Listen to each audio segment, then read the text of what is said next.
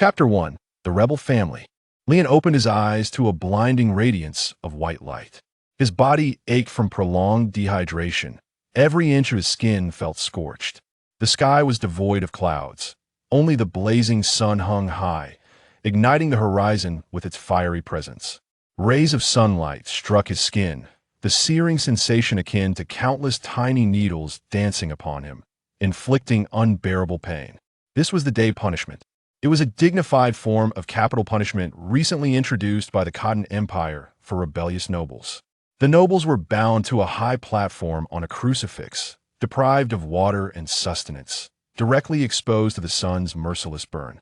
Should they survive 7 days without perishing, they would be deemed forgiven by the sun god, released without guilt, albeit stripped of their original territories, demoted in rank, and assigned a barren land to cultivate for the empire. Leon was not alone in his punishment. Many others, sharing his dark hair and brown eyes, were bound alongside him as kin. They had all been withered to the point of desiccation. Once released from the crucifix, they could easily be preserved as mummies. Lowering his gaze, Leon gradually discerned the nobles holding parasols and adorned in extravagant attire, alongside their four-wheeled vintage carriages, with towering medieval structures looming behind them. His thoughts shifted from chaos to clarity. He had traversed to another world. Leon Edward, the sixth son of Count Edward, had been unwittingly embroiled in a rebellion due to his mother, Maeve Bronson. The failed uprising resulted in the execution of his entire family. This realm was a fantastical one, rich with magic and diverse species, set against a medieval backdrop. Although humans remained the rulers of the continent, they were compelled to contest for resources against other species or convert other materials into survival assets. Count Edward once possessed a prosperous domain renowned for its plantations and trade industries, living in affluence. Leon was supposed to enjoy a life of luxury befitting a noble heir. Yet now, he found himself an orphan, bereft of family and fortune.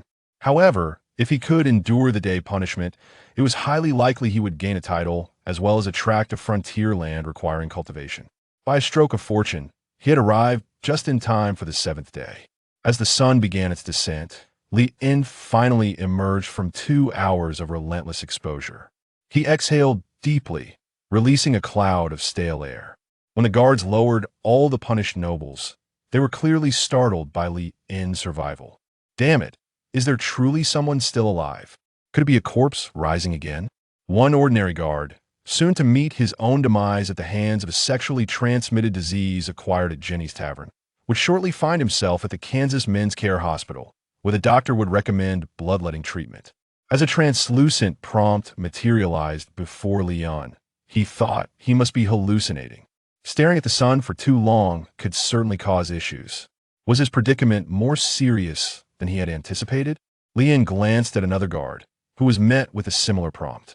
This ordinary soldier had a rather peculiar hobby, favoring bestiared girls, and was diligently saving to purchase one as a slave, all while keeping this secret from his wife to avoid discord in his household.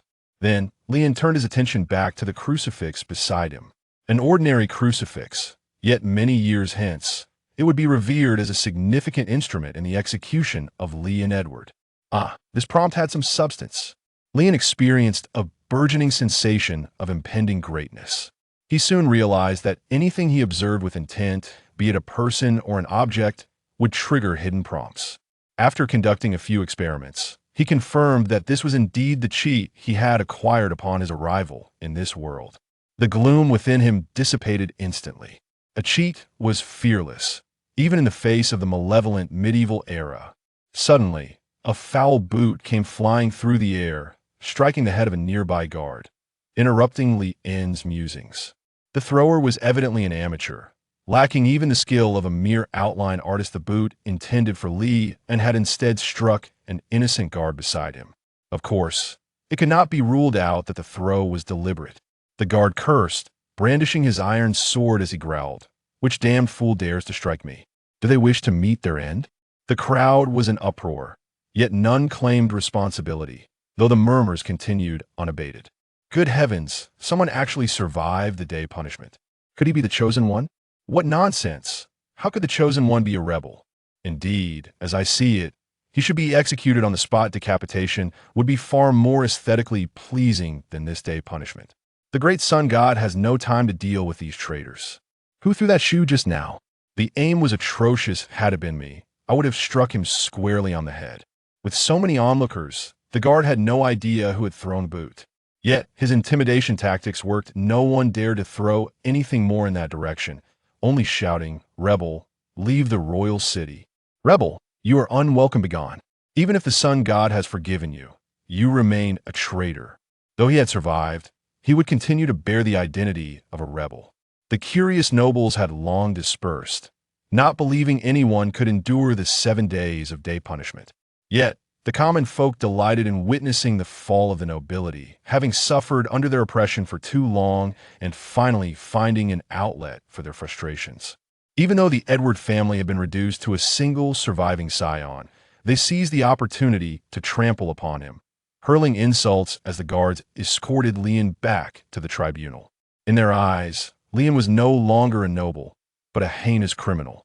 To his disappointment, the anticipated barrage of eggs, vegetable scraps, and rotten fruit did not materialize. The starving Leon found this lack of hospitality disheartening. Yet, upon reflection, it made sense. The commoners were barely able to feed themselves, let alone extend kindness to Leon. By the time Leon arrived at the tribunal, he was so weak that the guards had to support him. Otherwise, he risked collapsing on the ground, the stench emanating from him even repulsing himself. The so-called dignified punishment was, in truth, the most undignified of all. The presiding judge was a golden-haired, blue-eyed elder priest. This was an ordinary priest whose sole purpose was to sign the documents sending Leon to the Red Moon territory. From that moment forth, their paths would diverge entirely. Upon seeing the survivor of the Edward family, the priest furrowed his brow slightly. He had never anticipated that anyone could truly withstand 7 days without food or drink under the blazing sun. He scribbled and amended the verdict, handing it to the guards, who then presented it to Leon. Leon Edward, a sinner of the September Storm Rebellion, having received the sun god's pardon, is granted the title of Baron, with the territory being the Red Moon territory. 7 days hence, please arrive at the territory to assume your role. Failure to arrive by the appointed time shall be deemed a contempt of divine grace, resulting in revocation of the title and execution as per the Empire's Law No. 325, treating him as a sinner of the Storm Rebellion. This aligned precisely with the content of the hidden prompt. The Red Moon territory. This was not a favorable place. Leon searched his mind for information regarding the Red Moon territory. It was a perilous region situated at the Empire's borders, often referred to as the paradise of werewolves. The few villages within it frequently suffered attacks from werewolves, resulting in a population that never exceeded 200. Not to mention, not even moderately wealthy merchants dared to venture there. To journey to the Red Moon territory was akin to willingly offering oneself as a buffet to the werewolves. However, compared to immediate execution, Leon felt he could still struggle for survival. Upon receiving the judgment document, Leon had formally regained his noble status. The guards escorted him to the designated carriage inn. En route, Leon discreetly tore off 2 of the only valuable green agate buttons from his shirt and handed them to 2 passing vagrants, whispering something to them. Though the guards found this peculiar, they did not impede Leon. At the carriage inn, Leon encountered the family's old steward, Bess. Despite the complete obliteration of the Edward family, the servants had remained unscathed, which was largely due to the family being collateral damage in the rebellion. The old steward, Bess, had initially planned to return to his hometown with the meager savings he had left to reunite with his ex-wife. However, upon seeing the disheveled Leon, his heart ached, and he could not help but weep. Bess was a servant as long as one member of the Edward family survived. He was bound to remain a servant to them for life. Thus, his tears were undoubtedly sincere. "Master, you have survived." He was an ordinary steward, but he had accumulated a small fortune of 2,200 gold coins through his past misdeeds. He was rather wealthy. Leon's eyes sparkled. He was about to venture into the treacherous Red Moon territory, and he was in dire need of funds. How could he purchase equipment, slaves, or hire muscle without money? "Bess, you truly arrived at the perfect momenta, most competent steward indeed." Chapter 2. Buy one, get six free, a profitable deal. As soon as Leon stepped into the carriage inn, a group of idle young nobles followed closely behind him. Perhaps they had heard the townsfolk gossiping that Leon was the only one to survive the cruel punishment, piquing their curiosity. Alternatively, the once glorious Edward family had cast a long shadow over these minor nobles, and now, with the family's downfall, they couldn't resist the impulse to gloat. It is also possible that two vagrants happened to be discussing how Leon Edward has now fallen to a state akin to theirs, if not more tragic, right at the doorstep of Baron Ram, thus feeling compelled to witness it with their own eyes. Who is this beggar? A young man, resplendently dressed with golden hair and blue eyes, remarked. This youth was the son of a viscount. Having not inherited his father's title, but certainly inheriting his heirs, he required at least 4 knights in attendance, wherever he went, exuding the aura of a street bully. Luke Will, the 4th son of Viscount Will, was in truth the illegitimate child of the Viscountess and her lover. Due to some unspeakable secret, he was pursuing Tolly Ram. Leon raised an eyebrow slightly, pondering, is this really permitted? The hidden implications were as revealing as a DNA test. How foul! It feels as though the very air of the royal capital has been tainted. The elegantly dressed, chestnut-haired girl beside the golden-haired youth pinched her nose in distaste and remarked. With a long face and slightly elevated cheekbones, she epitomized the typical features of a Ronar. Her noble lineage and splendid attire added to her allure, yet, if one were to disregard these superficial attributes and merely consider her visage, it would seem rather uninspiring. Tolly Ram, the youngest daughter of Baron Ram, had once sought to engage in a match with the Edward family, hoping to wed Leon Edward, only to be spurned by the Edward family on account of her perceived lack of beauty. Subsequently, Tolly developed a resentment towards Leon Edward, constantly seeking reasons to make his life difficult. The swift capture of the Edward family in the rebellion was allegedly facilitated by the denunciation of Baron Ram. Indeed, is that not Lord Leon Edward? How could he have descended to the status of a beggar? Who could blame him? The Edward family engaged in rebellion, merely surviving is a boon from the sun god. What is wrong with being a beggar? I heard you were exiled to the Red Moon territory that seems fitting for you, considering it is inhabited by savages. Luke, you are mistaken, there are no savages there, only monsters. Apart from these two, the rest were their knights and lackeys, essentially echoing their master's words like obedient hounds. The old steward, Bess, felt a surge of indignation, his face flushing red. In the days when the Edward family was at its zenith, such idle gossip would have been unthinkable. Bess longed for the late Count Edward, reminiscing about Sir Dewey, the Count's knight. Alas, both had departed from this world. As a mere servant, he was even denied the right to collect their remains. The bodies of traitors would be delivered to the incinerator by the authorities, their ashes scattered into the Manure River, denying posterity the opportunity to mourn. Every time he recalled the past grandeur of the Edward family, and then beheld the disheveled, emaciated, and filthy figure of Leon Edward, Bess felt a profound heartache. Yet, constrained by his station, he dared not offend these nobles of the royal capital and could only endure in silence.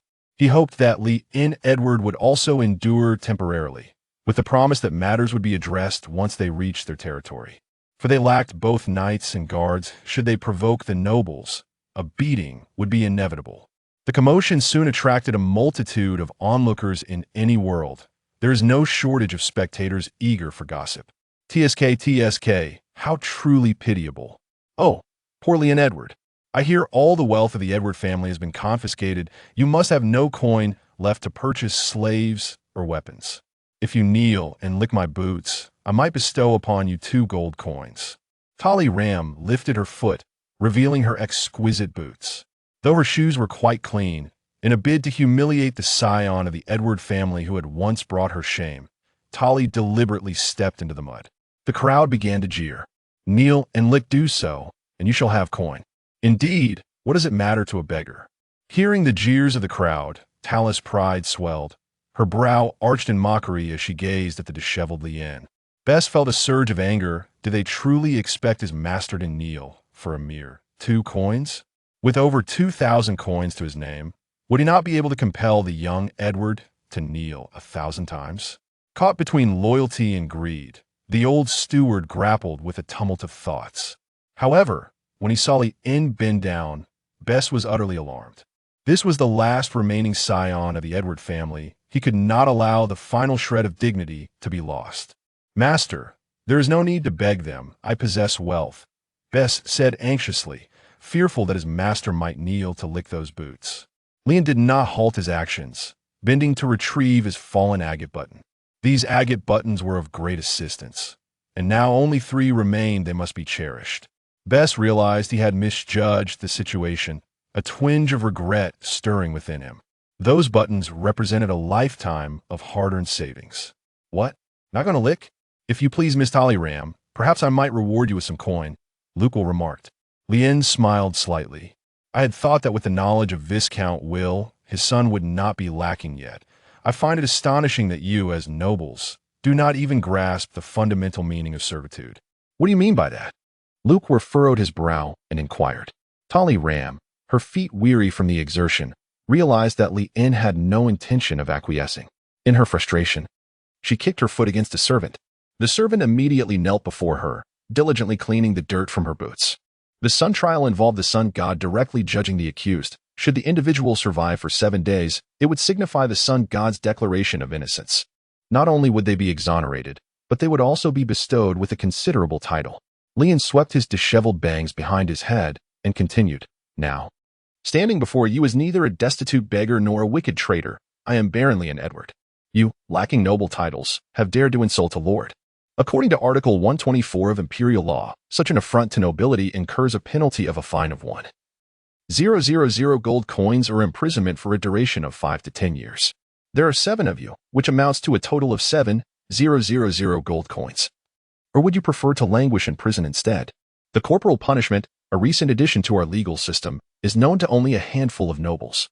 However, Baron Leon Edward is a youthful enthusiast of the Empire's various legal codes, possessing an encyclopedic knowledge of legal documents, which enables him to recite Article 124 with ease.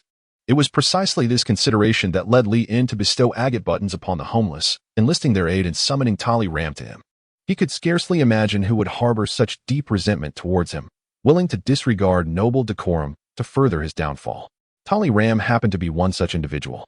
To his astonishment, Talleyrand brought along an unexpected surprise. Luke Weir, the obsequious sycophant, had also arrived, accompanied by 5 lackeys. It was a profitable arrangement, 2 agate buttons for the price of 6. Luke Weir and Talleyrand furrowed their brows. Their demeanor remained relatively composed. But the knights and servants trailing behind them were anything but calm. Did they possess such wealth? 1,000 gold coins. Was it merely a matter of asking? "Sir Luke, Miss Tallie, if he truly is a baron, we should take our leave and cease provoking him," someone advised. "Just because he claims to be a baron, does that make it so? Absurd.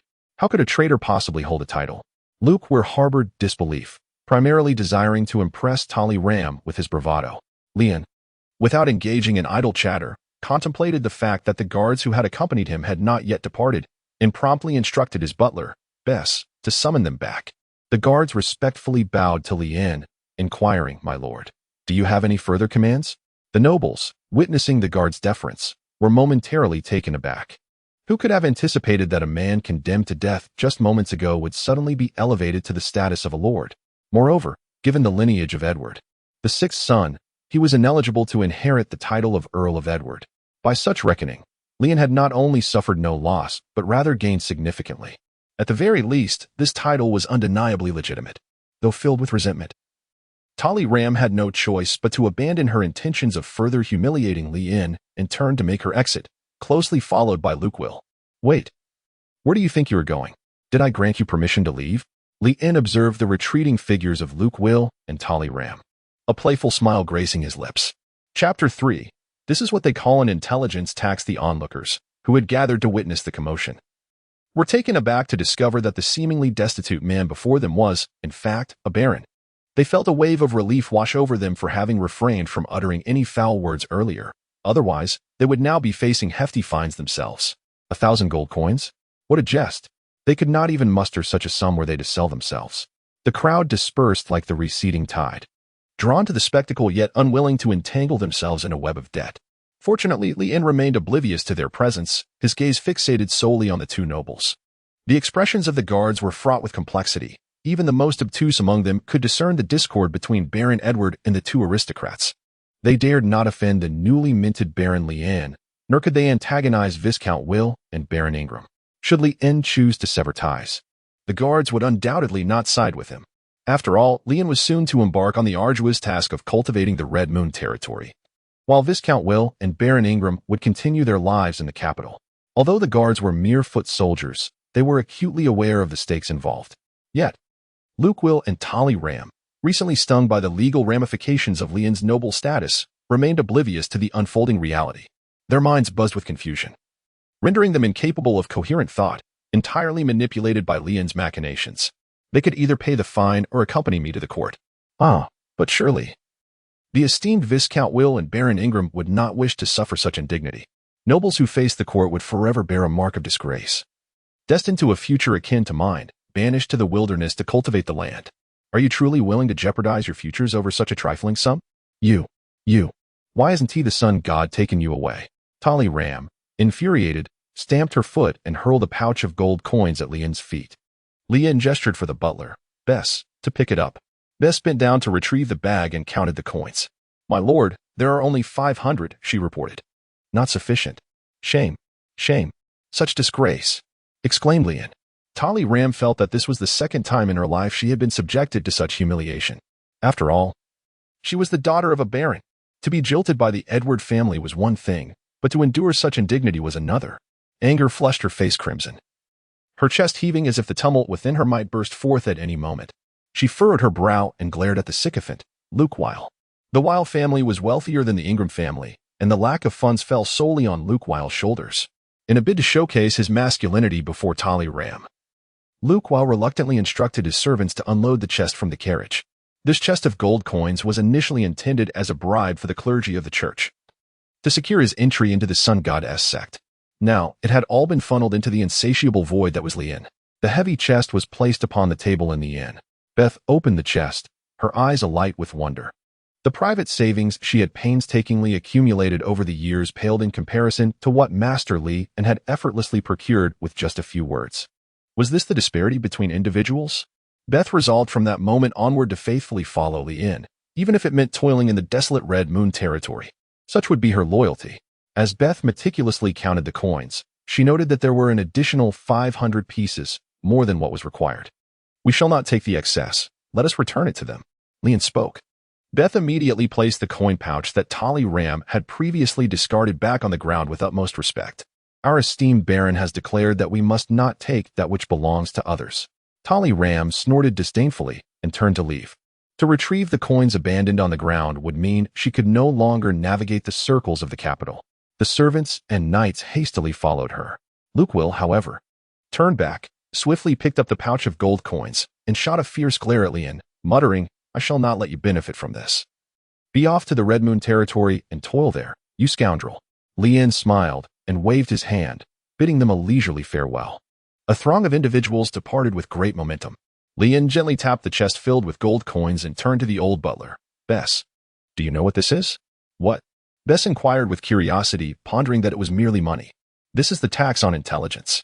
Lien smiled gracefully. Beth felt a sense of admiration without fully understanding it.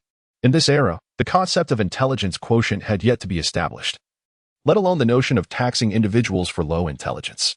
The onlookers had mostly dispersed, leaving only the innkeeper and a few attendants. They regarded Lien with trepidation, fearful that the esteemed Baron might direct his ire towards them, the insignificant ones. Fortunately, Lien showed them no hostility. He simply requested them to prepare some hot water for his bath. Beth escorted Lien to the room where she was temporarily residing and, along with the attendants, arranged bathing supplies for him. She even went out to procure a set of clean and suitable clothing. Lien Shu indulged in a soothing hot bath, changed into fresh attire, and savored a sumptuous dinner. Turning to the butler, Bess, she inquired, Bess, how much do we have left? My lady, Bess replied with a grave expression. The estate and lands of the Edward family have been confiscated. Including the 7,000 gold coins you acquired from the nobles, we now possess only 6,998 gold coins. As 2 coins have been spent on your accommodation, new garments, and this meal. Oh, it should not be merely 6,998, should it? Did you not previously assert that we were wealthy? Leanne inquired.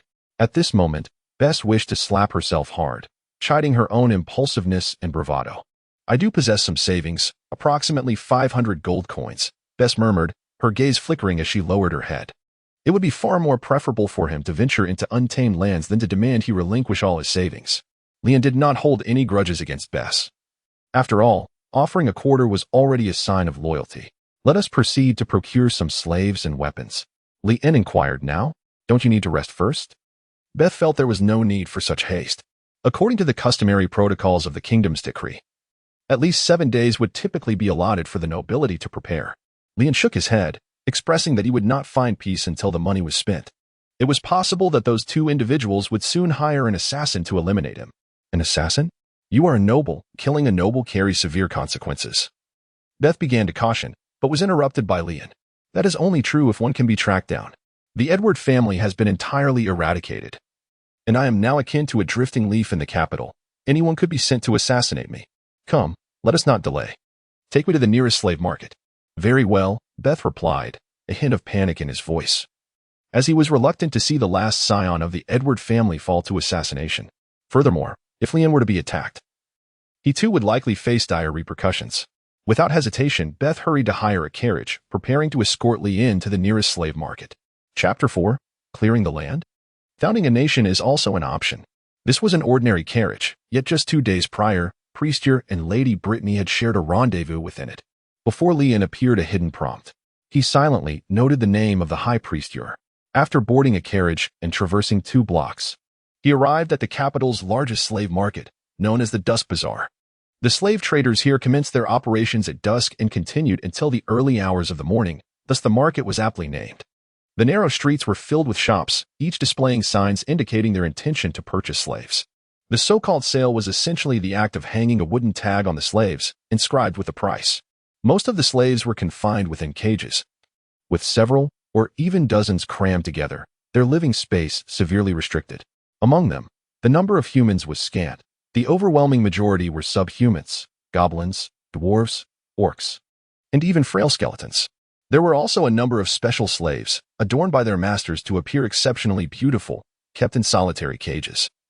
These were often female elves or particularly attractive beastfolk, succubi, with prices that were exorbitantly high. One such beautiful elf had already changed hands 5 times, but was still referred to by the merchant as being on her first sale. Another was an adorable beastfolk female, having borne 3 litters of wolf cubs, yet she too was labeled by the merchant as her first sale. There was also a male subhuman disguised as a female, but he had already been resold multiple times. Most of the attractive ones were second-hand, or even third- or fourth-hand commodities. Leanne does not intend to spend a fortune on these vases. He meticulously selects as he passes through several slave shops, ultimately acquiring a valuable hidden clue. This adorable and seemingly innocent little girl is destined to become the chief witch in the future. Lee's eyes sparkled with brilliance. A future chief witch? Indeed. In this world, witches do exist. The moon goddess bestows her formidable power upon witches, and upon awakening, they typically possess unparalleled magical prowess. The status of a witch within the empire is exalted. They are also referred to as valkyries or goddesses of magic. Witches are both rare and precious each year. Only a handful awaken their powers. Over the course of more than 300 years of the empire's development, only 52 witches have emerged, all of noble lineage, with commoners rarely awakening such gifts. Even the most formidable sorcerer cannot be compared to a witch, as sorcerers merely harness arcane runes, spells, items, or rituals to extract the magic that lies within their bodies. Despite years of study, they can only achieve a level beyond the mundane. In contrast, witches can channel the magic that exists within the natural world, a ceaseless and potent force, powerful enough to be deemed a natural disaster. Who would have thought that in this unremarkable slave market, there lies a seed of a chief witch? Truly, a treasure discovered by chance. A small girl in a black gothic dress huddled in her cage, curling her body into a ball, desperately trying to bury her face in her knees, wishing to avoid drawing attention. Yet the slave trader was not inclined to let her succeed. Upon noticing a customer gazing at her, he immediately reached into the cage and lifted the chin of the white-haired girl. You have quite the discerning eye. This is a new addition to our collection. Do you see? She has crimson eyes, a noble from the northern continent, the slave trader proclaimed. With just a few years of care, She could become your finest plaything. The white-haired girl's cheeks were smeared with filth, her expression defiant. The slave trader had attempted to clean her face numerous times, but she always managed to soil it again, remaining obstinate even under the lash. This was a source of frustration for the trader. While raising her to sell might yield a higher price, he was not keen on waiting that long. Seeing her dirty face, he couldn't help but raise his whip once more. As the whip descended, the white-haired girl trembled, yet she felt no expected pain. For the whip had been caught by someone. Li-in grasped the merchant's whip and coldly remarked, "Have you broken it? Are you selling yourself to me?" "Ah. I beg your pardon." The slave trader immediately retracted the whip, his face displaying obsequiousness. "Esteemed sir, if you truly desire her, it will be 500 gold coins." Li-in's intervention had prompted the slave trader to demand an exorbitant price. While this sum was not exorbitant for a seed of a witch, Li-in was entirely certain that the slave trader was unaware that the young girl was indeed a witch's seed. "I could have readily handed you 500 gold coins. But you just assaulted a noble. Are you aware of the compensation required under imperial law?" Li-in gazed at the slave trader. The merchant paused, bewildered, realizing that it was indeed you who had extended your hand first. "I had no intention of striking you. Even in the case of accidentally injuring a noble, one is still subject to sentencing." Li-in spoke in a calm tone. The old steward, Bess, immediately replied, "Indeed, you have injured our esteemed baron, and you have violated the laws of the empire." Upon hearing the mention of compensation, Bess grew exceedingly agitated. The large chest in his arms was filled to the brim with gold coins. If he could acquire several more such chests, he would feel no burden at all, only a profound sense of security. Upon realizing that his counterpart was a baron, the slave trader's legs buckled, and he fell to his knees with a thud. In this era, no one dared to flaunt noble titles for deceitful purposes. If one claimed to be a baron, then they were undoubtedly a baron. To impersonate an aristocrat would incur a far graver punishment, one that led to the guillotine. "My lord baron, I beg your pardon. I did not realize you were a baron. Please, spare me," he implored. "As for this slave, she shall be presented to you as an apology." The merchant hastily offered, not wishing to offend a baron over a mere commodity. However, it would be unbecoming for a noble to select a slave without payment at the slave market. "I must compensate you. Please provide an amount." Li-in displayed an expression that suggested he was ready to part with his money, which left the merchant at a loss. "Must you truly insist on this?" "I must indeed." "Then, it shall be 500 coins. What about just 1 gold coin?" The merchant ventured cautiously. Li-in nodded and allowed Bess to pay the merchant 1 gold coin. The white-haired lowly was left speechless, astonished that she had been purchased for a mere gold coin. In times past, that single coin would scarcely suffice to acquire even a single doll for her. The merchant then produced the slave contract, a blood pact. Should she betray or harm you, she would endure excruciating heartache, ultimately leading to her agonizing demise. Li-in inscribed her name upon the contract, feeling the binding of the blood pact take effect, and bid farewell to the slave trader with a sense of satisfaction. "My lord baron, why have you chosen to acquire this child? She appears utterly devoid of combat capability and is entirely unsuitable for our endeavors in the wilderness," lamented the old steward, his face etched with concern. Li-in smiled, for she was a promising talent. With some nurturing, she could achieve not only groundbreaking accomplishments but even the founding of a nation. "What? Founding a nation?" Beth was considerably startled by Li-in's words. Recalling how the Edward family had met their demise on the execution grounds due to their rebellion, a sense of dread washed over her. Fearing that Li-in might follow in the footsteps of her ancestors, she earnestly advised, "My dear baron, one must look forward in life. We cannot dwell in hatred, but rather, we must plan for the future." Li-in disregarded the incessant chatter of the old butler, Bess, gently ruffling the round head of the white-haired lowly. "What is your name?" Chapter 5. The sorceress Aurora. The white-haired lowly turned her face away, ignoring Li-in. Given her haughty demeanor, she could very well be a noble from the northern continent. Gurgle, gurgle. Though her lips remained sealed, her stomach voiced its protest with audible growls. Li-in smiled and said to Bess, "Go fetch her something to eat." The old butler sighed and went to a nearby store, returning with dry bread and grilled sausages. The white-haired lowly furrowed her brow, eyeing the bread and sausages while swallowing hard. She was in a battle with her own desires. Giving in to this food would mean she had truly surrendered. No, she must not yield. "Indulge," Li-in remarked. The white-haired lowly snatched the bread and sausage and began to devour them ravenously. She believed this must be due to the blood pact. It was Li-in commanding her to eat, rather than her own desire to indulge. Yes, it was undoubtedly so. After a prolonged period of abstinence from food, One must chew slowly and carefully to avoid choking. Leon gently reminded her, offering a pot of water. The white-haired girl opened the lid and took several gulps, continuing to nibble on the bread. For the first time in her life, she experienced the delightful essence of food. Even the simplest dry bread and the inferior sausages she once fed to dogs tasted exquisite. After satisfying her hunger and thirst, the white-haired girl spoke to Leon in an almost inaudible voice. "That you have provided me with sustenance, I shall not divulge my name, Aurora." She only mentioned her first name, omitting her surname. Her surname was a taboo in the northern continent, although they were in the southern continent. She could not guarantee that the man across from her would not trade her for a bounty in the north. Despite her youth, Aurora was shrewd, or at least she believed herself to be. Red, orange, yellow, green, blue, beautiful Aurora. Leon couldn't help but exclaim. Aurora stared at him in bewilderment, pondering whether her master was perhaps a madman. What was this talk of red, orange, yellow, green, and blue? Moreover, she was in such a disheveled state. How could he perceive beauty in her? Subsequently, Leon led Aurora and Bess as they continued to wander through the market. Fresh notifications appeared before them incessantly, and his stomach emitted a series of rumbling sounds. It seemed that continuously receiving notifications would result in a depletion of stamina.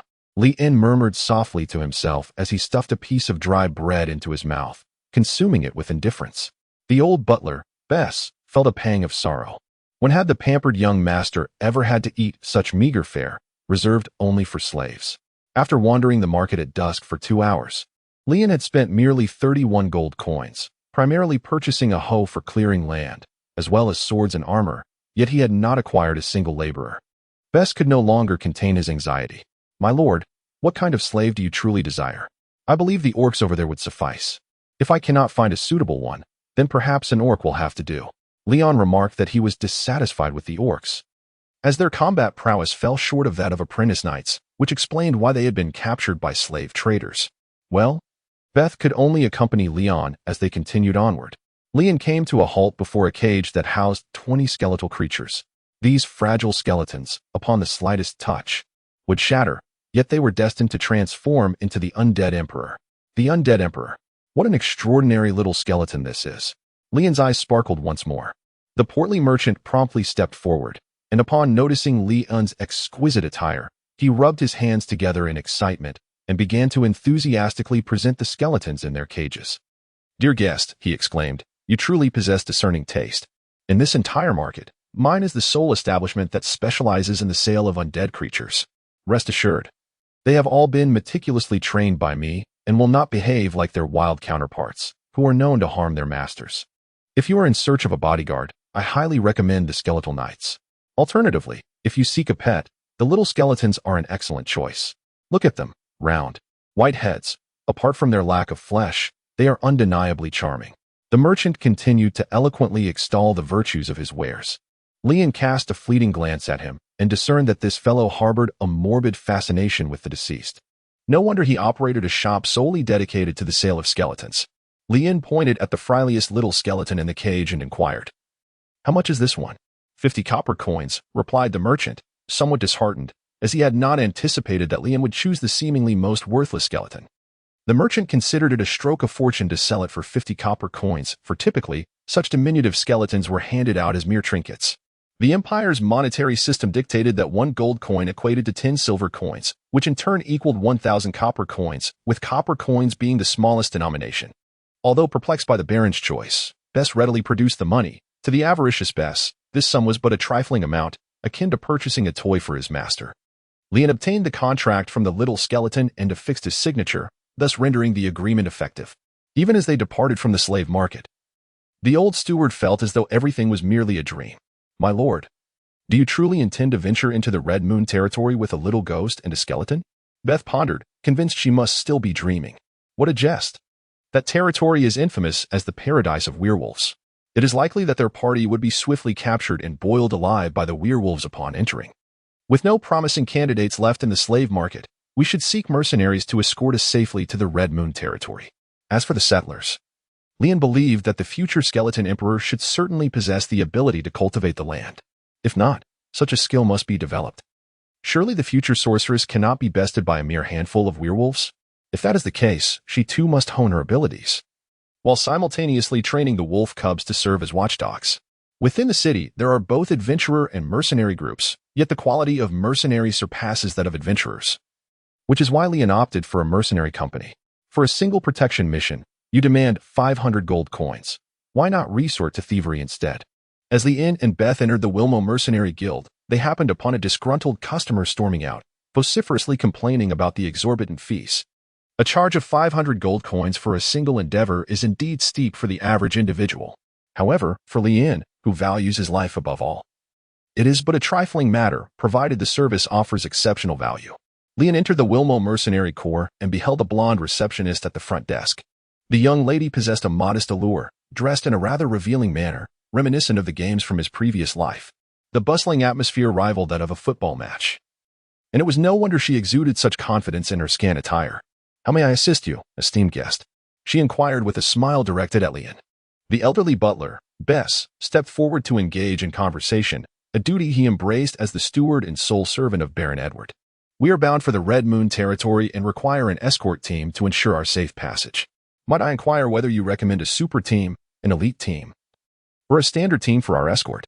The young lady maintained her professional demeanor, smiling all the while. "What is the distinction among them?" Bess asked. A super team is led by a formidable 3-star knight captain, composed entirely of 2-star knight elites, totaling 5 members. They guarantee the completion of any escort mission and charge 500 gold coins per task. An elite team, on the other hand, is commanded by a distinguished 2-star knight captain, comprising 10 1-star knights, capable of handling most high-risk assignments, charging 300 gold coins per task. The standard team, led by a 1-star knight captain, consists of apprentice knights and robust commoners, totaling 20 members, suitable for most low-risk missions, at a mere cost of 10 gold coins.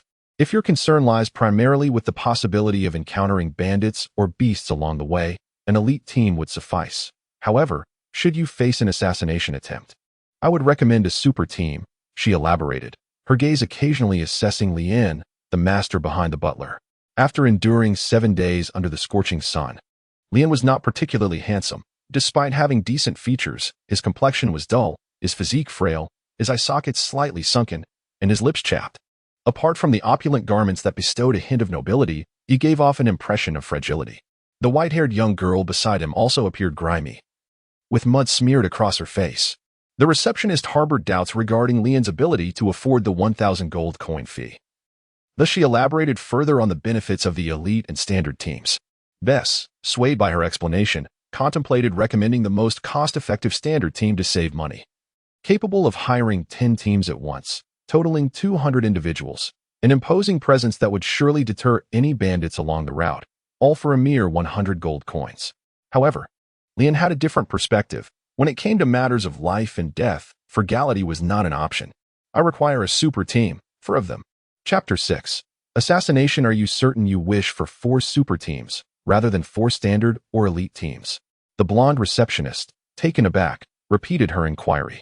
Considering the additional costs associated with providing sustenance for the mercenaries throughout the journey, Leon resolved to choose the smallest yet most formidable team, despite the higher price. After all, to thwart potential noble assassins, spending 2,000 gold coins seemed a prudent investment. "Yes, I am certain." Leon had made his decision, and Bess was unable to dissuade him.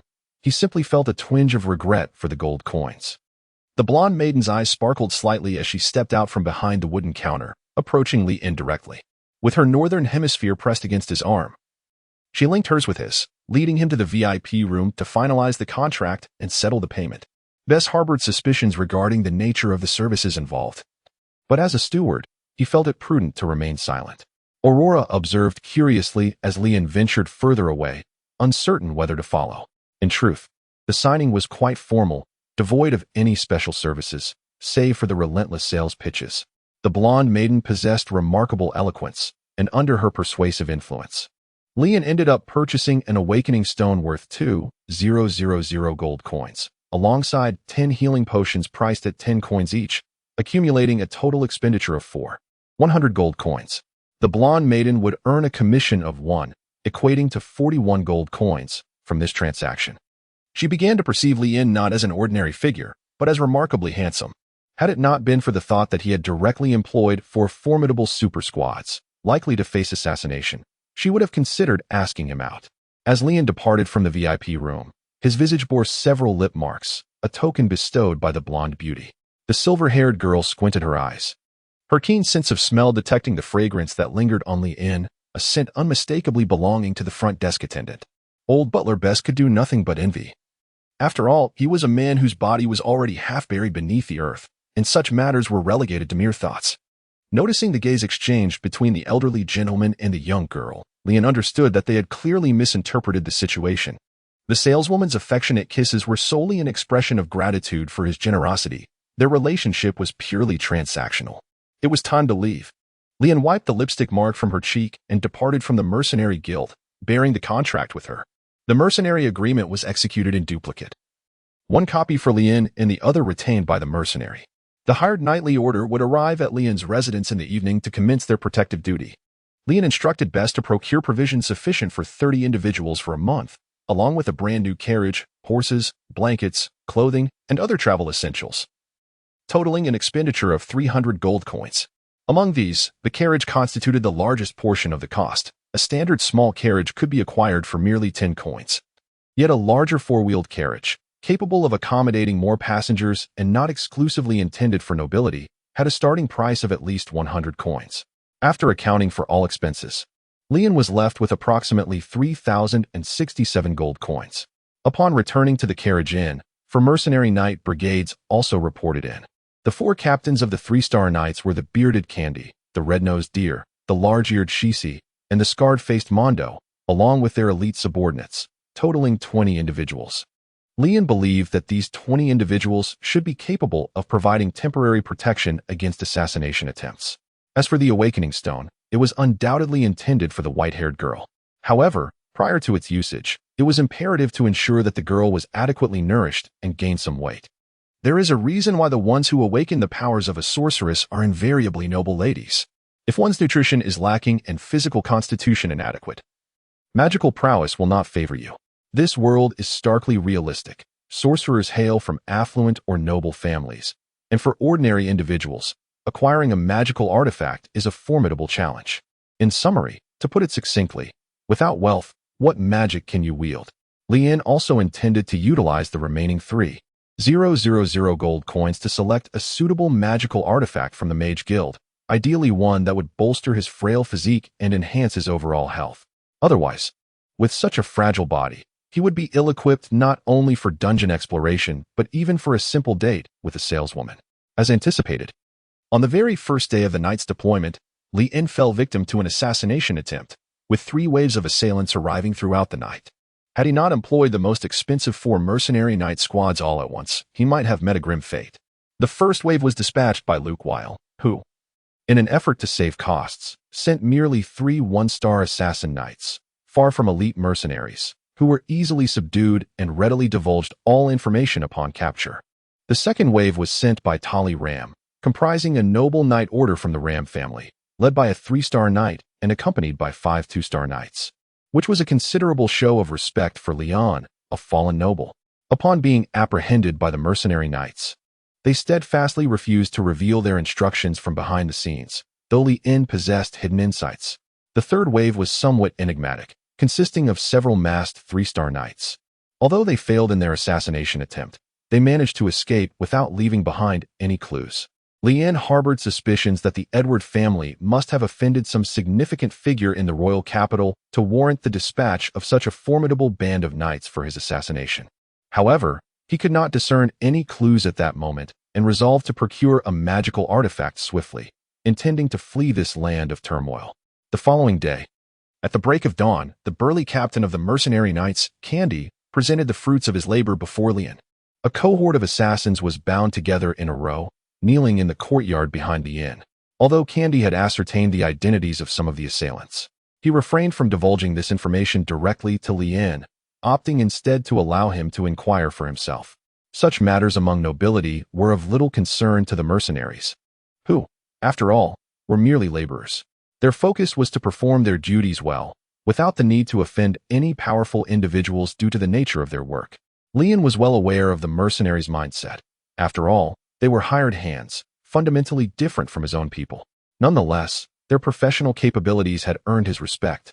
"My lord, the assassins who attempted to take your life last night are all present here, though a few managed to escape. However, they sustained injuries. So it is unlikely they will attempt another assassination in the near future, reported the bearded Candy. Even if they dared to return, we would ensure they regret ever being born, chuckled the large-eared Shishi. Should you wish to uncover the identities of those who sought to assassinate you, you may inquire directly with them, Shishi suggested. Lian waved his hand dismissively, declaring that there was no need for further discussion. They should simply be eliminated. The captain of the 4 mercenary knights was momentarily taken aback, unable to fathom that the seemingly delicate noble youth could exhibit such ruthless decisiveness.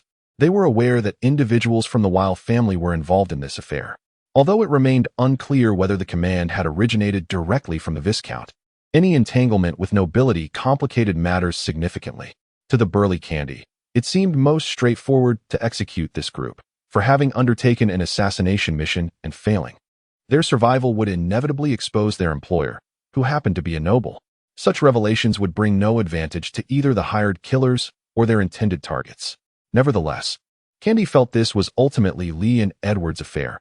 As mere hired hands, they ought to consider their employer as prospective. He had no desire to bear the burden of killing a noble's subordinates. Now that Lian had ordered their immediate execution, Candy found this course of action quite agreeable. He brandished his blade, prepared to strike down the assassins. Upon witnessing Candy's movements, the assassins were thrown into disarray. Wait, do you even know who we are? How dare you attempt to kill us? Chapter 7. The Evolved Skeleton Soldier. Hearing the assassin's words, the cautious Captain Candy sheathed his sword and stepped back. The assassins, believing their threats had intimidated Li Yin, continued to issue dire warnings. I advise you to release us at once, otherwise the Lord will be informed, and you shall not escape his wrath. This is the royal capital, and you cannot afford to offend such a prominent figure. Indeed, release us quickly. Otherwise, prepare to bow before that great personage and plead for forgiveness. No, even that may be futile. You will face relentless pursuit. The previously unfamiliar assassins huddled together, desperate to extricate themselves from the awkward predicament. The old butler, Bess, felt a pang of fear and sidled up to Lian, whispering softly, "My Lord Baron, perhaps we should let this group go. As long as the knights provide protection, they will be unable to succeed in any further assassination attempts. We cannot afford to antagonize the local nobility any further. It is paramount that we depart from here and take up our duties in the Red Moon territory." He had gone to bed the previous night clutching gold coins, sleeping soundly, only to awaken to an onslaught of assassins. Had it not been for the protection of formidable warriors like Candy, Bess feared he would not have seen the sun rise that morning. The animosity of the nobility was indeed terrifying. He was grateful for his lord's wisdom and willingness to spend resources. Lian once again disregarded Old Beth's counsel, speaking in a tone devoid of emotion. According to Article 156 of the Imperial Code, the assassination of a newly appointed nobleman is met with severe penalties. If the perpetrator is also of noble birth, they shall face fines or, in severe cases, be stripped of their titles. Should they be a commoner, the sentence is death. Now, pray tell, which esteemed individual stands behind you? Let us see if they would be willing to appear in court on your behalf. Despite Lian's current status in the capital as a mere rootless wanderer, a nominal noble with no real power, the Imperial Code remains indifferent to such matters. The legal stipulations are formidable enough to instill fear in the hearts of these assassins. Old Beth coughed and remarked, "Indeed, you sought to assassinate none other than Baron Edward, the Lord of the Red Moon territory. Such a crime is utterly unforgivable." The assassins exchanged glances, acutely aware of the truth in Lian's words. The moment their mission failed, they were destined to be forsaken. They merely sought to leverage the might of their purported benefactor to secure a glimmer of hope. But this time they had clearly encountered insurmountable obstacles. 5 minutes later, the assassins, who had previously demanded Li Yin kneel and confess, began to plead for mercy. "We beseech you, Baron, we are merely following orders, and we did not come here to kill you." One assassin, in a moment of desperation, denied any intent to assassinate Li Yin. "Oh, you did not come to kill me? Then whom were you intending to slay?" Li Yin inquired. The assassin shrank back, gesturing towards the elderly butler, Bess, beside Li Yin, declaring, "We have come to eliminate him. Indeed, our purpose is to take his life." Old Bess trembled in terror, nearly losing control of himself. His fingers quivered as he pointed at the row of kneeling assassins, exclaiming, "How could you possibly come to kill me? I bear no enmity towards you." "Humph, What need have we for a reason to extinguish your life? If you must place blame, let it be on yourself for offending those you ought not to have. The assassin implored, my lord Baron. This is all a misunderstanding. Lien stroked his chin, gazing at the visibly frightened Beth. Beth, what do you think I should do? My lord, I truly do not know. I am pondering whom I might have offended, Beth replied, on the verge of tears, unable to recall a moment when she had wronged the local nobility. Lien shook his head and addressed Candy. Captain, what are your thoughts? Our sole responsibility is to ensure your safety. The rest is beyond our jurisdiction to question or engage with. Candy folded his arms, clearly reluctant to be involved, since the other party had already devised their rationale. They too were disinclined to assume the role of the villain. Truly, they were the epitome of shrewd mercenaries. Eliminate them, for even those who dare to approach me shall not be spared. Lien spoke with a calm demeanor.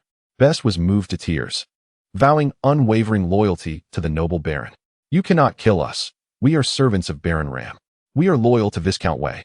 It was then that the assassins realized they were not under the same noble's command, but rather servants to two distinct lords. However, Lien paid them no heed and turned his gaze towards the bearded Candy. Candy, along with his mercenaries, collectively turned away, covering their ears. We have heard nothing and seen nothing. Their demeanor clearly indicated a desire to avoid entanglement in the murky waters of conflict. Lien curled his lip, shoving the frail little skeleton beside him forward.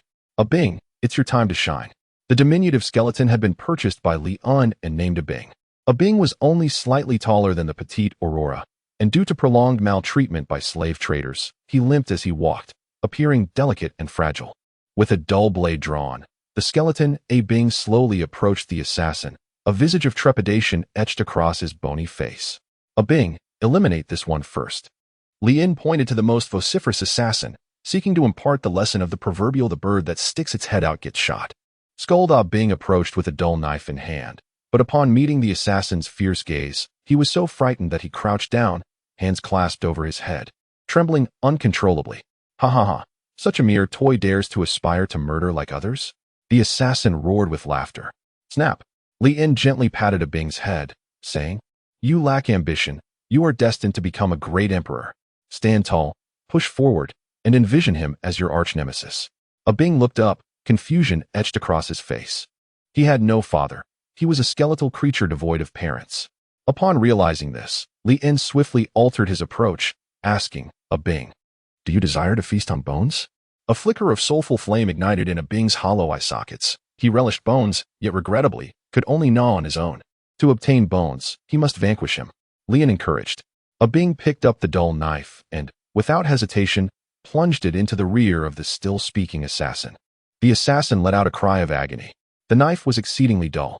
It is well known that a dull knife inflicts the most pain when cutting flesh, especially when it is thrust into such a sensitive area.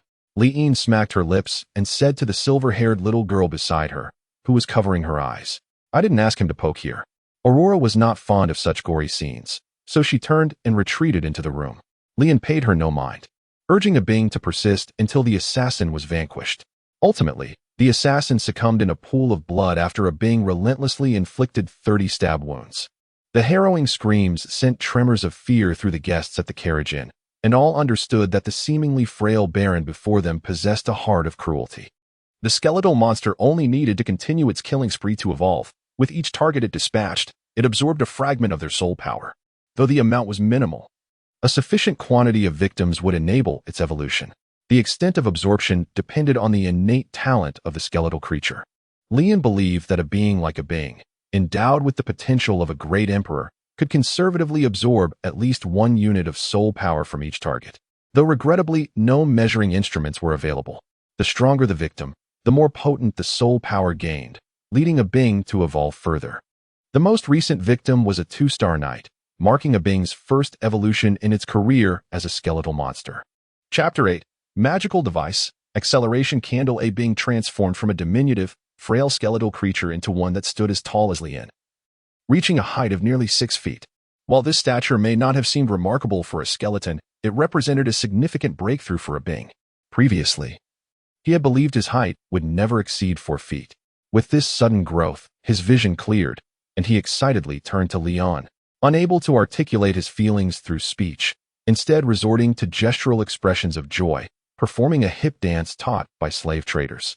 Lian had long been aware of the unscrupulous nature of that slave trader, yet he was taken aback by the extent of his depravity. Observing Ah Bing's antics, he mused that with a steel pipe in hand, the creature could effortlessly ascend it. It was a sight too embarrassing to behold. Suddenly, a hidden prompt materialized beside the lively Ah Bing. The skeletal figure had undergone an evolution, ascending from a lowly skeletal servant to a mid-tier skeletal servant. Abilities: basic bone claw attack, basic blunt weapon attack, advanced hip dance, to please the master, and a faint soul fire, sustains existence. That's enough. I see you're quite delighted, Lian remarked, as Ah Bing ceased his lewd dance and picked up the blunt weapon, preparing to confront the second assassin. The assassins, witnessing their comrade's grim fate, trembled in fear, crying out for mercy. However, Lian had no intention of granting them a chance for redemption.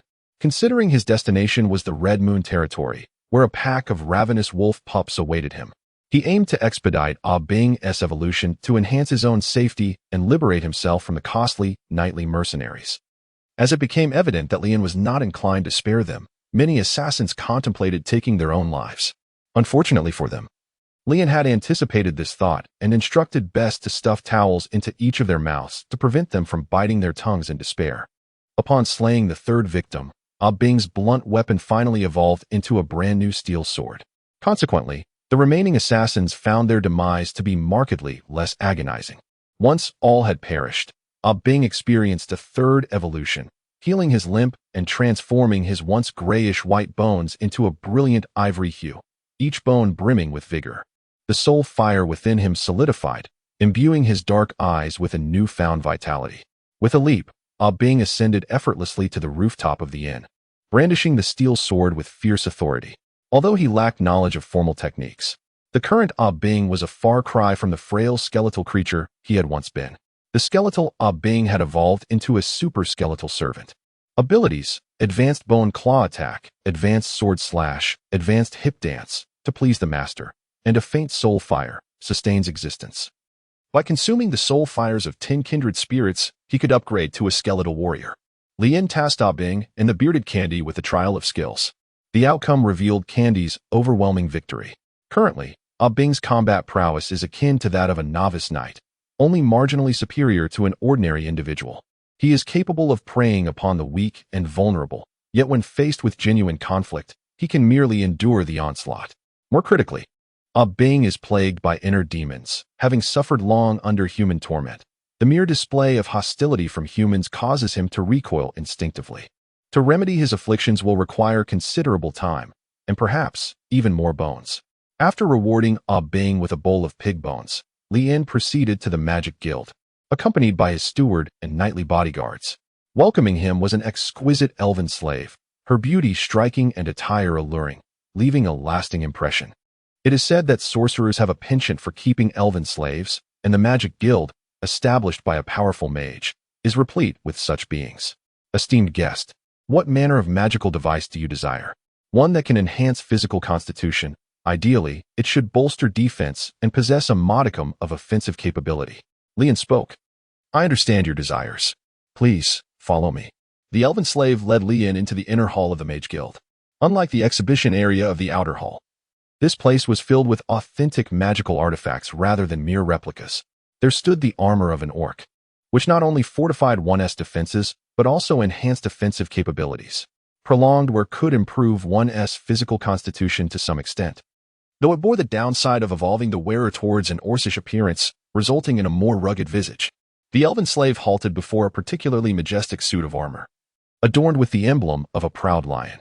The scales of the armor shimmered with a golden radiance, evoking an irresistible admiration. The sole drawback was that donning it would impede movement, and over time, one's appearance would gradually shift towards that of a half-orc. How much? Lian inquired. 5,000 gold coins, replied the elven slave.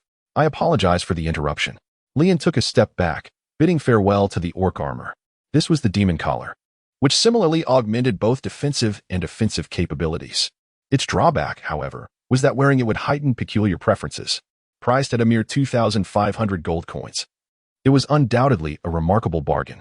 While it could not alter one's true physique, donning it would elevate one's physical prowess to that of a one-star knight. The elven slave began to introduce other products. What kind of preferences might it enhance? You may find out for yourself. The elven slave took the demon collar from a transparent glass box and gently placed it around Lian's neck. Lian was suddenly overwhelmed with a surge of strength. His spirit invigorated to an extraordinary degree. However, his mind became inundated with a plethora of peculiar thoughts, such as the desire to kneel before the enchanting elf maiden and to caress her feet, as well as a yearning for her to wield a whip upon him. Lian promptly removed the demon collar and returned it to the elven slave. Although it was inexpensive, wearing it could easily lead to a loss of dignity. If you find both of these items unappealing, we are left with only one magical artifact. The elven slave rummaged through the shelf behind her for a moment and produced a black wooden box, which contained a candle. This was an acceleration candle. Once ignited, it could expedite the flow of time within a 1-meter radius. When paired with this apprentice knight training manual, it could significantly enhance your physical attributes, defensive capabilities, and offensive power in a short period. While others require 3 years of training to attain the rank of Knight 1-star, with the acceleration candle, you would need only 3 months. If you possess considerable talent, you might even shorten this duration, the elven slave elucidated. Lian gazed in astonishment at the accelerating candle and inquired, by how many times does it accelerate? Will I age more rapidly than an ordinary person? As for the specific rate of acceleration, we are unaware, for the candle is a consumable. It cannot be tested like other magical artifacts. When we acquired it, only a fifth of its original size remained, thus its cost is merely 500 gold coins. Regarding whether you will age more swiftly than others, you need only ignite it during training and extinguish it when not in use, which will mitigate its effects. Theoretically, you should not age more quickly than others. As knights are the profession most capable of retaining their youth, the elven slave smiled and explained. What appears to be an ordinary magical candle is, in fact, the very candle once wielded by the legendary knight Roland. When lit during training, it offers a chance to receive guidance from Roland himself. Legendary knight Roland.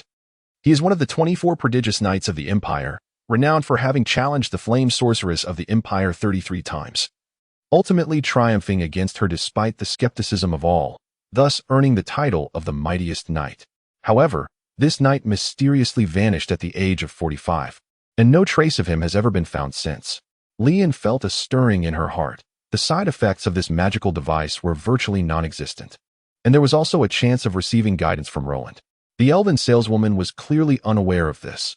Otherwise, she would not have priced it at 500 gold coins. Chapter 9. Encounter with the Undead Knight. In the end, Lian spent 3,000 gold coins to acquire the acceleration candle. The elven shopkeeper also graciously gifted him 2 books related to knight training and a lucky pocket watch. This watch, devoid of any magical properties, was merely a token of goodwill, designed to soothe the hearts of consumers, a complimentary offering from the Magic Guild. With everything in place, Lian finally embarked on his journey to the Red Moon territory.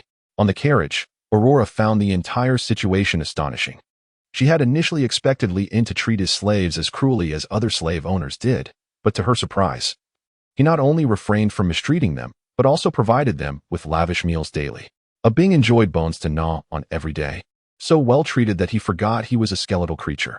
Though the old steward, Bess, could not comprehend why his lord, the Baron, was so kind to the 2 slaves. He noted that Lian was equally generous with the mercenary group, which began to cause Bess some concern. At the current rate of expenditure, it seemed that by the time they reached the Red Moon territory, their savings would be depleted. My lord, the Edward family is no more. Bess would remind Lian each time he reached for his purse, subtly hinting that the funds were running low. But Bess, although the Edward family has vanished, we still remain. Life must go on, and expenses must be met. Do you know what the most cruel thing in the world is? Lian consistently reminds Beth of the most cruel reality of existence, that a person may pass away with unspent wealth. In contrast, Beth vehemently disagrees, believing it far more tragic for one to live while having exhausted their finances. The chest of gold coins that Beth once possessed has, over the course of their journey, dwindled to but a diminutive pouch. What perplexes Beth the most is Leon's nightly insistence on evicting him from the carriage, leaving only Aurora and Abing behind, igniting candles, and engaging in some undisclosed activity within the confines of the carriage. Each night, the carriage is subjected to violent tremors, lasting anywhere from 30 minutes to an hour. Even the knights find themselves unable to suppress their whispers, casting doubts upon Lord Leon's peculiar inclinations. Old Beth understands Master Edward's character, He is but a bookish fellow, incapable of harboring ill intentions toward a young girl or a skeleton. Yet, he remains at a loss to rationalize Leon's decision to exclude him, leaving Aurora and the skeleton alone for precisely that interval. Discontentedly, Old Beth glances at the silver-haired girl, Aurora, and her skeletal companion, Abing, both of whom resemble two empty vessels. While Aurora, still in the throes of growth, can somewhat justify her substantial appetite, he cannot fathom why a skeleton requires such a copious quantity of bones each day. Abing shrinks his neck, concealing a burlap sack behind him, filled with the remnants of bones he has gnawed upon, the purpose of which remains a mystery to all. Aurora blushes, adamantly refusing to acknowledge her voracious consumption. In recent days, her visage has blossomed, her skin glowing with a newfound radiance, exuding the essence of a fallen noblewoman. After several days of rigorous training, Leon experienced a remarkable enhancement in his physical condition. This improvement was largely attributed to the invaluable guidance from the esteemed knight Roland, who helped him uncover the nuances of effective training. The insights from a master differ vastly from one's own explorations. Within just a week of training, Leon achieved results equivalent to what others might attain in 2 to 3 months. The candle's flames burned swiftly, and the passage of time surrounding it was accelerated to 5 times its actual rate. Thus, 1 hour of Leon's training equated to 5 hours in reality. Regrettably, the candle consumed itself too rapidly, leading Leon to doubt whether it could sustain its flame long enough to reach the Red Moon territory. The journey from the capital to the Red Moon territory could only be undertaken by carriage or boat. Leon opted for the overland route, which would require a minimum of 6 days, yet he chose to take the shortcut instead. However, this shortcut carries its own risks, as it necessitates traversing the treacherous Hose Mountains, which border the eastern side of the Necromancer's Range. The Hose Mountains have been subjected to several purges by the human knightly orders. Fortunately, with the protection of 4 elite mercenary knight squads he has hired at a considerable expense, he is likely to pass through this region without significant incident, provided that no unforeseen circumstances arise. Leanne drew back the curtains of the carriage and lifted her gaze towards the distant, ominous clouds enveloping Horse Mountain. The mist nestled between the jagged rocks resembled gray-white silk ribbons, twisting and spiraling through the rugged terrain. "Young master, it appears that rain is imminent," remarked the elderly butler, Bess, his silver hair gently swaying in the breeze. Leanne nodded, his gaze sweeping over the ranks behind him. The hired knights were meticulously inspecting their gear, their armor glinting with a cold sheen beneath the ominous clouds. Aurora sat within the carriage, her silver hair tousled by the wind, resembling a ray of sunlight piercing through the gloom. Abing huddled in a corner, continuing to gnaw on a bone, the hollow sockets of his eyes flickering with an eerie blue flame. As long as there was bone to chew, his merriment would remain undiminished. The first drop of rain fell into Leon's palm, chilling him to the bone, just as he was about to issue the command to hasten their pace. A strange cacophony of cawing suddenly shattered the silence. A multitude of crows erupted from the forest, a dark mass sweeping ominously over the troop. Something was amiss. The voice of Commander Candy, leader of the knightly order, suddenly tensed. The eyes of these crows were a blood-red hue. Before he could finish speaking, a subtle tremor rippled through the ground. The burly Candy felt his steed grow restless beneath him, and with a swift motion, he drew his sword. "Form up." The knights quickly arranged themselves into a defensive formation, sheltering the carriage at the center. The earth began to crack, and pale hands clawed their way through the soil. Leon's heart raced. Although he had encountered grand spectacles within the realm of gaming, the disparity between the virtual and the real was stark. The moment he beheld the collective emergence of these skeletal figures, an unsettling chill coursed through him. The skeletons clawed their way from the earth, their hollow eye sockets flickering with eerie green flames, and remnants of their former crests still clung to their decaying armor. They were the undead of an ancient knightly order. A hired knight gasped in astonishment. The initial wave of attack struck with startling suddenness. A skeletal knight leaped 3 meters high, its rotting sword aimed directly at the face of the bearded Candy. Candy raised his sword to parry. The clash of metal reverberated, leaving his arm numb. The strength of these undead far surpassed that of ordinary skeletons. Protect the Baron," the old steward Bess stammered, trembling. Despite decades of service, he had never faced such a dire situation, having spent most of his life in the comfort of the estate. The knights raised their shields to fend off the onslaught, as more skeletons surged from all directions, tireless and unafraid of death. Abing was the first to be thrust out of the carriage by Bess. "Quick, fight." Abing stumbled clumsily, falling in a heap, yet, Being a skeleton soldier himself, he remarkably evaded the attacks of the undead knights. He drew his longsword, although his movements were awkward. Each strike accurately shattered a skeleton's skull. However, the sheer number of the undead was overwhelming, and soon, a skeleton breached their defenses. A skeletal knight's spear pierced through the carriage. "My Lord Baron, rest assured, you are safe." Candy rushed to the carriage's side, dispatching the nearby skeletons with urgency. Most of the skeletons were of mediocre quality, even inferior to a one-star knight, yet those clad in armor were a different story. Their combat prowess surpassed that of two-star knights, rendering them truly formidable adversaries. Furthermore, the number of skeletons far exceeded the hired knight's expectations. Li furrowed his brow. These mercenaries were hardly inclined to risk their lives for their employers. They managed to endure the initial waves of skeletal attacks, but should the onslaught persist relentlessly, the hired knights would undoubtedly flee. Even with a contract in place, the value of gold pales in comparison to that of life itself, and they would abandon their post, regardless of the consequences of breach. It seemed that waiting was not an option. It was imperative to prompt Aurora to awaken at this very moment. Leon handed the awakening stone to Aurora. "Aurora, do you wish to become a witch?" Chapter 10. The Transformation of the Beautiful Maiden. Witch? Aurora momentarily froze.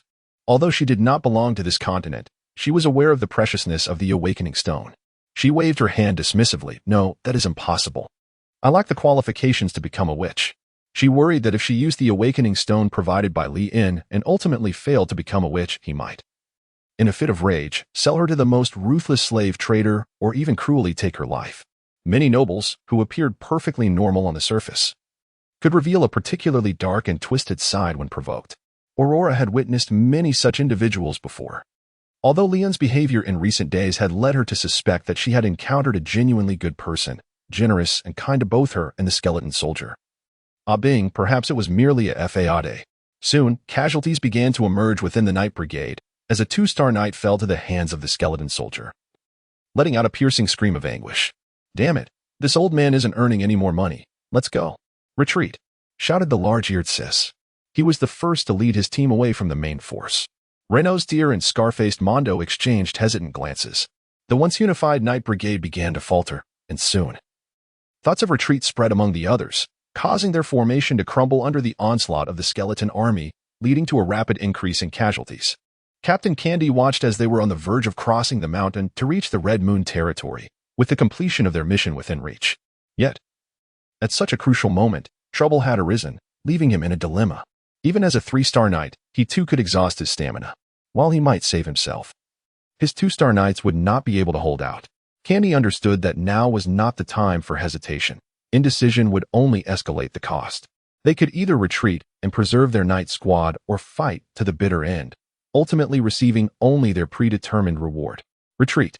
Candy gritted his teeth, turned his horse, and rode away. Upon hearing their captain's command, the knights immediately abandoned their carriages and supplies, galloping towards the open ground behind them. "How can you do this? We have paid for your services, you damn mercenaries. Come back." The steward, Bess, exclaimed in frustration. This situation had been anticipated by Leon. He was left with no choice but to take a gamble. "Aurora, if you do not at least try, we will all perish here. Now is not the time to be stingy with the awakening stone. Then will you guarantee that if I fail, you will not mistreat me or sell me to others?" "Fool, if you fail, we will all perish here. I will have no opportunity to mistreat you, nor could I possibly sell you to anyone else." Leon placed the awakening stone in Aurora's hand. Aurora was momentarily taken aback, realizing the truth in his words. Given the current predicament, if she did not awaken, they were all destined for demise. A being, possessing an innate advantage, had become a traitor among the skeleton soldiers, vanquishing numerous skeletal foes. Moreover, his victories in battle allowed him to level up, yet even if he evolved to a three-star knight physique, he would still be unable to contend with the multitude of skeletal knights. Once the hired Knight Brigade withdrew, Bing's actions in his lair became glaringly apparent, and the skeletons quickly surrounded him. Bing retrieved a burlap sack from his back, swiftly extracting the bones he had gnawed upon, assembling them into an elongated bone whip. His eyes gleamed with excitement as he wielded the bone whip, which immediately attracted a throng of skeletons. They eagerly approached, biting onto the whip and commencing their gnawing of the bones. Liam was taken aback by this scene. Is this truly possible?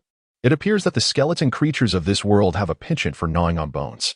Yet, the armored skeletons do not share this peculiar habit. They disregarded the insignificant skeletal minions and marched over the bones of their fallen comrades, advancing towards the carriage. Bess trembled in terror, almost losing control of himself. He was already on the brink of the grave and could not endure such a jolt. "My lord, the Baron, are we destined to perish here?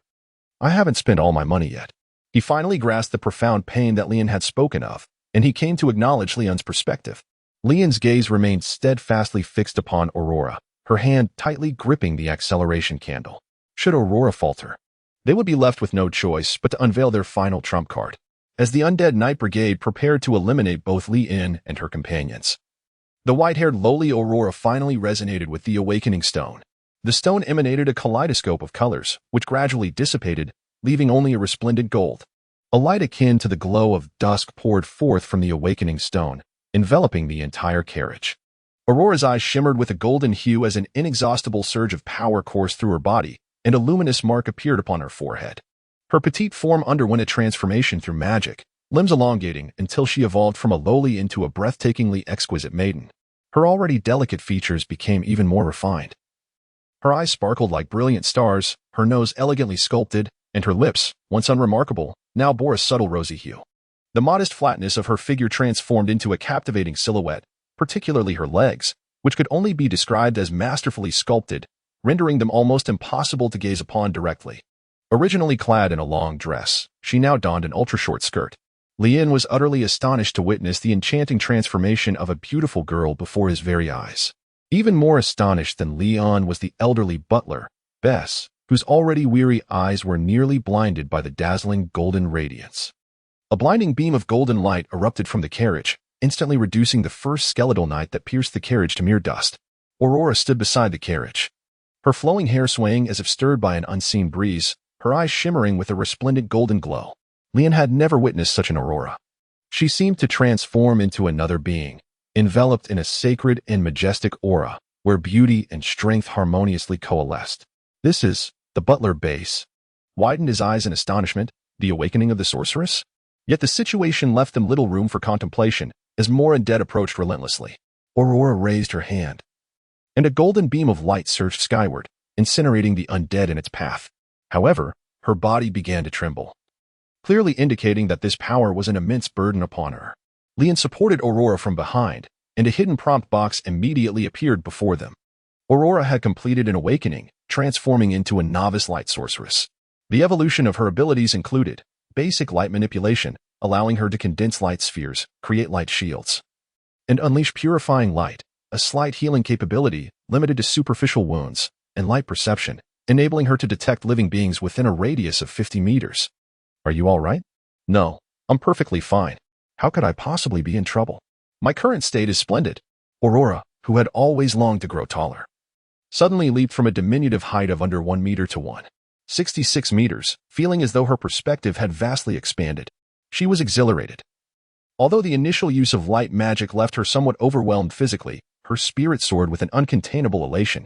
Regrettably, the undead knights were no match for her newfound strength, having been utterly vanquished by that last strike. This was not due to the weakness of the skeletal knights, but rather the overwhelming power of the awakened light sorceress. For light inherently possesses a restraining effect on the undead. If the bearded Candy had known that after his retreat, Li In and the others would survive, he would undoubtedly regret his earlier decision, as not only would he fail to receive the final payment, but he would also incur a penalty for breach of contract. Although Li In initially paid the full amount to the labor union, those funds would be held in escrow by the union, only to be dispersed upon the successful completion of the task. Should they breach the agreement while the employer remains alive, they could even be liable for a penalty. The soldier, having successfully slain 10 equivalent skeletal undead, had just undergone a transformation, evolving from a skeletal minion to a bone warrior. Upon witnessing the purifying light, he instinctively chose to bury his head in the earth. Astutely, he managed to evade the purification, yet he still felt a chilling dread coursing down his spine. When he finally emerged from the soil, his entire skeletal structure felt disjointed and loose. Leon was about to offer a few comforting words to the future emperor of the dead when an arrow suddenly soared through the air, striking Ah Bing in the rear. Ah Bing, feeling wronged, covered his backside and slowly turned his head. Subsequently, dozens of arrows came flying toward them. Leon furrowed his brow. Were there still enemies? Chapter 11. The Four-Leaf Knights. Damn skeletons, look out for the arrows. The skeleton soldier was instantly riddled with arrows. Normally, a skeleton would perish upon having its soul fire pierced. However, this soldier had evolved into a skeletal warrior, beginner level, possessing the abilities to generate bone blades, initiate basic necromantic resonance, and resist dark erosion, making it remarkably resilient. It remained unharmed, merely transformed into a spiny creature. A contingent of armored guards rushed forth, accompanied by a cavalry unit mounted on tall steeds. The knights bore the emblem of a four-leaf clover, the insignia of the Four-Leaf Knight Order. The Necromancer Mountains lay within the territory of the Four-Leaf Domain, so encountering the knights here was hardly surprising. Who are you, and what brings you to this place? Did the commotion here arise from your actions? The captain of the knightly order, with a face resembling a shoehorn, sported a brown goatee tied with an elegant bow. He arrogantly raised his chin, surveying those around him through his nostrils. His gaze swept over the slender, dark-haired youth, Li-In, and the elderly man, Bess, whose legs trembled, ultimately settling upon the enchanting sorceress, Aurora. He gulped, his throat tightening. Even in the bounteous four-leaf territory known for its beautiful women, he had never encountered anyone as stunning as Aurora. Her striking silver hair and crimson eyes indicated her noble lineage from the northern continent. The knight captain tempered his haughty demeanor, dismounting his steed. The guards promptly parted to allow him to approach Li-In and the others. Fair lady, I trust you are not unduly frightened? Aurora, unaccustomed to the advances of strangers, retreated behind Li-In. Although he was slender, standing at a height of nearly 6 feet, he could effectively shield her. Ah, you are the Four-Leaf Knights, I presume? Old Bess exhaled in relief. This is my lord, the Baron. We were on our way to the Red Moon territory for our assignment, and it is fortuitous to encounter you here. We were recently ambushed by undead knights, and our guards fled. Might I implore you to escort us to the Red Moon territory? It is merely a day's journey from here, and we would be most grateful. Before Bess could finish his plea, laughter erupted among the knights. The Red Moon territory? Is it possible someone has been dispatched to such a place? We would never venture to that cursed land. Only a madman would. Indeed, it is not merely werewolves that plague that region, but countless undead creatures as well. Ahem. The captain cleared his throat, silencing the jesting of his subordinates, and bowed slightly to the Baron. My lord, I apologize, but without the lord's command, we cannot leave the Four-Leaf territory. Although he was intrigued by the presence of the silver-haired maiden alongside Li-In, a fallen noble, he quickly suppressed his curiosity. The Red Moon territory, the dark-haired youth, he had surmised Li-In's true identity. This was the orphan of the Edward family. It would be best to maintain a distance from him. After politely declining the request of Li-In and Bess, the captain turned to his guards. Take this skeleton away and return to the city. Wait. Li-In halted the captain with the shoehorn face, asserting, this skeletal creature is my servant. You cannot take him away. Indeed, he possesses a slave contract, and you have no authority to remove him, interjected Butler Beth, his tone growing somewhat stern as he expressed his frustration over the Four-Leaf Knight Order's reluctance to offer assistance. After all, they were not only accompanied by a baron, but also a newly awakened sorceress. What was there to fear? The skeleton soldier, mimicking Aurora's actions, sought refuge behind Li-In, though his considerable size and spiky protrusions rendered him hardly concealed. A servant, you say? Very well, but do exercise caution regarding his potential defection. Many skeletal beings in this vicinity near the Necromancer Mountains are known to turn against their masters, cautioned the shoehorn-faced knight captain, shrugging as he reminded Li-In. Horseshoe Mountain lies within the outer territories of the Four-Leaf Domain. Logically, there should be regular nightly purges of undead here. Why then do we encounter the Undead Knight Order? Li-In inquired. The captain of the knights stroked his beard and replied, under normal circumstances, this place is indeed quite secure. However, your misfortune is rather unfortunate. Recently, a surge of magical energy erupted from the Necromancer Mountains, causing the surrounding magical creatures to go berserk. Many beasts from the Necromancer Mountains have fled to Hose Mountain and the Four-Leaf territory, and the Red Moon territory has been particularly affected. A surge of magical energy? Indeed, the Necromancer Mountains are akin to a dormant volcano of magic, having lain silent for 50 years. Everyone believed it to be extinct, yet it has proven to be very much alive. This recent surge has inflicted significant losses on our knightly order, the captain sighed. This seemingly ordinary captain was, in fact, the deceitful Simon. The Four-Leaf territory bore considerable responsibility for this magical upheaval, as they had driven many of the magical creatures toward the Red Moon territory. Ah, so he is a master of deception. What purpose do they have in driving these creatures into the Red Moon territory? Surely, they would not simply leave them within their own borders. If the roles were reversed, perhaps one might consider such actions, as the Four-Leaf territory and the Red Moon territory are neighbors. Yet, standing from my own perspective, this is utterly unforgivable. What happened to the saying that distant relatives are not as valuable as close neighbors? Forcing these magical creatures into my Red Moon territory is nothing short of outrageous, especially when the surge is tied to the Four-Leaf territory. It seems I must have a serious discussion with the Lord of the Four-Leaf territory. The Red Moon territory is in dire need of resources. Leon turned and entered the carriage, retrieving a document pouch from within. It contained not only my appointment papers, but also information regarding the current state of the Red Moon territory. The data indicated that only werewolves resided there, with no mention of the undead creatures. I have every reason to suspect that these monsters were driven from the Necromancer Mountains to the Red Moon territory by you. Now, take me to meet your lord. I require an explanation as to why the Necromancer Mountains, which have long been under the control of the Four-Leaf territory, are now facing such issues. Captain Simon of the Knights opened his mouth in astonishment and confusion. Who, indeed, had endowed the last scion of the Edward family with such audacity, daring to challenge the powerful Four-Leaf territory before even assuming his official post? Furthermore, the Four-Leaf Knights currently numbered 50 in this location, while the opposing side consisted merely of a frail young lord, a seemingly useless skeleton, a timid white-haired maiden, and an elderly man whose words trembled with fear. Such a motley crew had the audacity to demand an audience with their own lord. It was uncertain whether the documents in his pocket were genuine. Even if they were, what right did a lord of no standing have to question me? All that was required was to delay him, preventing his smooth transition into office. His fate would ultimately be dictated by the laws of the Empire, leading to his demise. If he sought accountability, I would gladly escort him to the Four-Leaf territory. Simon smirked mockingly. If you wish to meet the esteemed lord, then follow me, Baron Edward. Chapter 12. From now on, I shall protect the Red Moon territory. My lord, we are running short on time. Is it truly necessary to make this journey? The steward, Bess, expressed his concerns, fearing that they might miss Leon's appointment, which could lead to Leon's immediate execution. As for himself, this old servant knew he would not fare well either. Bess, do not fret excessively. Aurora has just emerged from a fierce battle. She requires sustenance. Let us proceed. Leon climbed into the dilapidated carriage, followed closely by Aurora and a Bing.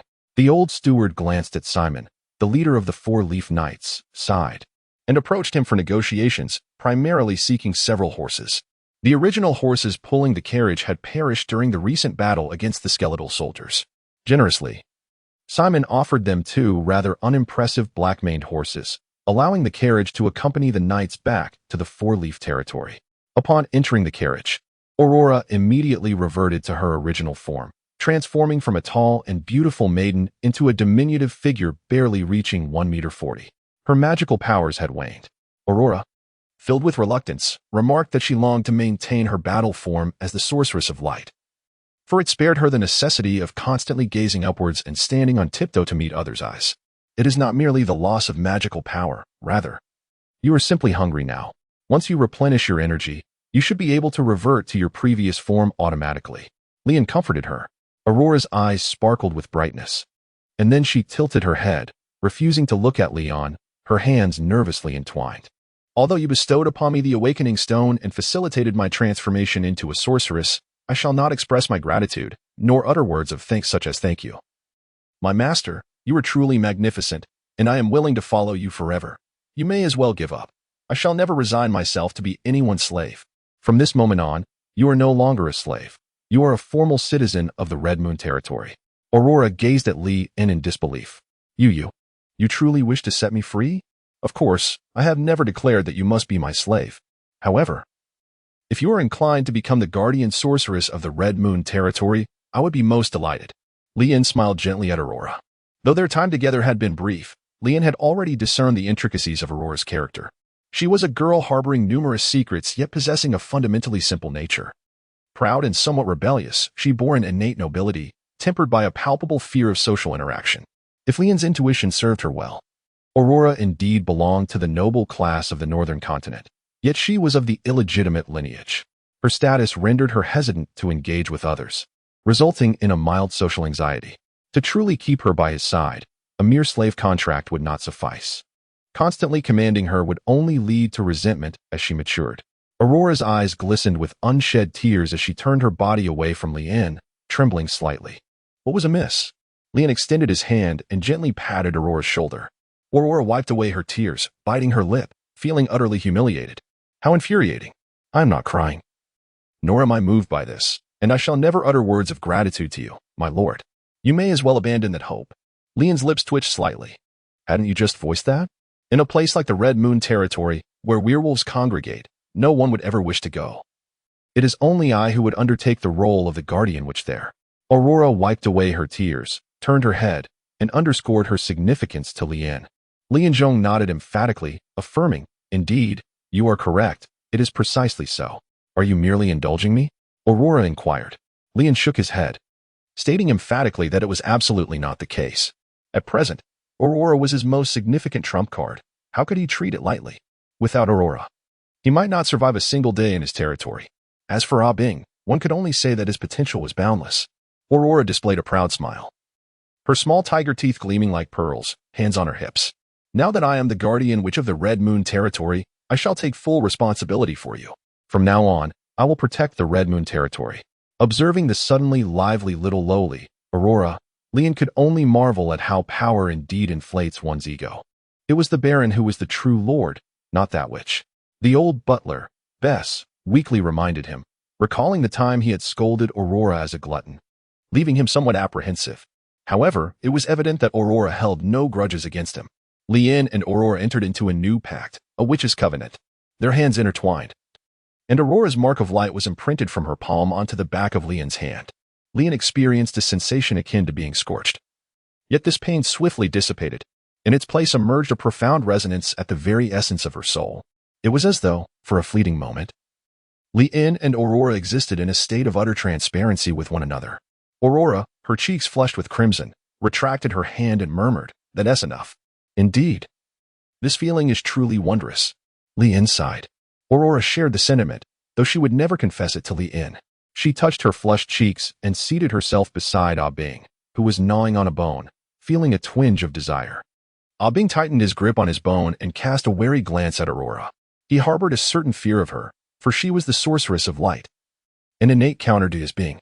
Yet, he was reluctant to part with his bone for Aurora. I have no interest in a bone that has been gnawed by you, Aurora remarked, swallowing hard. Leanne produced the slave contract of Aurora and tore it apart on the spot. With the establishment of the witch's contract, the slave contract had lost all significance. As the carriage entered the town, Leanne gazed through the window at the bustling city. On either side of the wide streets stood a series of pointed buildings, each household adorned with sun lanterns and garlic at their doorsteps, while exorcism stones were placed upon their windowsills. Simon, the leader of the Four Leaf Knights, remarked that the hour was getting late, suggesting that they could find a nearby inn to stay in for the night. He assured them that they would inform the Lord of their arrival, but the specific time for their meeting would depend on the Lord's arrangements. Leanne waved at Simon, who cast a dubious glance in his direction before riding his horse closer to the carriage. My Lord Baron, is there something further you require? Though I possess a temper that is quite amiable, my contracted sorceress does not share the same disposition. Leanne lowered his voice and said, A contract witch? What nonsense is this? Wasn't the Edward family annihilated due to rebellion? Leanne had been relegated to a place like the Red Moon territory. How could a witch be willing to follow him? Simon's initial reaction was disbelief, a smirk appearing on his face. Pray tell, which one is your contracted witch? The one you met just now. Simon recalled the white-haired girl he had just seen. Indeed, she was quite lovely, but beauty alone did not equate to being a witch. However, considering the peculiar circumstances of their appearance in Horse Mountain, unharmed and without the protection of a knightly order, it was possible that she truly was a witch. If this orphan of Edward indeed possessed a contracted witch, he could not afford to offend him. After all, witches were terrifying beings capable of effortlessly obliterating a city. I just remembered that our Lord is exceptionally hospitable. If he were to learn of Baron Edward's visit, he would undoubtedly extend a warm welcome. Please, follow me. Chapter 13. Abandoning the elegance of a Lady Four-Leaf territory, Lord's Manor. The former Lord, Royce, was a middle-aged man with golden hair, azure eyes, and a rotund figure. He sat at the head of the table, gazing down at Leanne and his companions. A fallen noble, a half-buried old steward, a white-haired lowly, and a skeletal creature. He cast a reproachful glance at Captain Simon, What is the purpose of bringing such a motley crew to my manor? Simon was equally astonished, the breathtaking witch had vanished. This girl, while cute, could not hold a candle to the beauty of the witch. Could she possibly be the witch's sister? There was a hint of resemblance in their appearances. My lord, this is Baron Edward, the new lord of the Red Moon territory. After the introduction, Simon leaned closer to the middle-aged Lord Royce and whispered, he has a contracted witch. Upon hearing the name of the Red Moon territory, Royce had intended to dismiss them and use it as a pretext to dock Simon's salary for a month due to negligence. However, the mention of a contracted witch made Royce's demeanor undergo a complete transformation. He surmised that the only potential witch among this ragtag group was the white-haired girl, whose gender somewhat aligned with the expectations. Observing Aurora's demeanor, white hair, red eyes, and an air of haughtiness, she undoubtedly matched the noble essence of the northern aristocracy. It was highly likely that she was indeed the witch. Having awakened as a witch, Aurora no longer needed to mask her beauty with mud. To conceal her mild social anxiety, she intentionally adopted a cold expression, leading others to form misconceptions about her character. Aurora was reluctant to admit that her years as an illegitimate daughter on the northern continent had subjected her to exclusion and disdain, resulting in her inability to interact normally. The best strategy became to reject closeness with indifference, preventing herself from becoming overwhelmed to tears over trivial matters and embarrassing herself. As the old lord scrutinized Li In and his companions, Li In was also assessing him. Royce Blue, appearing to be an unremarkable lord, harbored ambitions that belied his modest facade, coveting the Silverstone mine in the Necropolis Mountains. The recent surge of magical tides in the Necropolis Mountains was closely tied to him. So there was indeed a Silverstone mine in the Necropolis Mountains. Such a resource was invaluable, exceptionally hard, comparable to the reinforced concrete of the magical era. If utilized in construction, it could yield the sturdiest walls and edifices. The special Silverstone could also be forged into weapons. While the Necropolis Mountains lay within the Four-Leaf territory, Horse Mountain bordered the Red Moon territory. Acquiring this mine was imperative. The impoverished Red Moon territory was in dire need of an industry to elevate its fortunes. Looking into Royce's eyes, it seemed he harbored designs on his own witch. Was he contemplating undermining her? As Li Injun pondered, he observed Royce maneuvering his ample form out of the elegant mahogany armchair, cheerfully making his way towards the gathering. Baron Edward, welcome to the Clover territory. I presume this is your contract witch? In response to Royce's inquiry, Sir Simon, quick-witted, promptly clarified, this individual is not the one. Baron Edward's contract witch is someone else. He leaned closer to Royce and added, she is an exceedingly beautiful lady. Royce felt a twinge of disappointment. The witch had not accompanied him. Lowering his voice, he instructed Simon, locate his contract witch for me. Employ any means necessary to ensure her remains here. As you command. My lord, Sir Simon replied, quietly retreating from the reception room. What right did a fallen noble have to possess a contract witch? Even as the third-generation heir of the illustrious Blue family, he lacked such a companion. The Clover territory was far more prosperous than the Blood Moon territory. Yet it was merely safeguarded by the knightly order, confined to this corner, which he had earmarked. Royce's gaze darted, and an intriguing plan began to form in his mind. He could detain Li In. Once the tenure was over, wouldn't Li In be sent to the guillotine? At that point, as the lord of the Clover territory, he merely needed to inform the church to gain the authority to inflict punishment upon him. The witch bound to him would then naturally become his property. Nevertheless, he had to consider the Lady Witch's preferences. It was essential to win her favor first. The key lay in having Simon locate this enchanting witch. Rubbing his hands together, Royce declared, to properly welcome Baron Edward, a grand banquet must be arranged. Someone hastened to organize the festivities. Was this fellow attempting to buy time? Nevertheless, it was prudent to ensure Aurora was well fed first. Otherwise, she would lack the strength to fight. Li In smiled and graciously accepted the invitation. Before the banquet commenced, the maids of the Lord's manor guided Li In and the others to bathe, and they adorned themselves in resplendent evening attire. The feast soon began. With a long table laden with an array of exquisite delicacies, the roasted goose glimmered enticingly, emanating the fragrant aroma of spices mingled with rich oils. The colossal lobster claws were artfully arranged, seemingly still imbued with the essence of the sea. A vibrant array of fruits towered like a colorful mountain, each one luscious and ripe.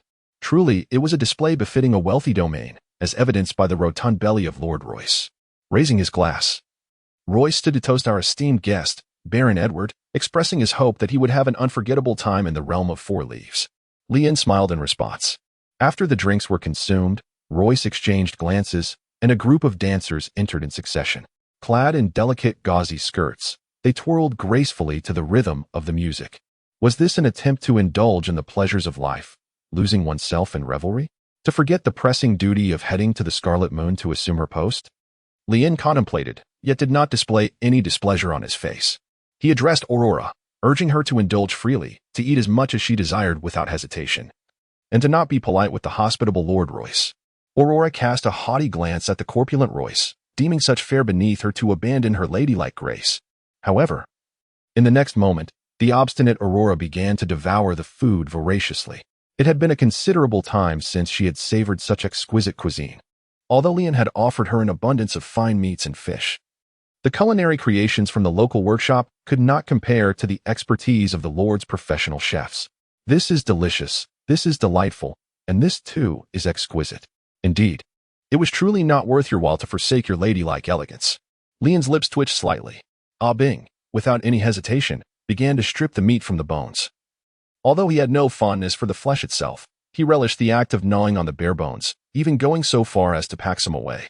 The elderly butler, Base, felt that his master's dignity was being tarnished. How could one possibly take leftovers from such an aristocratic banquet? He yearned to intervene and stop Ah Bing, but Lien halted him, saying, Base, do not be so reserved. The generous Lord Royce has graciously invited us to dine. He would not concern himself with such trifles. Let us indulge in our meal and drink, and embrace the present moment. Lien Chuan casually summoned a charming lady, placing her into Old Bess's embrace. The lady smiled as she poured wine for Old Bess. Please, have another drink. Old Bess, his face flushed, was clearly overwhelmed by such hospitality, despite his weary state. He muttered refusals, yet his body betrayed him, allowing him to forget entirely about his estranged wife. In his heart, he mused that being single was truly delightful, and that remaining single was ever so appealing. Royce observed them lost in their revelries, a faint smirk playing on his lips. Simon, have you located the witch? I've searched the entire territory, but she is nowhere to be found. Perhaps she didn't enter the city at all and is still in Haas Mountain. Then why are you still standing here? Go find her at once. Royce kicked Simon in the rear, his dissatisfaction evident. Year after year, hiring mages at exorbitant rates. Am I to endure this? With the witch at hand, Royce could bid farewell to the high-paid mages within the Lord's estate. Have you had your fill? Lien inquired of Aurora. Aurora's belly had swollen, resembling a small ball, indicating she was well fed. I could attempt to transform. There's no rush. Lien prevented Aurora from transforming and smiled at Royce. Now that they were well fed and satisfied, it was time to confront the issue at hand. Chapter 14. Alleviating the worries of a neighbor Lord Royce, upon my arrival in the city. I overheard conversations regarding the expulsion of the monstrous entities from the Necromancer's Mountains to the domain of the Red Moon. Since the Necromancer's Mountains fall under your jurisdiction, might I inquire whether it is rather ungracious of you to have displaced these creatures into my territory? Lien set down his wine glass, retracting his previously carefree smile, and fixed an unwavering gaze upon Royce. For the first time, Royce sensed a formidable authority emanating from the slender, dark-haired youth before him. Yet, having been a lord for over 2 decades, how could he fear such a fledgling young noble, especially one from a fallen house? My Lord Baron, you must have misheard. What do the common folk truly know? Their words are mere hearsay, fraught with inaccuracies. We govern the Necromancer Mountains and would never allow monstrous creatures to roam freely. However, not long ago, there was an inexplicable surge of dark magic in the mountains, resulting in the escape of numerous beasts. It is not merely the Crimson Moon territory that suffers. Our own outskirts in the Four-Leaf Domain have also experienced an influx of these creatures, causing us considerable distress. If it is indeed true that these beasts have fled to the Crimson Moon territory, it is undoubtedly due to the absence of a knightly order for protection there. The Knights of the Four-Leaf Domain have instilled a sense of fear in these creatures, compelling them to vacate our lands and seek refuge in the Crimson Moon territory. In this matter, my Lord Baron, you have gravely misjudged me. Royce spoke with reason and conviction, even earning the belief of the old steward, Bess. Lord Royce, if what you say is accurate, that the creatures were driven away by the Four-Leaf Knights, then why, upon my arrival, did I not witness any devastated villages or roads? Moreover, every household displayed sun lanterns, garlic, and exorcism stones at their doorsteps. If they had not been forewarned of the impending surge of dark magic, how could they have made such preparations? Lien spoke in a monotone voice. Royce squinted, surprised by Lien's keen observation, which had not escaped his notice. Coincidentally, the inhabitants of the four-leaf territory were all adherents of the Sun Church, and the sun lanterns were distributed by the church to all believers. Hanging garlic was a customary practice among the residents. While the so-called exorcism stones were merely a misunderstanding, nothing more than ordinary stones. Royce chuckled and remarked that everyone was aware of the presence of the undead mountains within the borders of the four-leaf territory. It was prudent to exercise caution. Was it not? Oh, ordinary stones, you say? I just happened to pick one up casually. Leon produced a piece of exorcism stone. If it were an ordinary rock, it would undoubtedly inflict no harm upon my skeletal servant. However, an exorcism stone is an entirely different matter. Upon hearing Leon's intention to use him as a subject for experimentation, Bing retreated to a distance, seeking refuge among a group of maidens. The maidens promptly dispersed in all directions, leaving Bing isolated and alone. Leon waved at Bing. Trembling, Bing approached. Suddenly, a demon-slaying stone struck Bing's head, creating a dent in his skull. Bing howled in pain. Behold, this is a true demon-slaying stone. Leon spoke. While Bing cast a glance at Leon filled with grievance, Leon discreetly gave a thumbs up to Bing, exclaiming, Bing, splendid work. Bing, still feeling quite aggrieved, ceased his melancholic glances only when Leon tossed him a substantial bone. Upon witnessing the unraveling of his deception, Royce's countenance darkened, and he chose to abandon all pretense. Baron Edward, what exactly do you wish to accomplish? He inquired. My intentions are quite straightforward. I merely seek to alleviate the burdens of Lord Royce. Leon shifted the topic, smiling at Royce. What do you mean by sharing worries? Royce inquired, raising an eyebrow. In the past, people believed that the Necromancer Mountains were a dormant volcano that would never unleash a torrent of magic. But it now appears that the Necromancer Mountains are an active volcano, poised to erupt with magical chaos at any moment. The four-leaf territory thrives, boasting a population of hundreds of thousands. Faced with such a ticking time bomb, you must be quite troubled, as those magical creatures could shatter the prosperity of the four-leaf territory, turning it into a desolate wasteland. However, the situation is quite different for the Red Moon territory. It is widely recognized as a ruin with a sparse population. Even if magical creatures were to invade, the chaos would only intensify slightly compared to before. As long as our neighbors are amicable, we are willing to make sacrifices. Leon spoke slowly. The more Royce listened, the more perplexed he became. Casting a doubtful glance at Leon, could this fellow truly possess such benevolence? Are you suggesting that I can freely drive the monsters into the Red Moon territory? Indeed. That is precisely what I mean. Leon raised his goblet. But what? Royce inquired. The Necromancer Mountains must be incorporated into the Red Moon territory, governed by us. We assure you, we shall never allow the monsters to disturb our neighboring lands, even at the cost of the last citizen of the Red Moon territory. We will not cause any trouble to the four-leaf territory. Leon smiled and said, Old Butler Bess, upon hearing this, instantly leaped up in excitement. My lord, this is unacceptable. The Red Moon territory is already perilous enough. We cannot take on the undead mountains. TSK, Bess, Lord Royce has already been exceedingly generous to us. How can we not alleviate his burdens? Be quiet and enjoy your drink, Leon retorted. Seeing that his resistance was futile, Bess could only drink in silence, sighing deeply. Royce observed Leon, then glanced at the old Bess, suspecting they were conspiring against him. The undead mountains were indeed a treacherous pit. Yet we cannot transfer this burden to the Red Moon territory. It is a responsibility that belongs to our own Clover territory. Edward, my dear brother, I appreciate your goodwill. I acknowledge your intentions, Royce remarked, sensing that Leon was also a person adept in navigating affairs, thus addressing him in a different manner. Do you truly think so? Leon inquired. Of course. How could our four-leaf territory shift the responsibility onto the Crimson Moon territory? Do you think my undead mountains are up for grabs? Not a chance. Royce muttered to himself, if that is the case. Then are the magical creatures that fled to the Crimson Moon territory from the undead mountains also the responsibility of the four-leaf territory? Leon inquired. Royce furrowed his brow, realizing he had fallen into Leon's trap, who had evidently been waiting for him here. Alas, if the necropolis were to belong to our Red Moon territory, the rampant monsters would undoubtedly be my responsibility. However, if it were under the domain of Brother Royce, the accountability for those creatures would rest with you. Yet, I am not here to assign blame. Rather, my purpose is to assist Brother Royce in overcoming difficulties. Let us proceed as follows. According to Article 545 of the Empire's hunting regulations, capturing monsters allows for the exchange of corresponding gold coins through official channels. Our Red Moon territory shall aid the four-leaf territory in cleansing these beasts, and in due course, Brother Royce merely needs to settle the remuneration. Obtaining the necropolis cannot be resolved over a mere meal. Furthermore, I have yet to arrive at the Red Moon territory, leaving me incapable of grasping the current situation there. Previously, the bag Leon used to deceive Sir Simon was filled entirely with worthless paper, lacking any detailed information regarding the Red Moon territory. Thus, from the outset, Leon never intended to directly procure the necropolis from Royce. Such resources, when sought after proactively, are seldom willingly relinquished by others. However, should they find themselves unable to resolve the matter and pass it on to you, the transition becomes considerably easier. Upon hearing the mention of remuneration, Bess's eyes instantly sparkled with excitement.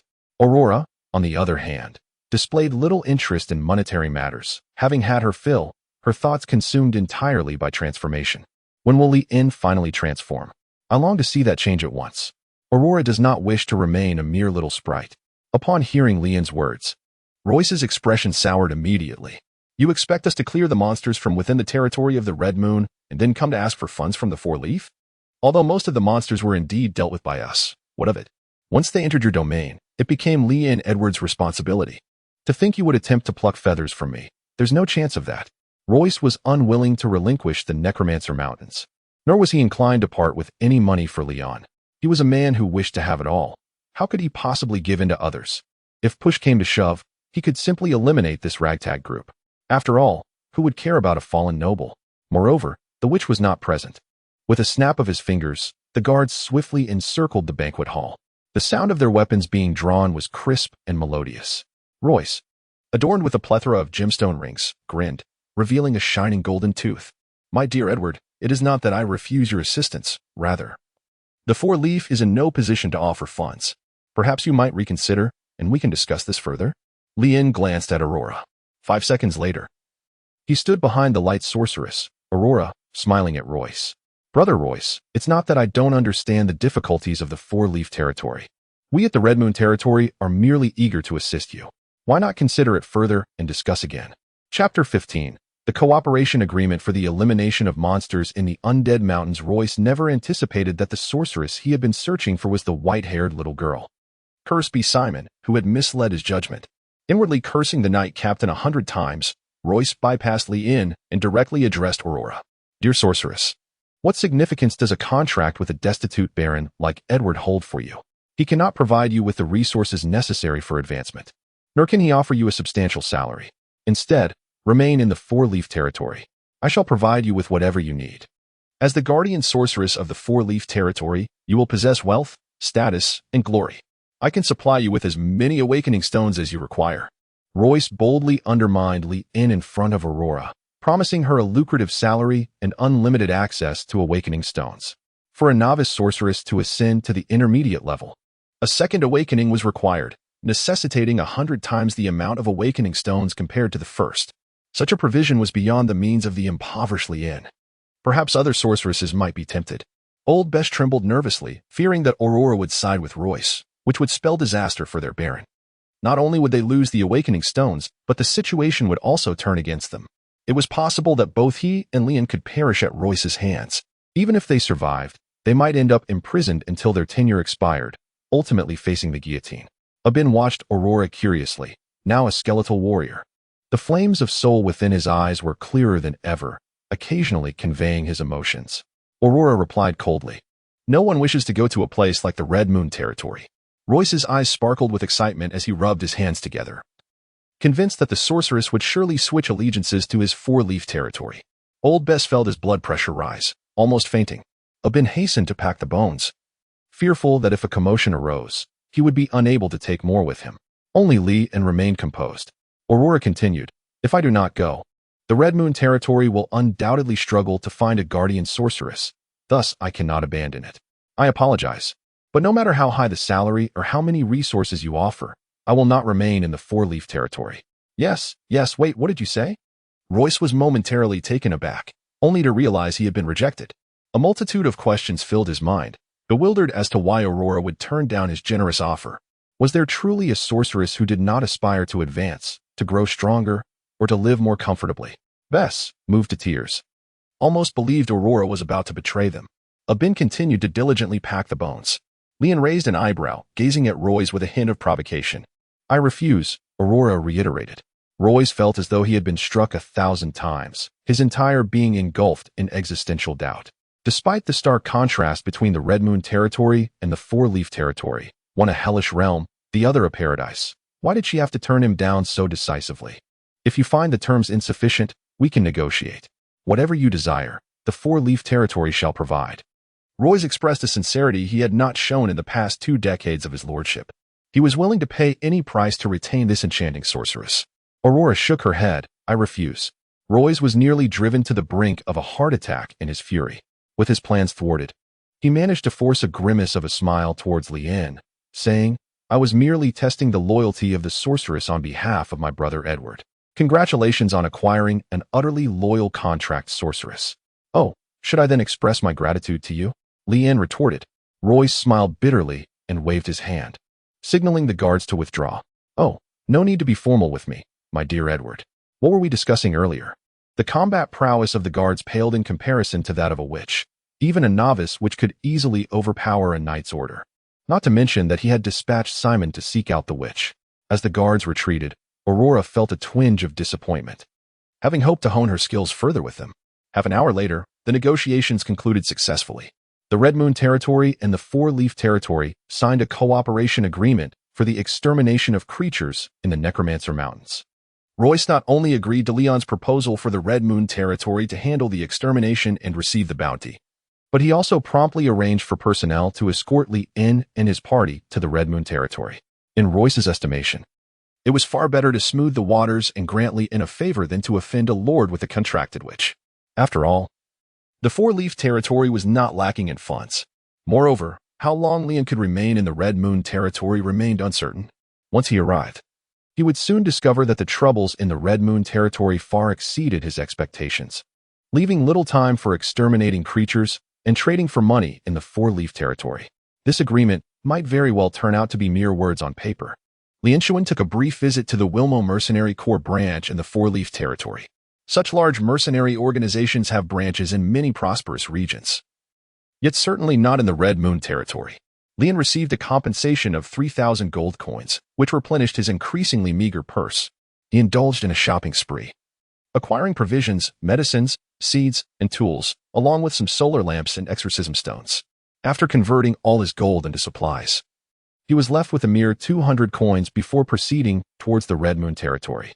Presently, the Red Moon territory is likely a place where wealth cannot be spent. Accompanied by the Four-Leaf Knights, Lian and his companions reached the Red Moon territory the following day. This land, abandoned by the Empire, seems to have been forsaken by the divine, lying at the world's edge. A perpetual veil of gray mist shrouds the sky, rendering sunlight a rare visitor. By night, a blood-red moon hangs in the heavens, casting an eerie glow as if it were watching over this desolate expanse. The name Red Moon thus finds its origin. The surrounding villages have long succumbed to neglect. Dilapidated houses are entwined with vines and moss, roofs have collapsed, and walls are riddled with cracks. Occasionally, scattered bones can be seen amid the ruins, remnants of former villagers, now reduced to silent relics. Werewolves and monstrous beings have claimed these villages, their howls echoing in the night, accompanied by the whispers of the undead, creating a chilling atmosphere. Through the window, Leon observed the desolate landscape outside, pondering why the imperial nobility shunned this place, to the extent that even the most avaricious merchant caravans refused to venture here. Yet, this land was not entirely devoid of human presence. There were always desperate refugees or wanted criminals daring to enter, seeking a glimmer of hope. The Four-Leaf Knights, upon reaching the borders of the Red Moon territory, hastily bid farewell to Leon and embarked on their journey home, unwilling to linger even a moment longer. The old steward, Bess, anxiously grasped the sun lamp, its light capable of dispelling the haze and miasma. My lord, we have arrived, he announced. Yes. Let us find a place to settle for the time being. The moon has already risen. Leon raised his gaze towards the sky. Is this where we will settle? Upon hearing the howls of the wolves, Bess instinctively moved closer to Aurora. Only the light sorceress could impart a semblance of safety to him. I observe that house over there appears quite decent. Its damage is not severe, and with some tidying up, it should be habitable. Lian pointed towards a dilapidated structure in the distance, certain that no lord had ever claimed this land before him. Indeed, it was a testament to the Empire's pioneering spirit. The steward and the skeletal soldier disembarked to gather their belongings, transporting supplies into the crumbling abode. As Leon was about to enter the house, he was startled to see the old butler, Bess, rushing out alongside the skeleton, sobbing. "Hurry, flee." "My lord the Baron." Chapter 16. Encounter with the Ghoul. Old Bess exhibited the swiftest speed of his life, transforming 3 steps into 2 as he hastily escaped from the terrifying abode. The burlap sack of the skeleton, Bing, was overturned by the horrors behind him, sending bones flying in all directions. Heartbroken, Bing emitted a whimpering sound. This was the first time Leon had heard Bing's voice. It turned out the creature was not mute. What on earth was happening? Leon had no time to retreat as a horde of ghoulish creatures with prominent brows and wide eyes emerged in pursuit. Aurora swiftly conjured a luminous shield to safeguard her companions. These ghouls hailed from the Necropolis Mountains, where they had only recently made their abode. Starved for sustenance, they were unexpectedly met with a delivery of sorts. The ghouls instantly perked up, lunging forward with menacing gestures. Ghouls, among the most prevalent of the undead. They resembled decaying humans, their skin a pallid gray, muscles withered, and teeth sharp as daggers. Their elongated, razor-like claws can effortlessly rend flesh from bone. Ghouls feast upon carrion, with a particular penchant for fresh corpses. They move with remarkable swiftness, adept at lurking in the shadows, launching surprise assaults upon unsuspecting prey. Their saliva is laced with potent toxins, capable of inducing paralysis or even decay in their victims. In the absence of decayed remains, ghouls display no aversion to hunting living beings. They possess a fierce territorial instinct. Any intruder, be it a skeleton or another creature, will face indiscriminate aggression. Weakness. Ghouls are averse to flames, and intense light can temporarily incapacitate them.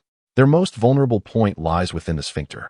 Before Leon, a series of hidden hints swiftly emerged, detailing the habits and vulnerabilities of ghouls.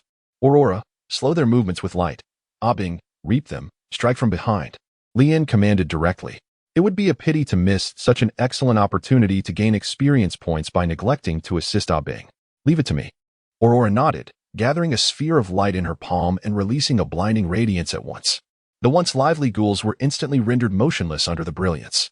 Seizing the moment, Bing drew his longsword and began to strike at the incapacitated ghouls. Each time the ghouls attempted to move, Aurora would cast another orb of light, plunging them back into a state of helplessness. Thus, Bing resumed his assault. If one strike was insufficient, he would deliver 2. The duo coordinated seamlessly, swiftly annihilating the ghouls and claiming their first territory. Bing was astonished by the ease of their victory, feeling his experience points surge. Skull Bing defeated a ghoul 15 skeleton warrior, low tier, upgraded to skeleton warrior, mid tier, bone blade upgraded LV1, LV3, extending weaponized bones from his arms. Basic necromantic resonance LV1, LV3, allowing control of up to 5 low-tier skeletons. Dark corrosion resistance LV1, LV3, granting immunity to ordinary corrosion. In contrast, Aurora found herself with little to show for her efforts, merely feeling a pang of hunger. Unlike Bing, her progression system was distinct. She could not level up through slaying monsters or grinding proficiency. Instead, she required awakening stones and rituals to attain greater power. Yet, in her current state, Aurora could easily contend with 100 mid-tier skeleton warriors. Having her lead Bing in leveling up was akin to a formidable master aiding a novice. My Lord Baron, during the time of the Edward family, we never endured such hardship. To think we must reside in such a place now. Although they had successfully vanquished the ghouls, Bess was trembling in fear, tearfully expressing his distress. If given the choice, he would prefer not to settle here, fearing that monsters might attack in his sleep. I find this place rather agreeable. Bing quickly summoned a few companions to assist in tidying up the house. Leon gently patted Bing's shoulder. In this place, one might find a scarcity of many things, but skeletons were decidedly in abundance. Bing quickly rallied his friends and summoned 5 companions. The little skeletons, somewhat dazed and sluggish in their movements, starkly contrasted with Bing. They possessed neither thought nor consciousness, existing solely to follow commands as primitive beings. Nevertheless, assigning them the task of cleaning the room proved to be a trivial matter. The collective effort of the skeletons swiftly rendered the space immaculate, transporting all the supplies into the house. This 3-story building, with its 5 rooms, 3 halls, and 2 bathrooms, appeared to Leon as a charming villa, nearly perfect in its essence. Aside from the need for minor repairs to the walls and roof, it had no significant flaws. As for the furniture, He had procured everything from the four-leaf territory. With everyone's concerted effort, they soon arranged their new home to perfection.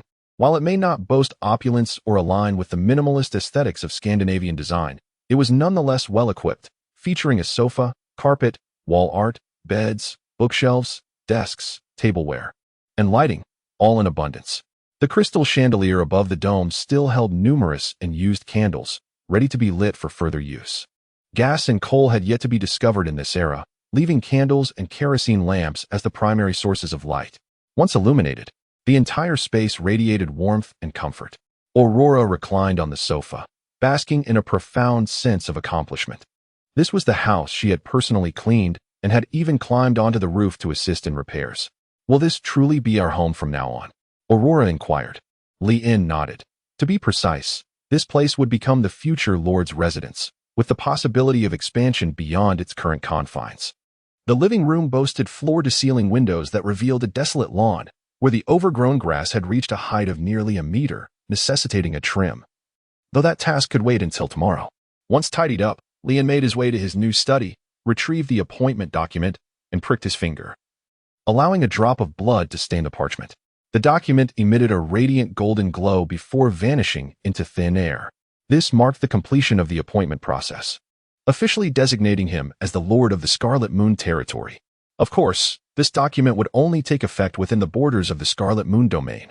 Otherwise, no amount of his blood would suffice.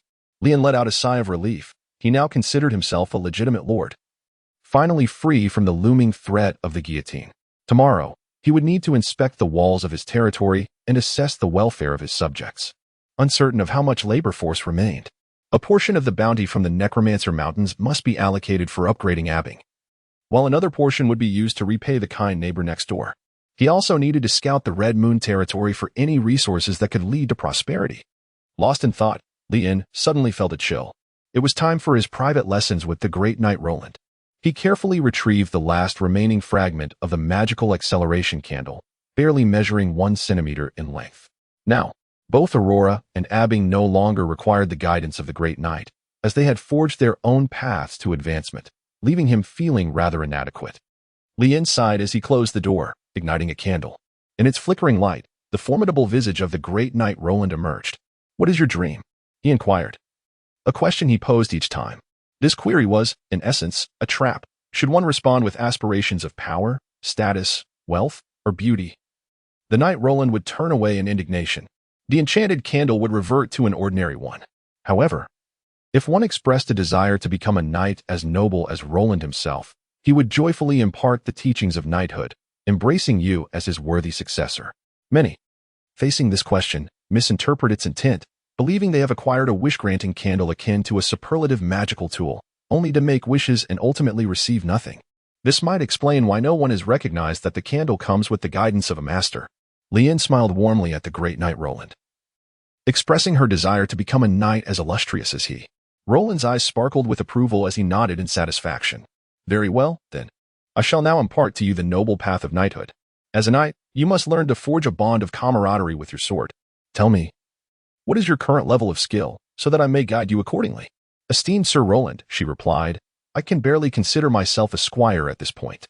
Li-In spoke uncertainly, aware that he could perceive the hidden prompts of most individuals, yet his own panel remained elusive, leaving him to rely solely on instinct and the outcomes of battles for judgment. At present, he found himself completely outmatched by the skeleton soldier.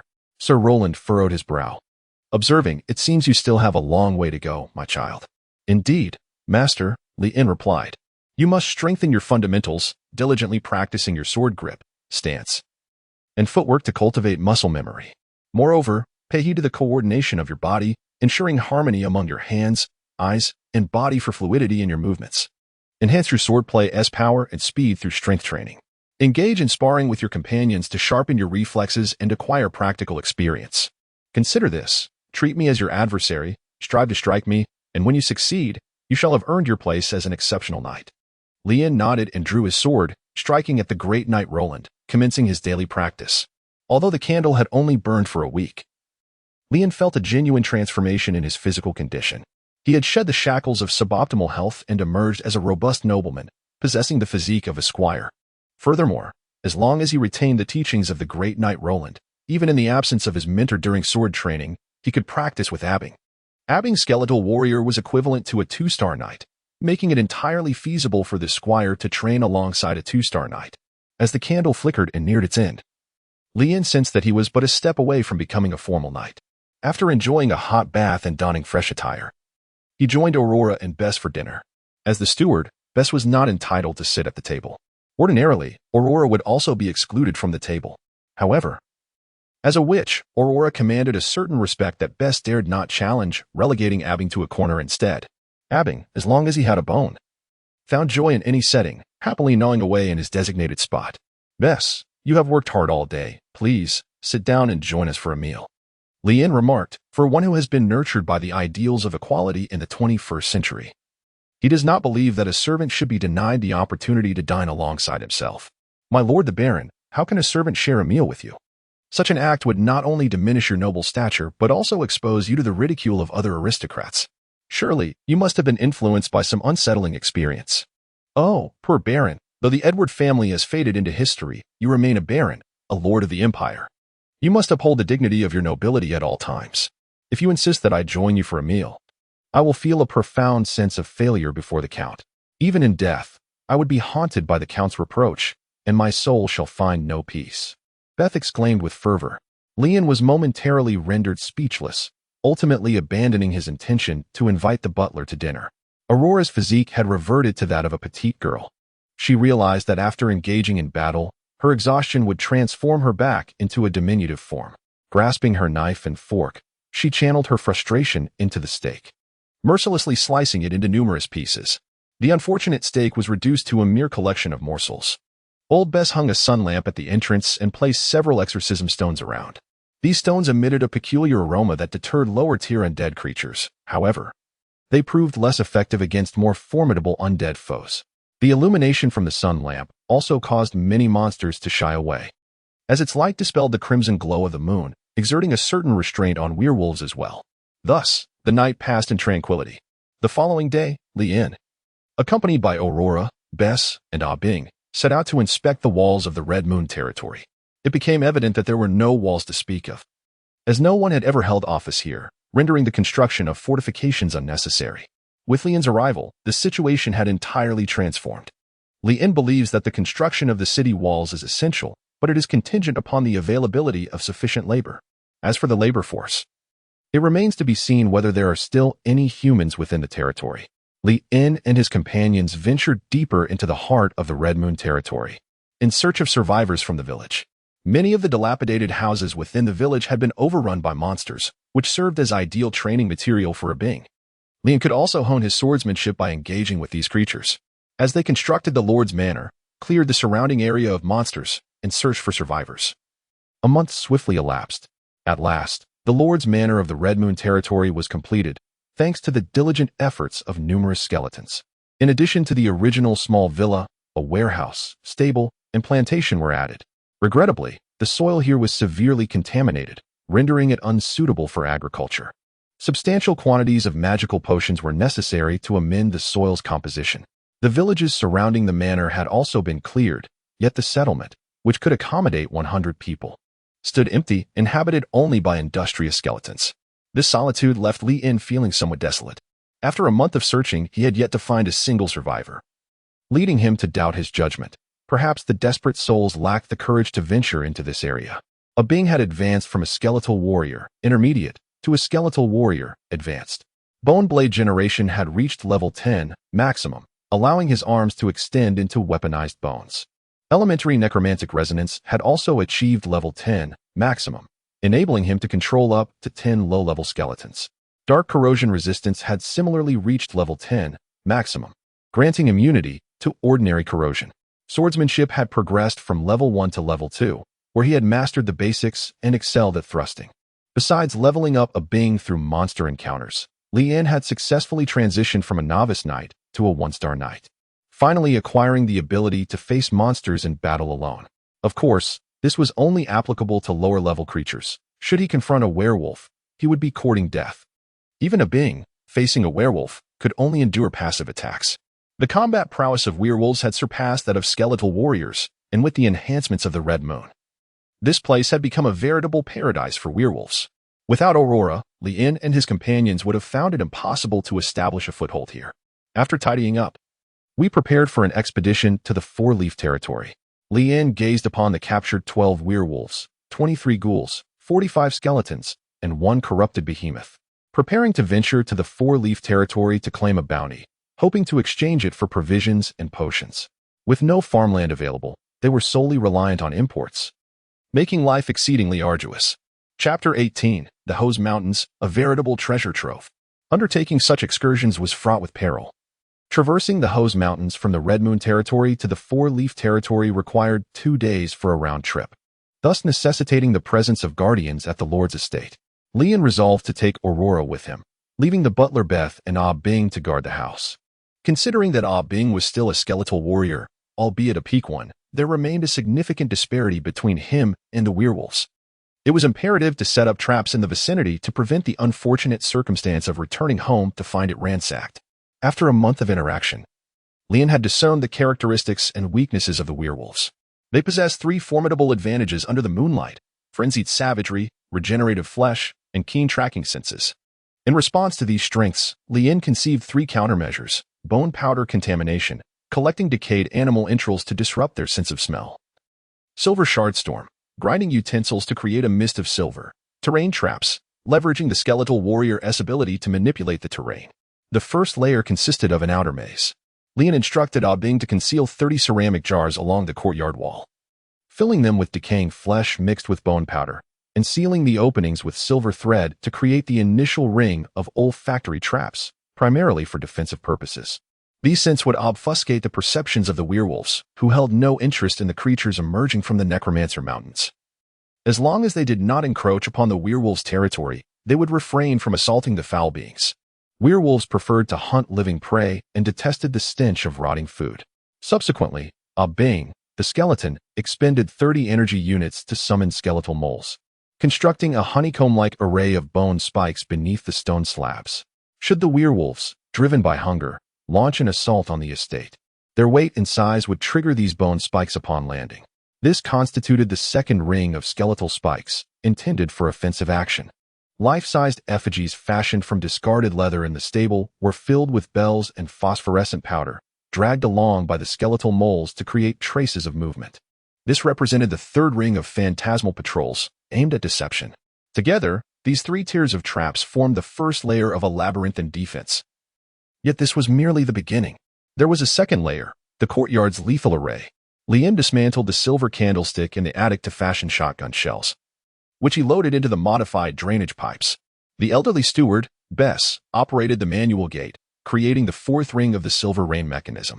In the kitchen, he extracted bovine blood mixed with mandrake juice and smeared it on the greenhouse glass to provoke the werewolves into attacking the wrong targets, thus forming the 5th ring of flesh and blood bait. Subsequently, he commanded the skeletal creatures to transform the front steps into a bone meal trap, with each step sinking 15 centimeters. This bone meal was infused with salt that had been illuminated by Aurora's purifying light, a salt also known as holy salt, which werewolves detest and possesses certain purifying properties. In this manner, the 6th ring of the skeletal swamp was established. Should these measures fail to deter the werewolves, there remained the 7th ring, a ghoul's curse. A rare few ghouls possessed the ability to curse, and Lien had captured one such precious ghoul, kept in the dungeon for bloodletting at any moment. Its blood could be transformed into blood bombs, and anyone who came into contact with these bombs would be cursed, inducing hallucinations and self-confusion. At this juncture, combined with the attacks from a Bing, repelling the enemy should pose no challenge. However, if the 7th ring trap were to fail, it mattered not. Lien still had the 8th and 9th rings in reserve. Thus, after setting up a total of 32 traps, Lien felt assured and embarked on the path to the Clover Domain alongside Aurora. After Lien's departure, Bess and Skeleton A Bing remained motionless in the manor, fearing that any movement might trigger a hidden mechanism. Bess even harbored doubts that, before the return of the esteemed Baron, she would either perish from starvation or suffocate. In a gesture of unexpected kindness, Skeleton A Bing offered Bess a bone that he had gnawed on. He had come to regard Bess as one of his own, willing to share such a meager treasure. In times past, he would never have been inclined to part with a bone for anyone. Bess gazed at the smooth, almost jade-like bone, her heart sinking into despair. Let it all be destroyed, she thought. Meanwhile, Lien and Aurora sat within the carriage.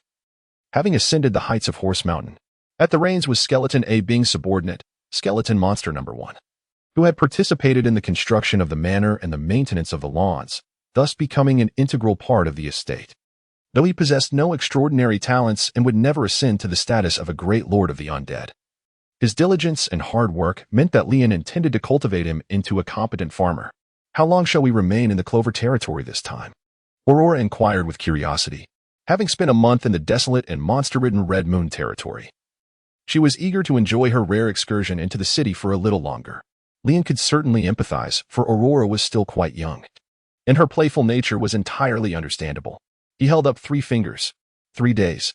On the first day, we shall exchange the magical creatures for currency. Then scour the market for suitable potions and seeds more conducive to cultivation. On the morning of the second day, we will visit the church to consult with the clergy stationed in the Red Moon territory, and in the afternoon, we shall procure provisions. Finally, on the third day, we can indulge in a day's exploration of the town, treating it as an opportunity for observation to discern what merits imitation can be gleaned from the Four-Leaf territory. Lien meticulously organized the itinerary for 3 days, even allowing Aurora a day for leisure and shopping, exuding an air of being a season planner. Aurora's eyes sparkled with excitement, yet she endeavored to maintain her composure, defiantly lifting her chin. "If you wish to hear me express gratitude to the esteemed lord, proclaiming that I shall henceforth exhibit greater loyalty to you, that is utterly out of the question." "Very well then." Lien presented 100 gold coins, placing them gently into Aurora's small palm. "This is your salary for the month. You may purchase anything you desire." After a moment's hesitation, Aurora accepted the coins, signifying that she was not Lien's servant, but rather an employee, with the receipt of her salary being a crucial aspect of her role. Although a monthly remuneration of 100 gold coins was undoubtedly the most modest wage for a witch, it represented the utmost that Lien could offer, as he had to consider the future of the entire Crimson Moon territory. Moreover, Aurora was unconcerned with the amount of her salary. The respect she sought was granted to her by Lien from the very beginning. Lien not only never regarded her as a slave or a servant, but also actively assisted her in awakening to become a sorceress, granting her formal citizenship. During meals, he consistently reserved the most exquisite and nutritious dishes for her. Most importantly, Lien never inquired about her past, nor did he compel her to engage in activities she detested. Aurora, in Leon's company, experienced an unprecedented sense of freedom. Each morning upon awakening, her thoughts were consumed by the day's adventures with Lien, where they would hunt magical creatures and what they would share for lunch, leading to an exceedingly fulfilling existence. She no longer felt inferior due to her status as a bastarda, nor did she live in fear of being captured and enslaved. Seeing Aurora tuck away her small pouch of gold coins, Lien felt a wave of relief. If Aurora refrained from collecting them, he would have been concerned about the adequacy of his contributions. As the carriage traversed the slopes of Yore Mountain, they conveniently captured 32 magical creatures. The current state of Yore Mountain seemed to be paved with gold, and the carriage was nearly overflowing, prompting Lien to cease further hunting. Upon crossing Yore Mountain and entering the town of the Four-Leaf territory, Lien and Aurora proceeded towards the Adventurers Guild of Four-Leaf.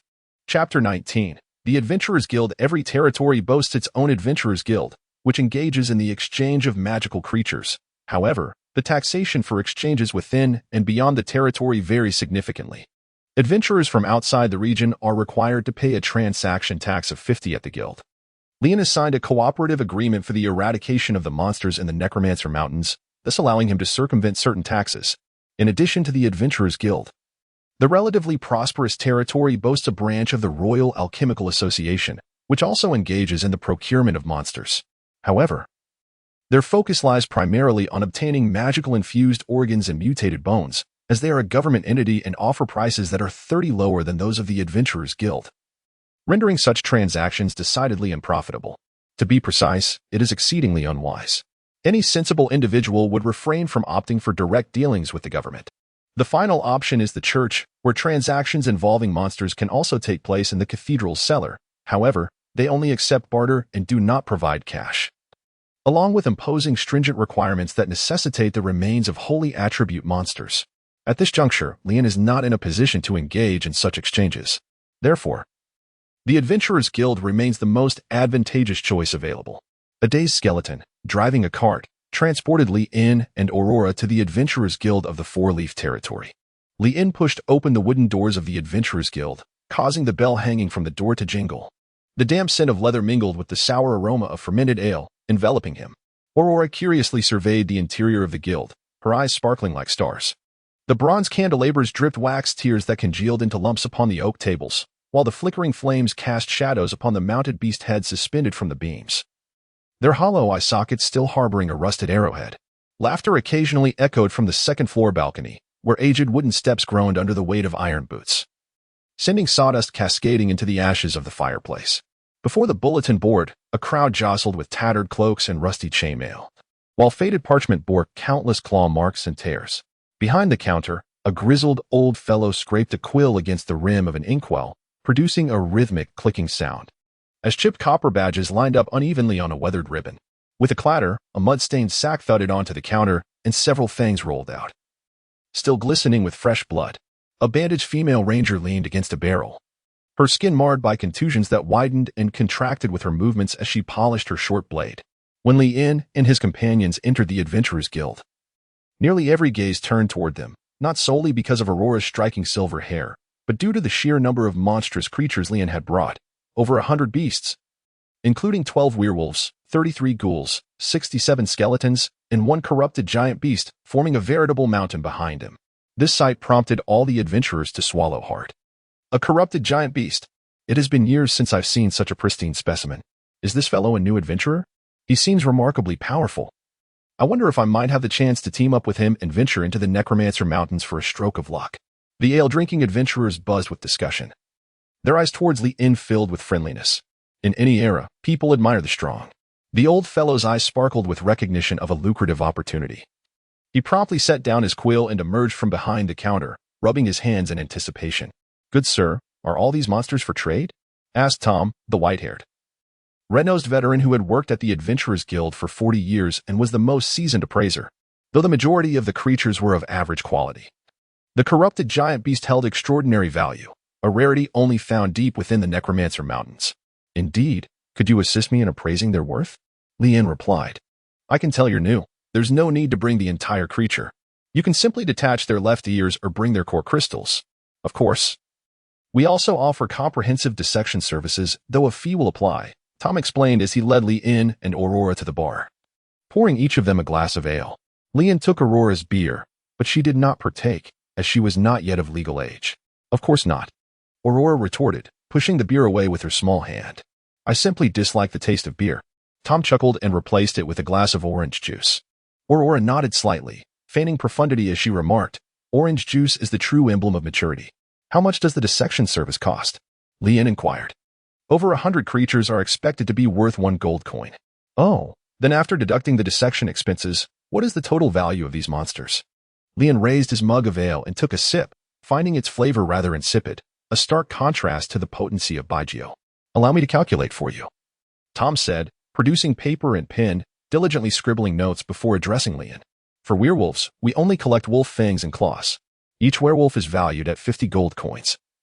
Thus for 12, that totals 600 gold coins.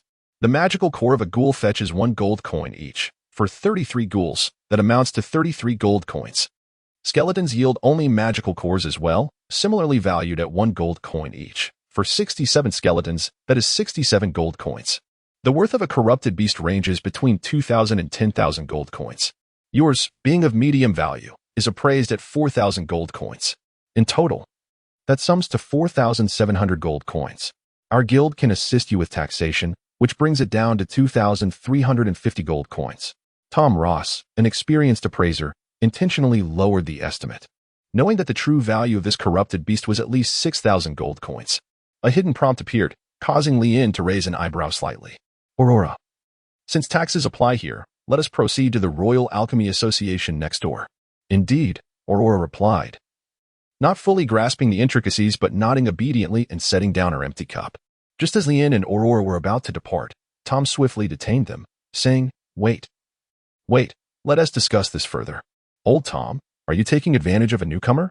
A female ranger, who had been trading at the bar, interjected. "This corrupted beast must be worth at least 5,000 gold coins. Capturing it would surely be quite the challenge." Tom rubbed his eyes, conceding, "Perhaps my age has dulled my vision. It is indeed valued at 5,000 gold coins." The female ranger winked at Tom, suggesting a potential collusion. As it seemed, the others in the guild feigned ignorance, accustomed to the exploitation of newcomers' bounties. Lien gently rubbed his temples, since no one recognized the value. It would be better to head to the Golden Alchemy Guild, as it is said that there are no taxes there. Young brother. Although the Golden Alchemy Guild does not impose taxes, their prices are significantly lower than here. By the time you realize it, you may not even retrieve 2,000 gold coins, the female ranger remarked with a smile, deftly sheathing her dagger into the leather holster on her thigh. She leaned against the bar, revealing a captivating décolletage. Everyone knew that only the Adventurers Guild would provide adventurers with reasonable offers. Aurora cast an envious glance at the female ranger, contemplating how, even after her transformation, she could never attain such allure. Oh, then I shall venture to the black market. Lien casually spoke, preparing to turn away.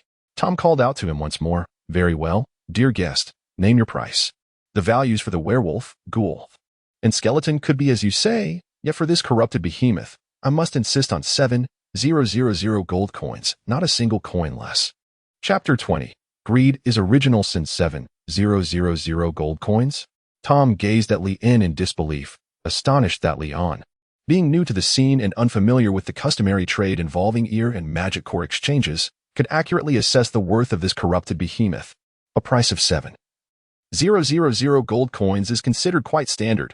One might negotiate down to 6,000 coins if dealing with a novice, yet for seasoned adventurers, it could fetch as much as 8,000 coins.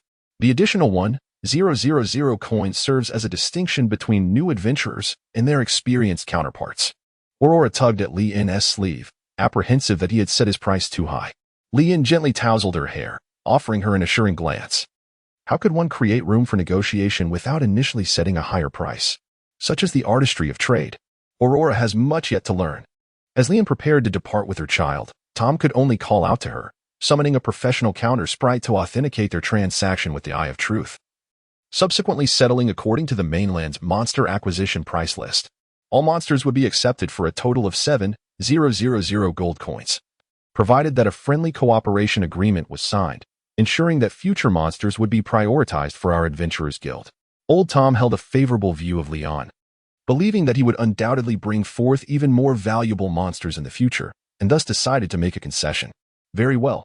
Lien originally intended to establish a long-term amicable partnership and saw no issue in signing the agreement. Most importantly, once this accord was formalized, he would gain early access to the internal information regarding monster hunting missions released by the guild. Although Lien held no particular interest in the role of a bounty hunter, having an additional avenue for intelligence acquisition was undoubtedly advantageous. Furthermore, his Red Moon territory would eventually require the recruitment of a group of adventurers. Familiarizing himself within the adventurer community would facilitate future recruitment endeavors. Lien contemplated this as he signed a friendly cooperation agreement with Tom and embarked on their inaugural transaction. When Tom designated the gold coins and tendered 500 coins to Lien, he shook his head, indicating it was insufficient, lacking half of the required amount. Tom elucidated that adventurers who had not registered their identities locally were obligated to pay a tax of 50 during transactions, a levy that our guild would cover on your behalf, and thus had already been deducted. Lien produced the cooperation agreement for the extermination of the undead creatures in the Necromancer Mountains, which he had signed with Royce. Tom was momentarily taken aback, unable to fathom that the youth before him hailed from the Red Moon territory. No wonder he could bring forth such a multitude of monsters at once. The current state of the Red Moon territory was indeed fraught with monsters roaming freely. Even the most avaricious adventurers dared not approach it lightly. One could only wonder how this young lad and the little girl managed to emerge unscathed. Well, according to the agreement, undead creatures are indeed exempt from taxation. But werewolves are not native to the Necromancer Mountains, Tom remarked. If that is the case, I shall sell the werewolves to others. It is rumored that a single wolf fang has fetched as much as 200 gold coins in the black market. Lien shrugged. It was then that Tom realized the youth before him had been deliberately feigning innocence, fully aware of the market dynamics. He was far from a novice adventurer. Very well. I concede. I shall accept this, but for our future collaborations, you must certainly seek us out. Of course. Lien folded the friendly cooperation agreement and tucked it into the pocket of his coat. Tom, feeling a pang of reluctance, handed Lien 7,000 gold coins. This could very well be the most significant transaction the guild has made this year. Lien observed the avaricious and envious gazes of the adventurers. With a grand gesture, He placed 10 gold coins upon the bar. Greetings, everyone. I am Luke, an adventurer from the Red Moon territory. It is a pleasure to meet you all. Today, I shall treat you to all the food and drink. 10 gold coins were more than sufficient to procure an abundance of lavish libations and exquisite delicacies.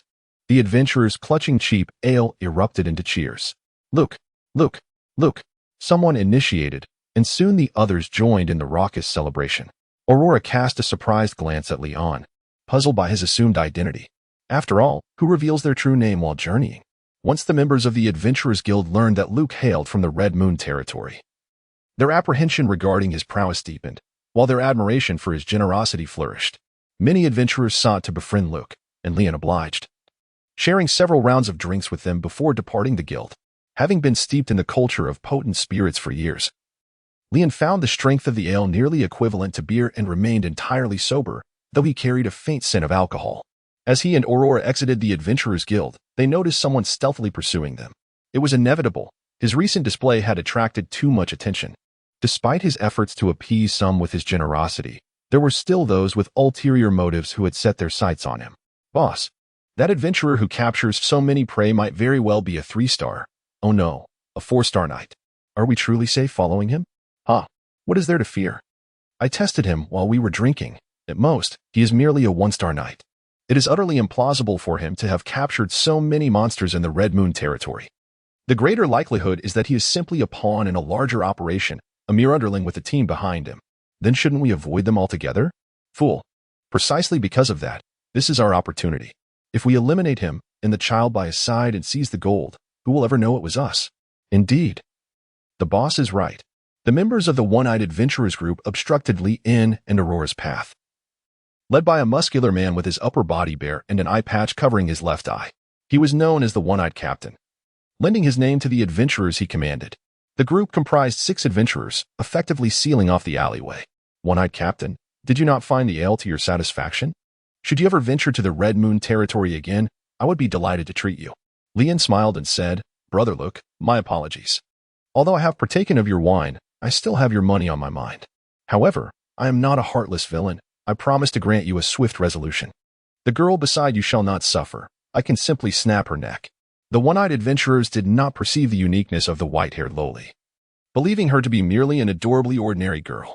A witch can conceal her magical aura, and unless one is a particularly powerful mage, it is unlikely they would detect it, especially with Aurora, who possesses a remarkable duality, appearing entirely different in combat and non-combat states, akin to a magical girl transformation. Alas, what shall I do? If only the One-Eyed Captain were to come, I could hand over the money without issue. Yet, with so many individuals present, I fear the captain alone may not be able to consume all 7,000 gold coins. Leon hesitantly spoke. The one-eyed man instantly became alert, concerned about the possibility of treachery. Who else is here? Step forward. Hiding in the shadows serves no purpose. Chapter 21. An unexpected surprise. The narrow alley quickly filled with people, not only the one-eyed adventurers but also the spade adventurers, the red boots adventurers, and several lone wanderers, including the striking female ranger who had previously appeared at the bar. The adventurers' hall had only about 70 or 80 individuals, yet 31 had followed, nearly half the number. This was indeed a surprising turn of events for Leon, as people were currently the most scarce resource in the Red Moon territory. Aurora was startled by the sudden appearance of so many faces. She had seen them laughing and drinking with Leon earlier and thought they had become friends, only to realize they had come to kill and seize treasures instead. Look, do you need your sister to protect you? I only charge a small fee for my services, the female ranger said, licking her dagger with a suggestive smile. Brother Luke, it appears you're in trouble. Perhaps you should seek assistance from the spade adventurers. The leader of the spade adventurers grinned menacingly, his left hand replaced by a hook after a past encounter with a werewolf. The one-eyed man intends to monopolize Brother Luke's wealth, but we from the Red Boots will not allow that. The leader of the Red Boots adventurers showcased his polished red boots. Among the 31 individuals, 6 were 3-star knights, 11 were 2-star knights, and the others possessed physical prowess comparable to apprentice knights. These knights were not court knights but a classification of strength in this world. Ordinary individuals seeking extraordinary power had 2 paths, to become knights or mages. Knights were known for their physical robustness, requiring relentless training day and night, consuming fewer resources, making it the best path for commoners to ascend. Many adventurers were knights, akin to mercenaries. On the other hand, mages required vast amounts of wealth and resources to develop their skills, a burden not feasible for ordinary families. 3-star knights represented the highest tier accessible to commoners, sufficient to establish small adventurer groups. However, to combat a witch, even a newly awakened low-tier witch, one must possess at least a 6-star knight strength. A 6-star knight could command their own territory. Simon, for instance, was merely a 5-star knight yet claimed to be the strongest man in the Four-Leaf territory. Thus, Lien felt no fear towards the throng that surrounded him.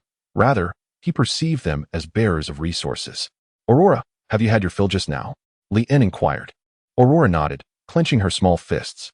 "Then, let the transformation into a beautiful girl commence," Lien remarked. 5 minutes later, a chorus of wails echoed through the alley. Greedy adventurers clutched their heads in despair, kneeling on the ground and beseeching the forgiveness of the light witch, Aurora. They could never have imagined that the petite figure beside Lien was, in fact, the witch herself, one of the rarest to awaken the light attribute talent and capable of transformation.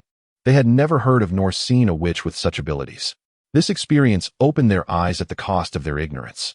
"We implore you, esteemed witch, spare us. Had we known you were the witch, we would never have dared to lay a hand on Lord Luke. Indeed, grant us mercy. We shall never offend again. Lord Luke, we beg for your mercy." The one-eyed man cried out the loudest. For he had lost sight in both eyes. What was once a single eye now rendered blind by Aurora's blinding assault, which had almost instantaneously robbed everyone of their vision. Fortunately, the darkness was but temporary. Lianka does not wish to have a group of blind individuals to cultivate the land. "Do you wish to survive?" Lien smiled at the adventurers. They nodded eagerly like chicks pecking, conveying their fervent desire for survival. "Then let us return to the Red Moon territory together," Lien remarked. The adventurers' faces instantly turned ashen. To venture into the Red Moon territory? Not even a dog would desire to go there. What a jest. That place is a haven for werewolves, compounded by the surge of magical tides from the undead mountains.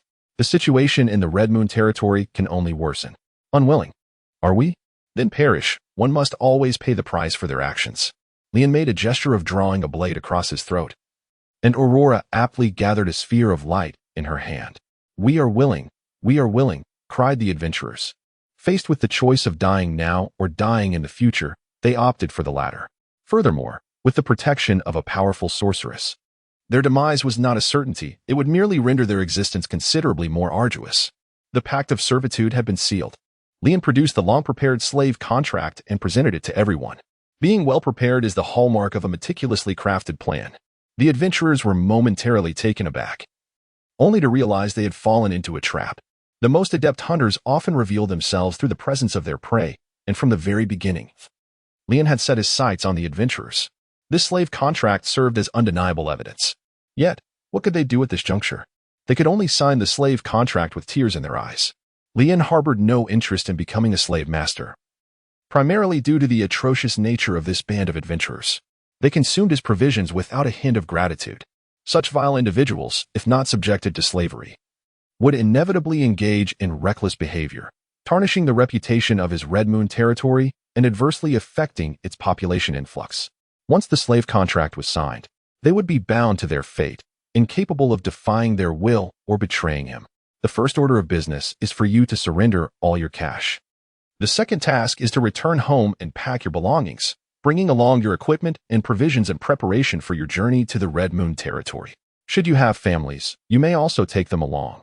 However, if you harbor concerns regarding the safety of the Red Moon territory and prefer not to bring them, a farewell will suffice. I grant you 3 days' time. Assemble at the foot of Haas Mountain outside the city thereafter. After Lien finished his account, the scene was filled with weeping. The adventurers took out their pouches, one by one placing them into Aurora's hands. The one-eyed man regretted not heeding his brother's advice. In a fit of anger, he slapped him across the face, cursing himself for his greed. "Why did you hit me, boss?" the younger brother asked, feeling wronged as he covered his face, having lost a front tooth in the process. His regret was palpable. In total, there were 74 gold coins, 290 silver coins, and 534 copper coins. Aurora handed the pouches to Lien. Lien took only the gold coins, returning the silver and copper coins to the adventurers. With a serious demeanor, he advised them to procure some decent equipment, warning them that the Red Moon territory was currently quite perilous. The adventurers felt as though they had just consumed something utterly distasteful. Was it necessary to be reminded of the dangers lurking in the Red Moon territory? Nevertheless, receiving some money was certainly preferable to having nothing at all. It is worth noting that many adventurers were solitary souls, carrying their entire fortunes with them, too fearful to leave their wealth in an inn, lest it be stolen. Whoever killed my coachman, step forward now and take his place. As Leon was about to board the carriage, he discovered that the skeletal creature he had brought along was now lifeless, its soul's flame extinguished. The one-eyed figure wept once more, wishing to chastise his subordinate with 100 slaps for his impulsive act of slaying Leon's coachman. Sobbing, he took his place at the front of the carriage, assuming the role of the coachman. My lord, look, my lady witch, where shall we venture now? Chapter 22. The Potion Market. The Potion Market is situated in the eastern district of the Four-Leaf Territory, specifically in the Iron neighborhood, where a winding cobblestone path traverses through it, flanked by shops and stalls of varying heights. The air is suffused with a medley of peculiar aromas, the refreshing scent of herbs, the sharp tang of alchemical materials, and the cloying fragrance of some enigmatic potion. These scents intertwine, creating a distinctive ambience. At the entrance of the market stands a grand stone archway, intricately carved with complex runes that glimmer faintly in the sunlight. Leon's carriage halted at the entrance of the market, for the narrow path rendered further progress impossible. Thus, they proceeded on foot. Leaving the one-eyed guard to watch the carriage, Leon and Aurora stepped into the potion market. Upon entering, they were greeted by a dazzling array of potion stalls. Each stand was adorned with an assortment of bottles and jars, some containing liquids that shimmered with ethereal light, while others emitted strange, swirling vapors. The vendors, stationed behind their displays, eagerly promoted their wares to passers-by. Come and see the latest concoction, Heart of Flame Potion. Drink it to amplify the potency of your magical fire, exclaimed a bearded dwarf vendor, brandishing a bottle filled with a liquid that bubbled like molten lava. Drinking that will only lead to fiery discomfort and a 3-day bout of constipation. Pay him no heed. Try my frost breath, which will enhance the precision of your ice magic. Chimed in a nearby elven woman clad in a flowing blue robe, raising a bottle of crystal-clear blue liquid reminiscent of glacial ice. It has already surpassed its expiration date and is effective only for elves. Common folk will find themselves in distress. Behold the strength elixir, if you are a knight. This is an absolute necessity, proclaimed a robust, bald vendor, brandishing a pink potion. Consume it for an immediate surge of power, but it will only last 3 seconds, leaving you drained for the entire day thereafter. The market was a chaotic blend of humanity and serpents, with numerous fraudulent potions interspersed among the genuine articles. Leon shook his head, disregarding the vendors. His purpose was clear, to procure potions that could enhance the soil. Aurora, however, was captivated by the myriad of peculiar potions. And had it not been for Leon's intervention, she might have squandered her gold on fraudulent concoctions. Navigating past the central fountain, they finally arrived at the agricultural potion shop. The towering Gruy, with his greenish skin, was puffing on a welding pipe, occasionally glancing down to scratch his toes, basking in the sunlight with an expression of pure contentment. The prosperity of the Four-Leaf Territory stemmed from Lord Royce's enlightened commercial policies, despite his greed. He permitted individuals of various races to engage and trade here. This environment had also led elves, dwarves, and Gruy to adopt human tactics of deception and trickery. To acquire quality items in the potion market, one must possess a discerning eye or, like Leon, be endowed with hidden insights. The eccentric Gruy proprietor relished in being complimented on her beauty. Should one mistakenly assume her gender, she would become quite irate and even refuse to conduct business. However, her potions were indeed authentic. The druid before him was, astonishingly, a woman. Thankfully, with hidden insights, Leon avoided a grave error in judgment. Beautiful lady, I seek to purchase potions that can enhance the soil. Could you kindly recommend some? Leon politely inquired. Aurora tugged at Leon's sleeve, convinced that he must have mistaken the gender of the towering and rugged druid. How could such a robust figure possibly be a woman? The druid, who was puffing on a pipe, set it down and revealed a radiant smile. It had been a long time since anyone had been perceptive enough to appreciate her beauty, which she diligently maintained every day. Of course, I possess the finest potions here. If you bring a soil sample, I can more accurately recommend the potion you desire. Is she truly a lady? As Aurora listened to the druid's delicate voice, she couldn't help but give Leon a thumbs up, curious about how he had discerned that. The druid then invited Leon and Aurora into her shop. Leon retrieved a vial of soil from his pocket and presented it to the druid. Esteemed lady, could you kindly examine this? It is soil from our land. The druid uncorked the glass container, took a small amount of the earth, and tasted it. Instantly, the intricate patterns on her face contorted in distaste as she spat the soil out. This is the most unpalatable soil I have ever encountered. Such earth is incapable of yielding fine wheat. Indeed, I implore your assistance, for I aspire to cultivate the finest fields. Lee spoke earnestly. If I were in your position, I would choose to relocate to a different land. The pollution levels here are far too high. The druid remarked, "Beautiful lady, surely you possess a solution. For you are not only lovely but also brimming with wisdom." With a flurry of flattering remarks, Li-In dazzled the druid, who found herself quite disoriented. She led Li-In to the attic of her shop, where she revealed her most treasured potion, the essence of fertile soil. This remarkable elixir has the power to enhance even the most inferior earth, capable of nurturing a plot of land measuring 10 square meters. However, the essence of fertile soil alone is insufficient. Your soil also requires the blessing of holy water. Unfortunately, I do not possess any holy water. You must seek it at a church or find a mage skilled in the purification light. Furthermore, without the proper seeds, you cannot cultivate your land. You will need to procure the bountiful seeds, which can thrive even in arid deserts, though they come at a steep price. As Li-In departed from the druid's shop, the sky had already darkened. He procured a substantial quantity of essence of fertile soil and seeds of abundance, with an actual worth of 256 gold coins. However, the druid charged him merely 1,000 gold coins, entirely due to Li-In's charming demeanor. Although there was a complimentary delivery service, the druid's proprietor declined to provide home delivery and free guidance upon hearing the address of Red Moon territory, citing a personal commitment to a matchmaking event. Instead, he merely instructed his assistant to help transfer the goods to Li-In's cart, culminating in a delightful transaction.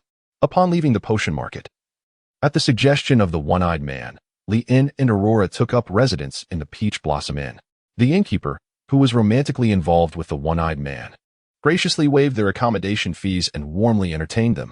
The dinner was lavish, featuring a sumptuous array of fish and meat, accompanied by exquisite fruit wine. It was advisable to retire early, for they were to visit the church the following day. Li-In said to Aurora.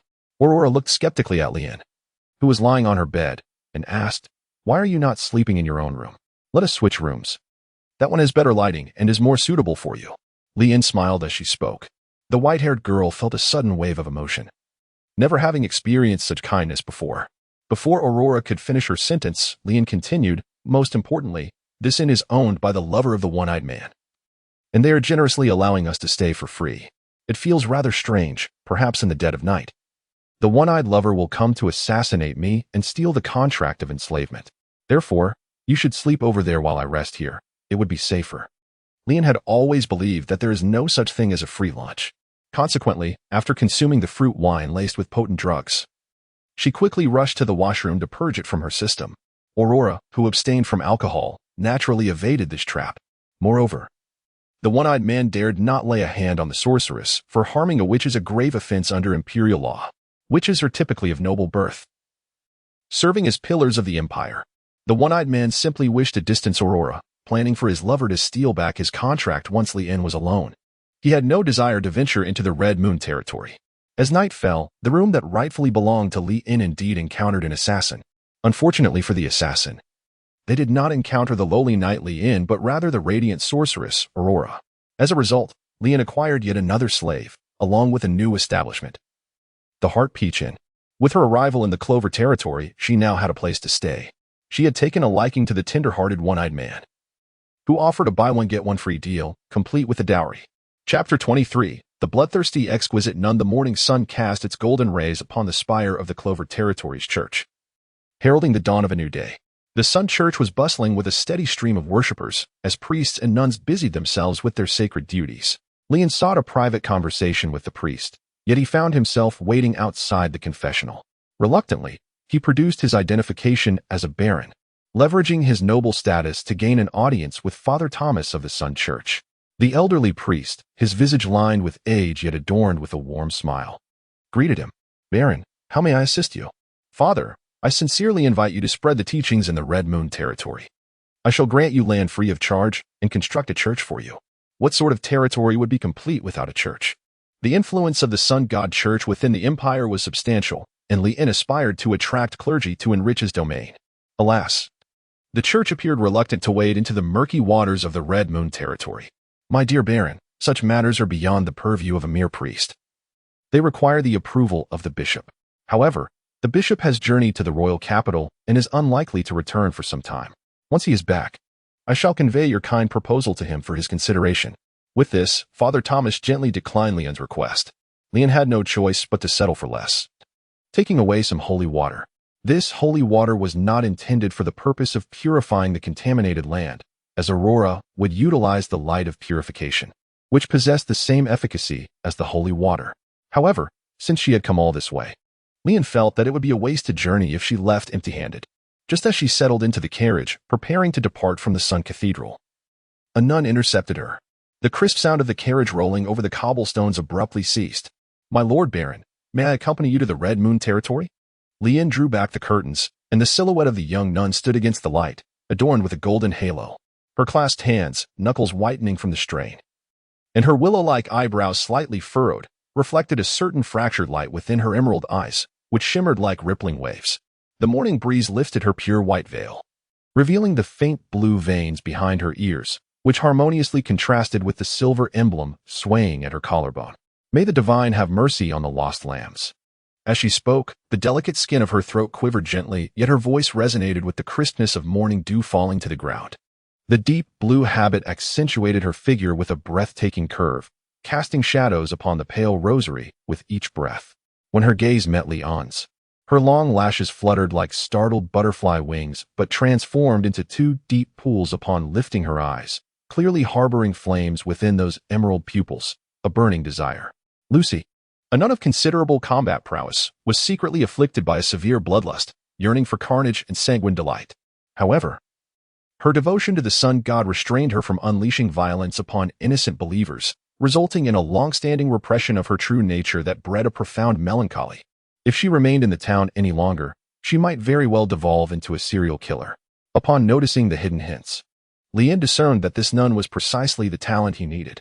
He was in the process of assembling a demon-hunting squad to expand the village and eradicate the fiends. Aurora also peered out, curiously scrutinizing the nun who had halted the carriage, unable to suppress her admiration for such beauty. Indeed, the nun was strikingly attractive. Yet, Lian's interest in her beauty was not the reason for her invitation to Red Moon territory.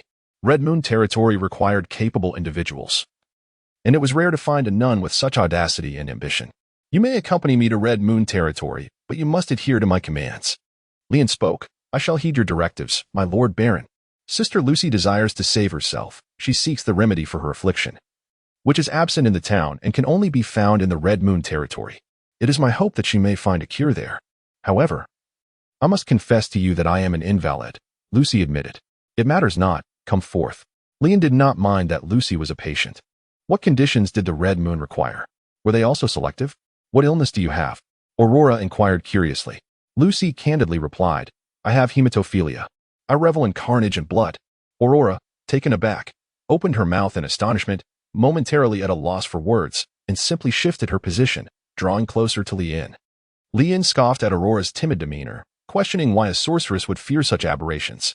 It was said that the Red Moon territory was currently plagued by numerous fiends, and I happen to possess a modicum of swordsmanship that might be of assistance in purging them, Lucy gently suggested, her thick lashes casting a delicate shadow upon her cheeks. "Are you a knight, then?" Lian inquired. The nun shook her head, for she had not formally embarked on the path of knighthood. "A mage?" Lian inquired once more.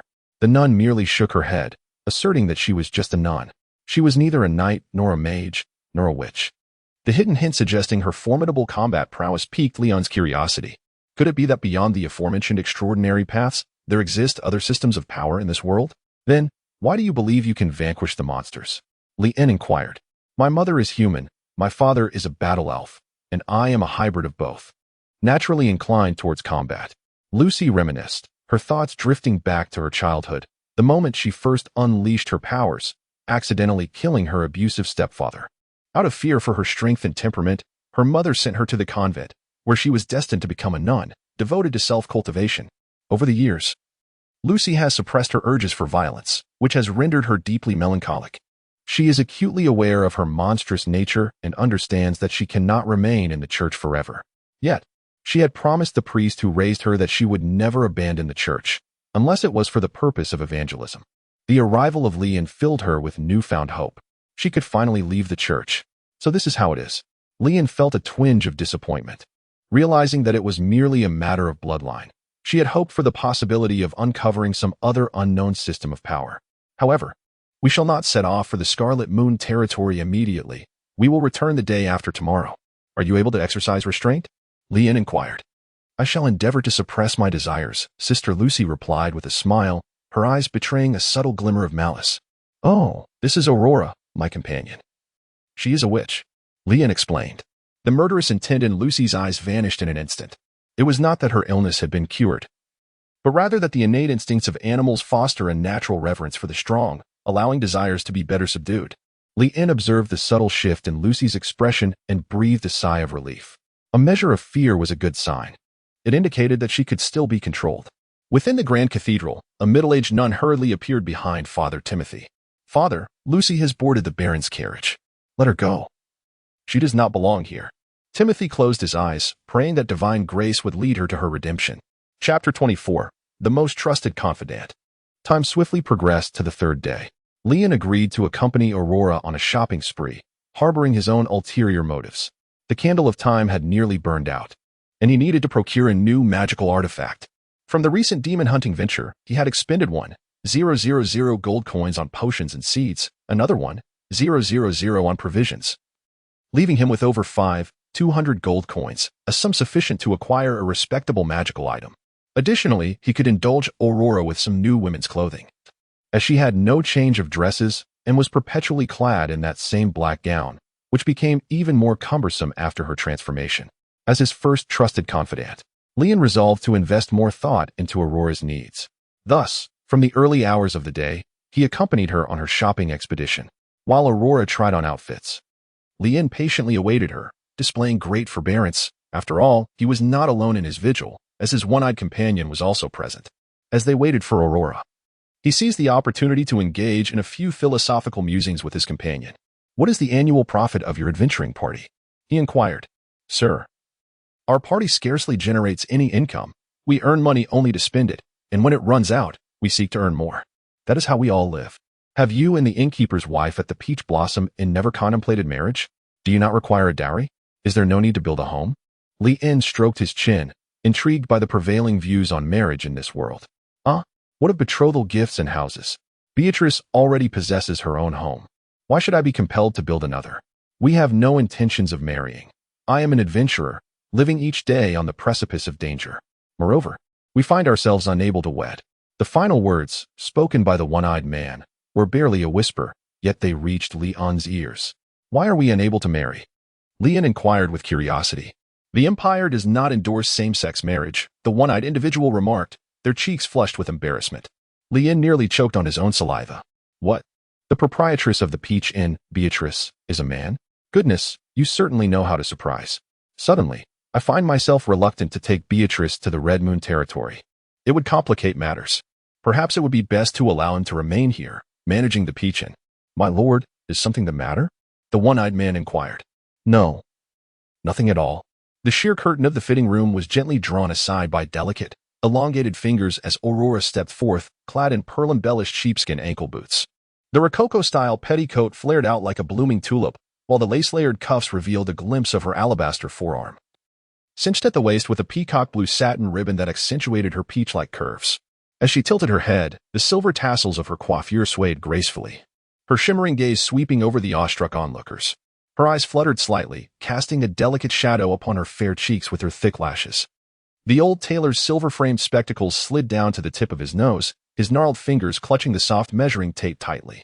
The salesgirl, holding a velvet jewelry box, forgot to breathe as she watched Aurora's fingertips glide over the blooming iris embroidery of her gown. Leon and the one-eyed were utterly captivated.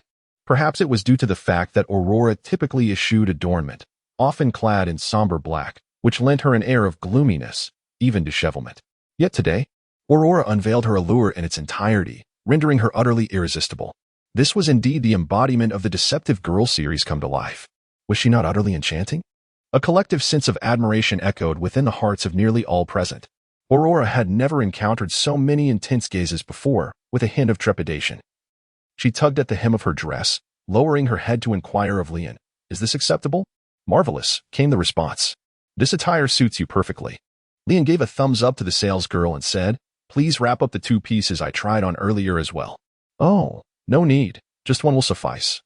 Aurora shyly waved her hand, though deep down, she truly desired both. Leon was well aware of her own disposition. If she did not fancy something, she would never entertain the thought of trying it on. Ultimately, she acquired 3 exquisite ready-made gowns and 3 sets of everyday attire, while also selecting an outfit each for Bess and the skeleton soldier. The expenditure for these garments was modest, thus Leon did not compel Aurora to contribute financially, which made Aurora feel somewhat embarrassed, pondering that she should present something to Leon in return. "Leon, what is it that you desire most?" "I do not intend to bestow you a gift, merely inquiring out of curiosity." "If you wish to abstain from answering, that is perfectly acceptable," Aurora stammered. Her cheeks flushed. "There are countless things I yearn for, yet I shall procure them myself. As for your limited funds, perhaps it would be wiser to indulge in something you truly enjoy." Leon replied. Leon casually remarked. Aurora puffed out her cheeks and asked, "Who do you look down upon? Speak up. What do you desire? Otherwise, after receiving so many gifts from you, I would feel quite embarrassed." In order to dissuade Aurora, Leon simply stated, "I happen to be in need of a magical artifact. Why don't we go and have a look?" Even the most trivial and inexpensive magical artifacts start at a price of 1,000 gold coins, which Aurora could not possibly afford. Leon's words were laced with a hint of jest, intended both to tease her and to dissuade her from pursuing her endeavor, while simultaneously reflecting a genuine intent to procure a magical tool. Thus, Aurora, feeling disheartened, followed Leon to the Magic Guild. The Magic Guild in the Four-Leaf Territory differed somewhat from its counterpart in the royal capital. It was not only considerably smaller in scale, but also featured a front desk attended by a rather unassuming dwarf artisan, rather than a captivating beauty. Upon noticing the arrival of guests, the dwarf's expression revealed a sense of impatience, as if he were reluctant to see the guild's business flourish, embodying the apathetic attitude of a worker who has toiled for 2 decades. "I seek a magical tool that can expedite the growth of crops," she stated. Leon spoke. The dwarf craftsman glanced at Leon and retrieved a flute from the cabinet. The harvest flute, when played, would cause plants to grow rapidly, priced at 10,000 gold coins. The dwarf craftsman then produced a leaf. The blessing leaf, upon which a wish could be made, would instantly yield a crop, priced at 1,000 gold coins. These were one-time magical artifacts. Without further pleasantries, the dwarf craftsman craned his neck, gazing at Leon, and inquired, "Which one do you desire?" Leon certainly desires the everlasting magical artifact, the harvest flute. However, his finances are rather limited, possessing merely half a gold coin, which is evidently insufficient for such a purchase. Is there a compromise? He would be amenable to options priced between 300 and 500 gold coins. Leon inquired. The short craftsman waved his hand dismissively, remarking that in these times, everyone is preoccupied with seizing territory and resources, who would still dedicate themselves to farming. You will only find these 2 agricultural-related magical devices here. If you are unwilling to purchase them, please do not disturb my rest. My lord, let us explore other places. This street offers more than just this one shop for magical devices, the one-eyed individual suggested. Leon nodded, casting a lingering glance at the harvest flute before following the one-eyed figure to other shops. After 3 more hours of wandering, she had yet to acquire the magical tools related to agriculture that she desired. However, she did purchase several solar lamps, exorcism stones, and a piece of protective soft armor. With a tinge of regret, Leon returned to the Peach Inn and began to inventory the supplies. He planned to rest for the night and set off at dawn the following day to return to the Red Moon Territory. The next morning, as soon as Leon opened his eyes, he noticed the harvest flute he had longed for resting beside his pillow.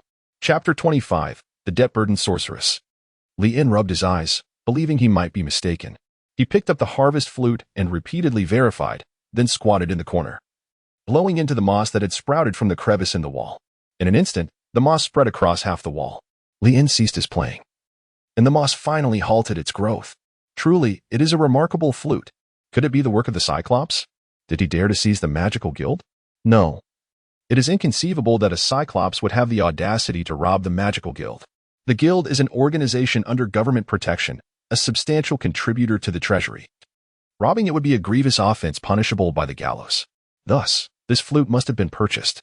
Who possesses such wealth to have acquired it? And why place it beside their pillow? Currently, there is no such affluent lady in my vicinity. However, Leon rose from his slumber, donned his attire, and rapped upon the door of the adjacent room. Aurora, with her eyes still heavy with sleep, opened the door. The enchantress, Miss Aurora, had incurred a debt of 900 gold coins to the Magic Guild in order to acquire the harvest flute, necessitating her to toil there for 3 days each month until her obligation was fulfilled. Upon noticing the hidden hint, Leon found himself caught between laughter and tears. The Magic Guild had indeed struck a lucrative deal this time. Thank you, Aurora. Leon raised the harvest flute. Although I hold a deep affection for it, I believe it is not worth such a hefty price. Perhaps we should return it. No. How can we return it? Wait, this is not my purchase. It has nothing to do with me, Aurora retorted stubbornly. Moreover, we must set forth. If we delay any longer, what will become of Bess and Aubing if they cannot endure? Very well. Leon resolved to settle the debt of the harvest flute during his next visit to the Clover territory, determined not to let his own witch toil for others. Upon seeing that Leon had decided not to return the flute, Aurora's face lit up with joy as she stepped out of the door, finally able to return home. Has she grown weary of the place so soon? Wasn't she eager to linger a while longer? Leon inquired, though this place is enjoyable. I still prefer the Red Moon territory. Aurora lifted her delicate face and, alongside Leon, descended the stairs to partake in breakfast before boarding the carriage. From the Red Moon territory to the Four Leaf territory, there was but a single carriage. However, upon their return, they found themselves part of a grand convoy. Leon has consolidated all the adventurers and lone wanderers into the Red Moon Knight Order. Each lord possesses the right to establish their own knightly faction. And Leon is no exception. The adventurers found themselves transformed into knights with formal ranks, and with the protection of the Light Sorceress, their previous gloom dissipated. Particularly during their traverse of the Haas Mountains, when they encountered a colossal slime, Aurora effortlessly vanquished it with a single strike, instilling a profound sense of security among the members of the knightly order. They began to look forward to life in the Red Moon territory. Leon and his companions successfully returned to the Red Moon territory, only to discover that the village, which had been previously cleared and constructed, lay in ruins. Everywhere they looked, there were signs of battle.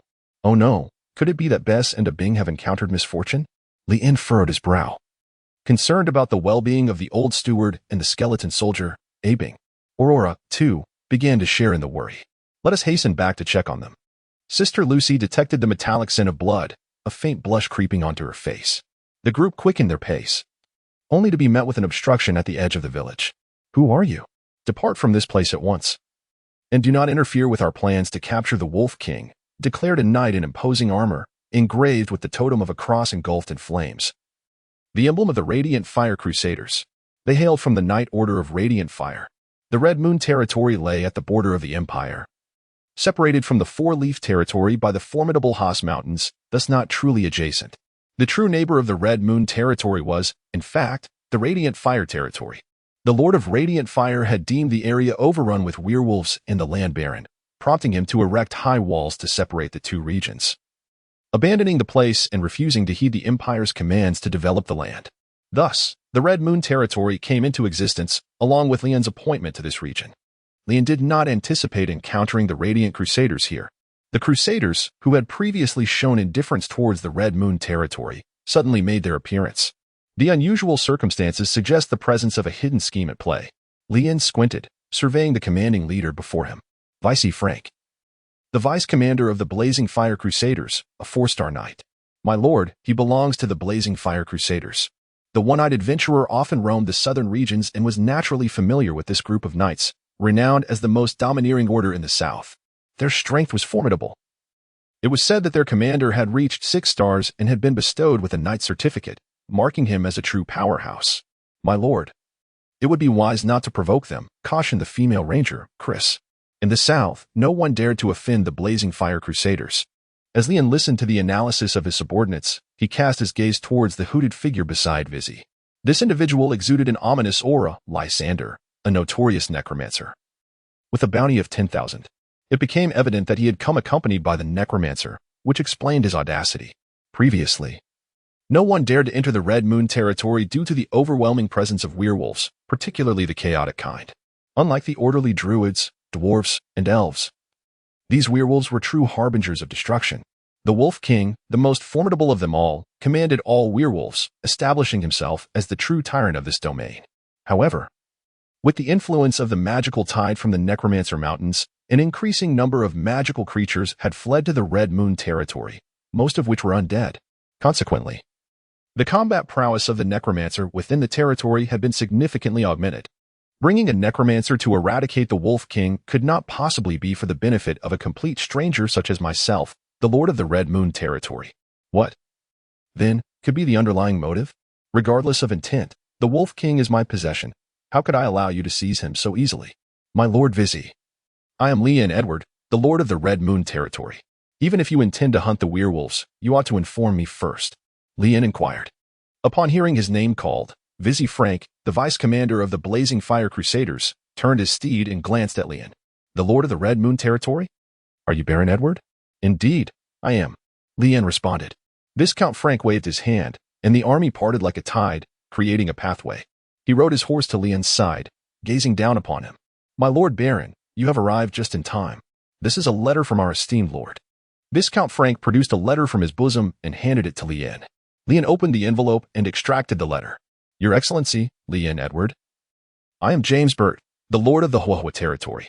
My poor daughter, Alyssa, is afflicted by a rare illness and lies bedridden. The shaman has proclaimed that only the heart of the Wolf King can save her. Thus, I have dispatched a knightly order and troops into the Red Moon territory to assist you in exterminating the Wolf Pack. Hoping that the knightly order may return with the Wolf King, and I also wish for the prosperity of your domain. Chapter 26. The shocking truth. This appeared to be merely an ordinary plea for assistance, yet every word was a fabrication. A hidden prompt emerged, causing Leon's brow to arch slightly. Aurora, please check on Abing and Bess's condition. Understood. Aurora departed from the group alone. Leon's greatest concern was the safety of Aurora, for she was a witch, the pinnacle of combat power in this world. Lord Baron, it is out of deep affection for his daughter that the Lord has sent us to assist you. You are indeed fortunate, remarked Vizzy Frank. Indeed. They have come to our aid, my lord. It seems we are truly lucky. If it were the Blazing Crusaders, they might very well cleanse this area of werewolves. Ensuring the safety of our Red Moon territory, the one-eyed man said, rubbing his hands together with evident delight. The presence of these individuals, should they be allies rather than foes, undoubtedly heightened the adventurer's sense of security. People often succumb to the psychology of conformity, especially when the Blazing Crusaders are renowned far and wide. Yes, to fight alongside the Knights of the Blazing Order is a true honor. I have long wished to join the Blazing Crusaders, but alas, my past has barred me entry. The opportunity to stand shoulder to shoulder with them ignites my very spirit. The adventurers exchanged words, expressing their admiration and longing for the Blazing Crusaders. However, the knights from the Blazing Order displayed an air of indifference, with some even conveying disdain and contempt, as if they were gazing upon a rat in a gutter. Yet, this did little to dampen the adventurers' enthusiasm. It was not until a silver-armored knight brandished his spear, obstructing the adventurer's path, that the atmosphere shifted. Now that you are aware of the situation, please vacate this area. Once we have dealt with the Wolf King, we shall leave the Red Moon territory. Your presence here will only hinder our plans. Indeed, you are irrelevant. Please depart at once. The knight spoke with an unwavering pride, dismissing even Leon, the Lord, with a wave of their hand. How could we be irrelevant? We are all members of the Red Moon Knight Order. We are Knights of Baron Edward, they protested. Yes, we can be of assistance. There is no need for formality. The one-eyed man straightened his posture, flexing his arm to showcase his muscles.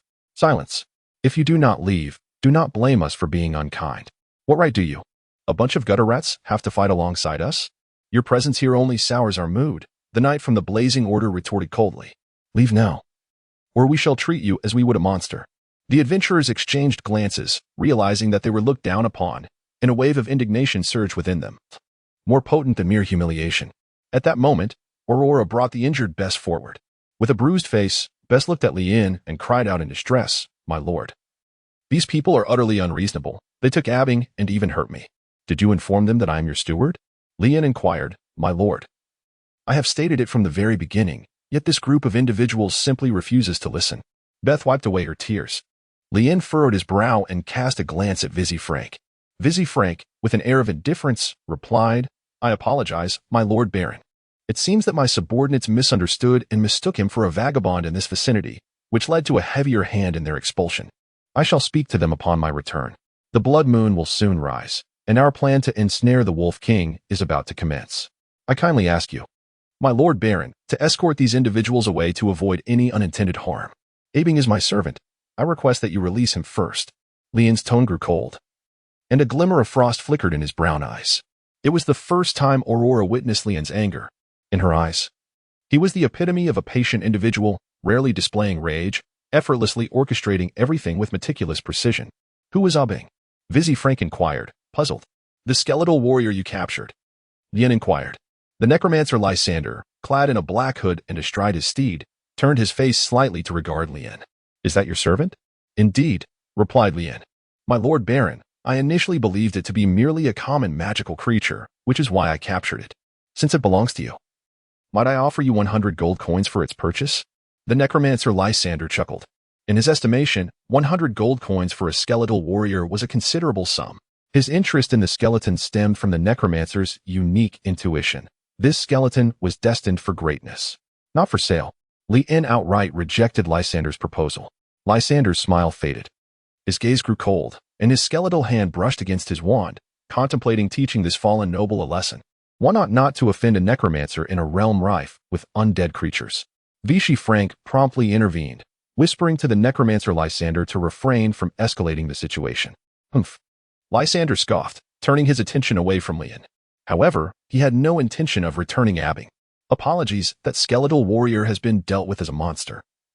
We shall compensate the Baron, Vichy Frank stated. Leon let out a whistle. A burlap pouch on the knight's steed began to writhe, and within it, Abing emitted a muffled sound. Leon stepped forward and deftly sliced open the burlap sack with a dagger, revealing Abing's face. It seems that you are not required to compensate me. Leon extended his hand, intending to rescue Abing, but was suddenly seized by two skeletal creatures that emerged unexpectedly from the ground, being summoned by Lysander. Aurora concentrated a sphere of light in her palm and unleashed a purifying radiance. In an instant, the two skeletal beings that had attacked Leon were reduced to mere ashes. The light sorceress, both Vizzy Frank and the necromancer Lysander stood in astonishment, as did the members of the Blazing Fire Knights, who were equally taken aback by this spectacle. The silver-haired maiden beside Leon Edward is, astonishingly, a sorceress. How is this possible? Baron Edward hails from a disgraced family, relegated to the barren lands of the Red Moon territory. How could he possibly be accompanied by a sorceress? Moreover, a rare light sorceress.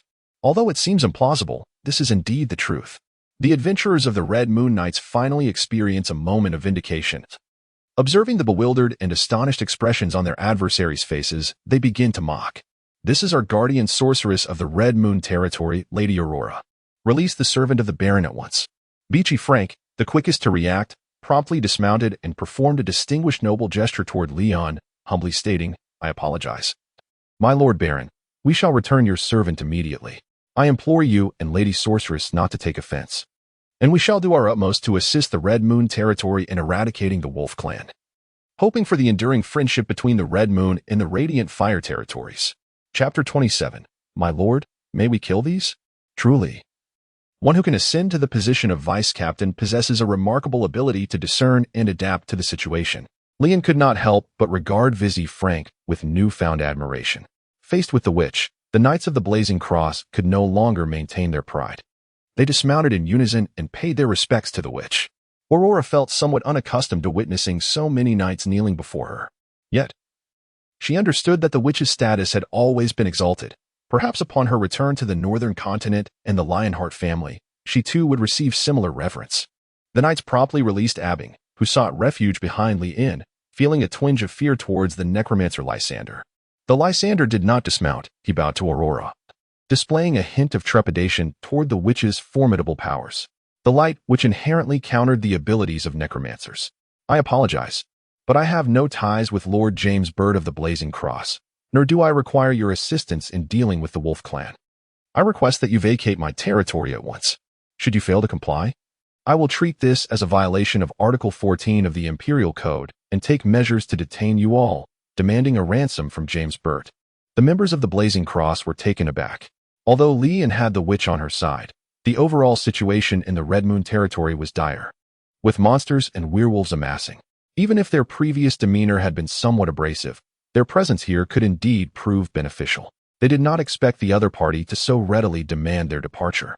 "My lord, please do not act impulsively," the one-eyed baron began, only to shrink back under Leon's indifferent gaze, retreating behind his subordinate.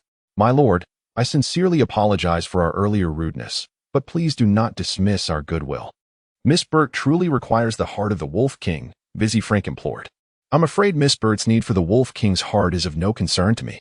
As the Lord of the Red Moon Territory, I possess the authority to manage every aspect of this land, including the monsters and the Wolf Clan, all of which are my private property. You have no right to interfere. Now, I kindly ask you to leave." Leon showed no mercy towards the Crusaders. The knights, filled with indignation, mounted their steeds, preparing to depart. They dared not confront the sorceress head-on and could only retreat in disgrace. "Wait a moment." Suddenly, Leon called out to Viscount Frank. Viscount Frank halted his steed, turning the reins with a sense of delight as he gazed at Leon, mistakenly believing that he had reconsidered his stance. "My lord Baron, have you come to a realization? Our presence here can only be advantageous for you." "No," Leon replied firmly. "You have ravaged the village I have just established, and you must compensate me accordingly." Viscount Frank was once again taken aback. "How much?" he inquired. 1,000 gold coins. Leon casually mentioned a figure. In reality, the total cost of all buildings and other items in this village far exceeded 100 gold coins. "Very well." Vizzy Frank gathered the members of the Knight Order and eventually handed over 1,000 gold coins to Leon. Just as the group was about to continue, Leon spoke up again. "Wait a moment. My lord Baron, is there something else?" Vizzy Frank endeavored to maintain his patience. "Lysander, a man who has been wanted by the Empire for 3 years with a bounty of 10,000 gold coins. Now that he has entered my domain of the Red Moon, as the Lord, I cannot turn a blind eye to this matter. He must be captured." Leon pointed at the necromancer Lysander. The adventurers who followed Leon gazed in astonishment at the hooded figure. How did the Lord discover that he was the wanted criminal Lysander? This man was shrouded in mystery. "My lord, you must be mistaken. He is not Lysander. He is our special consultant," Vizzy Frank asserted. Lysander tightened his grip on the wand, ready to unleash necromantic spells to confront his foes. Although the aura of death here was not as potent as that of the Necromancer Mountains, the presence of numerous magical creatures created an environment akin to a home ground, enabling him to exhibit powers far beyond his usual capabilities. Thus, even in the face of the Lady of Light, Lysander felt a measure of confidence. Moreover, the witch before him was likely newly awakened. Otherwise, she would not have left no name or legend within the Empire. Lysander, on the other hand, was a seasoned mage with 40 years of experience. Is it truly Lysander? Why not remove the hood and see for yourself? Leon remarked that the individuals under his command were once adventurers, and they were certainly acquainted with Lysander. "Indeed, isn't it Lysander? Remove your hat so we may see," bellowed the one-eyed man, who had long harbored disdain for the arrogance of the Radiant Knights. The other adventurers echoed his sentiments, urging him to take off his hat. "It was he who orchestrated the skeletal assault upon us, my lord. He must surely be Lysander."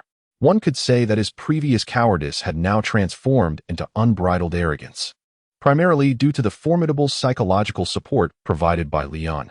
Vizzy Frank furrowed his brow, restraining the wand that Lysander was poised to wield. "My lord Leon, he is indeed not Lysander, yet he is a necromancer. Baron, every situation has a resolution. Perhaps we should confer." This visit to the Red Moon Territory positioned Lysander as a pivotal figure, and Vizzy Frank could not permit him to fall into Leon's hands. "I regret to inform you that the Red Moon Territory adheres to its own regulations. Any crime, particularly those listed with a bounty exceeding 100 gold coins, cannot escape justice here. We must uphold righteousness and apprehend him, especially considering his ambitions towards the future Lich King." Leon silently added. Aurora nodded, her hands already aglow with 2 orbs of light. "Less chatter. If you wish to keep me, let us see if you possess the capability." The crimson moon materialized, shadows flickering. The necromancer Lysander, with fingers like withered vines, brushed the tip of his wand embedded with an infant's skull. The hollow eye sockets of the skull suddenly erupted with a viscous, tar-like mist. 17 mummified skeletons, long since decayed into a web-like form, emerged from the earth, their intertwined ribcages festooned with translucent clusters of maggots. Each time a phosphorescent fire ignited within the eye sockets, the maggots emitted a high-pitched wail akin to a baby's cry. Bone wall. Lysander's wand traced a blasphemous inverted cross. The skeletons immediately contorted into grotesque positions, their tibias wedged into the gaps of their spines. Fingers entwined into a chain-like configuration. As the final piece of skull seamlessly fit into place, a towering wall of skeletons, 3 meters high, began to ooze black marrow, amalgamating the scattered tombstone fragments into a barrier exuding a miasma of plague. Aurora lightly tapped her toes on the charred branches of a pine tree, the moonlight casting a sanguine edge upon her silver braids. The orbs of light in her palms were no mere energy forms. They were compressed holy light bombs, their surface swirling with runes reminiscent of a captive galaxy. At the moment the orb was released, 12 golden fissures erupted across its surface, a brilliance comparable to the noonday sun engulfed all. The skeleton wall emitted a sound akin to tempered glass shattering in the holy light, the congealed marrow vaporizing into purple mist, while the maggot clusters carbonized into drifting ash snow amidst their screams. Lysander's cracked lips oozed a dark green liquid, and the infant's skull atop his wand suddenly opened its eyes. As he uttered 6 ancient syllables laced with flesh and blood fragments, the ground writhed as if alive. Countless undead monsters surged forth from the depths. These creatures, long lying in ambush, were originally traps set for werewolves, now repurposed to confront the sorceress of light. Retreat, Vizzy Frank commanded anxiously, and the knights immediately raised their shields, each emblazoned with vibrant flames of crimson, providing cover for their withdrawal. The previously silent Sister Lucy slowly drew her longsword, her gaze fixed upon the grotesque giant skeletal spider that had suddenly appeared, a radiant smile breaking across her face as she felt an unprecedented thrill. "Sir, may we slay these?" "Indeed, Lucy, this is all your medicine," Leon remarked. "Thank you for your generosity, my lord." In a swift motion, Lucy leaped onto the surface of the skeletal spider, her longsword descending with remarkable speed. Before the skeletal spider could react, it was cleaved in two. Accompanied by the sound of cracking bones, the massive form of the skeletal spider began to collapse. Lucy gracefully landed on the ground, her deep blue nun's attire billowing in the breeze. For the first time, Leon witnessed Lucy's formidable prowess, her speed and strength evoking deep envy within him. Lucy's earlier claim of possessing only a rudimentary understanding of swordsmanship was, in truth, a gross understatement. The blazing fire crusaders, shielded by their defenses, executed a swift retreat, well aware of the ambushes that lay in wait, ensuring their withdrawal was remarkably seamless. In stark contrast, the motley crew of the Red Moon Knights found themselves reluctantly entangled in a battle against the undead monstrosities. However, they had anticipated this encounter as an essential rite of passage upon arriving in the Red Moon territory, and thus unsheathed their weapons with resolve. Damn it. Why are there suddenly so many monsters? Is it the work of that necromancer? We must capture him and ensure his demise. A voice cried out in desperation. Will we survive this onslaught? Another whispered, fear evident in their tone. Do not be afraid. We have the Lady Sorceress on our side. The decaying chest of the corrupted behemoth erupted with a viscous, tar-like pus. Lysander's withered fingers swiftly traced curse runes upon its surface. The moment the foul liquid met the air, it solidified into a spiked prison, yet just as it threatened to engulf Aurora, it was shattered by a constellation of 12 luminous orbs. Aurora, the Lady of Light, leapt into the air, her silver hair unfurling in a halo beneath the blood moon, causing the eyes of all ghouls within a 50-meter radius to burst in an instant. Judgment of the holy light. As Aurora's hands came together, 6 skeletal spiders, their web traps meticulously woven, spontaneously combusted. The silver strands, soaked in corpse oil, emitted a foul smoke as they ignited, yet upon touching the core of the light orbs, they were purified into crystalline forms. At the height of Aurora's fierce confrontation with the necromancer, werewolves made their entrance. 3 werewolves erupted from the crystalline thicket. Their claws wreathed in a mist of blood, tearing through the noxious smoke, only to collide with the skeletal shield wall that Lysander had strategically erected. The roar of the Wolf King shattered the equilibrium of the battlefield. A towering, dark red wolf, 5 meters high, crushed 2 ghouls as it leapt into the fray, its crown of bony spikes radiating waves beneath the blood moon. The Wolf King. The Wolf King has arrived. The adventurers gasped in terror. Leon's gaze followed suit. Currently, Wolf King Simba confronted a grave trial. Should he fail to expel the malevolent entities and safeguard the werewolf territory, he would likely be usurped by another Wolf King within the tribe. As the sanguine barrier enveloped the battlefield, Aurora's luminous shield suddenly became marred with vascular-like fissures. She distinctly observed the pristine orbs of her healing magic being corroded into putrid blood droplets by the barrier. Filthy beasts, come taste the venom, she mused. Lysander thrust his wand into the cranium of the corrupted behemoth, a monstrous entity assembled from the remains of 30 giants, which abruptly opened its chest cavity, unleashing a tempest of acidic liquid laden with shattered bones. Yet, the Wolf King leapt into the acidic rain, his claws rending the fabric of space, carving a purplish-black rift above the necromancer's head as the corruptive energy of the blood moon cascaded down like a torrential waterfall. Seizing the moment, Aurora coalesced fragments of her shield into a prism array. As the cursed shadows clung to her ankles, 6 mirrored surfaces refracted the light of the blood moon, pinning the pitch-black cursed creature in midair. She crushed the shadow demon weakened by the bloodlight, only to find her light perception issuing an alarm. The venomous projectiles of skeletal spiders, the paralyzing saliva of ghouls, and the eroding effects of the blood moon barrier were forming a trifecta of death. The roar of the corrupted behemoth shattered buildings 10 meters away, sending many adventurers hurtling through the air. Its decaying exterior writhed with countless faces of the undead, surging towards the Wolf King and the Light Sorceress. When Aurora's light sphere detonated at the behemoth's heart, 3 werewolves suddenly sprang from the shadows behind her, their fangs dripping with corrosive venom that etched the ground into boiling chasms. "It is time to clear the field," Lysander sneered from behind the behemoth's neck, as the infant skull atop his wand oozed a tar-like substance. 50 skeleton soldiers self-destructed, their splintered bones transformed into pursuing blades under the blood moon's enhancement. Aurora was compelled to condense her shield into close-fitting armor, only to discover that the corrupting torrent summoned by the Wolf King was tainting her purifying light with murky crimson stains. At that moment, the Wolf King's claws pierced the ribs of the corrupted behemoth. As the dark red pole reached for the heart of darkness, Aurora's light perception suddenly trembled violently, revealing the sacred light marks she had imprinted on the cursed heart half an hour prior. 3 golden beams pierced the battlefield from various angles, yet were deflected by the skeletal spider's bone threads before striking, with one inadvertently shattering the core rune of the blood moon barrier. The 3 forces became ensnared in chaos within the collapsing barrier. Aurora gasped, kneeling on the ground, watching as her healing magic swiftly regenerated the wounds inflicted upon the werewolves. The corrupted behemoth manipulated by Lysander was disintegrating, the surface of its dark heart crawling with crimson fissures. The bone-spiked crown upon the Wolf King's back had shattered 3 spikes, yet he gnawed at the corruptive energy flowing from the behemoth's heart. "It is the Wolf King. Seize this opportune moment," urged Knight Huahua of the Fire Crusaders to Deputy Commander Vizzy Frank. Vizzy Frank chuckled softly, recalling Leon's recent vexation, and replied nonchalantly, "Let us wait a moment longer." Within the fire shield barrier of the knightly order, the elite knights remained unscathed. In truth, Aurora could easily contend with a necromancer, even if the latter summoned numerous undead creatures. However, it was the Wolf King's unexpected involvement in her battle with the necromancer that complicated matters. The Wolf King and the necromancer had, to some extent, formed an alliance against Aurora. After all, Aurora had only recently awakened, her magical reserves still limited. Leon had discerned her fatigue.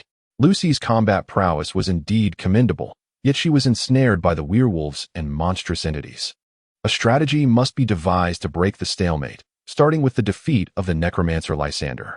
In such dire circumstances, one could only rely on Abing's ingenuity to turn the tide. Abing, forward. Lien remarked that the skeletal warriors summoned by Abing and Lysander bore little difference. He was the most accessible to Lysander. However, Abing displayed a touch of trepidation. "Do not fear, for you are the finest of skeletal warriors. I have faith that you will conquer your inner fears and seek retribution. Have you forgotten how that wretch once sought to enslave you?" Lien encouraged. Abing shook his head, still lacking the courage. "Abing, as long as you resolve this matter, I promise to reward you with additional bones, at least 3 large ones with each meal." Lien spoke earnestly. Suddenly emboldened, Abing nodded resolutely, pledging to diligently complete the task at hand. Under Lien's guidance, Abing chose to burrow underground, emerging near Lysander. Indeed, Lysander was oblivious to Abing's presence, engrossed in his fierce battle with Aurora. Seizing the opportune moment, Abing thrust his sword towards Lysander's vulnerable spot. Lysander cried out in agony, momentarily losing control over the monstrous adversary before him. He turned, his expression contorted with disbelief as he gazed at Abing. "You despicable skeletal fiend." Just as Lysander prepared to retaliate against Abing, the energy orbs conjured by Aurora detonated around him, erupting like a dazzling display of fireworks. The necromancer Lysander met his demise. Chapter 29. the Phantom Knight having successfully vanquished the necromancer Lysander and absorbed the fear he experienced before death. The impact was equivalent to slaying 100 living beings. The skeletal warrior ascended to the rank of Phantom Knight, beginner, and acquired new skills, Death Charge LV1. Coupled with Accursed Area Stomp, Wraith Shield LV1, which absorbs magical damage and converts it into personal energy, and Fear Aura LV1, which weakens the will of enemies within a radius of 30 meters. Existing skills were upgraded. Bone Blade Generation LV10, max level, allowing the arms to extend into weaponized bones. Basic Necromantic Resonance LV10, Intermediate Necromantic Resonance LV1, enabling control over up to 10 undead creatures not exceeding his own level, and Dark Corrosion Resistance LV10, max level, granting immunity to ordinary decay. Furthermore, Swordsmanship LV2 LV5, enhancing his proficiency and unlocking the technique Chrysanthemum Thorn, a Bing's skeletal frame melded with the corrupted armor, rendering him somewhat taller and more imposing. Beneath him appeared a magnificent skeletal war steed, and the flames of his eyes transformed to a deep purple. He had leveled up. Little did he anticipate that this head would eventually fall into his possession. Leon had believed that the necromancer perished in the explosion of Aurora's light, but it turned out to be that same deadly and precise sword strike.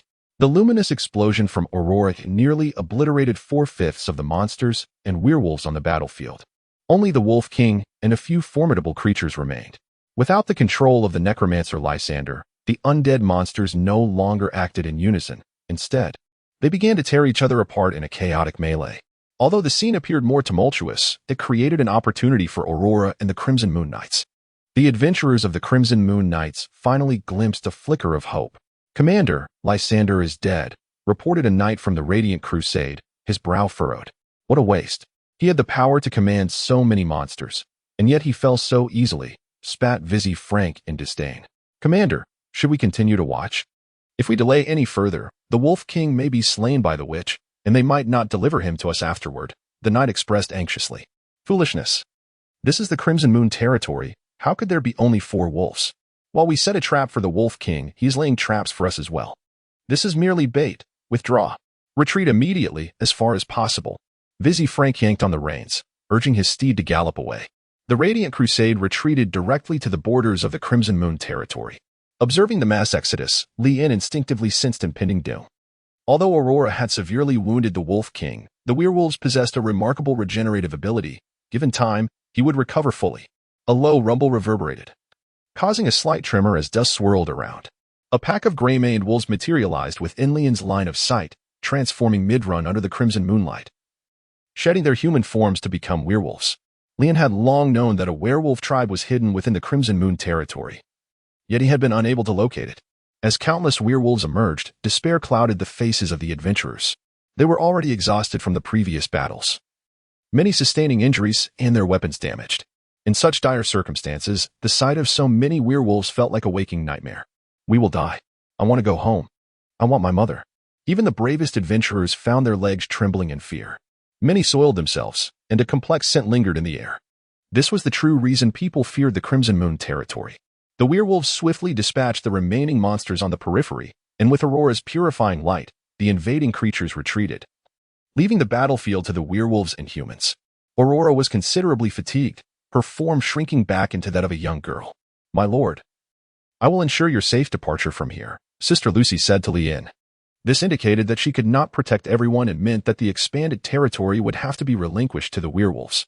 The efforts of the past month would be in vain, and it also signified the loss of over 30 newly recruited members of the Crimson Moon Knights. Lien was reluctant to proceed in such a manner. However, what course of action could possibly vanquish this pack of werewolves? After a brief moment of calm contemplation, Lien commanded, "Everyone, take out the solar lamps and hold them aloft above your heads." Lien invested significantly this time, acquiring numerous sun lamps. The one-eyed man promptly retrieved the lamps from the wagon, and fortunately, during the tumult of battle, this supply cart had sustained little damage. Each adventurer of the Crimson Moon Knights lifted a sun lamp, the radiant light merging into a brilliant expanse, dispelling the scarlet moonlight. This illumination not only halted the advance of the werewolves, who detest sunlight above all, but also posed a threat to their very existence. Prolonged exposure to sunlight would compel them to revert to their human forms, akin to their aversion towards the light sorceress. Had it not been for Aurora's fierce confrontation with the necromancer, numerous fiends, and the Wolf King, there would have been little reason to fear these werewolves. Aurora naturally possesses an innate advantage against these dark creatures. The knights formed a protective circle, with Li-En, Bess, Aurora, Lucy, and Ah Bing at the core. Surrounding them were the knights, flanked by 10 skeletal warriors newly summoned by Ah Bing.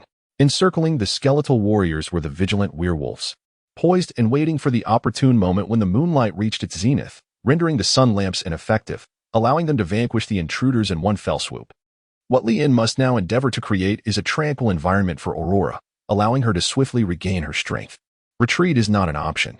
Outside lurks the malevolent Firecross Legion. Although the true motives behind their desire for the Wolf King's life remain unclear, having recently rebuffed their advances, it is plausible that they may seize the opportunity to retaliate. Should the Lord of the Red Moon perish, no one would stand in their way as they seek to claim whatever treasures they desire within the domain of the Red Moon. One must recognize that the enemy of my enemy is indeed my friend. Li-En suddenly realized the necessity of communicating with the Wolf King. The wolf warriors, upon transforming, had essentially succumbed to a state of mindless slaughter. However, the Wolf King was different. He could surely be reached. Ah Bing, take me there. Li-En swiftly leaped onto the back of the skeletal steed belonging to Ah Bing. This formidable horse of bones exuded an air of majesty. Had it not been for the knowledge that Ah Bing had already become a spectral knight, capable of offering protection in critical moments, one might have felt intimidated. Li-En yearned to kick Ah Bing aside and relished the solitary joy of horseback riding. The sole drawback was the discomfort of sitting atop the saddle, which proved unsuitable for prolonged periods. What do you intend to do, my lord? The one-eyed figure inquired with astonishment. The other adventurers also displayed expressions of confusion. I am going to negotiate. Li-En spoke with a calm demeanor. Aurora tugged at Li-En's pant leg, her eyes brimming with concern. My lord, please do not act impulsively. Venturing out now is tantamount to courting death. Those werewolves are utterly irrational and will never entertain your negotiations. The old butler, Bess, urged in a hoarse voice. If I do not go out, when night falls and the crimson moon is at its zenith, the protection of the sun lantern will wane, and we shall be confronted with even graver dangers. Li-En turned around, gazing at the crowd, and comforted them. Trust me, we shall surely witness the sun of tomorrow. Chapter 30. The Art of Negotiation. The Shadow Knight Abing skillfully tugged at the reins, guiding the skeletal steed. The warhorse leaped majestically, carrying both Abing and Li-En over the heads of the adventurers, arriving at the outermost edge. The werewolves instantly prepared to pounce, eager to rend the prey before them. However, Li-En remained undaunted by the menacing werewolves. The skeletal warriors formed a protective barrier in front of him, shielding him from their assaults. Wolf King Simba. Li-En exclaimed loudly, I am Li-En Edward, the Lord of the Red Moon territory. I, too, face adversity like you, but if we can unite our efforts, all challenges can be effortlessly resolved. The Wolf King Simba, tending to his wounds, lifted his gaze to regard Li-En. The man before him was surprisingly aware of his true name. He waved his claw, emitting a low, rumbling growl. The werewolves, who had initially intended to assault Li-En, bared their teeth and retreated, their eyes filled with reluctance. Lucy also sheathed her sword, which had been poised for action. She did not wish for Li-En's demise. Members of the Red Moon Knights and the elderly steward Bess simultaneously exhaled in relief. They had not anticipated that the Wolf King could truly comprehend their words. Bess wiped the cold sweat from his brow. The Lord possesses a courage we all lack, remarked the female ranger with admiration. Aurora felt a twinge of concern for Li-En, yet her magical energy was depleted. If she did not recuperate properly, she would not only be unable to assist Li-En but could also become a hindrance to him. She bit her lip and clenched her fists. If only I were stronger, just a bit stronger. The Wolf King Simba emitted a human-like voice, deep and hoarse, as if it had been rasped by heavy metal. Human. How do you know my name? He suspected that a traitor lurked within the wolf tribe, one who had divulged his name. Your name is known not only to me but also to the Blazing Fire Crusaders you encountered earlier, as well as to the upper echelons of the entire empire. They are aware of you, Wolf King Simba. The Blazing Fire Crusaders are merely the first wave of forces dispatched by the Empire to eradicate you. More will follow second, third, and fourth waves. As long as you refuse to surrender, your werewolf tribe will be expunged from the Empire's map. Li-En deliberately disclosed that the information regarding the werewolves had long been grasped by the Imperial High Command, and uttered the falsehood that the Imperial Army would soon come to eradicate the werewolf tribe, thereby intensifying the fear within the Wolf King. Why should I believe you? The Wolf King inquired. I am confident that you are capable of understanding the official common tongue. This is a letter I have just received from the Lord of Huahua territory. His daughter is gravely ill and in dire need of your heart for her treatment. Li En entrusted a letter from James Burt to a werewolf. The werewolf delivered the missive to the Wolf King. Upon receiving the letter, the Wolf King perused its contents and verified the truth of Leon's claims.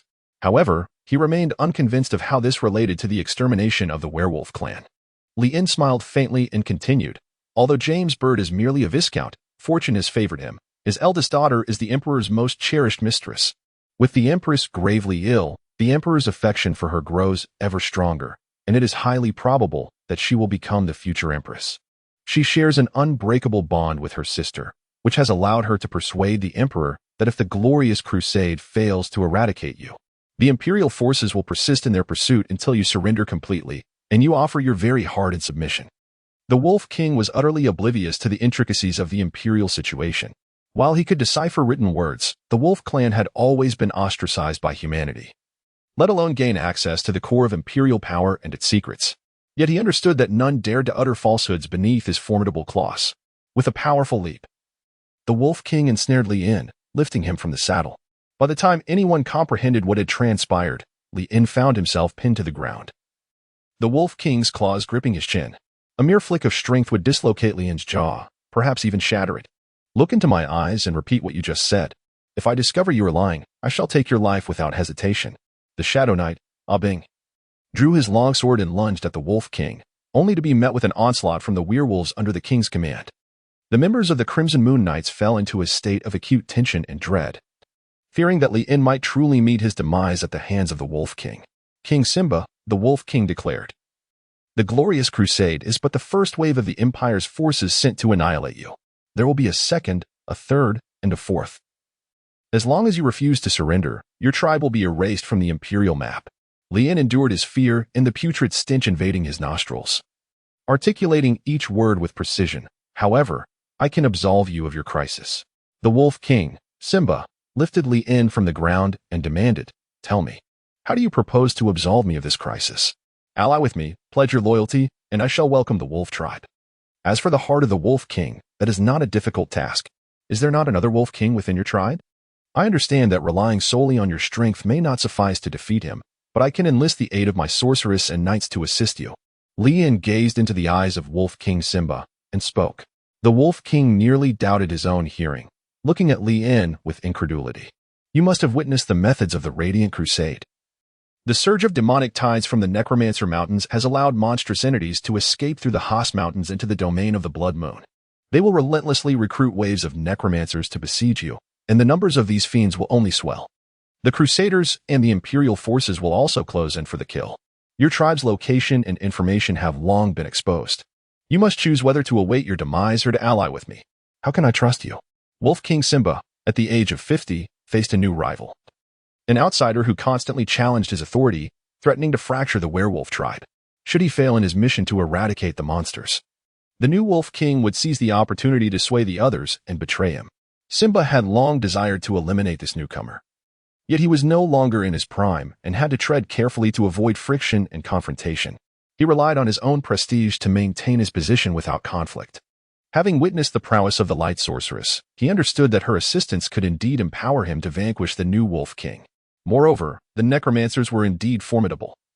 Should they send more of their kind, like the one he had just faced, the werewolf tribe would undoubtedly falter. Li En's words struck a chord deep within, causing the werewolf Simba to waver. Should they annihilate this group, allowing the Red Moon territory to remain a terrifying specter for humanity, destined for extermination by the legions? Or should they align themselves with the human kingdom, becoming compliant denizens? I comprehend that the lives of werewolves are fraught with hardship, particularly as no merchant caravans dare to venture to the Red Moon territory any longer.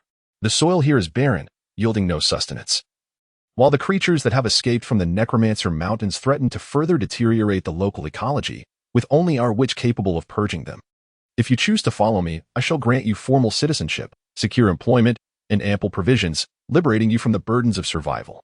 Observing the wavering resolve of the Wolf King Simba, Li En began to weave enticing prospects. "Are you truly willing to embrace the werewolves?" Chapter 31. The Spoils of War. As the red moon rises, the werewolves descend into chaos, as if cursed. casting the territory into a realm illuminated solely by the crimson glow. The flame territory is reluctant to accept werewolves, largely due to the decision to excise the entire Red Moon territory, compounded by the desolation of the land. No one desires to harbor a ticking time bomb in their midst. Rational individuals are disinclined to coexist with werewolves. Indeed, most of the original inhabitants of the Red Moon territory have relocated to the Flame territory, leaving behind only impoverished villages. Yet, these villages have swiftly crumbled into ruins under the dual onslaught of werewolves and corrupted beings, exacerbating the fears of outsiders and rendering the Red Moon territory a place to be dreaded. Over time, the aversion to accepting werewolves has only intensified. Lian is willing to embrace the werewolf tribe, generously offering them sustenance, assigning them tasks, and supporting the old Wolf King in dealing with the ambitious outsider Wolf King. This presents an irresistible temptation for King Simba. However, Simba is also apprehensive about the possibility of deception, prompting him to repeatedly confirm Lian's intentions regarding his genuine willingness to accept the werewolf tribe. I will specifically arrange accommodation for the werewolf tribe, ensuring that their living quarters are distinct from those of ordinary people, while still allowing for mutual trade and collaboration. The werewolf tribe may operate under a semi-autonomous governance structure, meaning you will retain dominion over your wolf clan, provided that you adhere to the laws of the Red Moon territory. I shall not interfere with your wolf cubs, but you must remain accountable to me. Lian resolved to govern the Red Moon territory through the established management system of the company. Once the regulations were meticulously crafted, he delegated authority to the department heads, with the Wolf King, Simba, being appointed as the inaugural department head. While Simba grasped Lian's intentions, he required a demonstration of sincerity from Lian. I shall not acquiesce until you eliminate Carl, he declared, referring to the invading Wolf King. Lian was momentarily taken aback before coming to his senses. He nodded in agreement, sealing the deal. I shall grant you 3 days. Within this span, I expect to see results. Very well. The initial phase of the recruitment plan was successfully set in motion. Lian let out a sigh of relief. At least the immediate crisis had been averted. The Wolf King, Simba, departed with his entire pack. He was not a fool. He would not fully trust Lian's words. Yet, Lian had indeed swayed him, prompting Simba to abandon the ambush plan and lead his troops away. As the pack of wolves retreated, the adventurers of the Crimson Moon Knights experienced a blend of exhilaration from their narrow escape and an absurd sense of unreality. How could they just leave? The one-eyed warrior asked incredulously. Yes, our lord has succeeded, Bess exclaimed with excitement. We are saved. The female ranger breathed a sigh of relief. Wonderful. Long live our lord. Long live our lord. The murmurs of discussion gradually transformed into a chorus of cheers. Lian was lifted by the crowd, hoisted aloft and tossed about. While this could be considered a form of honor, Lian found himself quite unaccustomed to it. After the tossing ceremony concluded, Lian, accompanied by a cadre of knights, entered the Lord's Manor of the Red Moon territory. The intricate traps and mechanisms, layered in 3 tiers both inside and out, had already been traversed by the werewolves in the Radiant Cross army, leaving the knights oblivious to Lian's craftsmanship. Instead, they beheld a manor that was not particularly expansive, marred by considerable damage due to the recent skirmishes. Lian categorized everyone into 3 divisions: the hunting party, the logistics team, and the guard squad. Currently, the hunting party comprises only Aurora, Lucy, and the Shadow Knight Abing, as they require the most formidable warriors to accompany them in locating the werewolf tribe and confronting the new Wolf King, Carl. Among the 31 knights, 6 3-star knights were assigned to the guard squad, while the remaining 25 joined the logistics team. The guard squad is tasked with ensuring the safety of their territory, essentially serving as security personnel. In addition to the 6 members, Abing summoned 10 skeletal warriors to bolster their ranks, forming a security team of 16. The captain of the guard squad is the female ranger, Dora, who possesses a degree of intelligence among the few 3-star knights. The logistics team is responsible for clearing the battlefield, repairing structures, cooking, running errands, and farming under the management of the seasoned steward, Bess. Their responsibilities are diverse, yet they are spared from the dangers of external conflicts, which renders their duties relatively safe. Consequently, those assigned to the logistics team harbor no grievances. Rather, they are met with envy from others.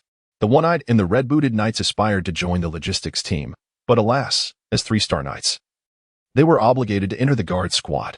The guard squad must be the first line of defense in the event of an external invasion. After assigning all tasks, the members of the logistics team commenced their efforts to clear the battlefield and repair the damaged buildings. Following the battle, there were spoils to be gathered, and the logistics team collected the spoils for a future visit to the Clover territory to exchange them for coin. The most significant prize was the necromancer Lysander, valued at 10,000 gold coins, sufficient to clear Aurora's debts, leaving an additional 100 gold coins. Next were 2 corrupted beasts valued between 5,000 to 8,000 gold coins, along with 25 skeletal spiders and 57 ghouls, not to mention 90 skeletons. The ghouls and skeletons only required the extraction of their magical cores. While the silk within the skeletal spiders was quite valuable, both the magical cores and the silk could be sold. And the most valuable aspect of the corrupted beasts was their dark magic-enshrouded hearts, which could fetch up to 5,000 gold coins even in a damaged state. The adventurers within the logistics team proved more adept in this regard than Li In, swiftly organizing the spoils, including the dissection process. 1/3 of the supplies delivered by the cart were damaged during the battle. Fortunately, the soil-enhancing potions and seeds remained intact. The fallen exorcism stones could be collected, and the lost food could be replenished. After tallying the gains and losses, Lucy prepared a sumptuous dinner for all. The nuns' culinary skills were exceptional, delighting the famished adventurers with exquisite dishes. This battle had unleashed her long-suppressed desire for slaughter, acting as a potent remedy that left Lucy invigorated and radiant. This transformation ignited a sense of infatuation among many adventurers. Had the nun been willing to accept them, they would gladly toil for another decade in the Red Moon territory. As everyone gathered around the long table for the meal, although they had signed slave agreements, Leon did not relegate them to the kitchen. Instead, he dined alongside them. This decision struck the steward Bess as rather undignified and unbecoming of nobility. Had he not just emerged from a brush with death, he would have surely insisted that Leon revisit the decorum befitting a nobleman. Leon tapped his glass, and all present ceased their activities, turning their attention towards him. Leon smiled and said, "Welcome, everyone, to the Red Moon territory, our warm family. I am confident that through our diligent efforts, the Red Moon territory will flourish into a prosperous domain. Here's to our bright future." Chapter 32, Without People, How to Farm. The One-Eyed Figure. The woman in red boots, the ranger Dora, and numerous adventurers did not perceive this place as a warm family.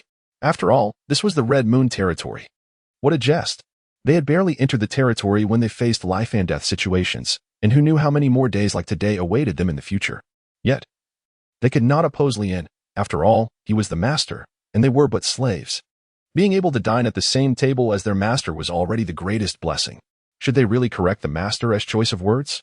The adventurers could only smile in agreement. "Indeed, my lord, you speak the truth. Yes, let us hope we survive until the territory thrives. Thank you for accepting me." Only Sister Lucy, with genuine sincerity, raised her teacup, toasting to Leon with tea in place of wine, for a nun cannot partake in alcoholic beverages.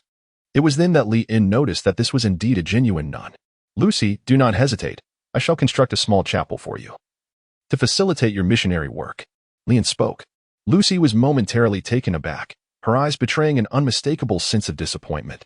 "Are you going to expel me from the hunting team?" "No, you remain a member of the hunting team," he clarified. "What I mean is that when there are no hunting missions, you may engage in preaching. The Red Moon territory requires a church. With a church, one can access a portion of the church's resources. Every territory needs the influence of the church, as it, to some extent, fosters local development. Most importantly, it enriches the spiritual world. Even when the inhabitants endure hardships, as long as they possess a spiritual pillar, they can continue to labor diligently." Leon did not aspire to become a callous capitalist. Rather, he sought some spiritual fortification to elevate his territory to a level comparable with the surrounding lands, thereby attracting its inhabitants. Without people, how could one cultivate the land? Lucy's face once again radiated a gentle smile. When she smiled, the hearts of the knights melted in unison. "How I long to be the devoted servant of the nun. The nun belongs to me. No one shall vie for her affection. Sister Lucy, please accept my heartfelt confession. I would gladly kiss the tips of your toes. Away with you. Sister Lucy is mine." The knights fought fiercely for Lucy's smile, while Aurora looked on with a twinge of envy. "Why is no one battling for my affection?" "Humph. I do not care for such trivialities." Aurora reassured herself inwardly. In truth, after her transformation, the witch was even more enchanting than Sister Lucy. However, the adventurers dared not entertain any thoughts towards the sorceress. Everyone was well aware of how Leon doted on Aurora, treating the witch as if she were his own daughter. The Lord's daughter, who would dare to covet her? How can one engage in brawls during mealtime? Such barbarism is utterly undignified. Alas, The Edward family has fallen from grace. The elderly steward, Bess, shook his head in disapproval, yet no one paid him any mind. He could only engage in meager conversation with Ah Bing, who responded with mere grunts. After dinner, Lien convened a meeting in his study with the members of the hunting party. The others continued their efforts to repair the houses and tidy the village. The Wolf King, Simba, has granted us 3 days. During this time, we must not only locate the werewolf tribe but also eliminate the new Wolf King. Why does he not simply provide us with the tribe's location? Aurora innocently inquired.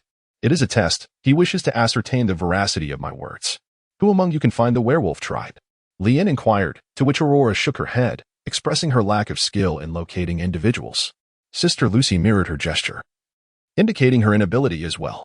Ultimately, the task fell to the silent shadow knight Ah Bing. Although Ah Bing wished to shake his head, Lien did not afford him the opportunity. Control the undead mice or cockroaches, anything will suffice. Locate the werewolf tribe for me. I grant you 1 day.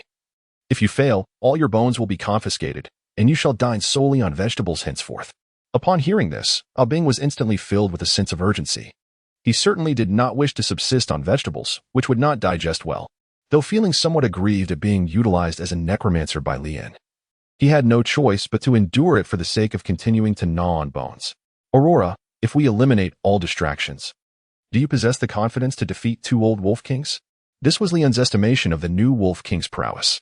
Should the new Wolf King's strength be equivalent to or on par with that of the old Wolf Kings, then external assistance would be unnecessary. After pondering for a couple of seconds, Aurora nodded emphatically, affirming her capability. Excellent, then we shall await good news from Ah Bing. First, we must locate the werewolf tribe. Then find the new Wolf King Carl, and subsequently lure him out to execute our capture operation, in the deep of night, beneath the high-hanging red moon. The logistics team had concluded their duties and resided in the servant quarters arranged by the old steward, Bess. The manor was adorned with sun lamps and piled with exorcism stones, significantly enhancing their sense of security. Just as everyone was preparing to retire for the night, the Crusaders arrived. The sound of galloping hooves approached, awakening the knights of the guard, who promptly relayed the news of the Crusaders' return to Lien. Lien emerged from his bedroom clad in a robe. The butler, Bess, promptly draped a coat over him. My lord, why have these individuals returned? They likely presumed we had perished and have come back to scavenge. Lien astutely articulated the intentions of the Radiant Fire Crusaders. They genuinely believed that he and his companions had perished at the hands of the Wolf King, returning merely to seek the remains of the necromancer and to abscond with the magical cores of the creatures. Regrettably, upon their return, they discovered that the chaotic battlefield had been thoroughly cleansed, with the necromancer's corpse having vanished entirely. As for the magical cores, not a single one remained. The manor was still illuminated, leading Vizzy Frank to escort the Crusaders directly to the manor's entrance, where they encountered the familiar figure of the one-eyed adventurer. You're not dead? Vizzy Frank expressed disbelief, yet maintained his haughty demeanor. In the presence of the adventurers, who were all 3-star knights, Vizzy felt emboldened. For entry into the Radiant Fire Knight Order required at least a 3-star ranking. As the vice-captain, he was a true 5-star knight, second only to the captain as the strongest man among the Crusaders. Indeed, I am very much alive. What brings you back here? You are not welcome. The one-eyed adventurer replied. Is Baron Edward alive as well? Vizzy Frank inquired tentatively. Of course. Our esteemed Lord Baron is blessed with great fortune and will not perish so easily. While you lot lie dead, our Lord continues to thrive. The one-eyed adventurer retorted with a scoff, having lost all goodwill towards the Radiant Fire Crusaders and exhibiting a naturally rude demeanor. Who do you dare call dead? The knights immediately bristled, drawing their swords, ready to confront the one-eyed adventurer. Vizzy Frank made no effort to intervene. Rather, he was curious to see whether this insignificant figure would cower and beg for mercy. What precisely were the Radiant Fire Crusaders planning? Lien and the steward arrived at the entrance, gazing through the iron gate at the Blazing Cross Crusaders. What audacity do you possess to assault a noble estate? Chapter 33. The Red Moon Territory can cultivate wheat fields. This is a misunderstanding. We harbor no intention of attacking your manor, Baron Edward. Viscount Frank displayed a smile, dismounting gracefully from his steed and gesturing for the knights to sheathe their weapons. The one-eyed man in red boots scoffed, having presumed they would indeed dare to act, only to find themselves confronting a band of cowards. The knights regarded them with cold disdain, poised to seek retribution at a later time. Viscount Frank approached the iron gate and said, My lord, I sincerely apologize for this midnight visit. Although you survived the recent skirmish, you must also be aware of the Wolf King's prowess. Without our assistance, you stand little chance of vanquishing them. It would be prudent for us to collaborate. For the benefit of all, the vice-captain had overestimated the strength of the Blazing Cross Crusaders. The Red Moon territory required no aid from the Blazing territory. However, if you do not clarify your true intentions, we cannot enter into an alliance with you. Lien spoke. Vizzy Frank was momentarily taken aback. He had not anticipated that Lien not only survived under the grasp of the Wolf King, but also discerned that the content of the letter was merely a facade. He narrowed his eyes, increasingly impressed by the last remaining scion of the Edward family. Truly, a descendant of a noble lineage is far more formidable than the average person. However, he lacked the authority to reveal the truth. That was a game played among the powerful, and he was merely a pawn in this grand scheme. Resolutely keeping his silence. Indeed, it is our Lord's beloved daughter who requires the heart of the Wolf King. We have not deceived you. Lien waved his hand, and the one-eyed man opened the iron-barred door. Inside, after half an hour, do you know whom you have offended? It is the mightiest Knight Order of the South. Release us at once. Damn you, Lien Edward. Await the arrival of Lord James' forces to seek retribution. Free us, or you shall not withstand the wrath of the Radiant Fire territory. The battered knights, bruised and bloodied, roared and shouted in the dungeon. Lien scratched his ear. Having long asserted that the Red Moon territory does not welcome intruders, they had already been granted an opportunity, yet they dared to return. Thus, I must fulfill my duties as a lord and apprehend the invaders. The Radiant Crusaders have returned with two objectives. Should Lien and his forces meet their demise, they would seize the spoils of war. Conversely, if Lien and his comrades survive, they are likely to be significantly weakened, providing an opportunity for coercion and temptation. They might even resort to directly eliminating Lien, framing the Wolf King for the act, and abducting the sorceress to persuade her to switch allegiances. Hence, their return is laden with ulterior motives. It was upon this premise that Lien decided to have Aurora capture this group. They underestimated the resilience of the witch. Particularly Aurora, for once she is well-fed, she is ready to fight again. This may very well be one of the reasons why Aurora could become the chief witch in the future, her unparalleled talent as an insatiable gourmand. Let them come to pay the ransom to reclaim you. Oh, but they must act swiftly, for if the werewolves and monsters launch their next assault, you might find yourselves dispatched as bait. Lien released a knight, instructing him to return with a ransom. The others remained imprisoned in the dungeon, reduced to mere spoils of war. At last, he could return and enjoy a restful night's sleep. Lien stifled a yawn. The Huahua Crusaders are renowned in the South. Is it truly wise for us to capture their members and demand a ransom? Although Old Bess is avaricious, she now finds herself somewhat apprehensive. Fearing the potential entanglement with powerful figures and significant troubles, Lien smiled and asked, "Do you know who our Emperor's most favored consort is?" "I have heard in the royal capital that it is Lady Branny," Old Beth reminisced. "And do you know whose daughter Lady Branny is?" Lien inquired. Beth shook her head. "She is merely the eldest daughter of Lord James of the Radiant Flame territory." Lien remarked, "Oh, does this not mean we must avoid offending them even more?" Beth trembled with fear, her legs turning to jelly. "No, trust me. Our Emperor shall soon send Lady Branny to the guillotine, and at that moment, the Blazing Crusaders will be stripped of their title as the mightiest in the South. Lord James will soon find himself out of favor." Lien confidently declared that he had once witnessed hidden information regarding Branny's infidelity, and that the Emperor of the Empire was an exceedingly vindictive man, having personally sent his first two wives to the guillotine. Thus, Branny would undoubtedly meet the same fate. Therefore, the Huahua territory posed no real threat. Would such a thing truly occur? Beth still found it hard to believe, yet curiously. Every seemingly improbable statement made by Lien eventually materialized. "Just wait to count the money, Beth." "All right, fine." Upon hearing the phrase "count the money," Beth's spirits lifted instantaneously. After a tranquil night, the next day, the skeletal soldier summoned his rat minions to search for the werewolf tribe in the expansive territory of the Red Moon. Lien, accompanied by Aurora, Lucy, and Beth, engaged in the study of agriculture together. According to the druid's explanation, Lien drove an oak stake, drenched in holy oil, into the scorched earth, entwining dark red twine to form a heptagram pattern among the stakes. As the final knot interlocked, the cracked soil within the barrier suddenly oozed a purplish-black liquid, the lingering venom of the previous quarter's withering curse, being expelled to the surface by the purifying array. The logistics personnel promptly advanced to remove the contaminated soil layer until they uncovered a rich, deep brown earth exuding the fragrant aroma of humus. Kneeling on one knee, Lian delicately inserted a crystal dropper into a glass vial brimming with an emerald-hued potion. The viscous liquid, upon contact with the soil, instantaneously vaporized into luminous motes resembling fireflies, releasing a fragrant white mist imbued with the scent of fresh grass. The once compact clods of earth transformed into a light and moist texture at a discernible pace, while several resilient thistles emerged from the crevices of the ground, only to wither into nutrient-rich compost upon encountering the potion's steam. When the bountiful seeds were presented on an obsidian tray, the spiraled patterns on the surface of each seed writhed with a life of their own. Lian delicately grasped the seeds with silver tweezers, embedding them with surgical precision into a 15-centimeter deep hole. Each time a seed descended into the earth, the soil at the corresponding spot rippled, as if an invisible school of fish were gracefully swimming beneath the muddy surface. Once the sowing was complete, Lian produced the harvest flute, a magical tool bestowed upon him by Aurora. He swallowed nervously and placed the flute to his lips. As the first sharp note pierced the air, the embossed wheat ears engraved along the flute's body suddenly awakened, revealing countless amber-hued crystalline eyes. The sound waves materialized into golden ripples that swept across the furrows, while the delicate cracking sounds of tender shoots bursting through the soil resonated, resembling the harmonious plucking of innumerable miniature harps.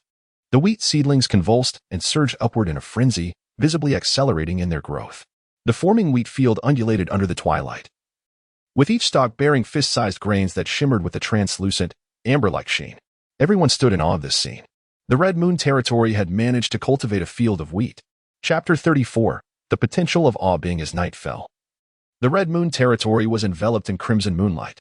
The crowd remained entranced by the miracle of wheat cultivation in their land, gathering in small clusters to discuss the significant event in the Red Moon territory. After successfully experimenting in the first plot of farmland, Lian proceeded to invest in the second and third plots until the logistics team transformed all the arable land in the village into fertile fields, sowing them with bountiful seeds. Upon witnessing the metamorphosis of wasteland into fertile soil, Lian could not help but exclaim the value of such an endeavor. Indeed, this is a magical world, where even such soil can be improved. In truth, with sufficient investment, the Red Moon territory could also become suitable for agriculture.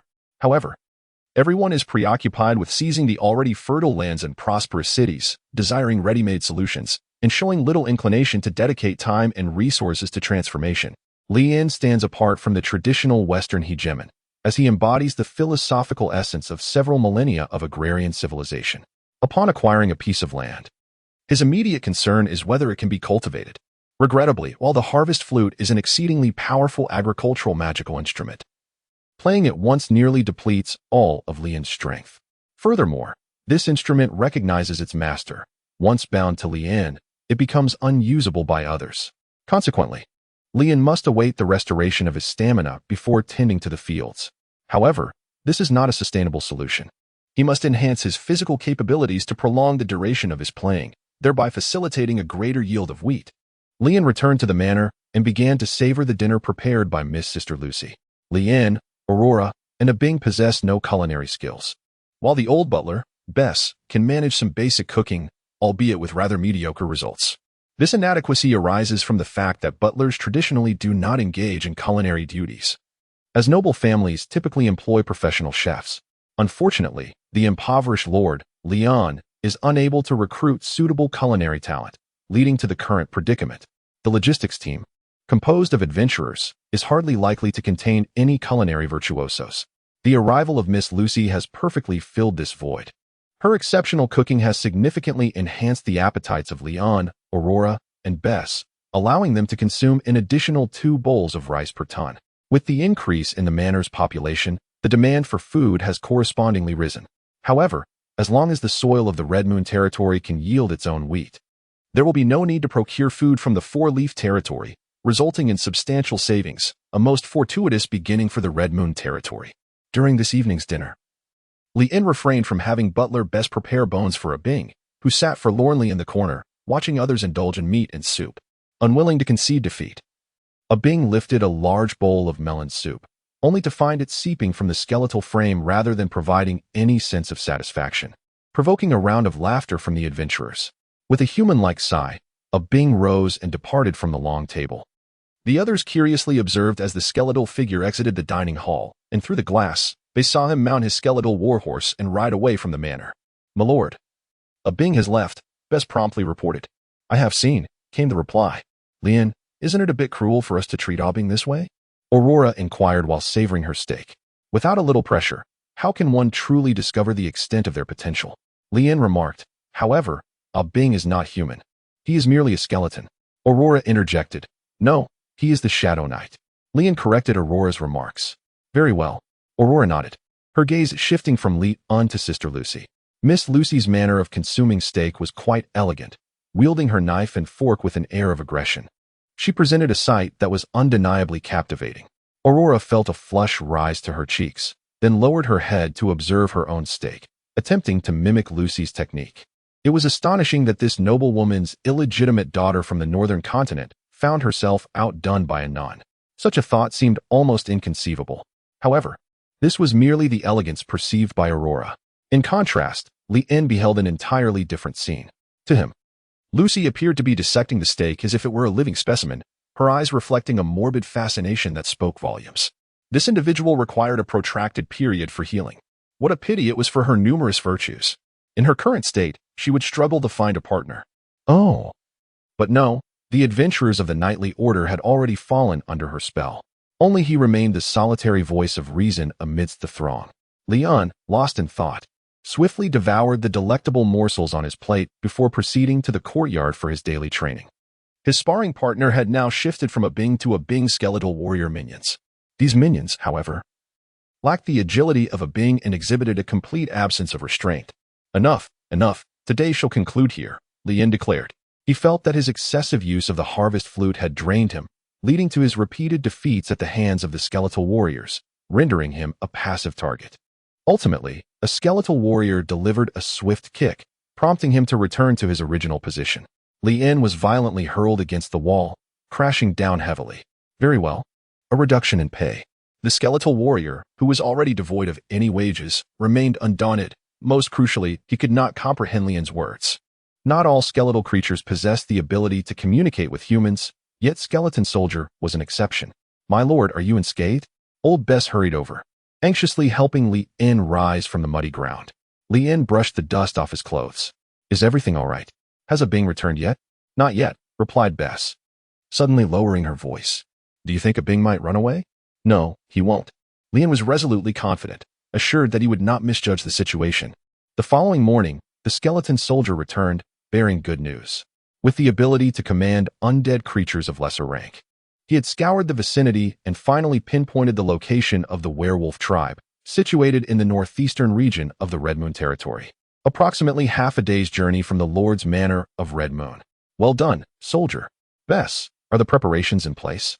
Leon inquired. "My Lord Baron?" "No." The old base replied candidly.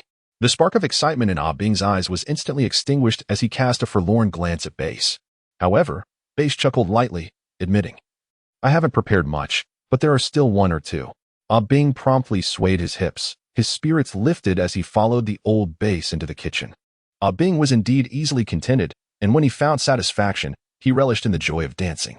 Leon shook his head and convened a meeting with the members of the hunting party. The strategy was straightforward. Ascertain the circumstances of the wolf tribe. Locate the new wolf king and capture him without alarming the pack.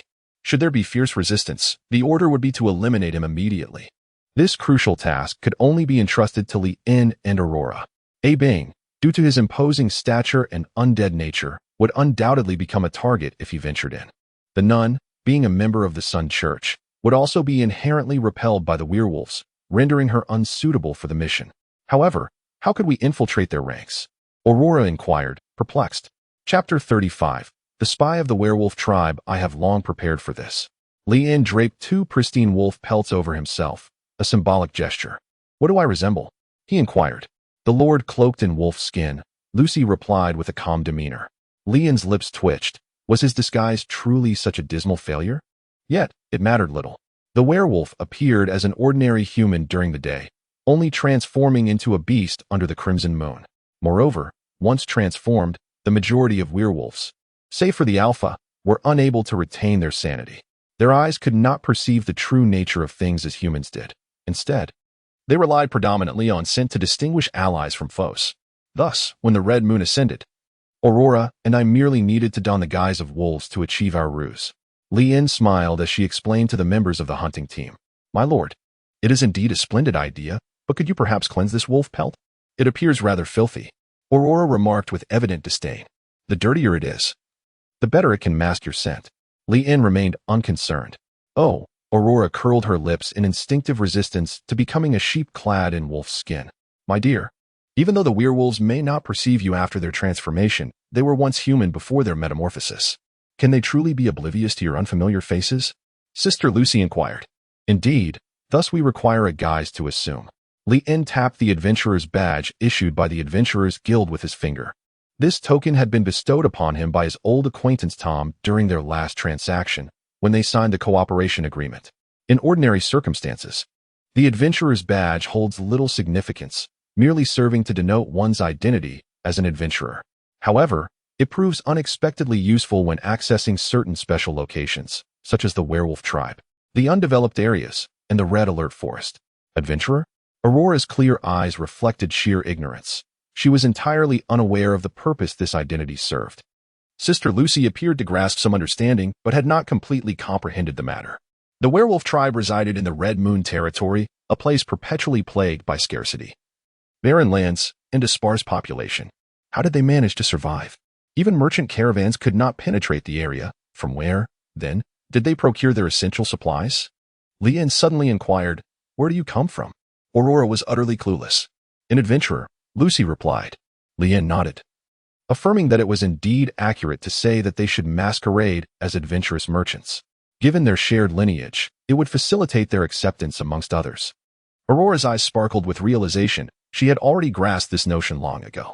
Truly, she had merely been modest and had chosen not to voice it. Lian and Lucy nodded in understanding. Aurora felt somewhat embarrassed and turned her face away in irritation. She detested clever individuals who always preferred to speak in riddles rather than being straightforward. Why couldn't they simply tell her directly? As she pondered this, she noticed a fresh wolf pelt draped over her head. Ugh, how filthy. Ignoring Aurora's protests, Lian led her onward. A skeletal warrior was responsible for driving the carriage, while Lian advised Aurora on the essentials within the vehicle. Speak little, for your talent does not lie in performance. Silence is your best disguise. Leave the rest to me. Do you see this gesture? It signifies okay. When I signal okay, it means you may act directly. This gesture represents go, indicating retreat.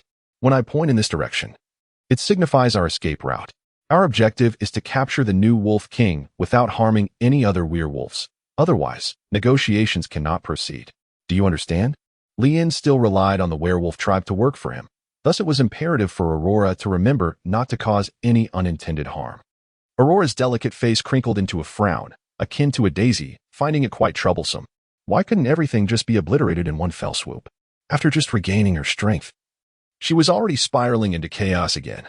You are merely a novice witch, incapable of ceaselessly wielding your magical powers. With so many werewolves around, they could easily deplete your energy and still bring about our demise. Therefore, we must employ cunning strategies rather than incessantly resorting to violence. The world is not solely about bloodshed. It is also about the intricacies of human relationships and social nuances. Lian spoke earnestly. Aurora puffed her cheeks, acknowledging the undeniable truth that she was not yet particularly formidable. While people feared witches, the werewolf tribe, undead creatures, and other beasts held no such trepidation. A truly powerful witch was one who had undergone 3 awakenings, and Aurora was still far from that milestone. Among witches, she was but an infant in her infancy. What does Jianghu mean? Why do you often speak in such peculiar terms? Do not dwell on these details. Now, repeat the important points I have stated. After a lengthy journey, the two finally arrived at the werewolf tribe. The cart, driven by skeletal warriors, entered this territory where imposing, rugged stone houses were irregularly scattered amidst the clearings of the woods. The roads here were far more rugged than those in the city, creaking beneath the weight of the cart. The walls of the stone houses were constructed from massive stones, with moss and vines growing in the crevices. Thick thatch adorned the roofs, some parts unevenly weathered by the wind. The members of the werewolf tribe were tall and robust, exhibiting a blend of human and wolf characteristics, likely due to the long-term influence of the crimson moon, which had made their facial features increasingly lupin rather than human. Even in their untransformed state, they exuded a primal aura. The twilight light filtered through the leaves, casting dappled shadows, revealing their dense fur and rustic armor. Their eyes burned like flames, with yellow irises betraying a wildness and vigilance. Their claws were exceedingly sharp, glinting with a metallic sheen, capable of effortlessly tearing apart prey or leaving deep gashes in tree trunks. Upon sensing an approach, the werewolf sentinels immediately unsheathed their claws. Do not be alarmed.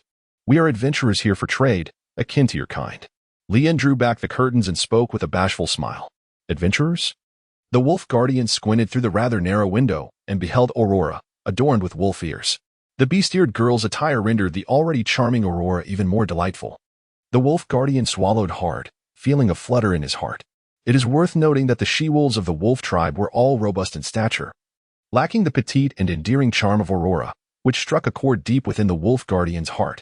Nevertheless, out of a sense of duty, he adhered to the customary inquiry, "What business do you come for?" "My brother and I are here to engage in the beef trade. You must have heard of the wild bison from the Daba Mountains, right? The meat there is renowned for its exquisite quality." Lian smiled as he patted the fresh beef within the carriage. This meat was sourced from the four-leaf market, had it not been for the impending winter.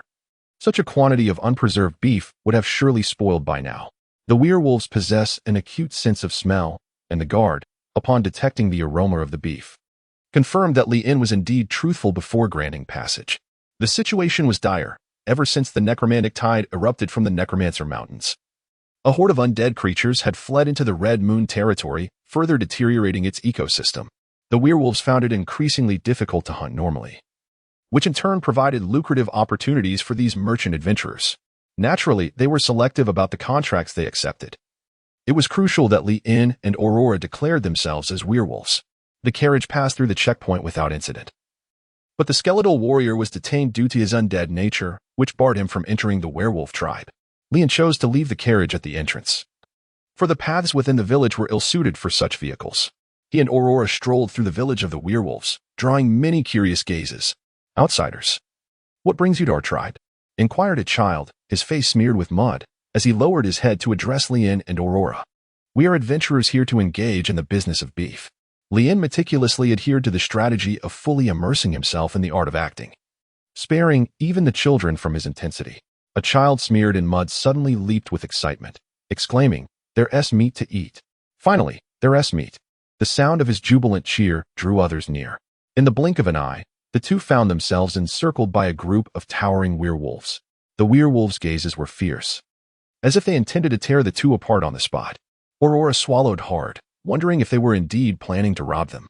Chapter 36, Sir. You were impulsive just now, Red Moon territory. Werewolf tribe.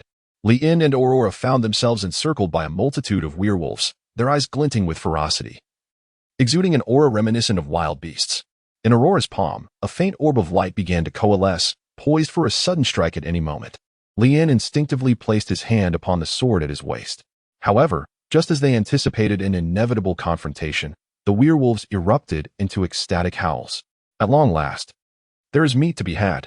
Cursed be the tide of magic. Cursed be the decomposed fiends that have deprived us of flesh for an entire month. What do you desire? Come to my abode, and I shall engage in trade with you. No, come to my house. I can offer you the wolf fangs I have collected. What do you possess that holds any value? Surely, outsiders covet gold and jewels, and I have plenty of those. Come swiftly with me. The werewolves reached out, tugging at Lian and Aurora, eager to strike a deal with the two. Lian's lips twitched, overwhelmed by an unprecedented fervor. He suddenly realized that perhaps leveraging the beef trade to undermine this pack of werewolves was not such an implausible idea after all. It seemed he had been overcomplicating the issue. However, the beef was procured at a high price from the market, even with the back-and-forth dealings. The profits from selling it to the werewolves would be meager. It would be far more advantageous to assimilate the wolf tribe, transforming them into laborers for the Red Moon territory. What kind of labor, you ask? Naturally, they would serve as miners. Lian was still preoccupied with the Silverstone mine in the Mountains of the Dead. Come to my house. I arrived first, so I shall conduct business with you. All of you be gone. You show no respect for your elders, an aged werewolf scolded, yet none paid heed to his attempts to assert authority through age. Among the wolf clan, strength was the ultimate virtue. Aurora tugged at Lian's sleeve, whispering, "We do not possess an abundance of meat. What shall we do?" Is that truly a concern you should ponder? Do you genuinely wish to engage in trade with them? Lian's forehead glistened with sweat. He coughed twice and proclaimed loudly, Since there is a collective demand, let the tribe's wolf king come to negotiate with me. Whatever quantity of beef you desire is not an issue. However, I shall not entertain discussions one by one, as that would be a tremendous waste of time. Upon hearing Lien's words, the gathered wolves jostled him and Aurora, eager to escort them to meet the Wolf King. Lien discreetly winked at Aurora, who subtly gave him a thumbs up in return. As the crowd reached a fork in the path, the werewolves came to a halt, caught in a dilemma over whether to take Lien to see King Simba or King Carl. Their debate escalated into a heated argument. Simba is our rightful king. Carl is merely an outsider. What of outsiders? The Wolf clan has always revered the strong. Simba has grown old. He is no match for Carl. How could Carl possibly rival Simba? When Simba established our tribe, Carl was still nursing. As their quarrel intensified, they turned their ire towards Lien. Outsider. Whom do you truly follow?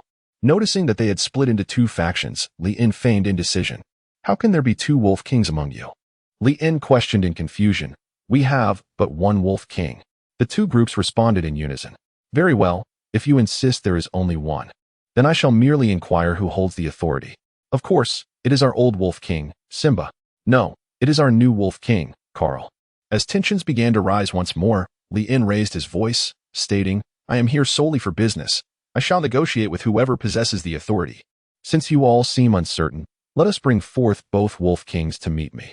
Aurora had anticipated that Lien would choose Carl, but she was taken aback by his unexpected proposition. She gazed at him in astonishment, her eyes brimming with curiosity and intrigue. The two factions ceased their quarrel, conceding that this arrangement might suffice. Lien and Aurora were confined within a stone dwelling, guarded outside by two vigilant werewolf sentinels, wary of any attempts at escape. In a hushed tone, Aurora inquired why they did not simply choose Carl. Given her current identity, she had no acquaintance with either of the two wolf kings. Selecting one directly would certainly raise suspicions. Lien elucidated the situation. Thus it was. Aurora nodded in understanding. The two wolf kings soon emerged at the entrance of the stone house, surrounded by their kin. In their pursuit of flesh, they disregarded everything, treating the wolf kings merely as instruments. Lien silently mocked, yet wore a benign smile on his face. Are these two truly the wolf kings? Simba, the wolf king, recognized Lien and Aurora immediately. At present, both Simba and Carl had yet to transform. In contrast, Simba appeared as a robust middle-aged man with graying hair, while Carl embodied the vigor of youth. I hear you have beef to sell. Carl initiated the conversation.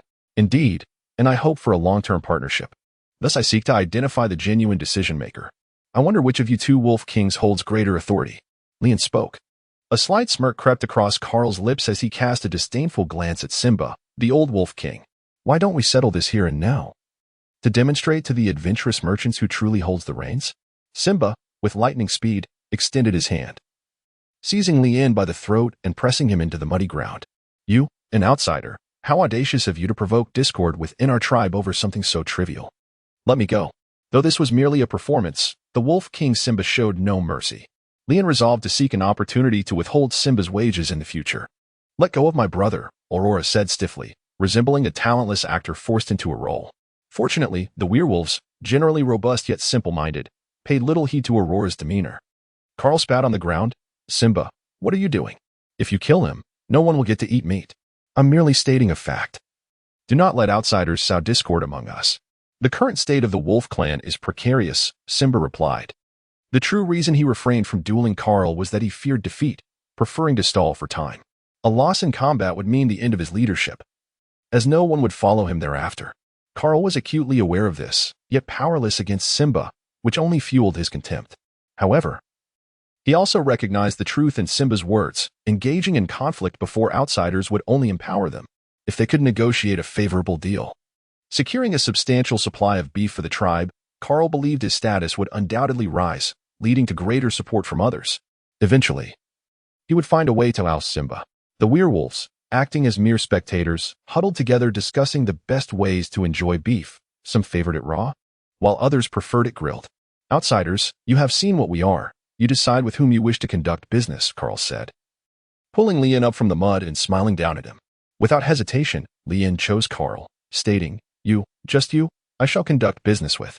Haha, Simba. Did you see that? Carl raised an eyebrow with a smirk, teasingly regarding Simba. The wolf king, Simba, wore a sullen expression, uttering not a single word. Carl, in turn, instructed his supporters to escort Li In to his palace for their business discussion. A throng of individuals departed, leaving behind Simba and his despondent followers. "My lord, you acted impulsively just now."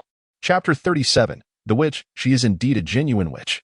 Lacking the flair for theatrics, Simba remained silent, gazing in the direction where Li In and Carl had vanished. "My lord, why not come to my carriage and take a look at the beef? I have brought only a small quantity this time, merely samples. If you find them to your liking, we can arrange for live cattle to be transported back." Li In rubbed his hands together, vividly portraying the small merchant's mercenary demeanor. Aurora followed suit, attempting to squint her eyes into a narrow line. However, apart from her adorably naive expression, she exhibited no trace of cunning or flattery, completely missing the essence of the matter. Had it been any other merchandise, Carl would have shown little interest, merely dispatching his subordinates to inspect it. Yet, this was meat. No wolf would ever deny the allure of flesh, especially after enduring a full fortnight of vegetarian fare. The other werewolves fared even worse, having subsisted on plant-based sustenance for an entire month. Li In suggested inspecting the samples. Yet in truth, it was merely an excuse to savor the flesh. The werewolves were well aware that without the taste of the tongue, one cannot genuinely discern the quality of meat. Consequently, Carl's suitors wished to accompany him. However, Li In leaned close to Carl's ear and whispered something that dissuaded him from bringing everyone along, opting instead to take only 2 trusted confidants. To indulge alone in the meat would forfeit the affection of the masses. By including 2 additional companions, he presented himself as fair and just. Under the pretext of a noble discussion, Carl dismissed the others and set off with Li In to inspect the goods. The skeletal warriors had long since departed, driving a cart away from the tribal gates, awaiting them in the nearby dense woods. Carl did not mind following Li In and Aurora into the thicket. He was, after all, the mightiest warrior of the wolf clan, and with the crimson moon on the verge of rising, his strength would only amplify. Furthermore, the 2 confidants he brought along were also formidable within the tribe. Should he truly fear 2 wandering adventurers? Throughout the journey, Carl's 2 confidants eagerly anticipated the forthcoming feast. Upon arriving at the forest, Carl beheld the skeletal warriors at the reins, which prompted him to question the identity of the 2. "How is it that you allow a creature of the dark to drive the cart?" "I acquired them from the slave market, specifically the one in the 4-leaf domain. It offers a plethora of goods. You should truly take the time to visit. It is quite a thriving place." Li In smiled gently. Carl cast a suspicious glance at him and immediately signaled to his 2 burly subordinates. The 2 muscular werewolves instantly understood, positioning themselves on either side of Li In and Aurora, thus encircling them and trapping them within. The slave market of the 4-leaf territory harbored no skeletal creatures. Located near the Necromancer Mountains, most skeletons would turn traitor, and no one dared to purchase them as slaves. "Speak quickly, who are you truly?" Carl's cheeky beard quivered as his broad palms swelled, transforming into grotesque appendages, each exceeding the size of a skull by twice. Thick hair and sharp claws sprouted from his hands, while his yellow eyes glinted with coldness. The 2 warriors of the werewolf tribe also revealed their lethal claws, poised to deliver a fatal strike to Li In and Aurora at any moment. "We are indeed here for business." Li In shrugged nonchalantly, adopting an air of indifference. Having ventured into the dense forest, there was no longer any need for pretense. "Do not move. I shall personally snap the neck of this wretched deceiver." Carl seethed with rage, for not only was he deprived of meat, but his standing within the tribe would also remain unenhanced. To be precise, it was initially Simba who had been outsmarted. Now he found himself the fool. The eyes of the 2 tribal warriors betrayed a profound disappointment. Their desire to rend Li In and Aurora to shreds palpable. Were it not for the werewolf code forbidding the consumption of kin, they would have relished the opportunity to devour the pair. "You ought not to provoke us. For whatever reason, you should never offend the mightiest wolf king of the pack. Indeed, Carl would tear your throats asunder, entwine your entrails around his shoulders, and hang you upside down from the trees," the 2 tribal warriors declared with fury. "It seems you are indeed formidable." With a smile, Li In snapped his fingers, prompting Aurora to step forward. However, if the adversary is a witch, how should one respond? "A witch?" The werewolves gazed at Li In with expressions of disbelief, soon erupting into loud laughter. He claimed that a witch would appear in the Red Moon territory. "Huh, that is the most amusing jest I have ever heard. Brother Carl, do be cautious not to harm the witch. We cannot withstand her wrath." "Ha ha." With a swift kick, Aurora sent one of the mocking werewolf warriors flying. Two spheres of light manifested in her palms and hurtled towards Carl and another werewolf. 5 minutes later, release us, you despicable humans. Why have you captured us? Do you even know who I am? The red moon is about to rise, and you shall soon be torn apart by my claws. Damn it, let me go. A witch, it truly is a real witch. The 3 werewolves were bound by Lian and tossed into the carriage. To prevent the werewolves from transforming, Aurora deliberately placed black burlap sacks over their heads to block out the light. Of course, the burlap bags were of little consequence. The true deterrent was the solar lamp inside the carriage. The radiant illumination of the solar lamp obstructed the crimson glow of the red moon, allowing the werewolves to maintain their human forms while significantly diminishing their strength in this state. Let us proceed. Lian addressed the skeletal warrior, who sluggishly nodded and hastened to depart from the scene of the incident. The carriage quickly vanished into the dense forest amidst a cacophony of clattering sounds. Carl and his 2 companions could scarcely fathom that the Red Moon territory would harbor a genuine witch, nor did they anticipate their own misfortune at being ensnared by her and her lord. The entire affair unfolded with such remarkable ease that Lian found it almost unbelievable. He even harbored suspicions that this band of werewolves might be nothing more than transformed huskies. It was a mystery how they managed to survive in the Red Moon territory. Clearly not through intellect. Naturally, Lian was also apprehensive about having fallen into a trap. Thus, within the carriage, he subjected Carl and the 2 werewolf warriors to relentless interrogation, demanding to know the nature of their conspiracy. How could you be so easily deceived? Is this a ploy to entrap me? Are you truly the Wolf King, Carl? Has your brain been devoured by a zombie? Speak quickly, how did you, in such a weakened state, ascend to the position of the new Wolf King? If you remain silent, do not force me to unleash my ultimate move. Faced with Lian's relentless questioning, Carl and the 2 werewolf warriors felt profoundly insulted. They had lost not only their physical prowess, but also their dignity. The 3 once feared champions of the Wolf clan were reduced to mere simpletons in the presence of Wolf Mint, drooling and wagging their tails. Aurora stood in stunned silence, examining the instruments of torture in her grasp, questioning what could render them in such a state. No, this was Wolf Mint, akin to catnip, a poison that could compel werewolves to bare their souls. Once Lian was assured that Carl and the werewolf warriors harbored no ulterior motives, he felt at ease to escort them back to the Lord's manor, confining them in the dungeon while awaiting an audience with the old Wolf King, Simba. Chapter 38. Reclaiming the werewolf tribe. A few days later, the old Wolf King Simba appeared outside the Lord's manor. Sister Lucy greeted Simba with a smile, informing him that the Lord had been awaiting his arrival for quite some time. Following Lucy, Simba entered Leon's estate, where several burly men donned ill-fitting servant uniforms, busily tidying the rooms and mending the rooftops. Leon first took Simba to the dungeon to observe the 3 werewolves, and only then did he lead him to the parlor. Do you see my sincerity now? Lian smiled as she spoke. On the round table lay a contract, meticulously prepared by Lian long in advance. Once Simba affixed his signature to the document, the entire werewolf tribe would officially be recognized as inhabitants of the Red Moon territory under Leon's jurisdiction. I require an additional clause, sufficient provisions of meat for the werewolf tribe, Simba stated, pausing momentarily. We can offer monetary compensation. No problem, Lian replied. In the future, all who reside in the Red Moon territory shall have access to meat. Lian smiled as he spoke. After Simba signed the contract, he let out a slow sigh of relief.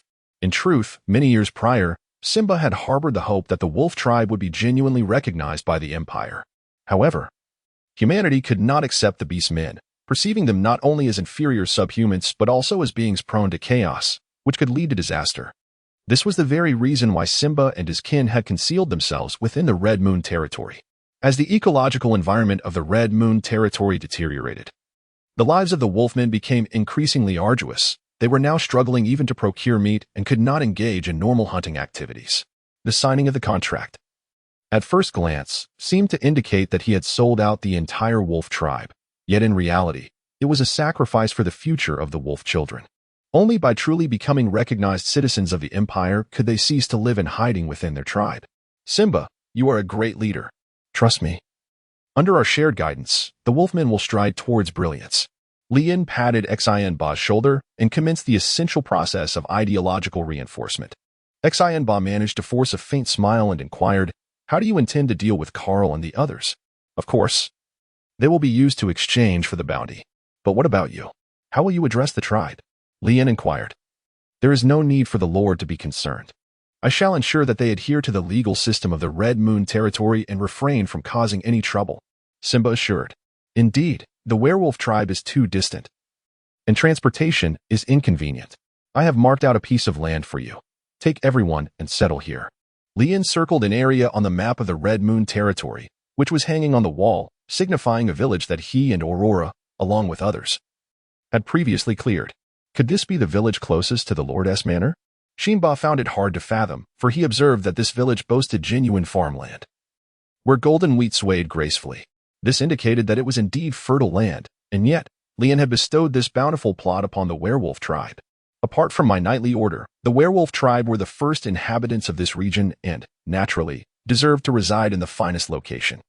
Lian spoke with a serene tone, as if articulating an undeniable truth. In the future, this place would transform from a village into a city, becoming the very heart of the region, with the expanse of farmland further increasing.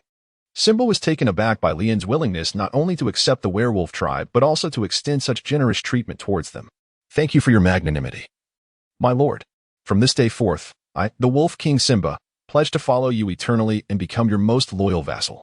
With solemnity, Simba knelt on one knee, earnestly swearing his allegiance. Lian nodded slightly and said, "Rise, and select some elite warriors from among the werewolves to establish a knightly order." "We can become knights?" Simba exclaimed, his youthful dreams of knighthood rekindled. However, due to the curse that transformed him into a werewolf, he believed he was forever estranged from the path of knighthood. "Indeed, as my vassal, you possess noble status and may have your own knightly order. In the absence of mining, we must find some endeavor for the spirited wolf cubs." Moreover, Simba's knightly order essentially serves to rebrand his trusted aides, facilitating their integration into human society for a greater sense of belonging. With the knightly order established, I can confidently delegate tasks to the werewolves. For instance, the werewolf knights can collaborate with the Red Moon knights to cleanse the surrounding area of corrupted creatures. Those werewolves who do not join the knightly order may choose to follow the laborers in cultivating fields and planting crops. The realization of self-sufficiency for the Red Moon territory is imminent. Having reclaimed the werewolf tribe, Lian felt a surge of contentment and instructed Bess to prepare a gift for King Simba. Simba returned to the tribe with a cart full of beef, moved to tears. After bidding farewell to Simba, the old steward Bess sighed, "My lord, our food supplies have already been considerably depleted, and now we have distributed a cart of meat to the werewolves. We must make another trip to the Four-Leaf territory." Bess struggled to comprehend why Lian chose to embrace the werewolf tribe, believing it would be far more lucrative to bind them and exchange them for coin, thereby achieving instant wealth. Now, not only did they receive no bounty, but they also had to provide them with meat, a thought that felt like a loss. Alas, Lian had never heeded his advice, and over time, Bess learned to remain silent. He recognized that Master Lian Edward was no longer the bookish youth he once was. Following the upheaval within his family, he had matured into a true baron, possessing decision-making skills and insight beyond ordinary men. Perhaps this group of werewolves could indeed prove instrumental in the future. Most importantly, when venturing outside, they would only need to concern themselves with corrupted monsters, no longer fearing werewolf attacks, for they had all been pacified. "Wasn't there enough food procured last time to last for 3 months?" Lian inquired. "At that time, we were but a handful. And now we must not only provide for the werewolf tribe but also for the Knights of the Radiant Cross, who have been confined in the dungeon for 7 days without a soul coming forth to pay their ransom. Each passing day is but a drain on our resources. If this continues, we shall face bankruptcy before we even receive the ransom." Beth, whenever the subject of finances arose, became exceedingly astute. The multitude imprisoned in the dungeon has become an overwhelming burden, as their daily sustenance indeed presents a pressing issue that requires resolution. Lian stroked his chin, pondering that perhaps something had transpired in the Huahua territory, which would explain the knight's negligence. Unfortunately, in the Red Moon territory, even newspapers were unattainable. "What shall we do?" Beth inquired. "We could send someone to investigate," she suggested. "We lack the necessary channels for such information." "Who says we do?" retorted Beth. "The proprietor of the Peach and should possess a wealth of knowledge. Let the one-eyed man, oh no, I mean his subordinate, make a journey to the Clover territory." Lian remarked that although there was no gender discrimination, she still found it somewhat difficult to accept this situation. "What about before the news?" Beth inquired. Lian raised an eyebrow. Indeed, there is no such thing as a free lunch, and they were undoubtedly summoned to labor. The realm of the Red Moon lay in disarray. With the villages and homes destroyed by the blazing fire crusade, yet to be fully reconstructed, an opportune moment for them to serve as laborers. Chapter 39. The new laws of the Red Moon. From this day forth, as loyal subjects of Lord Lien, we shall feast upon such meat at every meal. The elder wolf king, Simba, who had already brought meat back to the werewolf tribe, proclaimed passionately while holding a bowl of meat stew. We are recognized subjects of the Empire. Within the borders of the Red Moon, no adventurer shall dare to hunt us for the purpose of repayment. Simultaneously, within the Lord's fortress of the Red Moon, Lien fervently articulated to the knightly order, who could barely be considered the existing populace, the invaluable role of the werewolves. From now on, the werewolves shall become our most formidable defensive force, aiding us in repelling the corrupted monsters, all for a minimal cost, a supply of meat per ton. Moreover, they shall also pay for it. Is there anyone willing to undertake the lucrative venture of transporting meat? Simply procure sufficient supplies from the Four-Leaf territory and sell it to the werewolf village in the Red Moon for substantial profits. Lord Lien has also instructed us to relocate to the newly cleared and magically enhanced fertile soil village, which is destined to become the core of the Red Moon, ensuring a prosperous future for all. Simba expressed his enthusiasm. Fret not about the werewolves lacking funds. They are quite affluent. Aurora and I have observed that nearly every werewolf's stone dwelling conceals gold. The original werewolf tribe may very well harbor a gold mine within the stone village. I shall dispatch some skeleton soldiers to explore, and in time, the stone village will transform into our vital mining site, leading to a prosperous existence for all. With great excitement, Lien proclaimed, Lord Lien has granted me the privilege to establish the Wolf Knight Order. Our mightiest warriors shall ascend to knighthood, while the others need not feel disheartened. You may become farmers, engaging in the noble pursuits of gathering and tilling the land.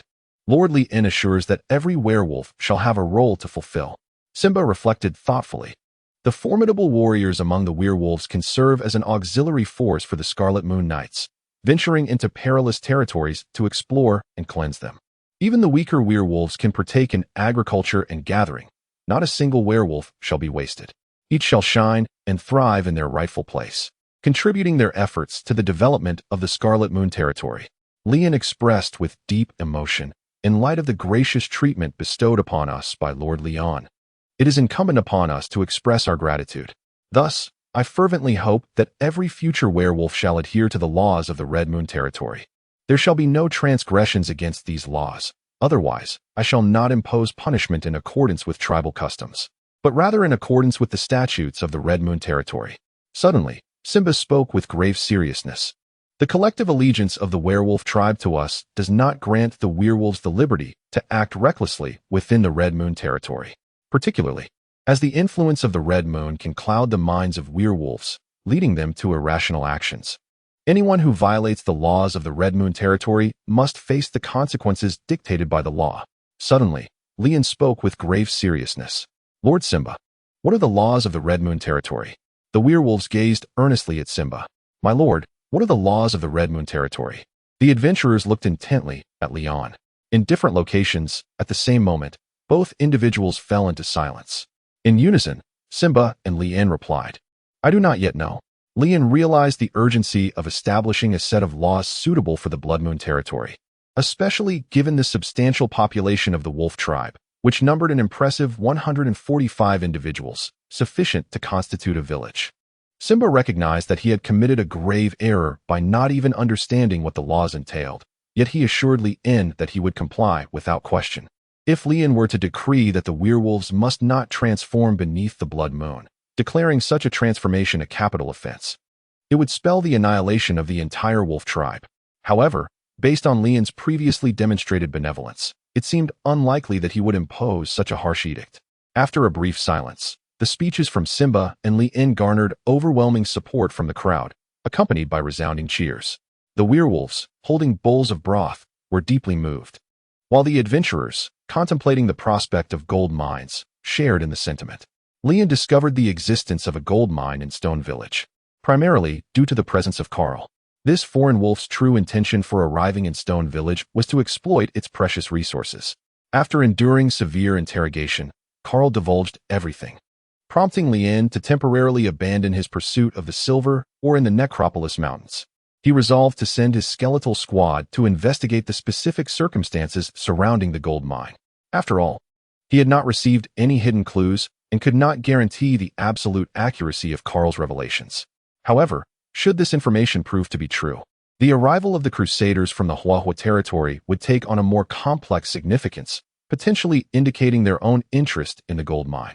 Leon did not interrogate Vizzy, Frank, and others. Instead, he feigned ignorance and penned a letter to James Burt, instructing someone to send it to him.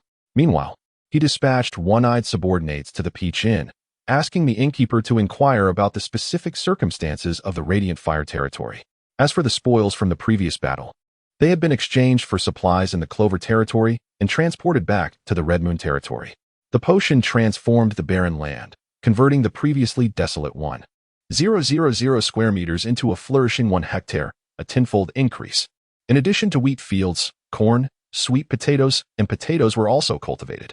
Unfortunately, the druid did not sell the bountiful rice seeds, which Leon longed for. He now had to make do with potatoes and flour for his staple food. Besides purchasing seeds and potions, this shopping expedition also included a cage of chickens, 10 pigs, 20 sheep, 30 cattle, and 20 horses. The horses were housed in the stables, while the other animals were placed in the newly established pastures, tended by the logistics team. Observing these vibrant creatures, along with the werewolves gradually moving into the village, Leon finally felt that his territory was on the right path. With farms, pastures, and residents in place, the next step was to continue clearing out the corrupted beings. Expanding the Red Moon territory from a mere village to a town of considerable size, enhancing the walls and fortifications. Of course, even at the village scale, the construction of walls could not be neglected.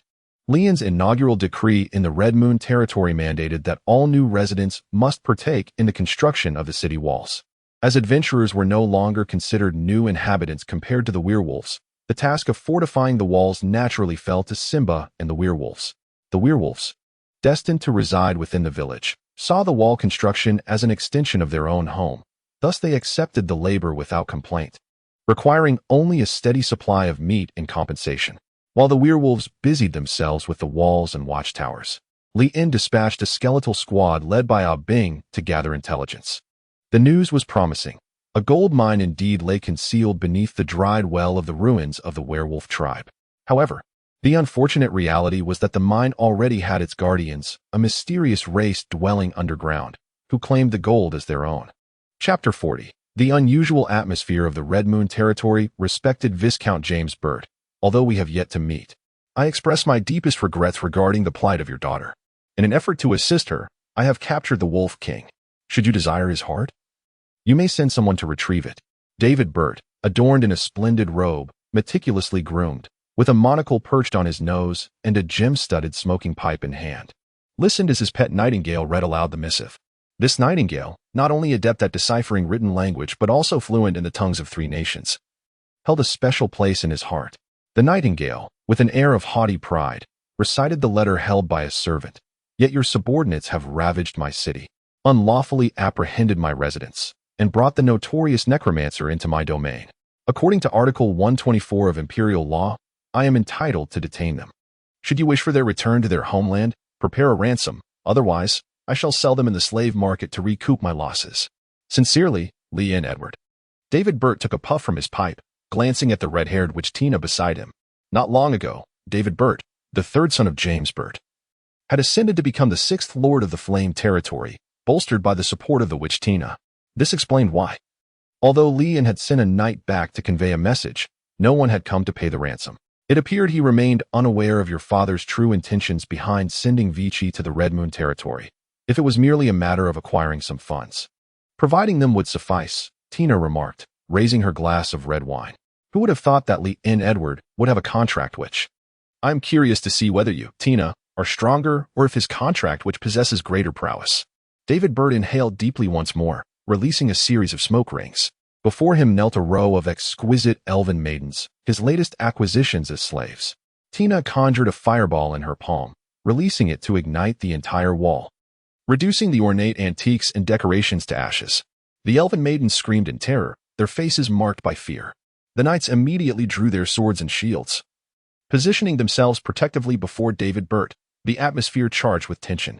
Tina coldly stated, David, should you dare provoke me again, it will not merely be this wall that burns, but you and your pet as well. David Burt waved his hand, signaling the knights to withdraw. It was merely a jest, Tina. While you may not be the strongest witch at present, you are undoubtedly the most promising. In time, you shall only grow stronger, destined to become the Empire's chief witch. And I shall fulfill my promise to aid you in that ascent. David Burt snapped his fingers, and servants brought forth 2 chests. Upon opening them, they revealed a wealth of gleaming, awakening stones. Tina nodded slightly. Give me some time. Once I complete my second awakening, if you desire the Red Moon territory, I shall pave the way for you. Do not rush. The second awakening differs greatly from the first and carries considerable risks. Should it fail, a prolonged period of weakness will follow. Come back when you are prepared. We have ample time, Tina replied. Turning to leave, his servants transported the 2 chests of awakening stones to her chamber. Though she was David's contract witch, she disdained his methods. David Burt summoned Peter, the newly appointed leader of the Flame Cross Knights, instructing, bring the money and retrieve your people. And do not forget the Wolf King. As you command, my lord. Peter replied, exiting the lord's mansion. Behind him echoed the anguished cries of young girls, a testament to the new lord's peculiar penchant for tormenting elven maidens. Peter's knights swiftly arrived at the Red Moon territory. The Flame territory and the Red Moon territory were already interconnected, merely separated by towering walls. After fending off 35 monster attacks, Peter finally reached what remained of the city in the Red Moon territory. To call it a city would be a misnomer. It resembled more a village. From a distance, he could see the villagers diligently repairing the walls. As Peter and his subordinates approached, they noted something peculiar about the residents.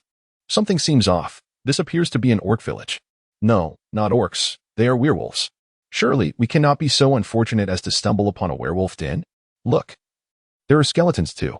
The knights murmured amongst themselves, their spirits already frayed from their encounters with monsters, now facing a multitude of werewolves. A sensation akin to emerging from a dragon's lair only to plunge into a tiger's den, despair stirring within their hearts. Had they known this task of delivering funds would prove so arduous, they would have refrained from following their commander. Peter's brow furrowed in concern. The guard atop the watchtower, upon spotting the emblem of the Flame Cross Knights, promptly sounded the alarm. As the call of impending attack resonated, the werewolves set aside their tools and charged forth, quickly encircling Peter and his 20 subordinates. Ah Bing, astride a formidable skeletal steed, galloped towards them, eager to use his sword against the intruders. Just as he was about to spring into action, Li Yin, who had just ascended the watchtower, called out to Ah Bing and the werewolves, "Halt. These are guests from the Flame territory. Bring them inside." Li Yin gently patted the one-eyed man's head, admonishing him not to sound the horn recklessly again, as it had frightened the guests. "I apologize, my lord," the one-eyed man replied, rubbing his eye and assuring that he would not misjudge again. However, Li Yin felt that having only one eye rendered him ill-suited for the role of a lookout. A day prior, Li Yin had received news from the Peach Tavern regarding the bloody coup in the Huahua territory, hearing that the elder lord, James, had been slain by his own son. Now, the figure in charge of Huahua was David Bett, James's son, rumored to be a ruthless character who had not only eliminated his father, but had also left no siblings alive. Yet, this was ultimately a matter concerning others, of little consequence to himself. Moreover, the opposing side had only dispatched 20 individuals, appearing less like an invasion and more akin to a delegation bringing financial support. Peter and the knights were led into the village by Ah Bing, where they beheld a congregation of werewolves and vast fields of farmland. Feeling a mix of fear and astonishment, had the Red Moon territory truly accepted werewolves? Could the land of the Red Moon yield wheat fields? They felt as though they were trapped in a dream. Upon entering the Lord's manor, Peter was struck by an uncanny sensation upon encountering Li Yin, the Lord of the Red Moon territory. The man before him bore little resemblance to a noble.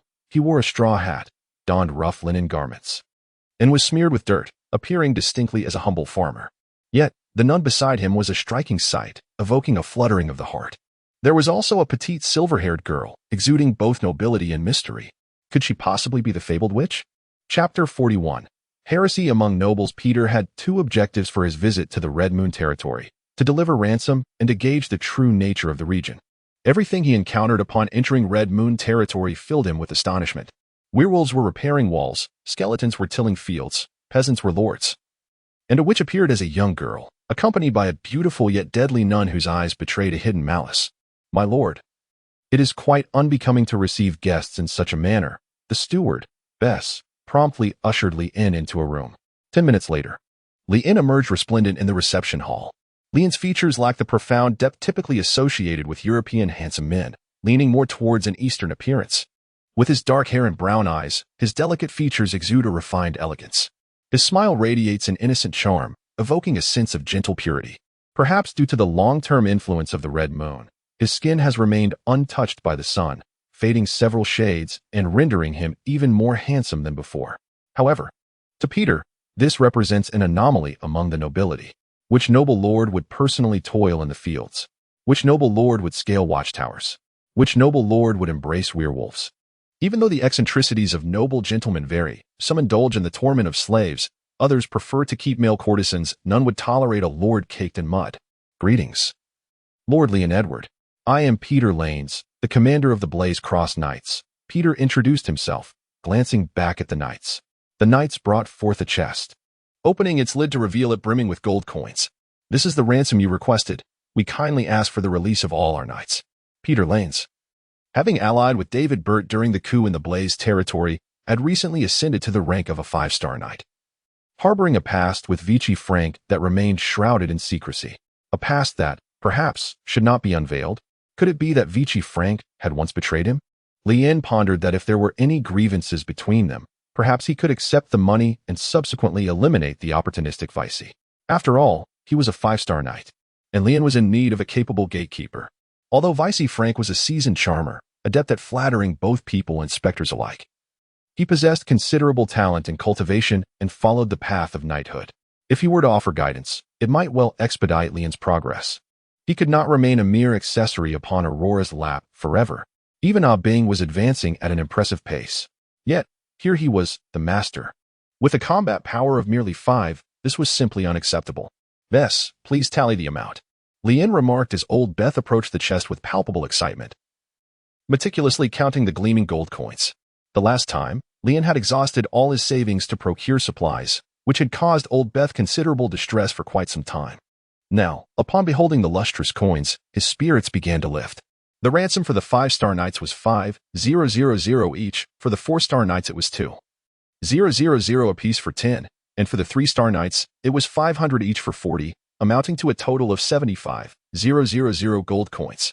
Sir, we are still short by 200 coins, Old Beth noted with a meticulousness that bordered on obsession, particularly given that the deficit was a substantial 200 coins, rather than a mere 2.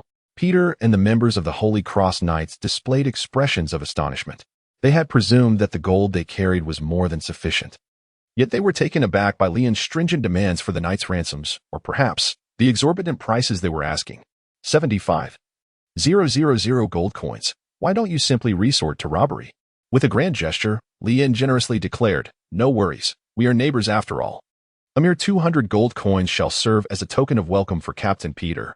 Turning to Bess, he continued, please attend to our guests. I have a matter to attend to and shall return shortly. Captain Peter, do not stand on ceremony. Consider this place your home. Leon exchanged a few pleasantries before taking his leave.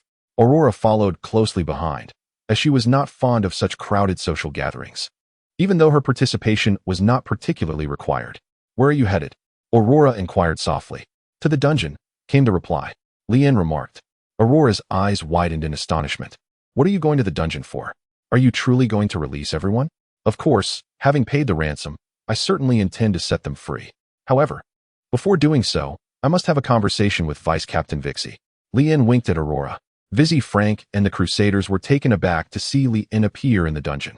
Since their imprisonment, they had not encountered the avaricious and audacious lord, who had recently been compelled by the werewolves to toil relentlessly, exhausting themselves daily, while subsisting on the most inferior rye bread, all the while watching the werewolves feast on meat, harboring a growing resentment within. Werewolf Lord, how dare you return to the cell? Just wait.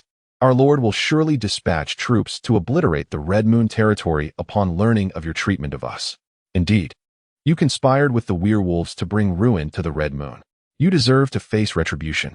Heretic, how could someone like you receive the Sun God's favor? You should meet the same fate as the entire Edward family, perishing on the rack. Nonsense. Release us at once. The knights, upon seeing Leon, could not suppress their vitriol, indifferent to whether he was the Lord of the Red Moon. Vizzy Frank remained relatively composed, saying nothing. He understood that the prolonged absence of news from the Brightfire territory indicated some significant upheaval. Otherwise, the former commander would have rescued them long ago. If you wish to avoid the prospect of having nothing but rye bread tomorrow, I suggest you remain silent. Leon cast a glance at the knights, their shouts of invective gradually subsiding.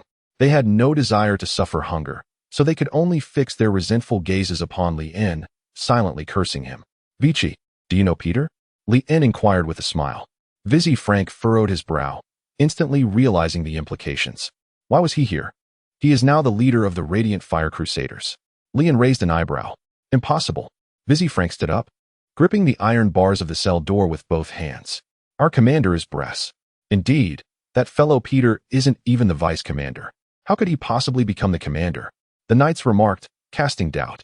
He brought a ransom and claimed the title of commander. Could that possibly be false? In truth, during your imprisonment, the Huahua territory had already changed hands. Lord James Burt had perished, and the current lord is his son, David Burt. Leon embraced himself with both arms, lazily leaning against the wall, as the dim, yellowish light of the dungeon illuminated the left side of his face, casting the other half into shadow. David? How could it possibly be David? He is the third son of the Lord, and moreover, a bastardee with no claim to inheritance. Vizzy Frank's eyes were filled with disbelief. Indeed, it was utterly implausible. Even lies must have their limits. The knights were entirely unconvinced by Leon's words. Leon refrained from providing an explanation, allowing them to process the situation on their own. After a cacophony of discussions, the knights gradually regained their composure, convinced that Leon had not spoken falsely. For if David Bate were not the new lord, why would the commander of the knights have become Peter? And why had the Huahua territory not come to the aid of the Red Moon territory for such an extended period? At present, I am engaged in negotiations with Peter, and once the transaction is completed, you shall be free to return. However, I cannot assure you that your fate upon returning will be any less arduous than the current task of fortifying the walls. Leon smiled and continued, however, I can offer you another option. Chapter 42, Article 2 of the Law. Peter paid the ransom and met his former colleague, Vicky Frank, with a glimmer of pride in his eyes. It is worth noting that Vicky Frank had once been his superior, and long ago, they had both emerged from the same village as knights. Yet, Vicky had always excelled, overshadowing Peter, ultimately marrying the Lord's cousin, Miss Lisa, and becoming the deputy commander of the Radiant Cross Crusade, which filled Peter with jealousy. Upon meeting the commander, he did not address him as commander, and had it not been for the commander's personal delivery of the ransom, they would all have been sold into slavery by Baron Edward, a reminder from Peter's attendant knight. The released knights exchanged glances, hesitating for a moment, but upon seeing the medals adorning Peter, they lowered their heads in unison and exclaimed, "Commander, thank you for rescuing us." Peter, observing the silent Vicky Frank, raised his chin and said haughtily, "Long time no see, Vicky." "Peter, where's the old commander?" Vicky Frank inquired, frowning. "The old commander passed away unexpectedly. He bequeathed the position of commander to me," Peter replied nonchalantly, his gaze scanning Vicky from head to toe. His disheveled hair, unkempt stubble, and battered armor revealed a stark contrast to his former radiance, resembling a destitute vagabond. In contrast, Peter donned splendid armor and wielded an exquisite sword, exuding an air of gallantry that no longer necessitated him to look up to Vicky. "Peter, you lie. How could the old commander fall ill? He was a 6-star knight." Vicky Frank retorted, his forehead veins bulging, and with every surge of emotion, his disheveled state became more pronounced, a sight Peter relished, enjoying witnessing Vicky's current predicament. His purpose in personally retrieving Vicky and the others was simple, not to fulfill Lord David's assignment, but rather to witness Vicky's expression. This individual, always superior, had finally tumbled from grace, falling into the mire, destined to remain beneath Peter in the future. Age takes its toll, no matter how strong one may be. It cannot withstand illness. If you doubt it, you may return and see for yourself, Peter said, edging closer to Vicky Frank, leaning in to whisper, "Oh, I forgot to inform you. Miss Lisa is now my wife. The first thing I did upon becoming commander was to request Lord David to grant me her hand." Vicky Frank immediately erupted, seizing Peter by the collar. Nearby, a knight drew his sword and admonished Vicky, "Vicky, what are you doing? Release Commander Peter." "Indeed, Vicky. Do you wish to violate the ironclad laws of the Radiant Cross and defy your superior?" Vicky Frank's face turned ashen, his bloodshot eyes filled with rage, hands trembling. Peter swung his fist, striking Vicky Frank in the abdomen, causing him to double over in excruciating pain before collapsing to the ground, revealing a pained expression. In that moment, Peter's inner exhilaration reached its zenith, his lips curling into an exaggerated grin. Vicky, I have trained day and night for this moment. It seems I have not only surpassed you in status, but also in prowess. What can you possibly compare with me now? Peter, you beast. Vicky Frank rasped. My lord. Shall we not intervene? Aurora quietly inquired of Lien, her discontent evident as she witnessed Vicky Frank being bullied by Peter. Although she had initially harbored no fondness for Vicky, their shared experiences over the past few days had fostered a degree of familiarity. Lien shook his head. Since they had been redeemed, it was their own affair, not something for the Red Moon territory to meddle in. Indeed, it is best not to interfere. For the first time, Steward Bess felt a sense of alignment with his noble lord's thoughts, and he couldn't help but feel a sense of satisfaction, revealing a contented smile as he instinctively touched his coin pouch. Bess delighted in counting his money when he was happy, and even when he was not. He found solace in the act. At that moment, he was eager to ascertain how much wealth he had left. Sister Lucy held a sharp knife in her hand, diligently peeling an apple, which had now been reduced to a mere core, yet she continued her task, likely envisioning the apple as an imagined adversary or a substitute for her quarry. Meanwhile, Skeleton being gnawed on a bone, relishing even the smoothest of bones with great enjoyment. Lien stroked his chin and muttered to himself, Am I finally to have a competent subordinate? What are you talking about? Aurora inquired. It's nothing. Come, let us escort them out. Lien waved goodbye with a smile. Since this was the territory of the Red Moon, Peter refrained from further troubling Vizzy, contemplating a more leisurely time together upon their return. The members of the Firelight Crusade departed from the Lord's estate and ventured into the werewolf village. Predictably, they would require only 3 hours to return to Firelight territory. Watching the departing figures, Lien stretched and yawned. Let us go back for some tea. Oh, Aurora nodded in agreement. Beth, with a beaming smile, exclaimed, Today, we can enjoy the finest tea. Did you purchase the finest tea? Lien raised an eyebrow and inquired. Bess nodded. Of course, my Lord Baron. You are indeed a nobleman. Then why do you not bring it out more often? Aurora asked. Bess chuckled awkwardly. My lady witch, such tea is far too precious. It is best enjoyed in moderation. Were it not for the substantial ransom earned today, Bess would hardly dare to indulge. Alas, for the sake of this household. He must scrimp and save. This family cannot do without me, Bess thought to himself, straightening his collar as he prepared to retrieve the finest black tea from the cabinet. How long must we wait? Aurora suddenly inquired. There is no rush. A cup of tea should suffice for the time being. Lien spoke slowly. Beth did not comprehend what the two were discussing, so he prepared 2 cups of Highland red tea for them, unwilling to indulge himself. My Lord Baron, my Lady Witch. It is ready. Lien raised the teacup and took delicate sips. Aurora, on the other hand, simply used it to warm her hands. A moment passed, marked by the gentle enjoyment of the tea. Lien glanced towards Aurora and obeying, urging, Lucy, let us proceed. At this moment, chaos had erupted within the werewolf village. The source of the turmoil was not the werewolves, but rather the members of the Blazing Fire Crusade. The werewolves merely gathered to witness the commotion.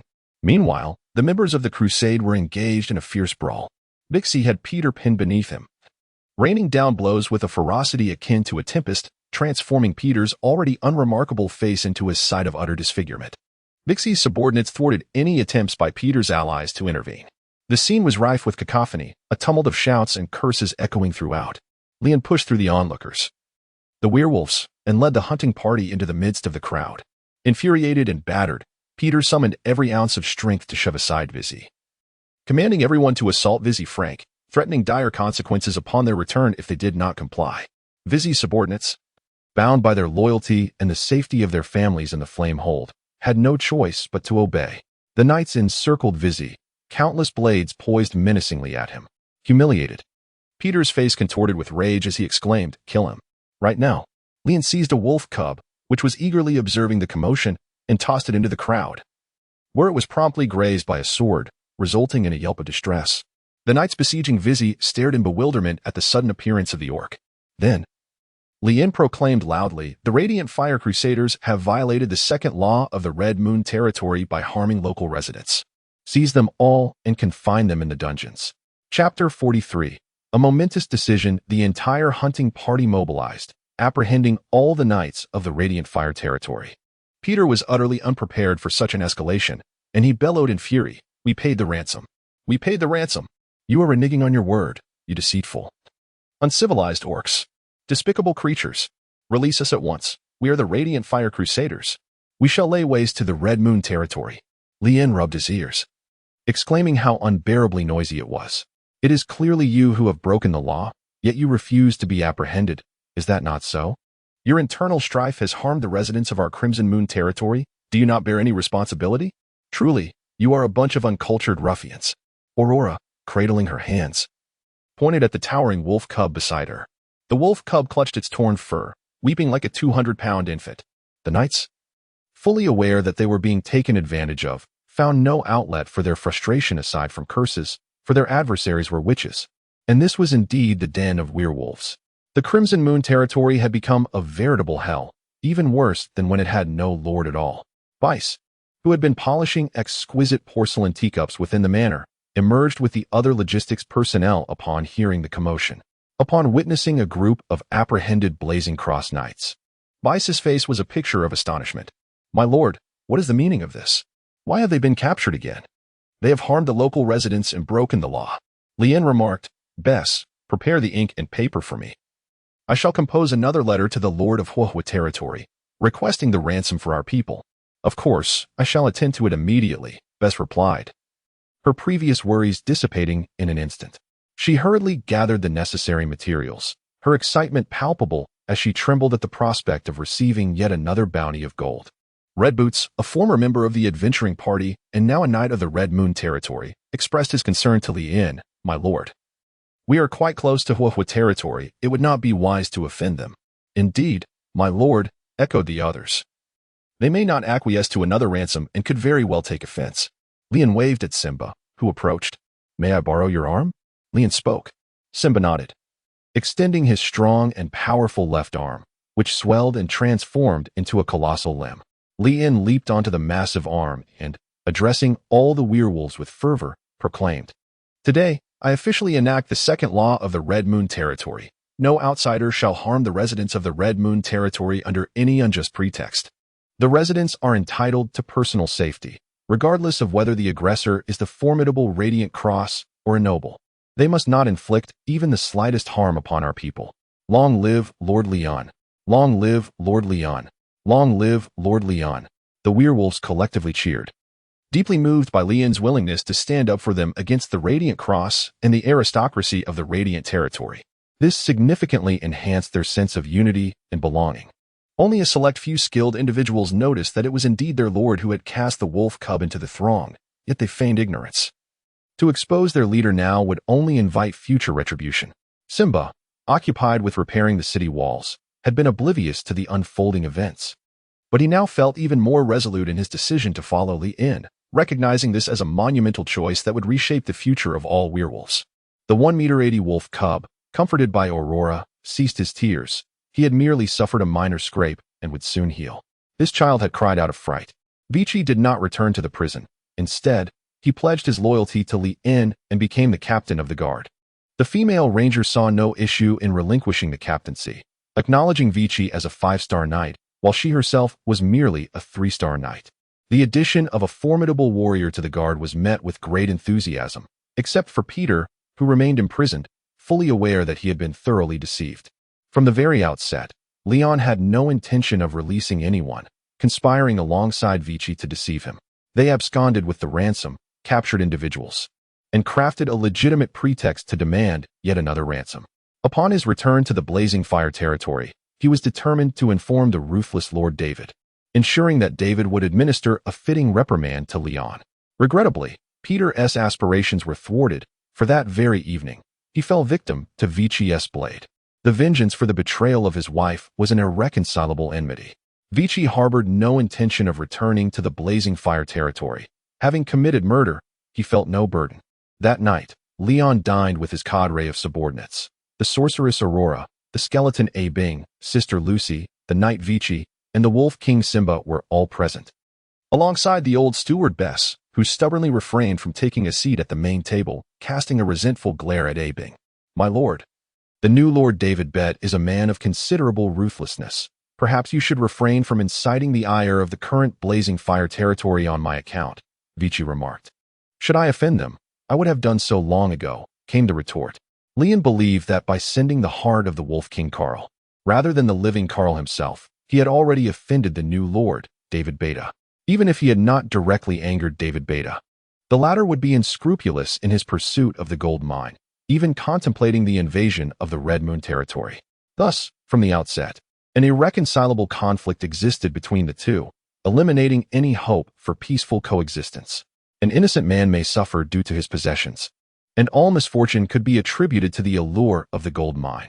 However, since this gold mine resides within the Red Moon territory, it rightfully belongs to its rightful owner. David Beta's covetousness would find no avenue of success. This is not solely for your sake, but also for the werewolves. Leon casually mentioned something that deeply moved Xin Ba for quite some time. This old wolf has recently found himself constantly immersed in emotions. Wei Shi lifted his wine glass, took a sip, and then spoke. David Bet was originally the third child of Lord Bet. Due to his status as an illegitimate child, he was never favored within the family. 3 years ago, he went to the royal capital to pursue his studies and reportedly encountered a remarkably gifted sorceress. After 3 years, he finally won her over and formed a pact with her. The upheaval in the Huahua territory coincided perfectly with his return, and I suspect he brought the sorceress back with him to overthrow Lord Bet's reign. So that's the case. This means that there is indeed a sorceress in the Huahua territory now. Yes, it is said that she wields the power of flames. The fire sorceress sounds quite formidable, Aurora remarked, blinking her eyes. Li En stroked his chin, pondering the complexity of the situation. However, the advantages of our environment cannot be overlooked. A favorable environment? Almost everyone raised their heads in unison, gazing at Leon. Is it truly so, my lord of the Red Moon territory? Chapter 44, Preparing for Unforeseen Circumstances. Indeed, our Red Moon territory boasts not only valiant werewolf guards, but also an abundance of corrupted creatures. Moreover, we have recently discovered a gold mine. Such an environment is simply unparalleled, a veritable treasure trove. How could one claim otherwise? After Leon's elucidation, several officials suddenly experienced a moment of clarity. Apart from its unsuitability for human habitation, there are indeed no flaws, added the butler, Bess. The skeletal figure, gnawing on a bone, nodded in agreement. Should the Radiant Fire territory wish to invade, they must first contend with the corrupted creatures of the Red Moon territory. Even if they were to vanquish these beasts, they would still face our newly constructed walls, followed by our werewolf night order, the Red Moon Knights, and finally our hunting squad and the witch. Only by breaching these layers of defense can they hope to seize our lord's estate and claim dominion over the Red Moon territory. Li En analyzed that. If we adeptly guide the corrupted creatures, we can transform them into our most formidable outer barrier of protection. The bone-chewing skeleton, Ah Bing, nodded once more. My lord, to achieve what you propose, we must hire a notoriously infamous necromancer at a considerable price, stated Wolf King Simba, drawing upon his own experience. No one can effectively steer these corrupted entities. Even Ah Bing can only command a mere handful of minor skeletons and skeletal warriors. To exert control over the rampant corrupted beings plaguing the Red Moon territory, a top-tier necromancer is essential. Generally, such necromancers are wanted criminals by the Empire. The necromancer we sought took us a great deal of time and resources to acquire, only to be regrettably slain by Lord Leon's subordinates, sighed Vizi. He bore no ill will towards Li En. Rather, he aimed to convey the immense difficulty in locating a necromancer who is wanted nationwide. Leon waved his hand dismissively. Unimpressed. Who said only necromancers could command them? We have the light sorceress, who can equally guide them. Huh? Me? Aurora pointed to herself, her face flushed. She was still unaware that she could perform feats akin to those of a necromancer. Indeed, what do corrupted creatures fear the most? Is it not the purifying light? Leon raised an eyebrow, suggesting that it would suffice to drive the corrupted monsters to the region bordering the Red Moon territory and the Radiant Fire territory, thereby keeping them occupied. This was indeed a splendid idea, Aurora exclaimed, clenching her small fists in excitement. Beside her, Abing switched to another bone, nodding once more. However, this approach would present another dilemma. The vast coverage of the monsters would consume a significant amount of magical energy. And once they realized that the witch was not patrolling a fixed area, they would inevitably return, surging back into the heart of the Red Moon territory. Vizi remarked. Indeed. That is the case. The Wolf King, Simba, stated, recalling their time in the tribe where they had repeatedly driven away these corrupted creatures, constantly clearing them to maintain a relatively balanced state. My Lord Leanne, perhaps I can be of assistance, Sister Lucy smiled, her soft golden hair shimmering gently under the light, momentarily allowing Vizzy to forget the pain of losing his wife. Once we have expelled those corrupted monsters, we simply need to place the sun lamp, holy salt, and exorcism stones in a timely manner, Lucy spoke softly. Upon hearing about the sun lamp, a being instinctively shuddered. He, like the werewolves, held a distinct aversion to such illumination.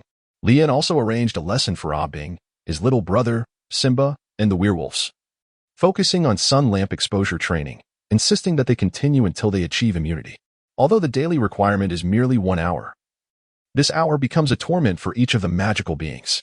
We do not possess an abundance of sun lamps, Beth remarked, her brow furrowed. The sun lamps previously acquired are only sufficient to cover the area of the villages we are currently clearing. Lucy's implication is that by establishing a church, we could apply for a batch of free sun lamps, holy salt, and exorcism stones. Is that correct? Leanne inquired. Lucy nodded, affirming, indeed. That is precisely what I meant, my Lord Leon. Lee's eyes sparkled with brilliance, for indeed, strength lies in numbers, and it is imperative to embrace a diverse array of talents. He set down his knife and fork and approached the map affixed to the wall, where he began to draw circles with a quill. Henceforth, the demonic creatures shall only manifest in the vicinity neighboring the radiant fire territory, specifically in the Yore Mountains and here, which we shall designate as the 4 quadrants of demons. The task of driving away these creatures will be entrusted to Aurora, with Abbing providing support. The construction of the church shall be assigned to Lucy, with Simba assisting her. Vizzy, although you have no intention of returning to the radiant fire territory, I still have a task that I must assign to you. Leanne, while sketching and writing, issued commands with a desire to alleviate the burdens of the Lord.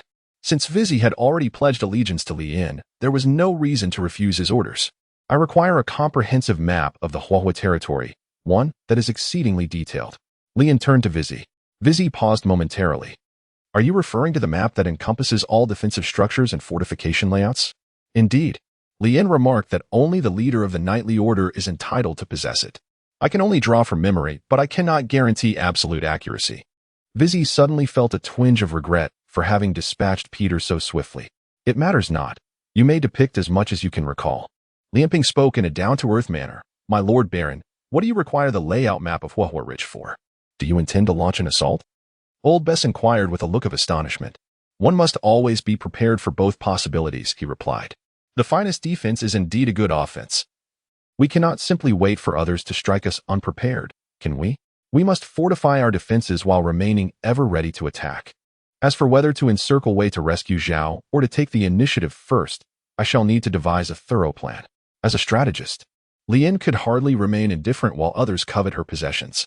Vizzy, I require your assistance in persuading a few knights to return to us. Did you not intend to use them in exchange for a ransom?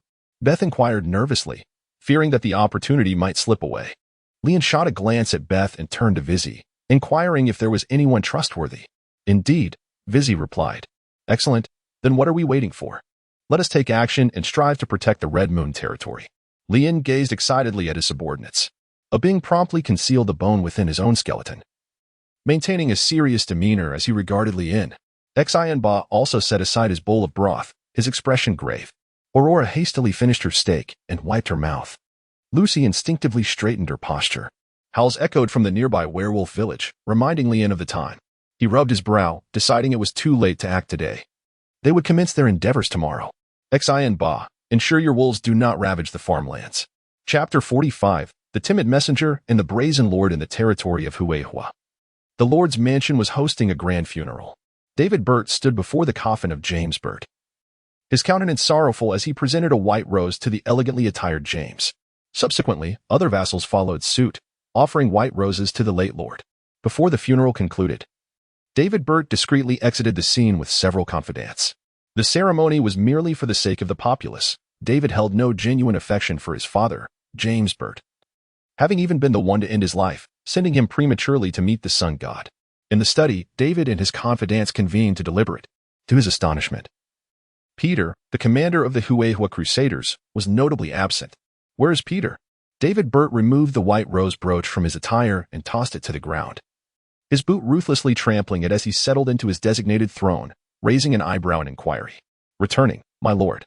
Peter has gone to the Red Moon territory and has yet to return," a subordinate reported. "Peter is truly a useless fool. Taking so long and causing concern for the Lord," David scoffed. "Indeed, my lord. I believe Peter is ill-suited to lead the Huehua Crusaders. Perhaps we should consider a replacement. Could it be that Peter has met his demise in the Red Moon territory? I have heard it is perilous there. If it were not dangerous, we would have developed it long ago, rather than waiting for the necromantic tide to surge from the mountain of the dead. You make a valid point. Yet, as a 5-star knight, Peter should not lead his elite troops to utter annihilation." The confidants engaged in murmurs, while David Burt delicately lifted a porcelain teacup, tracing the floral pattern with his fingers, and gently tapped the table twice. Although the sound was subtle, the discussions within the study abruptly ceased. For all were acutely aware of David Burt's temperament. He was not a lord to be trifled with. A trait rooted in the humiliations he suffered during his years as a bastard. The more he endured then, the more ruthless he became now. No one dared to defy David Burt, for he was a man capable of turning against even his own father and blood brother. "Think carefully before you speak," David Burt stated in a calm, emotionless tone. No one dared to continue disparaging Peter, who had been among the first to align with David and now stood as Miss Lisa's third husband. "My lord, this morning 2 messengers claiming to be from the Red Moon territory arrived. As you were occupied, they refrained from troubling you," the steward continued, stating that the letter is of utmost importance and must be delivered to you personally. David Burt nodded slightly. The steward then ushered the messengers into the study. Lien donned simple and inexpensive attire, his boots caked in mud. He was grateful that in this world, newspapers and photographs had yet to exist, rendering it impossible for anyone to recognize him as the messenger, Lien Edward. Aurora, on the other hand, wore a linen gown, her hair styled in braids, her face speckled with dirt, her gaze both vacant and pure. The noble ministers of the Huehua court indeed displayed looks of disdain and contempt. Lien and Aurora stepped into the study, trembling with each step, and upon seeing Lord David Bett seated at the head of the table, Lien's legs gave way, and he collapsed onto the floor, eliciting laughter from everyone present. "Ha ha ha, where did this coward come from?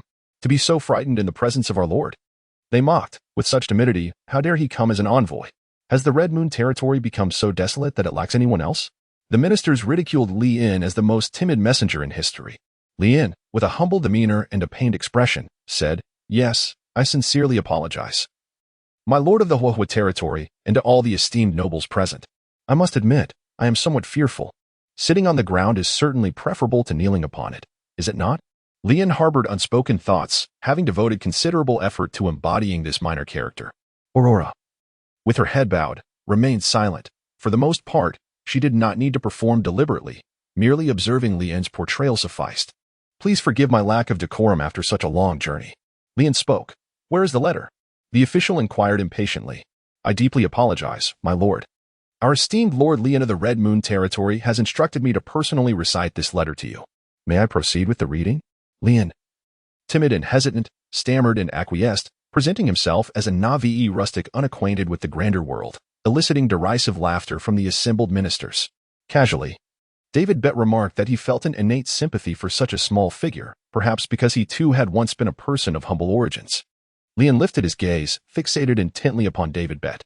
David Bett was a young lord with a somewhat sinister yet undeniably handsome appearance. His skin was fair, his hair a golden hue, and his facial contours meticulously sculpted, reminiscent of an attractive antagonist in a video game. However, Lien's scrutiny was not motivated by mere aesthetic appreciation. Through extensive research, he had discerned a pattern in uncovering hidden hints and pertinent information. To excavate valuable insights from a specific target, he must eliminate distractions, refraining from observing other things and individuals, thereby sharpening his mental focus on the object of interest. Furthermore, a maximum of 10 hints could manifest from the target, with their usefulness contingent upon the day's fortune. At first glance, he appeared to be an ordinary lord. A useless piece of information floated by. He had just savored the most expensive Highland red tea. Excellent, yet another irrelevant detail. He was in the midst of organizing his father's funeral but had departed prematurely. Perhaps he harbored no fondness for his father at all. "Oh, must you remind me of this?" Lien felt somewhat speechless. He was referred to as David Beta, the offspring of James Beta and an elven slave. This revelation barely qualified as useful information. At least it clarified that he possessed half-elven blood, akin to Lucy, who also bore half-elven lineage, and, despite merely being a swordsman, had already attained the prowess of a knight between 4 and 5 stars. He had formed a pact with the fire which Tina and was fervently aiding her in her second awakening. This detail could also be considered somewhat relevant. Recently, he had slain his biological father and 3 brothers, ascending to the position of the new lord of the Blazing Fire territory. He reorganized the Blazing Fire army, generously hiring mages and reinforcing the magical artillery, rendering the territory more formidable. He had a penchant for tormenting elven maidens. Wait a moment, given that his mother was an elven slave, why did he take pleasure in torturing elven girls? What sort of perverse inclination was this? Could it be that he harbored resentment towards his mother, thus directing his ire towards those maidens? He had an affinity for beautiful young men. It appeared he was, indeed, a homosexual. Lien swiftly averted his gaze, apprehensive of potentially provoking a misunderstanding with David Bett. He hoped he did not resemble a handsome youth, as he was fearful of darkness. Alas, a weakness revealed. With his quota of hints exhausted, Lien promptly retrieved an exquisitely bound letter from his bosom. Displaying it to the assembly, the letter remained entirely sealed and scathed, adorned with the distinctive red and gold emblem of the Lord of the Red Moon Territory, an inverted crimson crescent. As he unsealed the letter, Lien began to recite its contents. Esteemed Lord Bit of the Blazing Fire Territory, I am uncertain whether that heart has aided the esteemed young lady, but I sincerely wish for the well-being of the Blazing Fire Territory. I have received your ransom, graciously feasted them, and released Sir Vizzy and the other knights. Regrettably, Sir Peter seems to have a personal grudge against Sir Vizzy, resulting in a fierce internal conflict erupting in the bustling district of the Red Moon Territory, wreaking havoc upon an entire street's edifices, leaving hundreds of citizens astonished, and even grievously injuring a child. In desperation, I was compelled to rearrest all the knights, as they have transgressed the laws of the Red Moon Territory.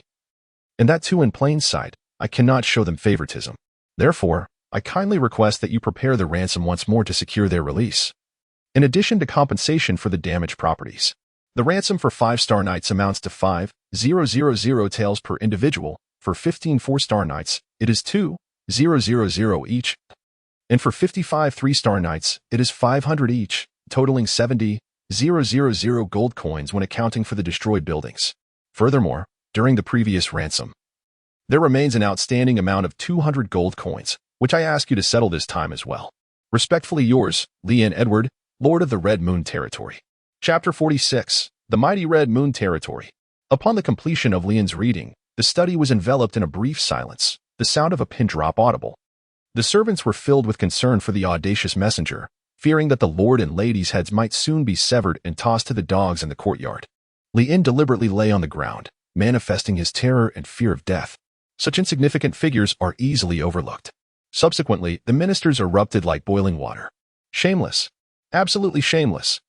Is such a sum of gold not sufficient? Why doesn't Lien Edward resort to theft? The Minister of Finance bristled like a porcupine, unwilling to admit that he had embezzled 200 gold coins. Indeed, to accept payment yet refuse to release the captives, demanding further recompense. Does this not belittle our Huahua territory? The Minister of Foreign Affairs remarked, 70,000 gold coins, 10 times the previous amount. What on earth was he thinking? Has he gone mad with poverty? The Minister of Finance continued, where did the hundreds of subjects in the Red Moon Territory come from? Clearly, it is inhabited solely by werewolves and monsters. Unless the new lord brought slaves, knights, and servants with him. That Lien Edward is a descendant of a rebellious minister. How could he possibly have so many knights and retainers? The latest intelligence I received indicates that he only brought a witch, an old steward, and a skeletal creature into the Red Moon Territory, so this must be a fabrication. My lord, let us march forth. Let the ignorant, fallen noble Lien understand who truly establishes the rules. Indeed, my lord, let the Red Moon Territory vanish from the imperial map. After all, it originally belonged to Huahua. Yes, Lien Edward has indeed become insatiable. The Wolf King he sent last time was not the genuine article, it was a mere corpse. There was no sincerity in his actions. He is deliberately opposing you, seeking to obliterate the Red Moon Territory. Yes, obliterate the Red Moon Territory. Capture these 2 messengers.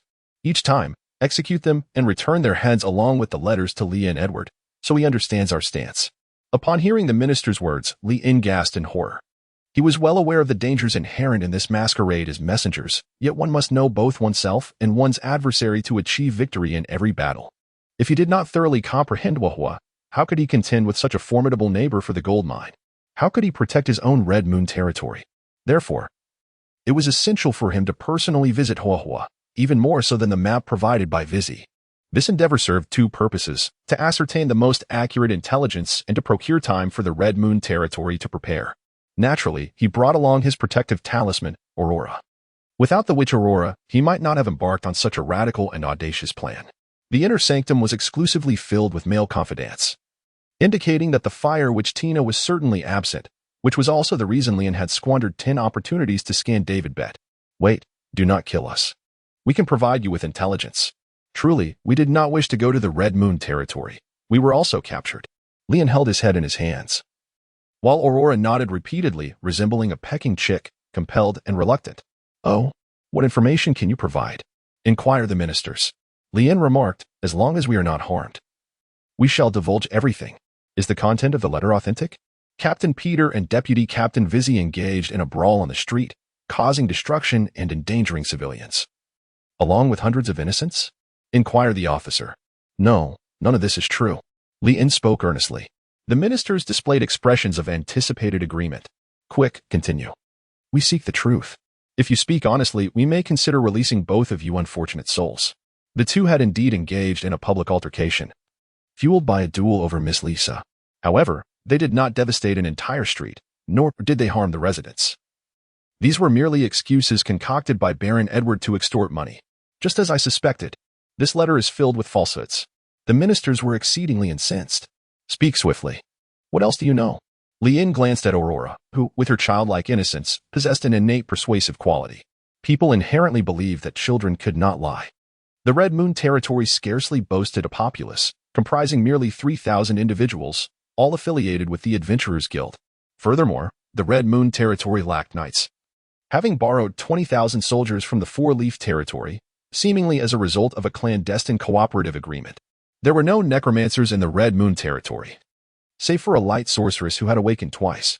In comparison to the formidable Blaze territory, the Red Moon territory was indeed insignificant. Aurora lifted her delicate visage, her clear and naive gaze sweeping over everyone, illuminating the expressions of the ministers. How had the Red Moon territory forged an alliance with the Four-Leaf territory? Surely, he must have uncovered that secret and shared it with the Lord of the Four-Leaf territory. Otherwise, how could the latter possibly assist the Red Moon territory?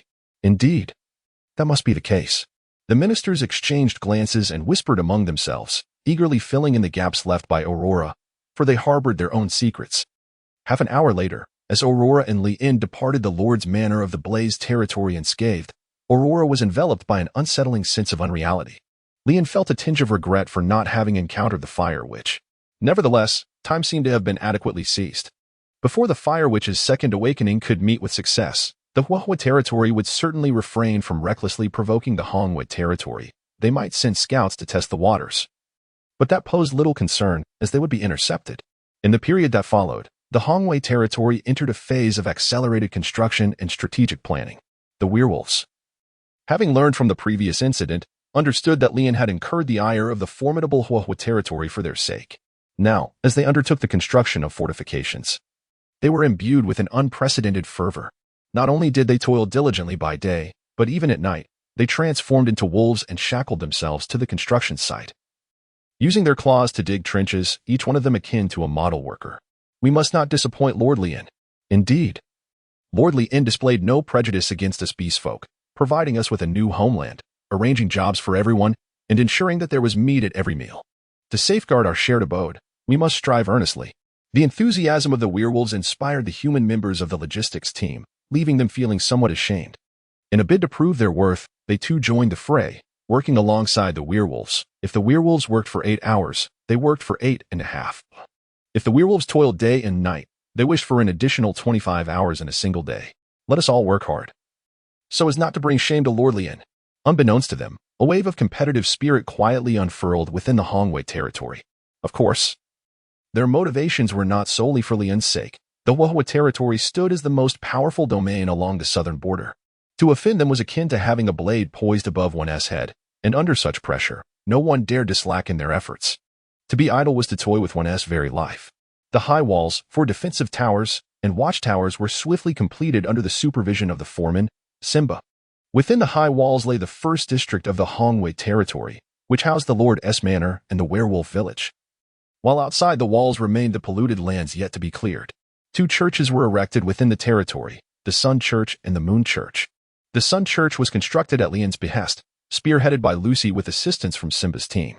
However, as Simba was a devout follower of the moon, he also had the werewolf construction crew work on the Moon Church simultaneously.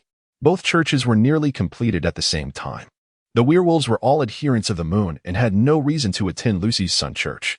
Conversely, the knights, being followers of the sun, preferred to worship at the Sun Church.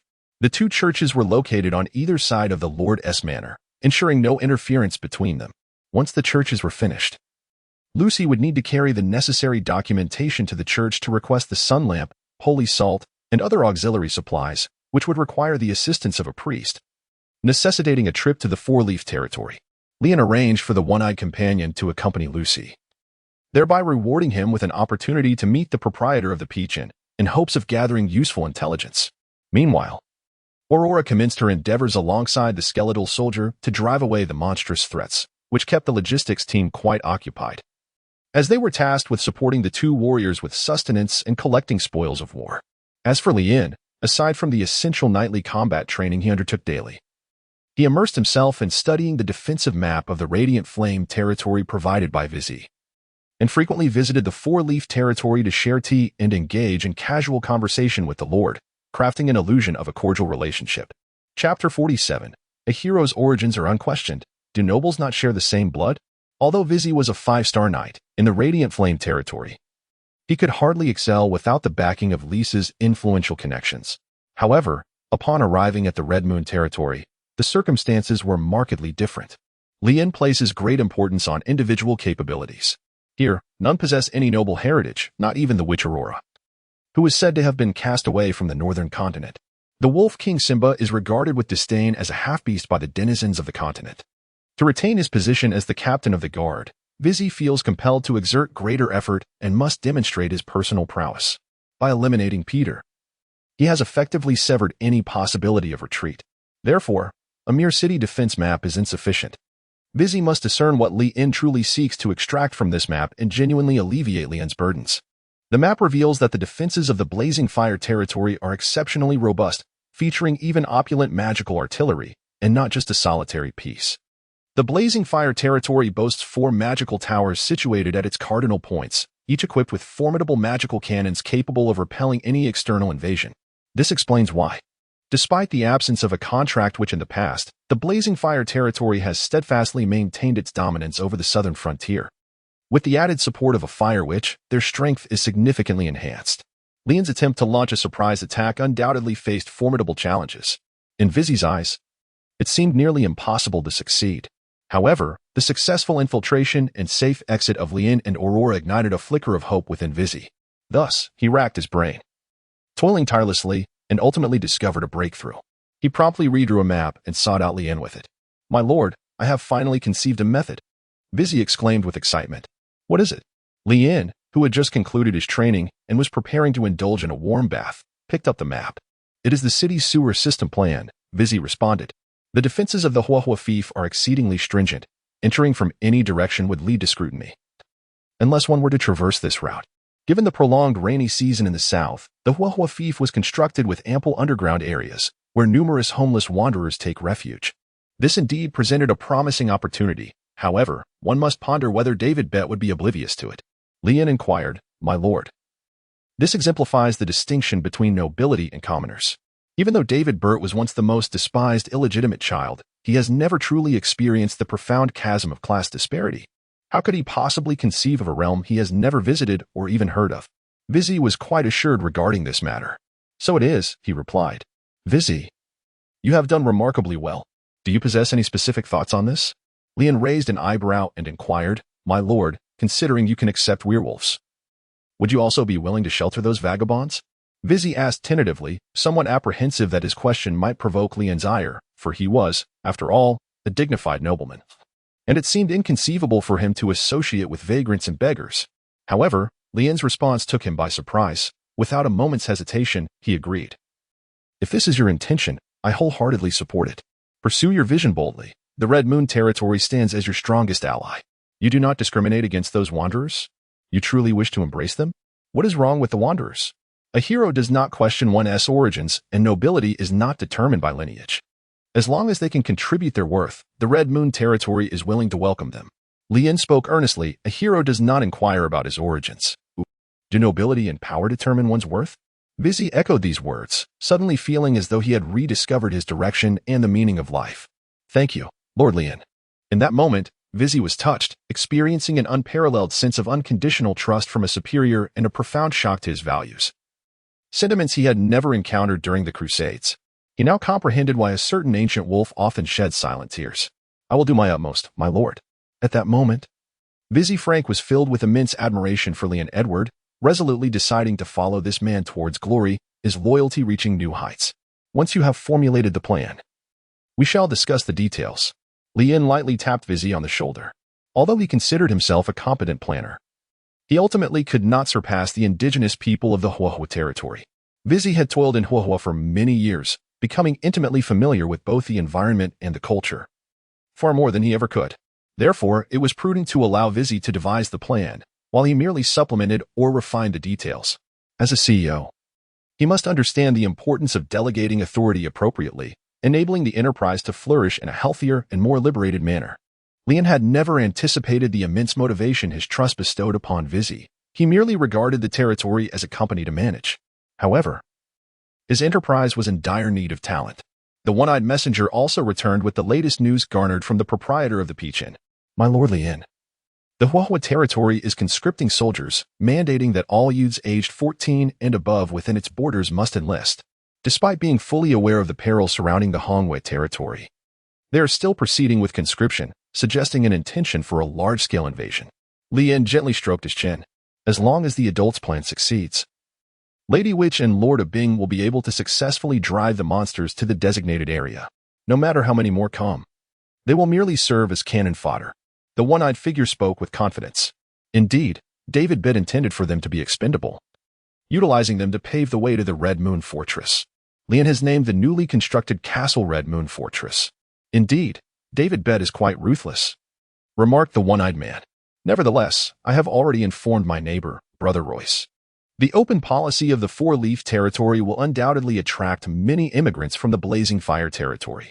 Those families who wish to avoid conscription should have already packed their belongings and departed. Lien raised an eyebrow. Ah, my lord. Did you anticipate that the Radiant Flame would initiate conscription? The one-eyed man inquired, astonished. It is merely a precaution. Lien found this rather easy to infer, as the Huahua territory had just undergone a bloody regime change, inevitably resulting in numerous casualties. The military resources were already insufficient, making the recruitment of additional troops a commonplace necessity. However, the provocation from the Hongwei territory pushed Huahua's recruitment methods into a more aggressive realm. Typically, the Empire's conscription standard is set at 18 years of age, with a permissible variance of 2 years, allowing for ages between 16 and 20. Yet, David insisted on enlisting individuals as young as 14, which seemed rather exploitative. Although Royce outwardly expressed reluctance to oppose Huahua, the geographical proximity of their territories bred inherent tensions.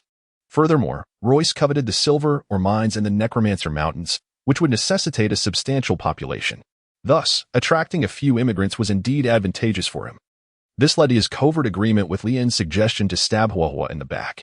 Little did Royce realize that he had fallen into Lien's trap. His own open immigration policy had caused Huahua's populace to believe he was colluding with Lien, and they targeted the gold mines of the Hongwei territory. David Burt took it upon himself to send a letter of consolation to Royce, laden with veiled inquiries, even directly mentioning the mining veins, expressing a desire for collaboration to sever Hongyue's external support. This led Royce to mistakenly believe that David was coveting the silver mines of the Necromancer Mountains, prompting him to decline David's proposal, which in turn plunged the relations between Huahua and Siwa into a deep freeze. In a state of anxiety over a potential incursion by the Huahua Crusaders, Royce hired numerous mages at exorbitant rates to safeguard Siwa. Simon, do you think Lien Edward's frequent visits for tea are intended to foster misunderstandings that I am in league with Huahua? Is he aware of the silver mines in the Necromancer Mountains?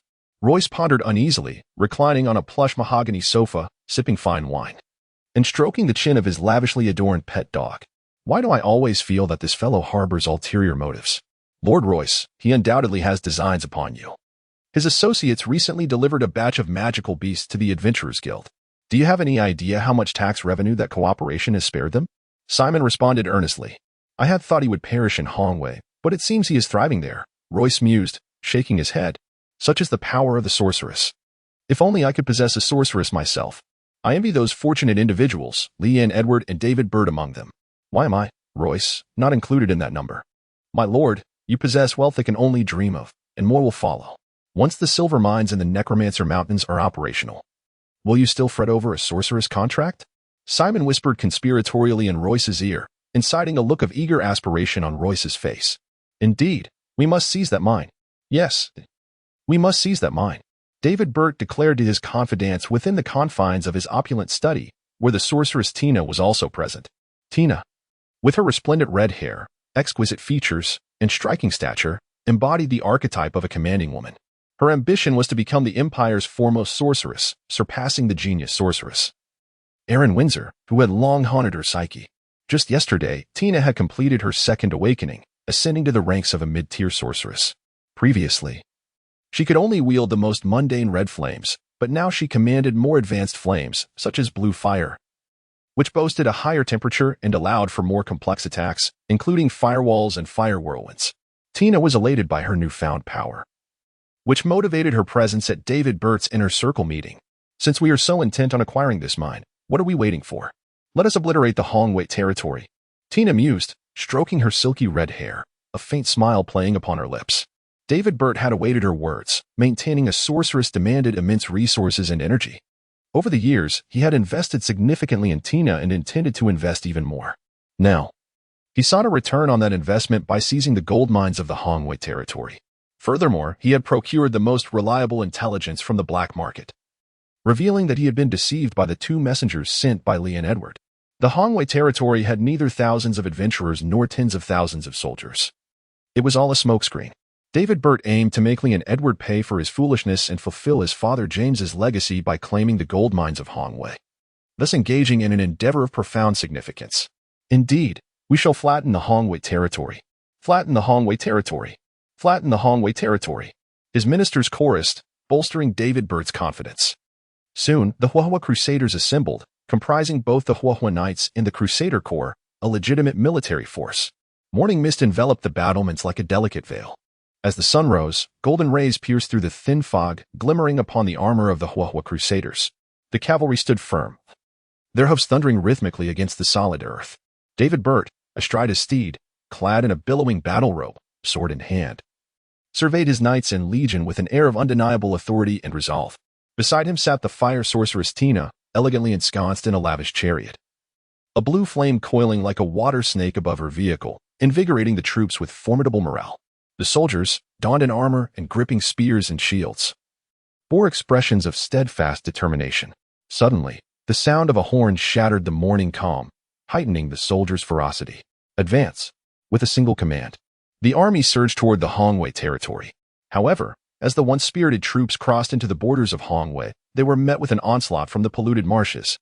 This corrupted mire, formed from heaps of magical beast corpses, was a creation suggested by Leanne, executed by Aurora and Abin, who had buried numerous magical beast bodies there, resulting in severe contamination. These creatures had completely transformed in the unique environmental conditions of Hongwei, becoming true pollutants.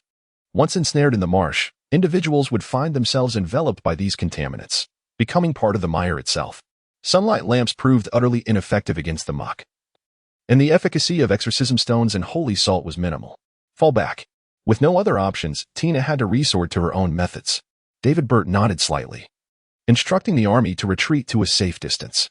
Tina unleashed her blue flames, and upon contact with the mire, a violent explosion erupted. The thunderous roar echoed throughout Hongwei, signaling the impending onslaught of war. This was the true purpose behind constructing this marsh defense barrier. Although hidden from the watchtowers, the sound served as a warning. Leanne could not help but acknowledge the vastness of his territory, the Red Moon domain. However, the area he had developed was rather limited. Perhaps once he dealt with the ambitious neighbor, the Blazing Fire domain, he could continue his endeavors in the Red Moon domain with peace of mind. The sound of an explosion reverberated through the heavens, prompting the bells atop the Red Moon Tower to toll immediately. Following this, all members of the Red Moon Knights and the Wolf Knight Order swiftly assembled, while the werewolf inhabitants armed themselves, ready to join the fray. Even the logistics team emerged, wielding hoes and rolling pins, despite their legs visibly trembling. What a jest it was! The Blazing Fire Crusaders had arrived. And although Leon had previously captured several members of the Blazing Fire Knights, they were no match for the densely packed army before him. Leon ascended to the highest point of the castle, gazing upon the citizens of the Red Moon territory. He proclaimed loudly, "The forces of the Glimmering Flame have finally arrived. I understand the fear that grips you. However, fear is a natural human instinct, and there is no need for self-reproach. It is precisely this trepidation towards the powerful that can propel us towards greatness. Should we withstand the assault from the Glimmering Flame this time, we will truly secure our foothold in the Red Moon territory, heralding the dawn of an era that belongs to us. Werewolves, I urge you to unleash your sharpest claws and teeth to rend the necks of those knights of the Glimmering Flame.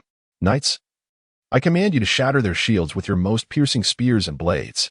Adventurers, I implore you to wield every weapon at your disposal and confront your deepest fears in order to survive this battle. Together, we shall defend our homeland, safeguard our golden mines, and drive out these invaders from our lands. We will adorn our battle standards with their severed heads, transforming them into emblems of our Red Moon territory. To each individual who takes part in the defense of our home, I shall bestow upon you the Medal of Valor.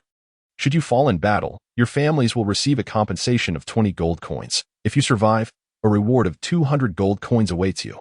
Therefore, strive with every ounce of your being to survive. I wish to witness your courage and strength in the fight for your existence." Leon's treasury had long been depleted in preparation for this great battle, yet he believed that should they emerge victorious and successfully exploit the gold mine, he would have no trouble distributing bonuses. With concern, Bess inquired, "My lord, did you perhaps misspeak? The compensation for those who perish is merely 20, while those who survive receive 200. Wouldn't that lead them to hide away?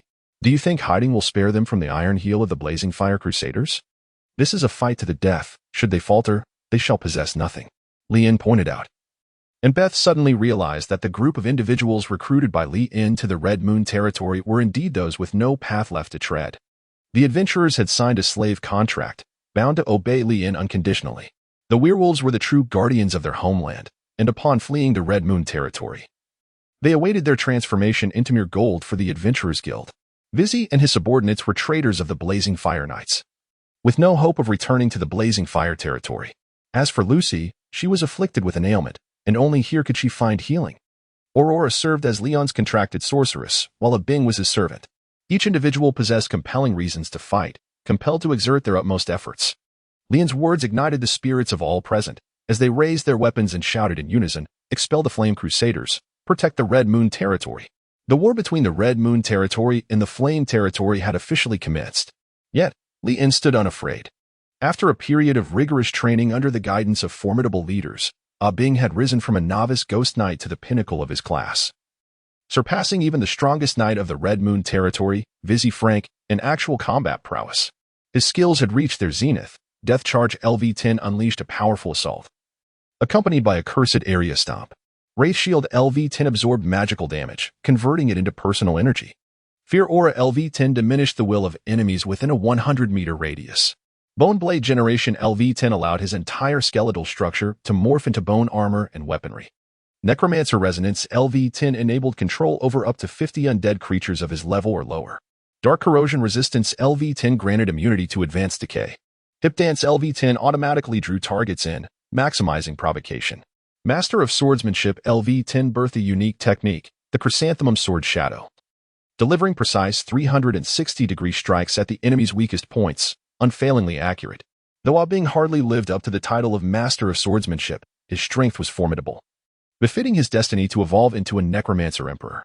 However, the conditions for his further evolution were no longer simply to vanquish undead creatures or human warriors. He was required to perform a blood sacrifice of an entire village or conquer a heroic undead being to obtain its core of obsession. Both conditions were exceedingly harsh for Bing, who still exhibited timidity. The mere thought of slaughtering a village was abhorrent to him, and when faced with stronger human knights, he preferred to sneak around and attack from behind, lacking the demeanor of a great general and embodying a cautious and stealthy approach to growth, perhaps a reflection of his inadequate upbringing. It was ironic that a master planner like himself had inadvertently nurtured a cowardly skeleton. However, it was primarily Aurora who led him, a burden he would not claim. Likely, her overwhelming strength, combined with her natural dominance over him, had fostered his growing insecurity, leading to his current disposition. Nevertheless, Lien pondered whether a slightly insecure emperor might not be preferable, as arrogance often invites trouble. With that thought, he found solace. Aurora had also matured significantly in combat. Her ability to maintain her strikingly tall and beautiful form extended from half an hour to 2 hours, a remarkable fourfold increase. This enhancement meant that her endurance in battle had substantially improved, and her skills had reached their full potential. Light manipulation LV-10 allowed her to condense orbs of light, create protective shields, and perform deep cleansing. Healing ability LV-10 enabled profound self-healing. Light perception LV-10 could detect life forms within a 100-meter radius. Undeniably, she was a promising candidate for the future chief sorceress. Even without Lien's guidance, she exhibited remarkable growth. Unfortunately, Aurora required at least 100 awakening stones to advance from an initial to an intermediate sorceress, and these stones were priceless in the border markets, having skyrocketed to 5,000 each, far exceeding the prices in the royal capital, leaving Lien unable to procure the materials needed for her advancement, forcing him to pin his hopes on the gold mine. As for Wolf King Simba, his potential for further advancement was minimal. His greatest contribution lay in leading a formidable pack of werewolves, who, under the blessing of the Red Moon, transformed into an indomitable army. Unafraid even of the elite troops of the Flame Crusaders, Lucy's strength had inexplicably surged upon her arrival in the Red Moon territory. She had possessed the strength of a 4-star knight, yet now even Vizzy could not contend with her. A mysterious nun, she was also skilled in cooking, though her only flaw was her frail health. The longer one spent in her company, the more palpable the hidden menace beneath her gentle demeanor became. Thus, among Lien's cadre, the weakest was now the 5-star knight Vizzy Frank. However, he possessed a keen intellect and familiarity with the Flame Army, proving invaluable as a strategist, saving Lien considerable effort. Under the joint command of Vizzy and Simba, the main force ascended the fortified walls, ready to confront the infamous Flame Crusaders. David Beth's army suffered severe losses in the monster-infested zone, as the fire sorceress Tina refrained from extensively utilizing her powers, preferring to let human soldiers sacrifice themselves to satiate the monster's hunger. Originally numbering 20,000, the Crusaders had lost nearly a quarter in their harrowing battles against the monsters. Having successfully navigated the monster zone, the army pressed on through dense forests and barren plains, finally reaching the Red Moon Castle just before sunset. The coppery afterglow bathed the castle's battlements in a sanguine hue, as Lien beheld the billowing smoke rising from below. Knight Vizzy Frank gripped the sweat-soaked hilt of his sword, standing for the first time against the Flame Crusaders.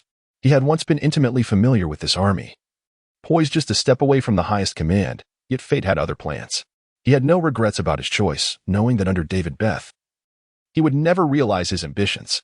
40 paces away, David Beth's obsidian steed exhaled mist, its fierce eyes visible between the gaps of its dark iron armor. He raised his gaze to see Peter's head displayed on the battlements alongside the bodies of knights unwilling to surrender to Lien, meeting the same fate as Peter. A shadow flickered across David Beth's eyes, his brow furrowing as the ministers accompanying him erupted in vitriol. The ancient stones of the battlements trembled as over 100 werewolf warriors unsheathed their curved blades in unison with a resonant clang. To maximize the effectiveness of the werewolves, Lien had equipped them with the most suitable blades for combat. The members of the Red Moon Knight Order felt the sweat beat upon their water buffalo leather bracers, as the tips of their spears caught the last rays of the dying sun. As the first poisoned arrow struck the fortified city gates, the sounds of the defending crossbows and the cries of battle steeds shattered the twilight. The heavy infantry of the Flame Army clashed against the gates with their massive shields, while siege hammers, enveloped in sulphurous smoke, slammed into the barriers. Vizzy Frank's silver-scaled armor bore a gash on his left shoulder as he retaliated by hurling a flaming resin jar toward the ladders, his amber eyes reflecting the fiery descent of the foe. The gates were breached, and the werewolf warriors and human knights surged forth to engage the Flame Crusaders, colliding like two raging torrents, merging into a river of blood. David Beth glanced at the fire sorceress, Tina, signaling that it was her turn to enter the fray. With her crimson hair billowing, Tina gracefully rose from her chariot, summoning forth her fire magic, conjuring 2 tongues of flame that rapidly coalesced into a towering wall of fire, surging toward the Red Moon forces. In the ensuing chapter, Aurora conjured a light shield to withstand Tina's initial onslaught of flames.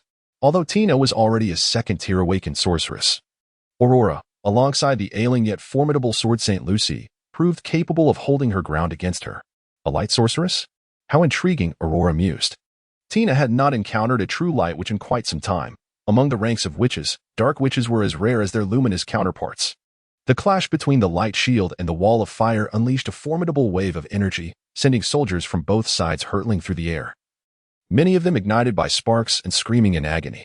David Burt, under the protection of his guards, prudently distanced himself from the battlefield dominated by the witches, avoiding peril. Aurora unleashed a series of luminous orbs, each radiating divine light, which rapidly approached Tina's vicinity. One by one, the orbs detonated, producing deafening explosions. However, a towering wall of blue flames ignited beside Tina, serving as a sacred barrier that shielded her from the catastrophic blasts. The resounding explosions echoed incessantly, while the flame wall emitted a faint, ominous roar, seemingly straining under immense pressure. Simultaneously, Sister Lucy wielded her longsword, propelled forward by the steadfast protection of Aurora's light shield. She dashed through the blue flames, relentlessly dismantling the obstacles Tina had set in place. A graceful arc of sword light sliced through the air, leaving a subtle yet undeniable crack upon Tina's resplendent armor, as if cleaved by the sword's sharpness. This fissure dulled the armor's brilliant sheen, revealing a hint of vulnerability. Tina was taken aback. "You are also a witch?" "No, I am merely a nun," Lucy replied calmly, her golden hair flowing in the wind, and her azure eyes sparkling with fierce determination. "You possess remarkable courage," Tina mused with a tinge of admiration, yet her heart harbored no mercy for her foes. She intended to demonstrate the chasm of power that lay between them. In her hand, a whip of intertwined red and blue flames materialized, which she wielded to shatter the light shield enveloping Lucy. In the next instant, Tina leapt through the flames, appearing directly before Lucy. As a fiery red lotus blossomed at Lucy's feet, poised to engulf her in ashes. "Sister, to perish beneath the red lotus is a privilege," Tina taunted.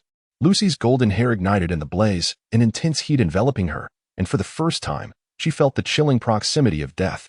Suddenly, a blinding light surged forth, momentarily robbing Tina of her sight. Just in time, Aurora manifested layers of light shields around Lucy, utilizing their power to counterbalance the fury of the fiery lotus. With a swift stroke of her longsword, Lucy cleaved a path through the flames, narrowly escaping as the red lotus closed in. Though it was a harrowing escape, she survived. The battle escalated, igniting a conflagration of fire and holy light upon the front lines. As the overall commander, Vizzy coordinated with the Wolf King Simba, their combined strength maximizing the limited forces at their disposal. Aside from the defenseless Bess, nearly everyone joined the fray.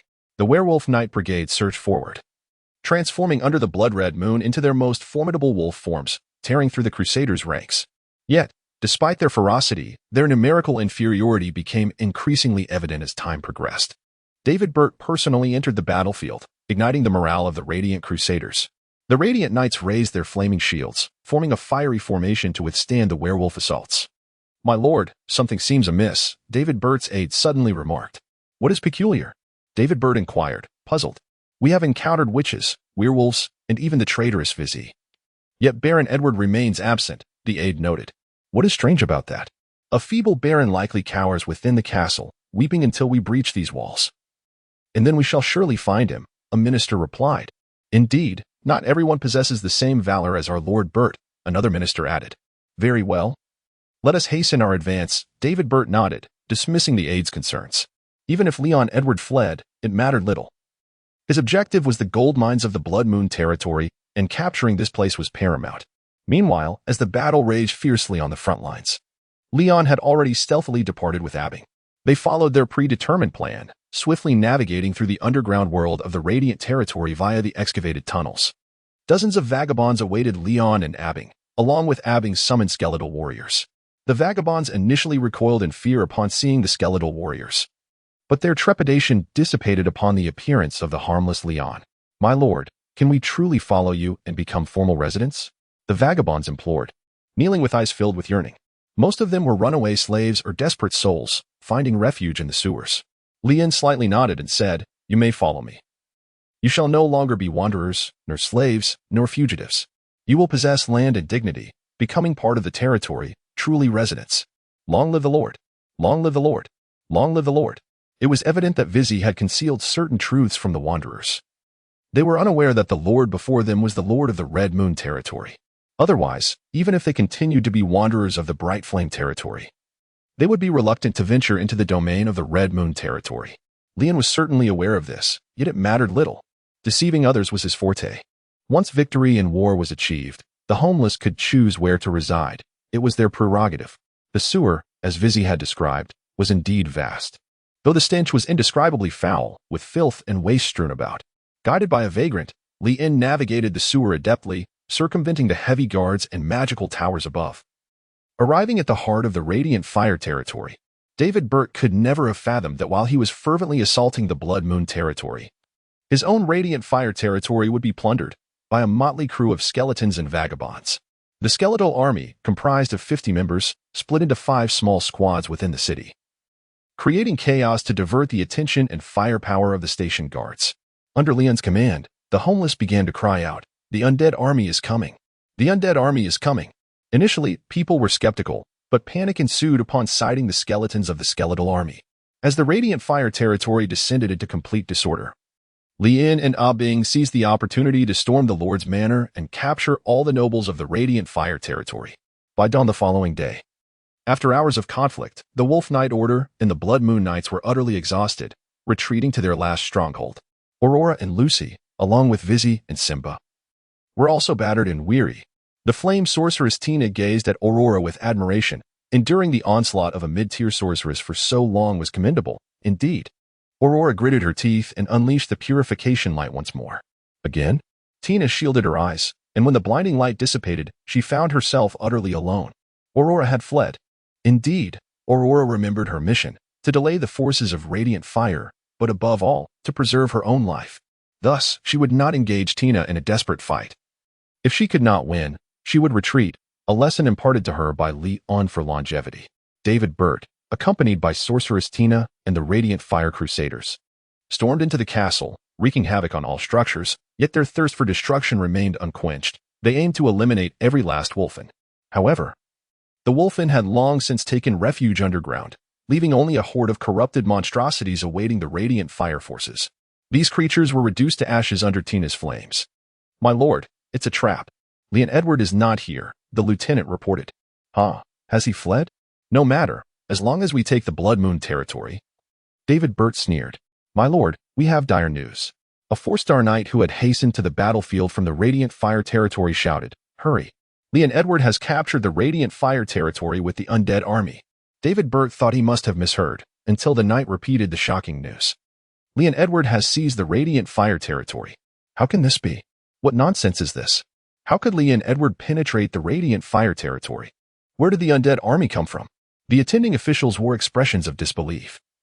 They had never anticipated that Leon Edward would launch a surprise attack on the Radiant Fire territory. "My lord, we searched the castle thoroughly and found no sign of Leon Edward," the guards hastily reported, further confirming the shocking reality. David Burt finally grasped why the battle had dragged on for so long without sight of Baron Edward. Though he longed for the gold mine of the Blood Moon territory, he could not accept the loss of the prosperous Radiant Fire territory. If acquiring the gold mine meant sacrificing the entire Radiant Fire territory, it would be a futile exchange, not due to a disparity in value, but because the Blood Moon territory was utterly inhospitable. Even if a gold mine were discovered, it would require inhabitants to extract it, and where were the people? All in the Radiant Fire territory. "Tina, cease the pursuit and return with me at once." David Burt commanded the flame sorceress. Though Tina was reluctant, she had no choice but to temporarily abandon the chase of Aurora and Lucy. The Radiant Fire forces retreated from the Blood Moon territory in haste, vowing to reclaim the Radiant Fire territory. However, upon their return, they found no undead army, but were met with fierce resistance from the city's defenders. "We are the Radiant Fire forces. What are you doing? Open the gates and let us in. Have you betrayed our lord?" David Burt's lieutenant bellowed in anger. "Our lord is Lady Alusa," the commanding officer of the defenders shouted back. David Burt's brow furrowed.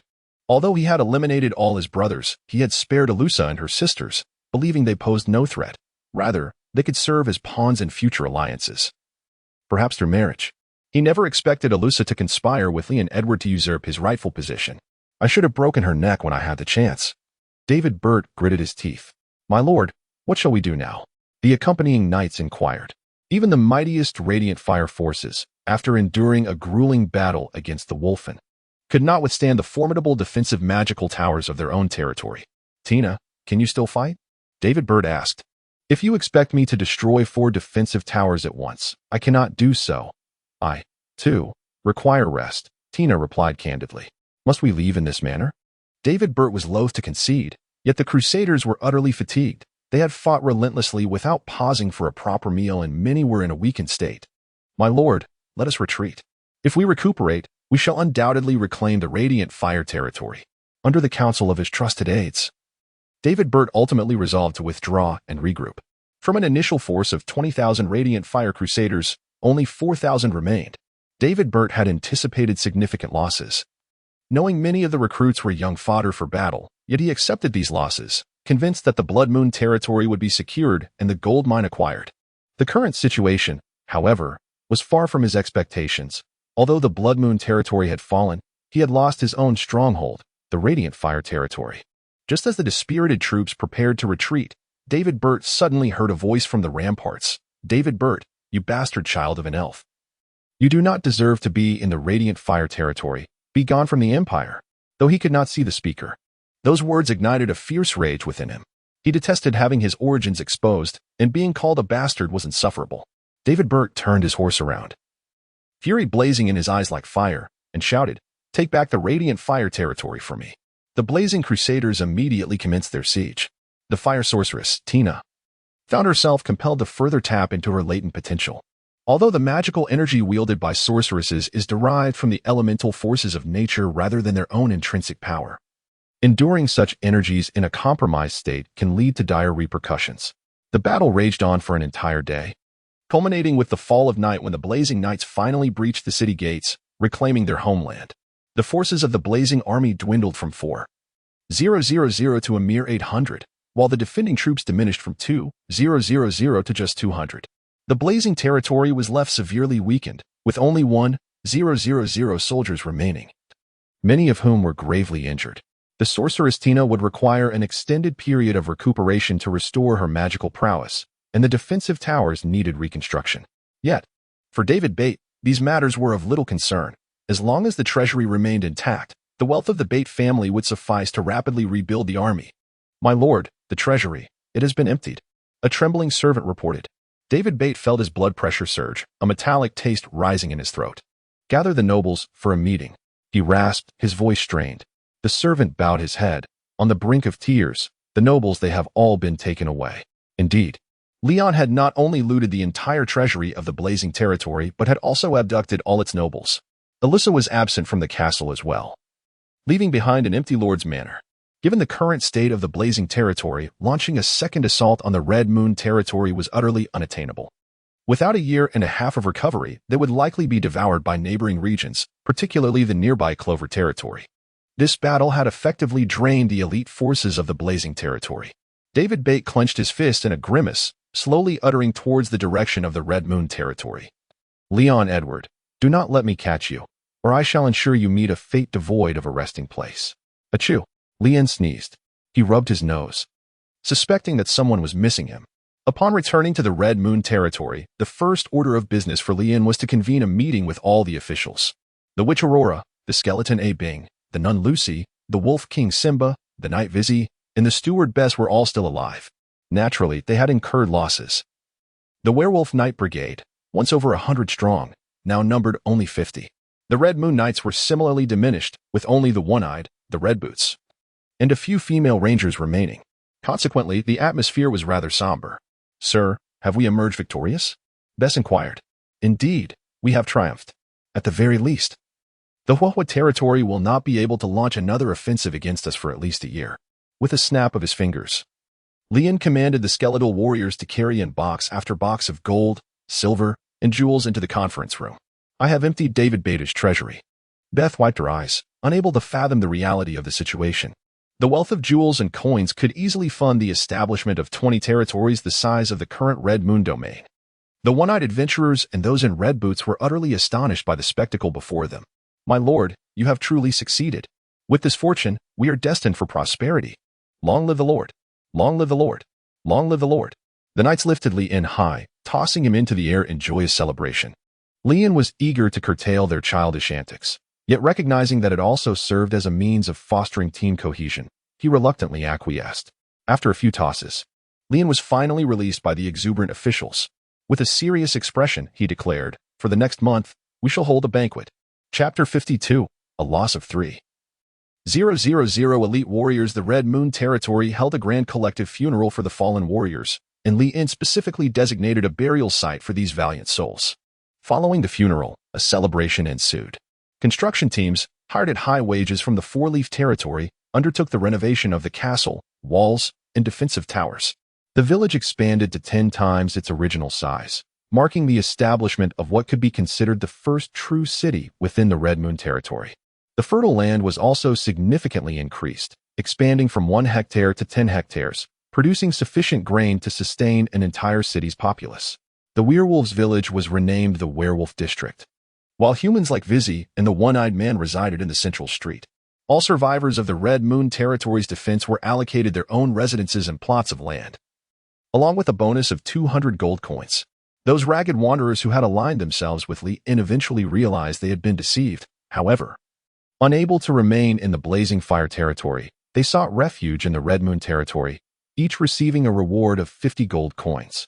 Nearly everyone was enveloped in the euphoria of their victory in battle, as a magnificent banquet commenced in the newly refurbished Red Moon Castle. Lian had specially sent an invitation to Lord Royce of the Four-Leaf Territory to attend the banquet. However, Royce ultimately declined, citing health issues as his reason for absence. The long table, adorned with sumptuous red velvet, was laden with an array of delectable delicacies and fruit wines. The silver cutlery glimmered with a radiant sheen under the soft lighting, while waiters in vests navigated gracefully through the crowd, bearing trays. Beth was so moved that tears nearly welled up in his eyes. It had been quite some time since he had participated in such an elegant soiree. This was the true essence of nobility. During the heyday of the Edward family, such banquets were held nearly every fortnight. Were it not for the peculiar attire and even more bizarre appearances of the werewolves in attendance, Beth would have found the event even more dignified. Were all the guests gathered? Suddenly, Lian inquired, "My Lord Baron, have we arrived?" "Indeed," responded Beth. Lian nodded slightly, donning her exquisite new gown as she entered the banquet hall. Within the hall, a multitude of true nobles had gathered, all of whom had been abducted by Lian from the Radiant Fire Territory. At this moment, they were constrained by knights alongside a long table, their pallid faces etched with terror. Having been imprisoned for over a month, this was their first opportunity to emerge from confinement, and they harbored no desire to partake in any festivities, longing only to return home. Lian took his seat at the head of the table, with Aurora and Lucy standing on either side, temporarily assuming the duties of his personal knights. "Esteemed nobles, greetings. I am Lian Edward, the Lord of the Red Moon Territory." Lian offered a brief self-introduction. Those with even a modicum of discernment among the nobility were acutely aware that the Edward family had been classified as a family of rebels, with Baron Lian Edward being the last remaining scion of the Edward lineage. This revelation undoubtedly exacerbated the nobleman's trepidation. "What is it that you intend to do?" "We are nobles. You cannot take our lives, for such an act would be a transgression of the law. Release us at once. I am willing to pay any sum for our freedom. My Lord Edward, spare us, I implore you." The nobleman clamored in a cacophony of voices, some denouncing while others pleaded for mercy. Lian tapped his wine glass, and the knights instantly unsheathed their swords, plunging the hall into an immediate silence. "Esteemed guests, I have summoned you to this banquet to commemorate our triumph in war and to herald the rebirth of the Scarlet Moon Territory. Let us refrain from uttering such disheartening words about returning home. A century ago, the Scarlet Moon and the Radiant Fire Territories were one and the same. Your home lies here." Lian spoke in a calm tone. In an instant, over 20 nobles turned ashen. They had discerned that Lian had no intention of allowing them to leave. "What do you truly intend to do?" "Lian Edward, we are the genuine nobility of the Empire. You have no right to imprison us indefinitely," a seasoned nobleman summoned his courage to declare. Lian swirled the crystal glass in his hand, the red wine undulating within like the waves of the sea. Thus, in the eyes of all present, the Radiant Fire Domain and the Crimson Moon Domain are indeed perceived as distinct entities? Lian inquired. "Of course. How can the Crimson Moon Territory be compared to the Glowing Fire Territory? You shall not leave us here." The seasoned noble retorted with indignation in light of this. "We must mention the war that transpired a month ago, when the Glowing Fire Territory, in blatant disregard of imperial law, launched an assault on the Crimson Moon Territory, demolishing its high walls and castles, and slaughtering its inhabitants, committing heinous atrocities. As nobles of the glowing fire territory, should you not be held accountable for these transgressions? Leon's expression grew serious. The nobles exchanged glances, recognizing that it was David Bitt's decision, one that bore no relevance to them. Indeed, it had nothing to do with us. The nobles endeavored to disassociate themselves from the matter. Yet, did you not support him? Leon's gaze was piercing. During the conscription, he had solicited donations from the nobles, each of whom contributed a substantial sum. Thus, they were the architects of this war and must bear the responsibility for the lives and wealth lost in the Red Moon territory. Otherwise, none would be permitted to leave this place, or rather, they would be condemned to remain here for eternity.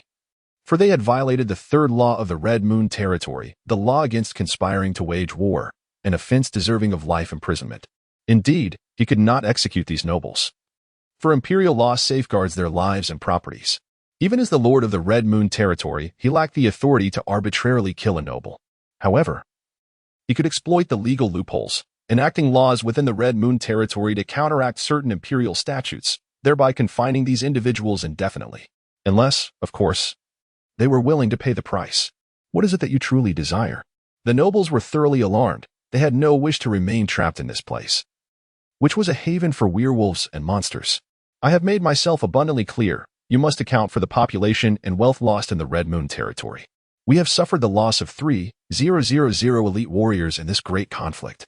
Leon surveyed the assembly of nobles before him, declaring that he would judiciously consider their circumstances for penance, determining whether their sentences would be commuted to immediate release or extended to lifetime imprisonment based on their sincerity.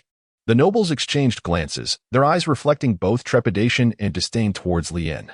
Who would believe that the Crimson Moon territory could boast a force of 3,000 elite warriors?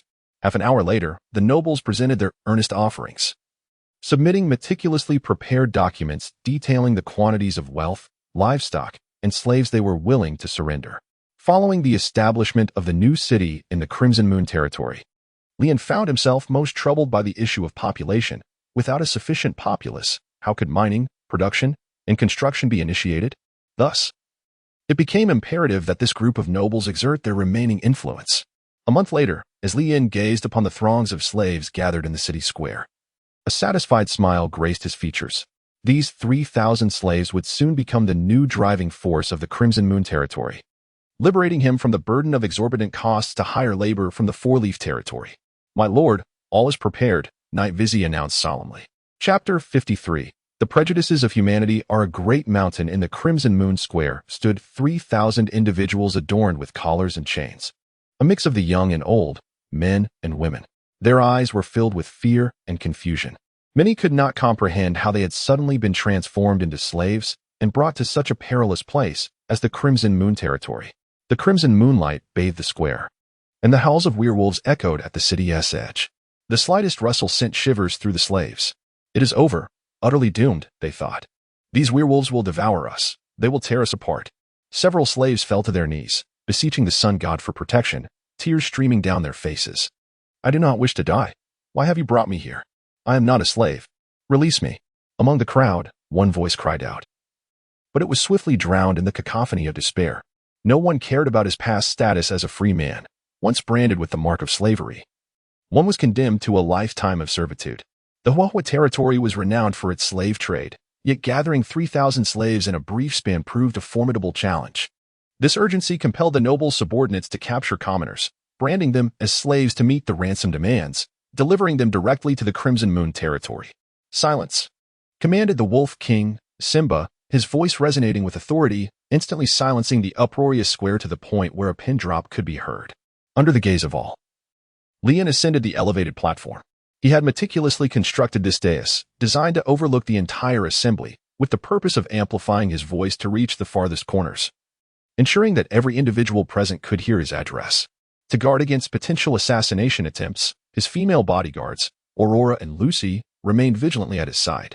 After all, despite his prolonged sojourn in this alternate realm, he was still merely a fledgling with a combat prowess of only 5.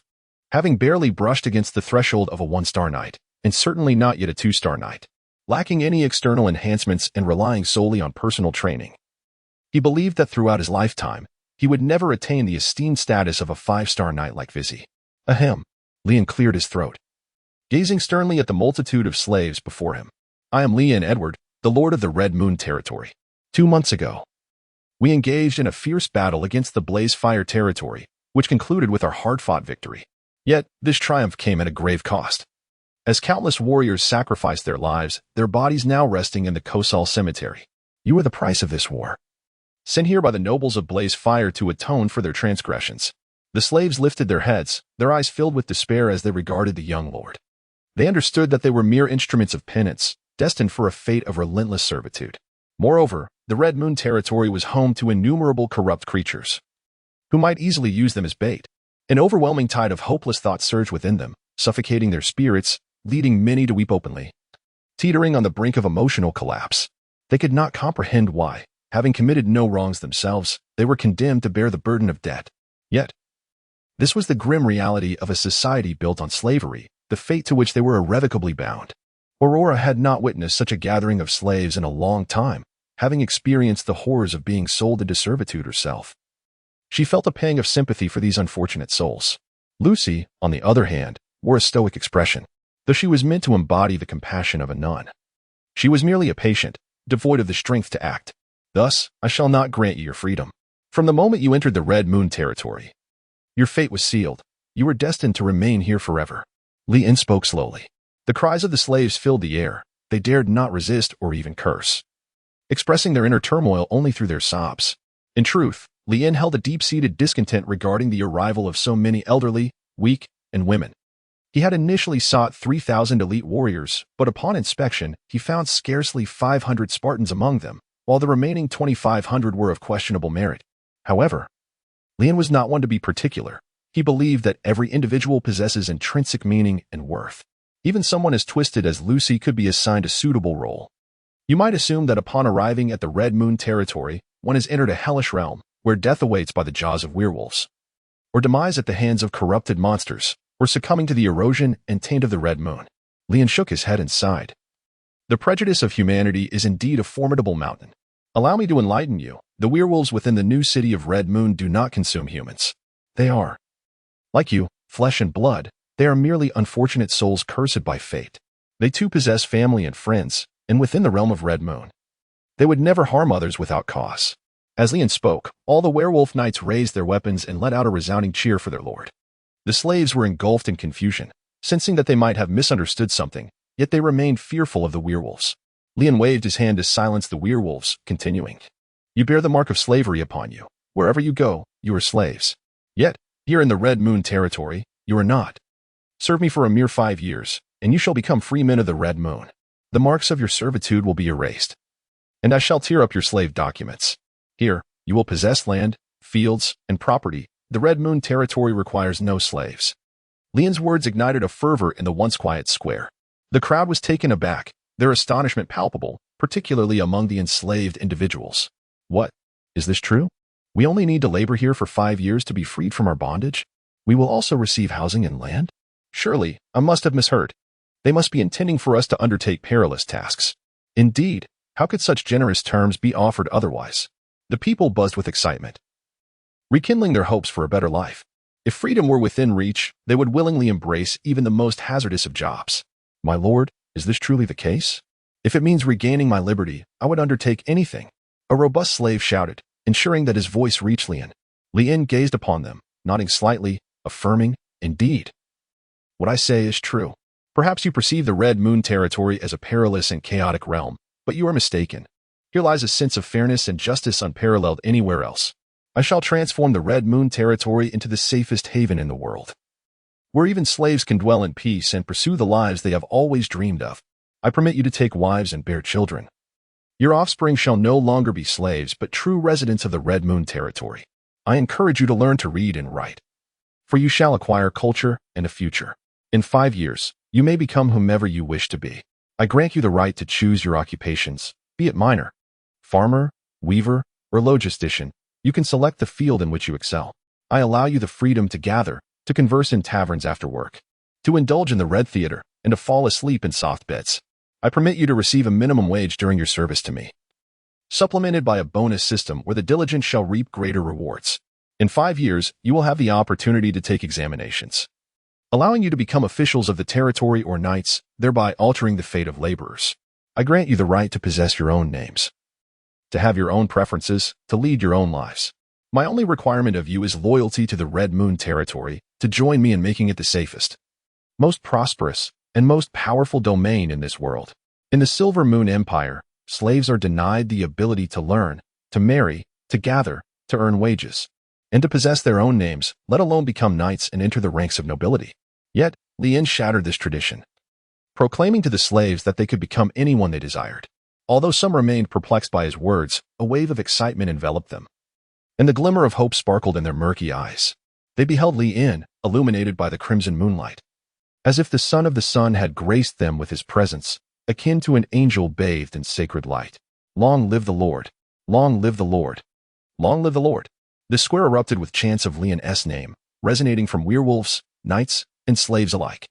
They all yearned to follow Lien in transforming the Red Moon territory into the safest place in the world. Chapter 54. Opening the Gold Mine. Aurora observed the tearful excitement of the slaves below, her face adorned with a smile. She discreetly gave Lien a thumbs up. Although Lien had yet to gather the awakening stones necessary for her transformation into a Stage 2 sorceress, Aurora felt no grievance, rather. She found each day to be filled with intrigue. Lucy's cheeks flushed, likely due to the sight of numerous potential prey. These individuals could not be harmed. Lien leaned closer to Lucy and whispered, "We are all official residents. You may only hunt monsters." "I understand, my lord," Lucy replied, her tongue darting out as she wore an expression of regret. Upon the conclusion of Lien's speech, the remaining matters were entrusted to his knight commander, Vizzy. Following the Guardian War, Vizzy was promoted from the leader of the Guardian Regiment to the commander of the Red Moon Knights, thus assuming control over the Guardian Army, reaching the pinnacle of power. However, the combined strength of the Guardian Army and the Red Moon Knights amounted to a mere 50 individuals, rendering this peak somewhat superficial. Vizzy needed to collaborate with Best to facilitate the signing of work contracts for these former slaves and arrange their accommodations. The new city within the Red Moon territory was replete with vacant houses, making their housing arrangements relatively uncomplicated. The critical factors were the classification of their skills and job assignments. Among the 3,000 individuals, Vizzy painstakingly selected 1,000 to bolster the Guardian Army's ranks and entrusted 500 to the Wolf King, Simba, to enhance the mining team. The so-called mining team primarily comprised miners, with the Werewolf Knights serving as the backbone and human slaves providing supplementary assistance. The initial task of the mining team was not to excavate the mines, but to ascertain the precise locations of gold deposits and investigate the mysterious species present. The remaining 1,500 individuals proved challenging to select. They were predominantly elderly, women, or children. This group was settled along Moonlight Street adjacent to the Central District, with wool distributed to women for weaving, land allocated to the elderly for cultivation, and the children directed to churches and welfare institutions. To enhance the efficiency of the female workers, Lien established the first women's textile factory in the Red Moon territory. In this era, most textile labor was conducted on a household basis, with women spinning wool and flax into thread using spindles or spinning wheels, a quintessential domestic sideline.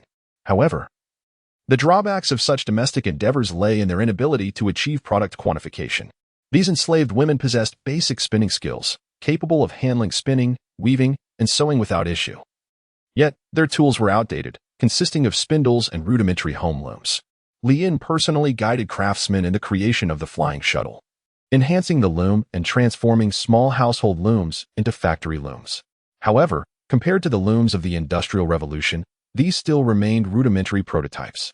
Nevertheless, this innovation significantly boosted the efficiency of the female workers. Regrettably, the raw materials such as wool and linen were products of the Four-Leaf territory, with little to be found in the Red Moon territory.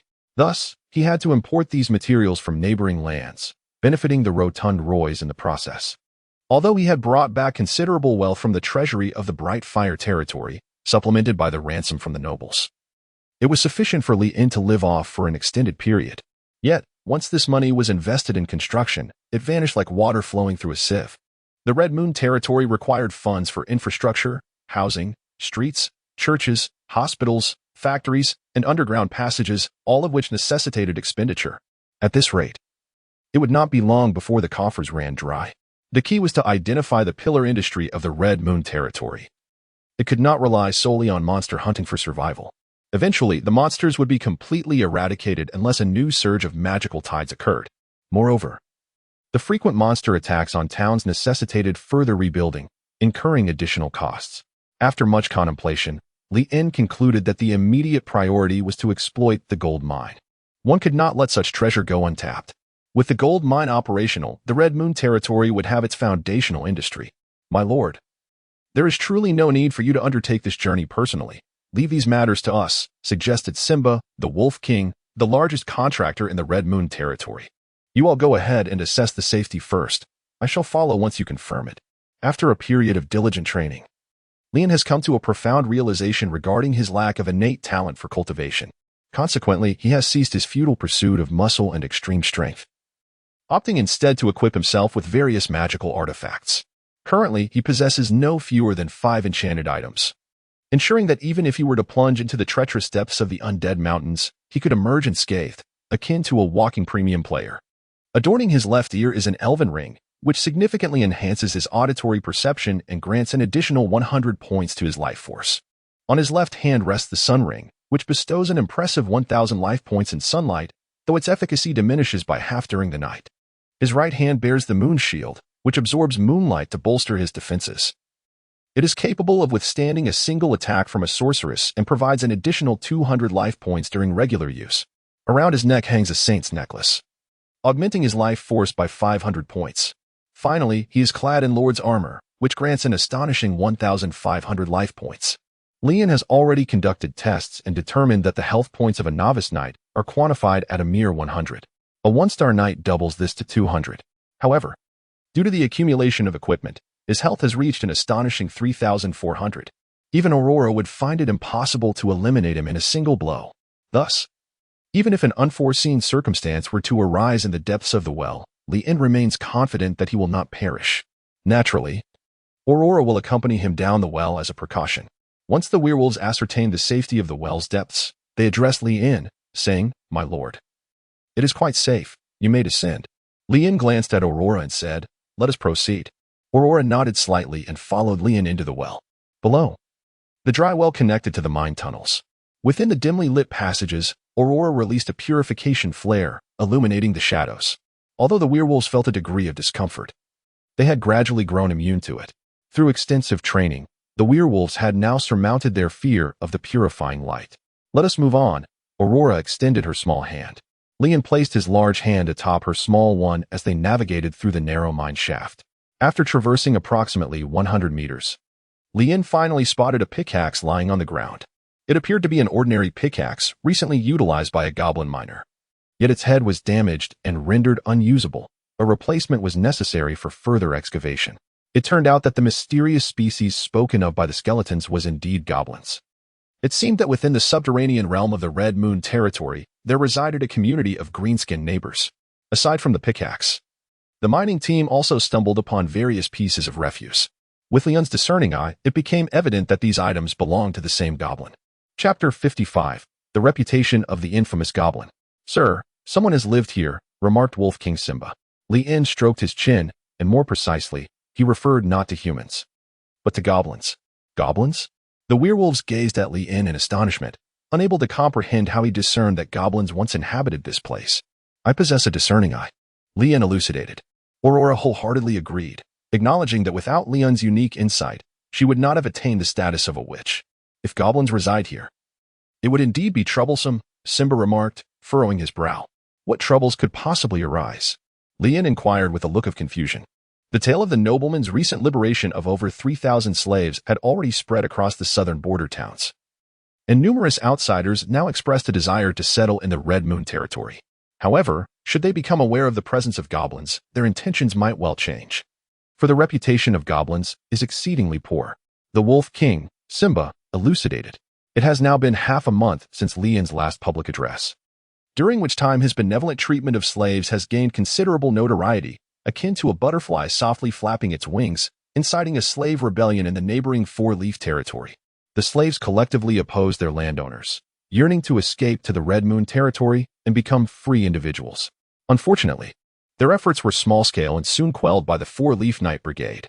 Nevertheless, many refugees and fugitives sought to establish their homes in the Red Moon territory. The open immigration policy has rendered the Red Moon territory highly desirable, and with the monstrous threats largely contained within designated areas, the danger has significantly diminished.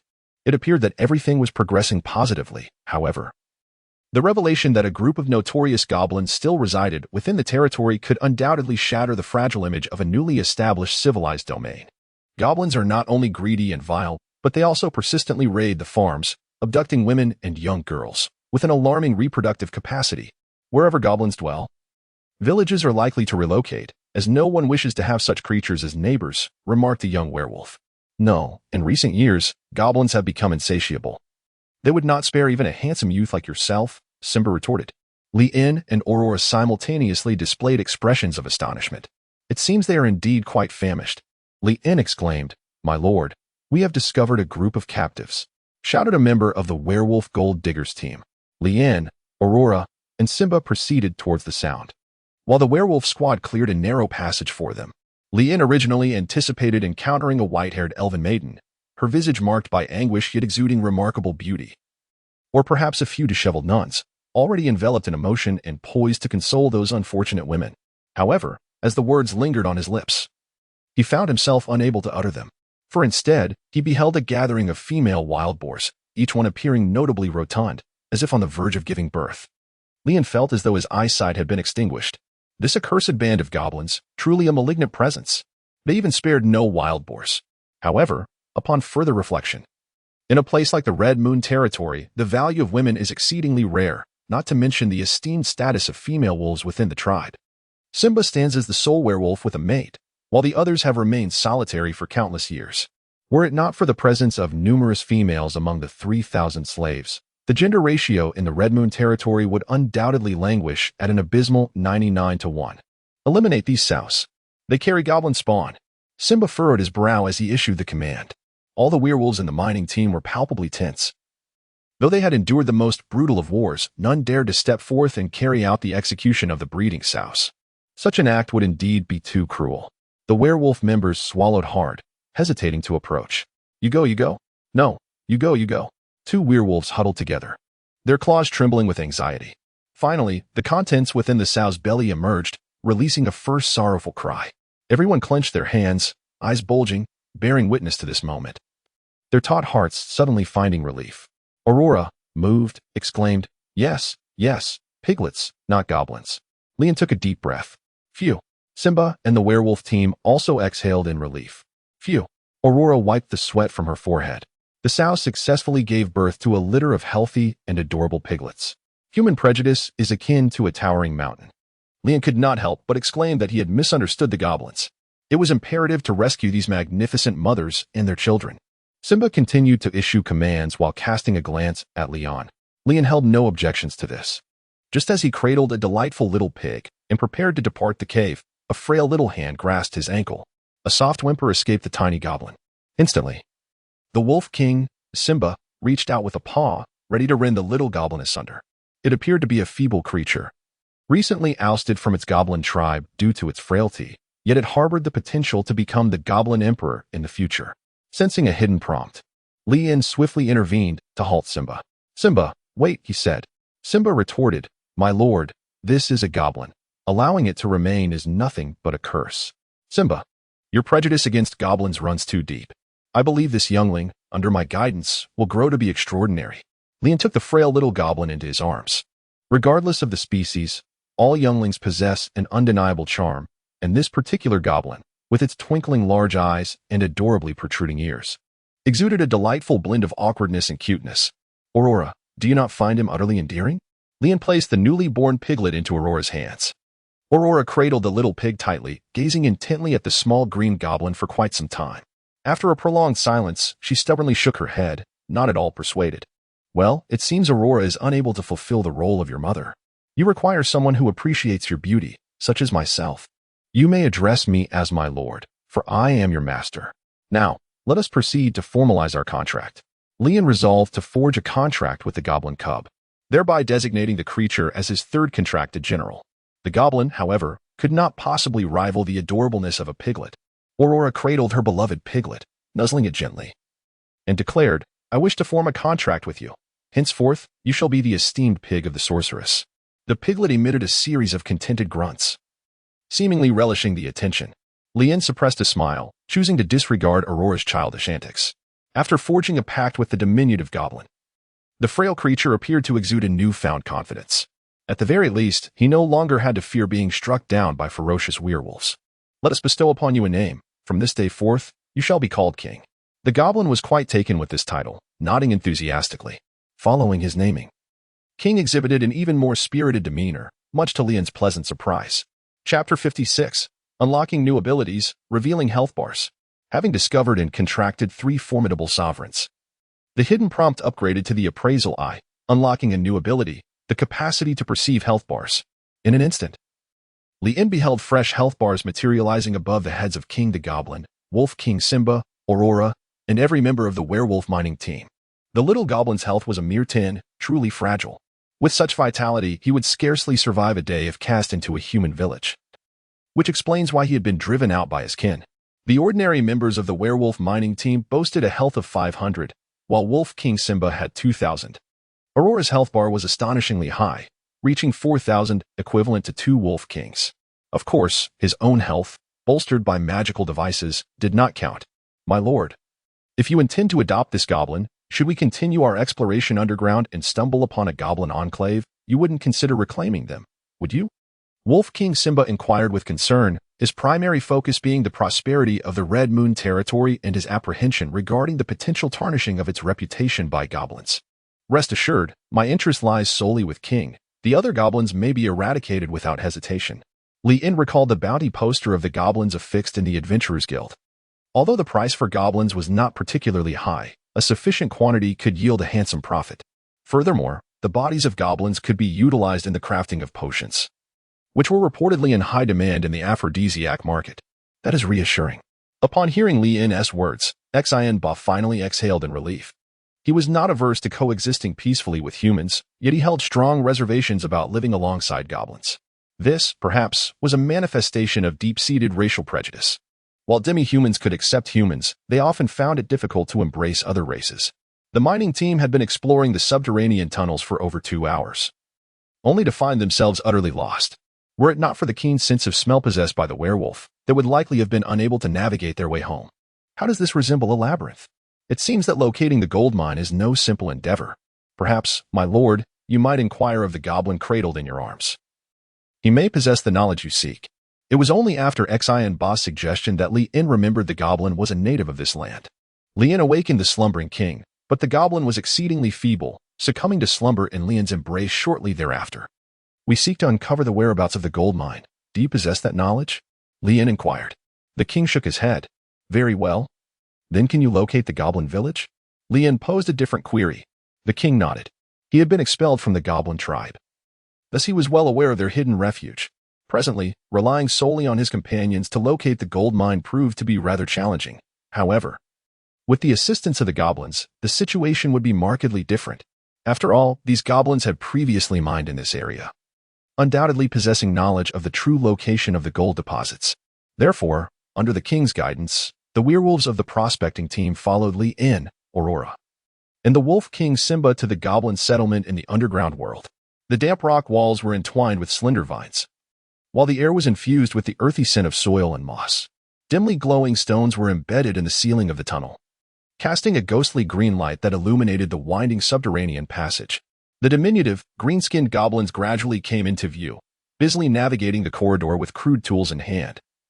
Clanging and clattering against the rock, engaged in what appeared to be mining or perhaps other tasks. At the heart of their gathering place, a massive stone fire pit emitted a warm, yellow glow, illuminating the surrounding area. The pit was heaped with firewood and dry grass, flames dancing and crackling in the air. The goblins sat in a circle around the fire, occasionally exchanging low murmurs. In the flickering light, their shadows elongated and twisted upon the rock walls. An elderly goblin elder sat upon a stone chair, his scarred face a testament to his past, those marks serving as badges of honor. He stroked his beard with gnarled fingers, his gaze penetrating and sharp, as if plotting something. The younger goblins regarded him with deep reverence, occasionally casting him adoring glances.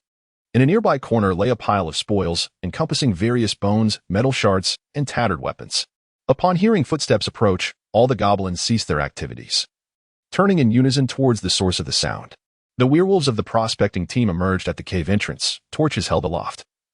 their furry faces illuminated in a fearsome light. The goblin elder promptly seized a rusted baton from the ground, raising it above his head. His keen eyes radiating wisdom as he shouted, "Enemies, flee at once." With the elder's command, all the goblins scattered in fright, exhibiting no inclination to fight. This left Lian astounded. He had anticipated that the elder goblin would rally his kin to resist. Instead, he was taken aback by the goblin's palpable cowardice. "Capture them. Not a single one shall escape." The Wolf King Simba appeared to harbor a profound disdain for the goblins, issuing orders to encircle them. Soon, all the goblins were apprehended. They could scarcely fathom that this entire upheaval stemmed from their expulsion of the weakest among their tribe. Meanwhile, the king nestled in Lian's embrace, wearing a smug expression as he observed the misfortunes of the goblins. His clear eyes seemed to convey a message: "You expelled me. How the tides do turn. Do not underestimate the youth." All the goblins were bound, and the Wolf King Simba, understanding Lian's merciful nature, knew he would not annihilate them entirely. They were considered spoils, destined to be delivered to the Four-Leaf Territories Adventurer Guild for profit. "Take us to the gold mine," commanded the Wolf King Simba to the elderly goblin, recognizing him as the tribe's leader. The old goblin retracted his neck, his gaze cold, and with a deep voice, he uttered, "Ee-ee-ee-ah." What did he mean? Curiosity sparked within Lian as she inquired. Simba lightly tapped the old goblin's head and spoke in human tongue. "You have offended those you should not have. The gold mine does not belong to us. It is the domain of the Dark Lord. Prepare to endure the wrath of the Dark Lord." The old goblin employed the language of humans. The Dark Lord? Is he not a legendary being? Lian recalled that the demon king of this world had been vanquished centuries ago. It was the renowned 5 elemental sorceresses who united to defeat him, thereby ushering in the relatively peaceful era we now inhabit. No wonder the underground tunnels resemble a labyrinth. Perhaps there truly exists a subterranean city beneath our feet. The Wolf King, Simba, remarked. "The Demon King is not dead. He is awakening. We are currently under the command of his loyal servant, Lord Compass." "Anger Lord Compass. And you shall await the searing of your souls," threatened the elder goblin. "So, does this mean that Lord Compass now governs the gold mine?" Chapter 57. A comprehensive sauna experience. The health bars of the goblins generally ranged from 100 to 300, with a few exceptions possessing a mere 5. Lower than the king in Leon's arms. This discrepancy aroused Leon's suspicions. The elder goblin ceased to respond to Leon's inquiries. He had surmised that the true intent of these humans in reaching the underground world was to seize the gold mine. Seeing that the elder goblin was uncooperative, Simba forcefully pinned him into the damp earth, asserting, "Answer the master's questions." Yes, the gold mine is now under Lord Compass's management. But do not expect to meet him." The elder goblin let out a piercing shriek. The 7 goblins, each with a mere 5 health points, charged recklessly forward. "Fall back. Defend yourselves. Be wary of their self-detonation." Lian immediately discerned the intentions of these goblins. They were likely the biochemical bombs within the team, which explained their dangerously low health. A mere touch would set them off. Aurora swiftly conjured a luminous shield, positioning it before the charging goblins. With a resounding explosion, the goblins' bodies erupted like verdant fireworks, their green blood splattering in all directions. The werewolves that came into contact with this noxious fluid suffered corrosive damage, groaning in agony as they lay on the ground. The werewolf closest to the blast had its arm severed, rendering the scene utterly gruesome. Lian swallowed hard, silently grateful for the upgrade of his appraisal ability, which allowed him to perceive health bars. Otherwise, he might have been the one caught in the explosion moments ago. "Capture them," commanded the Wolf King, Simba, in a fit of rage. The werewolves surged forward, yet due to the constraints of the terrain, they ultimately failed to apprehend all the goblins, allowing a few notably agile ones to escape. Crumbling stones cascaded from the walls as the recent explosion triggered a chain reaction, threatening the collapse of the narrow underground cavern. Lian, Aurora, and the members of the Nuggets team could only make an urgent escape. By the time they crawled out of the dry well, the entire mine tunnel had completely collapsed, unleashing a torrent of dust that left everyone coughing incessantly. "Are you all right, sir?" Simba asked anxiously. Lian bent down and waved his hand, reassuringly saying that everything was fine and urged to take his people for treatment. "Understood, my lord." Simba promptly instructed the logistics team to escort the injured werewolf subordinates away and confine all the captured goblins. The ruins of the werewolf village were at least a 4-hour journey from the Red Moon Fortress. Thus the mining team chose to stay in the werewolf village rather than returning to the city. Lian and Aurora are temporarily residing here, while the logistics team has dispatched a rather inexperienced chef to oversee everyone's meals. "Sir, the conditions here are rather unfavorable. It would be better for you to return and leave the remaining matters to me, suggested the Wolf King, Simba. Believing that Leon's stay at the old werewolf village with the nuggets was too much of an imposition. Those fleeing goblins might soon return with reinforcements. Leon gazed at the Wolf King, Simba, and inquired, "What are your thoughts?" "My lord," Simba replied with a grave expression. "If the Red Moon territory indeed harbors an underground city, and the gold mine truly belongs to the Demon King, it would be prudent for us to abandon this gold mine without delay. The Demon King is the most terrifying entity in this world, and only witches who have awakened more than 3 times can stand against him. 5 centuries ago, the 5 great witches united to vanquish the Demon King. And should he return, we must never provoke his wrath." Leon searched his mind for knowledge about the Demon King, his eyes glimmering with intrigue. The underground castle of the Demon King was said to house countless treasures, which had once enticed numerous adventurers to explore its depths. However, these brave souls could only conquer up to the 3rd level before they were unable to advance any further. Typically, the scale of a Demon King's dungeon is classified into 7, 8, or 9 levels. If there were a dungeon beneath the Red Moon territory, it would undoubtedly be a fortuitous discovery. For while the dungeon may indeed exist, the Demon King himself is surely a myth. It is a well-established fact that the Demon King was vanquished 5 centuries ago. Should a Demon King re-emerge in reality, it would inevitably herald the arrival of a hero. If a hero were to appear, the Empire would be eager to broadcast the news across the globe, yet there has been no word of such a phenomenon. Thus, it is highly probable that Lord Compass, who governs the gold mine, is merely wielding the Demon King's name to exert control over the creatures dwelling within the dungeon. Among them are goblins, who naively believe that Compass is a minion of the Demon King. In his quest to monopolize the gold mine, Lord Compass has indeed labored diligently. But alas, he has encountered me. Very well, I shall swiftly locate the entrance to the dungeon. I intend to open this dungeon, and soon the Red Moon territory will transform into a haven for adventurers. Leon has meticulously devised over 300 supplementary constructions for this underground city. Examples include the Adventurers Club, Adventurers Inn, Adventurers Hot Springs, Adventurers Snack Shop, Adventurers Red Theater, and an all-encompassing Adventurers Sauna and Wellness Center, among others. While the gold mine must be developed independently, treasures may be made available to the public. Do you desire my treasures? Come to the Red Moon's underground city. An entrance fee of 1 gold coin is required upon entry. Oh, wait, it is the Demon King's treasure. The Wolf King, Simba, was perplexed by Leon's thoughts. Discovering the underground city was undeniably perilous, so why was Leon still able to smile? "My lord, you seem to misunderstand. It is impossible for the Demon King to coexist peacefully with humans." Simba could not help but remind him. "I am aware, but since he is on my territory, he must adhere to my commands." Leon wore an expression of entitlement, while Xianba's forehead glistened with perspiration. Could it be possible that we are on his territory? Leon cast a glance at Simba, who promptly chose to remain silent.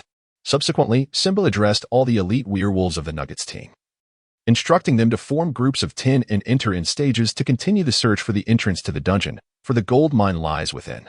Upon locating the entrance, they were to notify him immediately. "Yes, Master Simba," the werewolves exclaimed in unison as they commenced their tasks with their claws. "There is no need to rush. Let us finish dinner before we resume our work. Humanity is as resilient as iron and steel, and we shall adhere strictly to an 8-hour workday. It is not yet time for overtime." Leon gently patted Simba on the shoulder, moved by the gesture. Simba nodded appreciatively and instructed everyone to proceed to their meal. Leon initially wished to remain at the site of the Wolfman's village, yet the king appeared to be in a rather poor condition. Leon resolved to take the little one back for a health check. Suspecting an illness that required timely treatment, after bidding farewell to Simba and others, he departed early with Aurora and the king. Upon returning to the Lord's manor, Leon encountered the exuberant old Bess. Bess, the newly appointed Minister of Finance for the Red Moon territory, had just returned from an outing with the logistics team, bringing back a substantial supply of resources. "My lord, I have procured all the awakening stones you requested," Bess exclaimed with enthusiasm. This marked his inaugural official procurement as the Minister of Finance, during which he not only acquired the awakening stones but also amassed a considerable stock of essential goods such as salt, oil, wool, and linen. For the first time, Bess experienced the joy of spending, becoming momentarily enthralled by the desire to indulge in consumption. He also sold the fabrics produced within the territory to a prominent merchant from the Four-Leaf territory, while dispatching the magical creatures to the Adventurers Guild. Although the overall income and expenditure remained imbalanced, he had at least mitigated some losses. Bess held a firm belief that the future of the Red Moon territory would flourish. As long as Li-in refrained from further extravagant investments, the Treasury's reserves could sustain itself for at least another 6 months. Well done, Bess. I intend to construct a street that embodies the spirit of adventurers. Please prepare a budget for me. With a smile, Li-in remarked, the Adventurer's Street? In Chapter 58. The evolution crystal of the night, the finance minister lamented as he prepared the budget. It was then that Li-in took the little goblin king to seek the aid of the veterinarian, Lucy. As a nun, Lucy had mastered the 3 most popular medical treatments of the time: trepanation, enemas, and bloodletting. Upon seeing the ailing little goblin, Lucy brandished her scalpel, declaring, bloodletting is the only remedy. The frail goblin king trembled at the sight of Sister Lucy's eager gaze, his eyes pleading with Li-in, demonstrating an intense will to survive. Never mind. I shall take care of it, Li-in decided. Li-in covered his forehead with one hand, regretting his decision to seek out Lucy. Aurora stifled a laugh beside him, lamenting that she could only heal her own wounds and was unable to perform group healing. Aurora, I have prepared 100 awakening stones for you. You shouldn't linger here. It's time for you to prepare for your awakening ceremony, Li-in advised gently. Aurora clutched her pet pig tightly, shaking her head in refusal. She felt a twinge of fear about the prospect of a second awakening, for the literature indicated that the failure rate for witches attempting this was as high as 70%. Should she fail, it would mean the squander of 100 precious awakening stones. Aurora, do not fret. Once the gold mine is established, acquiring as many awakening stones as you desire will pose no issue. Release your mental burdens. Failure is inconsequential. What truly matters is the accumulation of experience. Li-in discerned Aurora's apprehension and offered words of solace. Aurora widened her eyes, blinking rapidly as she gazed at Li-in. Can I share the awakening stones with the children at the orphanage? If they too could awaken as witches, then the Red Moon territory would grow even stronger. No. You cannot. Why not? They lack the potential to become witches. How can you be so certain? When you first encountered me, I was merely a slave. Aurora aspired to emulate Li-in, to awaken more witches and bestow hope upon a greater number of people. Or perhaps she sought to alleviate the burden of consuming the awakening stones. Are you truly a slave, Aurora? Suddenly, Li-in inquired. Aurora contemplated her origins. She was, in fact, the illegitimate daughter of a noble family from the northern continent, possessing the bloodline of the Maze family, which historically had once awakened a sorceress. Thus, she was fundamentally not a slave. Aurora felt a tinge of guilt as her cheeks flushed crimson. Did you already know of my true identity? I do not know. But if you are willing to share, I would be grateful. Li-in smiled as she extended her hand. No. Aurora gritted her teeth, stamping on Li-in's foot before turning to flee. She wished for no one to uncover the truth of her origins, not even Li-in. Her fear stemmed from the possibility of losing her tranquil existence. Should the Max family discover her transformation into a witch, they would undoubtedly spare no effort to reclaim her, taking away everything she currently held dear, including her companions. Li-in endured for 3 seconds before ultimately lifting his left foot, letting out a cry of agony. The pain was excruciating.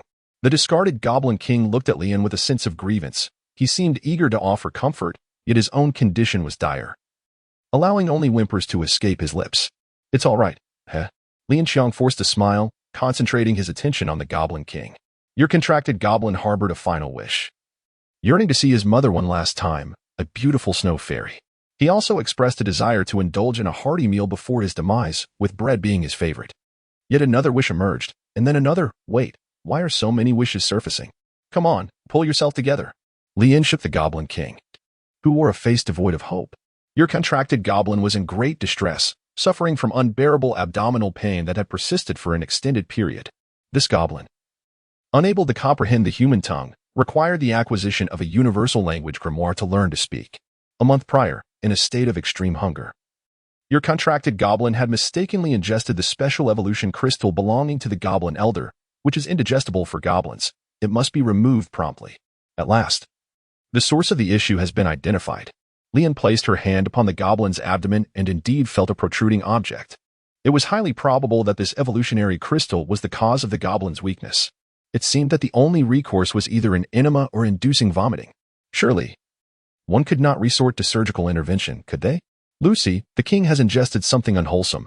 I now require your ingenuity to help him extricate the object. Li-in addressed Sister Lucy, who nodded in response, revealing a sharp scalpel. No dissection. We shall employ an alternative method. Observing the trembling little goblin, Lien intervened to prevent Lucy from eviscerating it. Then we shall resort to medication. Lucy administered a unique herb, compelling the little goblin to consume it.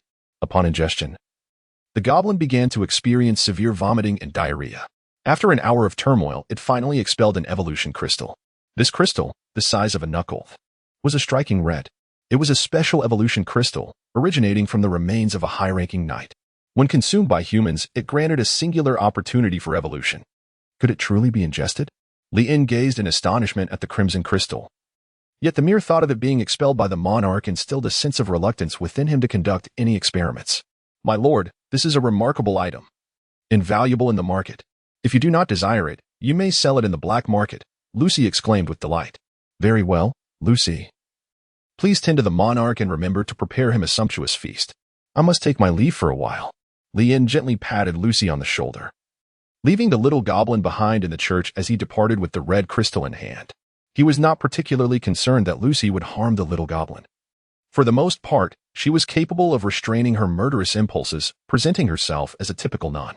Lien discovered Aurora at the Red Moon Orphanage, where she was imparting wisdom on altering one's fate to a group of orphans even smaller than herself. This individual is clearly intent on squandering her awakening stone. It is also plausible that she is seeking a pretext due to the fear of a second failed awakening. Aurora. The arrival of Lien interrupted Aurora's lesson. The orphans turned to gaze at Lien, their eyes sparkling with clarity and brightness. It is the Lord has come. The great Lord. Have you come to see us? The children expressed their enthusiasm, for they understood that it was Lien who had bestowed upon them a new life. Aurora. I require your assistance in purifying this crystal. Lien presented the evolution crystal to Aurora. Aurora scrutinized the crimson crystal, her face reflecting a look of astonishment. Is this the knight's crystal? Lien nodded slightly. Aurora placed her hand upon the crystal, releasing a purifying light. The red crystal gradually melted in the radiance, transforming into a formless, semi-fluid mass. Lien took a deep breath and swallowed the semi-fluid, instantly experiencing an unprecedented and intense transformation within her body. Chapter 59. Aurora's Second Awakening. Lien's entire body began to radiate warmth as a surge of energy flowed from his abdomen, permeating every inch of his skin and every cell within. The cells inside him accelerated their metabolism, causing his cheeks to transition from pale to a rosy hue, ultimately deepening into a vivid crimson. The muscles beneath his skin were undergoing a transformation, occasionally bulging forth, accompanied by a sensation of excruciating pain reminiscent of flesh being torn asunder. Lien clutched his head in anguish, a sight that sent shivers through the orphans of the welfare institution. They anxiously gathered around Aurora, their small faces etched with concern. What has happened to the Lord? Has he consumed poison? Lady Witch, please save our Lord. He appears to be in excruciating pain, nearing the brink of collapse. Lady Witch, grant him mercy swiftly. Aurora, beads of sweat forming on her forehead, was perplexed by the thoughts of these little ones. How could one contemplate such drastic measures at a time like this? Continue your lessons. I shall escort the Lord back for now. Having calmed the children, Aurora transformed into a tall and elegant warrior, carrying the fainted Lien away from the institution and towards the Lord's manor. A Bing, help. The Lord is in dire straits. Aurora called out to her companion. A Bing hurried over, his gait awkward, yet a flicker of concern ignited in his hollow eyes. He resolved to use his unique bone technique to rouse Lien, retrieving a prized bone from within himself and placing it near Leon's lips. Delicious, delicious, delicious. A deep, raspy sound emanated from a Bing's throat. A Bing. You can speak, Aurora exclaimed with excitement. A Bing nodded emphatically, a look of pride on his face. Delicious. Well? It seemed a Bing was now limited to this one word. Aurora relinquished her hope of further conversation, shaking the unconscious Lien. Please, do not perish, awaken. You have yet to witness my ascension to an intermediate which, the Red Moon territory has not yet become the safest realm in the world. And the gold mine remains untapped. You cannot leave us. Delicious. A Bing produced another cherished bone, attempting to awaken Lien with the allure of culinary delight. Lien was shaken by Aurora to the point of nausea, and he slowly opened one eye. The pain in his body had receded, replaced by a sensation of vitality coursing through him. His skin transformed from a deep crimson back to its normal hue, or perhaps even fairer and more radiant than before. His muscles had become well-proportioned, and he felt as though he had been reborn. Lien could distinctly sense that he was now at least a 2-star knight. This was the miraculous power bestowed by the evolution crystal. If he could acquire more of these evolution crystals left behind by knights, perhaps he would no longer need to toil away in arduous training and could swiftly ascend to greater heights. With this thought in mind, Leon felt an exhilarating rush. Yet he still needed to maintain the appearance of being on the brink of death. Aurora. Leon called out to Aurora in a voice as delicate as a whisper. Aurora immediately grasped Leon's hand, her eyes reddened and brimming with remorse. She feared that the crystal she had purified had brought harm to Leon. Oh, I am so sorry. I should have prevented you from eating recklessly. Aurora, I am about to perish, but before I do, I wish to. Leon discovered that the obstinate Ah Bing was persistently piling bones upon him. With a heavy heart, he said, Please remove the bones, Ah Bing. I have no desire for this. Ah Bing, momentarily taken aback, promptly began to retrieve the bones stacked upon Leon and return them to his own armor. Aurora wiped away her tears and gazed intently at Leon. Share your wishes with me, she urged. Before I depart from this world, I wish to witness your ascension. The Red Moon territory shall soon be entrusted to your care, and I hope you will at least make an attempt and not surrender too easily. Leon pretended to cough weakly, resembling a person on the brink of death. Aurora furrowed her brow, nodding earnestly, I shall fulfill your last wish. She sat cross-legged. 100 awakening stones arranged in a circle spread around her. Closing her eyes, her expression grew exceptionally grave as she began to murmur incantations. With each utterance, the awakening stone closest to her flickered with a golden light, as if the slumbering starlight had finally been roused. Rays of light gradually expanded outward, igniting the other awakening stones, which radiated a dazzling brilliance. Leon and Ah Bing held their breath as they gazed intently. The luminous points appeared to come to life, leaping and swirling, ultimately coalescing into a magnificent halo that enveloped Aurora. In an instant, the brilliance consumed the entire expanse, prompting Ah Bing to clutch his bones and flee. He feared that remaining in this place would lead to his immediate purification. Leon felt as though he were basking in the sunlight, images of beaches and the sea flooding his mind. However, this sunlight swiftly transformed from gentle to fierce, as if it sought to penetrate all barriers and directly scorch his very soul. Ah Bing, you flee without me. Leon muttered a curse under her breath, grumbling as she climbed out of bed, hastening towards the door in a hurried flurry. Half an hour later, Aurora finally completed her second awakening. She joyfully turned to Leon and Ah Bing, exclaiming, I did it. Oh, where is everyone? As Aurora stood up, she realized the room was completely empty. Could they have been purified? Aurora bit her lip, contemplating the possibility, knowing that Ah Bing, being a skeleton creature, was indeed susceptible to such an outcome. Leon had ingested a toxic crystal, and perhaps he had also been contaminated, leading him to undergo a purification of his own. Upon contemplating this, Aurora felt her eyes welling with tears, and she succumbed to her emotions. It is essential to understand that Leon was the kindest soul in her world. Although Ah Bing was merely a skeleton, they shared a profound bond of friendship. The loss of two companions weighed heavily on Aurora, leaving her, despite her ascension to a mid-level sorceress, unable to find joy. Hearing the sound of her weeping, Leon, who had dozed off at the door, rubbed his bleary eyes and gently patted Ah Bing's shoulder, reassuring him that everything would be all right. Leon and Ah Bing pushed open the door and entered. Aurora turned to look at Leon, her excitement propelling her into his embrace. Oh, it's wonderful that you haven't been purified. What nonsense are you talking about? How could we possibly be purified? Your contract which, the light which Aurora, has completed her second awakening, acquiring new abilities, Light Wings LV1, enabling brief flight and increased speed. Light Blade Generation LV1, allowing the condensation of light energy into weaponry, and Group Healing LV1, which restores injuries over a wide area but transfers a portion of the damage to herself. The conditions for the third awakening are to defeat a high-level shadow creature, such as a shadow dragon or a dungeon lord, or to sacrifice half of one's lifespan at the light altar. Health points, 8,000. Health has doubled to 8,000. Lee envied to the point of despair, having attained the rank of a 2-star knight, with a mere life force of 500, coupled with various equipment. He barely managed to reach a total of 3,600, the which truly is the darling of this realm. Wait, Aurora, why are you unable to transform? Leon recalled the moment Aurora first awakened, transforming into a statuesque beauty with long legs. Yet now, she remained a delicate little girl. It seemed she had lost her ability to transform. Whenever she wished to do so, wings would manifest behind her. Aurora expressed her frustration, revealing the radiant wings on her back.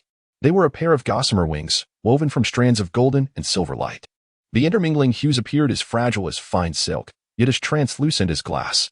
The tips of the wings shimmered with a soft, sacred glow, fluttering gently in the void and stirring up a cascade of brilliant stardust, a sight of exquisite beauty. Chapter 60, The Mysterious Masquerade Ball. Wait. Weren't you on the brink of death just now? Aurora suddenly realized that Lian's current state hardly resembled that of a dying person. I have withstood the trial of the evolution stone and have become a 2-star knight. Lian confidently lifted her face. So, you won't die in the near future? Aurora wiped her swollen eyes. Lian nodded slightly. Aurora puffed out her cheeks, flapped her luminous wings, and soared away without a backward glance. Although Leon's continued existence filled her with joy, she couldn't shake the feeling of having been deceived, leaving her momentarily at a loss on how to confront Lian. Furthermore, after having wept profusely for both Lian and Ah Bing, she felt quite embarrassed and thus chose to flee. Surely, her anger stemmed from her inability to transform. Lian spoke to the nearby A Bing, who was gnawing on his bone, nodding earnestly in agreement. The aroma was delightful. After Aurora's upgrade, Lian felt assured that he would not have to worry about the resurgence of the flame domain for at least a year. In terms of the same level, the fire witch would undoubtedly be no match for the light witch, especially since the latter possessed the ability for group healing, qualifying her as a competent healer. In this era, healer-type adventurers are a rarity, highly sought after by any team. And the fact that this healer is also a witch renders her akin to a walking hexagonal warrior. Aurora now excels in output, defense, and supportive skills alike. When combined with the Goblin King and Skeleton A Bing he had nurtured, it would not be long before the Flame Domain became a territory of the Blood Moon Domain. Contemplating the bright future of the Blood Moon Domain, a smile graced Lian's face. A Bing, unaware of the reason behind Lian's smile, could only ascertain that his master was in high spirits. Thus, he wiggled his hips and began to perform an upgraded version of a dance to delight his master. Lian's smile gradually faded as he pushed aside the fervent skeleton soldier, who danced with great skill, only to be advised not to leap again. Meanwhile, a grand banquet was unfolding in the nearby region of Huahua, not far from the Red Moon territory.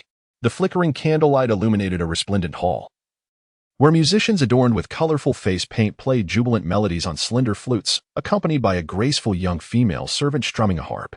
The crisp sound of silver cutlery clinking against crystal goblets echoed through the air, infused with the rich aromas of spices and wine. Uniformly clad in black, the maids wore red iris flowers pinned to their chests, quietly standing along the hall's sides with silver platters filled with fine wine, ever ready to serve their masters. The nobles of Huahua gathered around a long table laden with exquisite delicacies, all donned in splendid attire. Their faces masked in a variety of designs as they whispered amongst themselves, pondering whom the Lord awaited, for the banquet had yet to commence. Curiosity stirred within me, as it had been many years since I had attended such a mysterious feast. Seated at the head of the table was David Nate, adorned with a golden mask, his right hand gently stroking the ring on his left, revealing a hint of tension in his brow. This prominent figure had put forth great effort to secure the attendance of a vital guest, wishing fervently for the evening's success. Just then, the doors to the hall creaked open, revealing a tall figure at the entrance, clad in an opulent black robe and a wide-brimmed hat that partially concealed golden locks. The individual wore a simple silver mask. He strode confidently into the hall, drawing the attention of all present.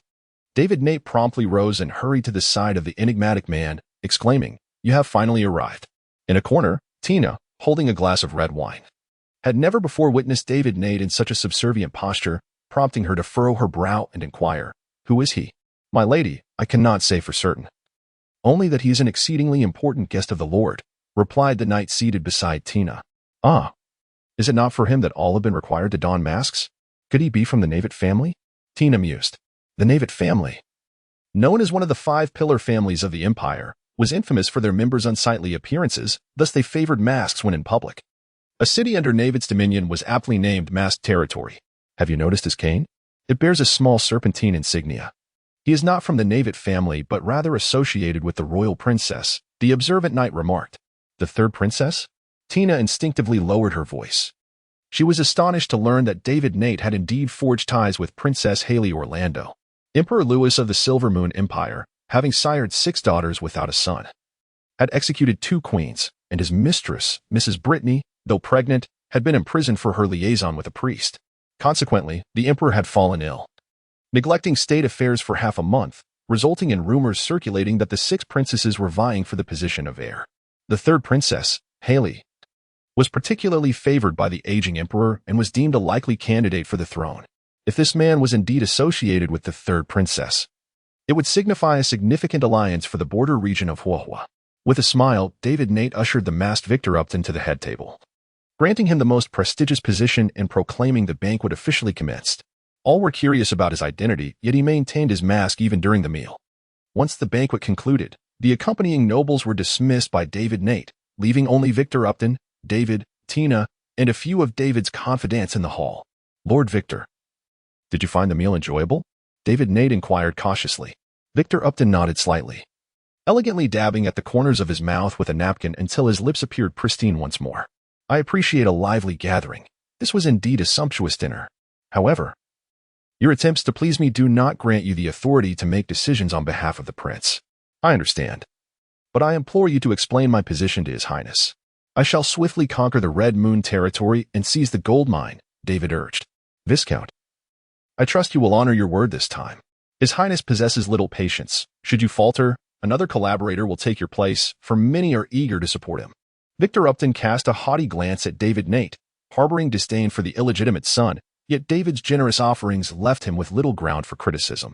Despite this, he remained reluctant to make an appearance in Huahua, unwilling to allow others to perceive the closeness of his association with David Nate. Thus, the masquerade ball was conceived. I am aware, rest assured, I will expedite assistance to His Highness in acquiring the gold mine. Remember, the gold mine is of secondary importance. What His Highness desires is the core of the underground ruins. Thank you for the reminder, Lord Victor. Chapter 61. The Chief Sorceress. The cursed princess in the Silver Moon Empire, at the Moon Temple, nobles clad in opulent attire knelt outside the Grand Hall. Having done so for 3 days and nights without fatigue, Your Highness, we beseech you to accept the competition for the heir, they chanted in unison. Suddenly, the grand doors swung open, revealing a girl of exquisite beauty, akin to a delicate doll. Her long, ebony hair flowed gently over her shoulders, swaying with the breeze. Her features were a flawless masterpiece, sculpted by the gods themselves. Her eyes, deep as the night sky, sparkled like stars, radiant and full of life. Long, curled eyelashes fluttered like butterflies skimming the surface of a lake, each blink eliciting admiration from men and envy from women alike. Simply standing there, she embodied the most beautiful painting in existence, rendering all scenery pale in comparison. Enough, the girl spoke, her voice cool and crisp, reminiscent of a gentle September breeze, yet laced with the authority of one in power. What I have decided cannot be altered by anyone. I shall not partake in the competition for the heir. Princess Aileen, you are the Empire's most gifted Valkyrie. You awakened as a sorceress at the age of 3, mastered 6 languages by 5, became the strongest female knight by 10, participated in the kingdom's examination at 16, and ascended as the first female official. By 18, you had undergone 3 awakenings, becoming the chief sorceress. You are the most qualified princess to inherit the throne. Why would you relinquish the competition? Why abandon the throne that lies within your grasp? The noble minister, his face marred by deep furrows, inquired in bewilderment. Through the stained glass window, Aileen gazed upon the azure sky, her thoughts drifting back to a distant past. In her previous life, she was a cursed princess, born of the infamous witch of the Empire, and thus deemed a heretic from birth, unsupported by anyone. She relentlessly seized the throne through any means necessary, becoming the 6th emperor of the Silver Moon Empire, yet she committed unspeakable atrocities, ultimately leading to her nation's downfall and the extermination of her kin. Perhaps due to the curse that lingered upon her, she unexpectedly received a chance at rebirth. In this life, she was no longer shackled by curses, transforming into a true paragon of grace. She resolved to amend her past transgressions, aspiring to be virtuous, dedicating herself to mastering magic, and ultimately, at the age of 18, she emerged as the Empire's most formidable sorceress. She aimed to alter the fate of her empire and all her followers, necessitating the identification of the true villain who had toppled the Empire, the man who turned the world into a veritable hell, Leon Edward. During her secluded period of cultivation in the temple, the Edward family became embroiled in rebellion, with Leon Edward being the sole survivor, exiled to the Red Moon territory. Had it not been for her awakening phase just prior to Leon Edward's departure to the Red Moon territory, she would have personally sought him out to extinguish the Empire's dreadful nightmare in its infancy. Nevertheless, it was not too late to find Leon Edward and eradicate him. You may kneel if you wish, she declared, stepping forth towards the Grand Hall's exit. Goddess of the Moon, grant me your blessing to find Leon Edward effortlessly. Your Highness Aileen, where do you intend to go? The ministers behind her clamored, eager to follow. Aileen waved her hand, and a tempest suddenly erupted, toppling the ministers to the ground. This was the power of the Empire's chief sorceress, the Witch of Calamity. The ministers lay sprawled upon the floor, yet none uttered a word of complaint. They were moved to tears, hoping to follow a figure of such strength as Aileen, guiding the Empire toward newfound glory. Sometimes, possessing extraordinary beauty can be a burden. Eileen donned a mask, obscuring half her face, cloaked herself, and mounted the Silver Moon steed bred by the Moon Church, setting forth towards the border of the Red Moon territory. Leon Edward, this time, I shall surely stop you. Achoo. As a 2-star knight.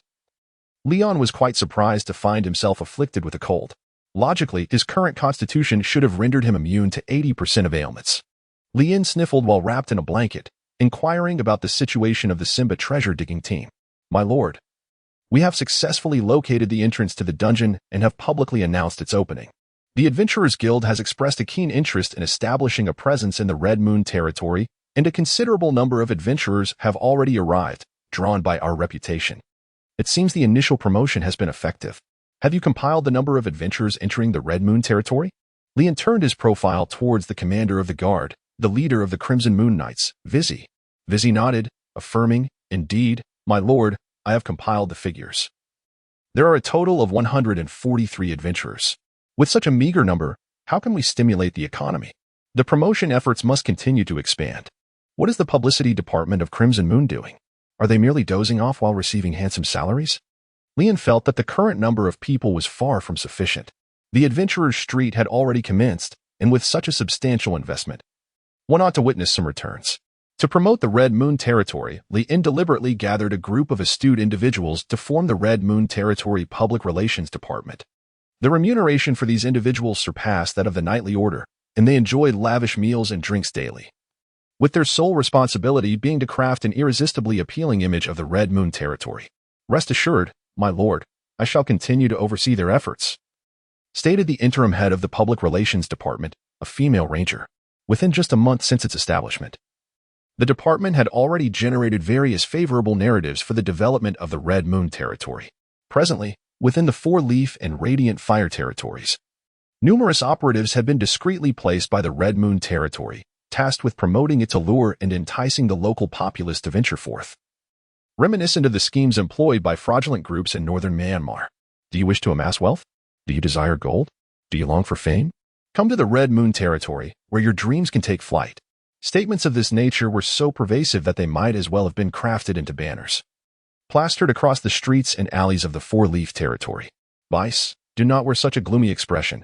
Has the construction of the Adventurers' Street encountered difficulties? Leon inquired of her financial minister and steward, Beth. Beth shook her head, expressing concern over their treasury's precarious situation. If this continues, without unearthing new sources of wealth, we shall be left to endure the harsh winds of adversity. My lady, you have taken on too many dependents. Do not speak so harshly, Leon replied. I do not support idleness. They will undoubtedly generate prosperity in the near future. Trust me, Beth. Leon glanced at Simba once more. Has the gold mine been excavated? Not yet.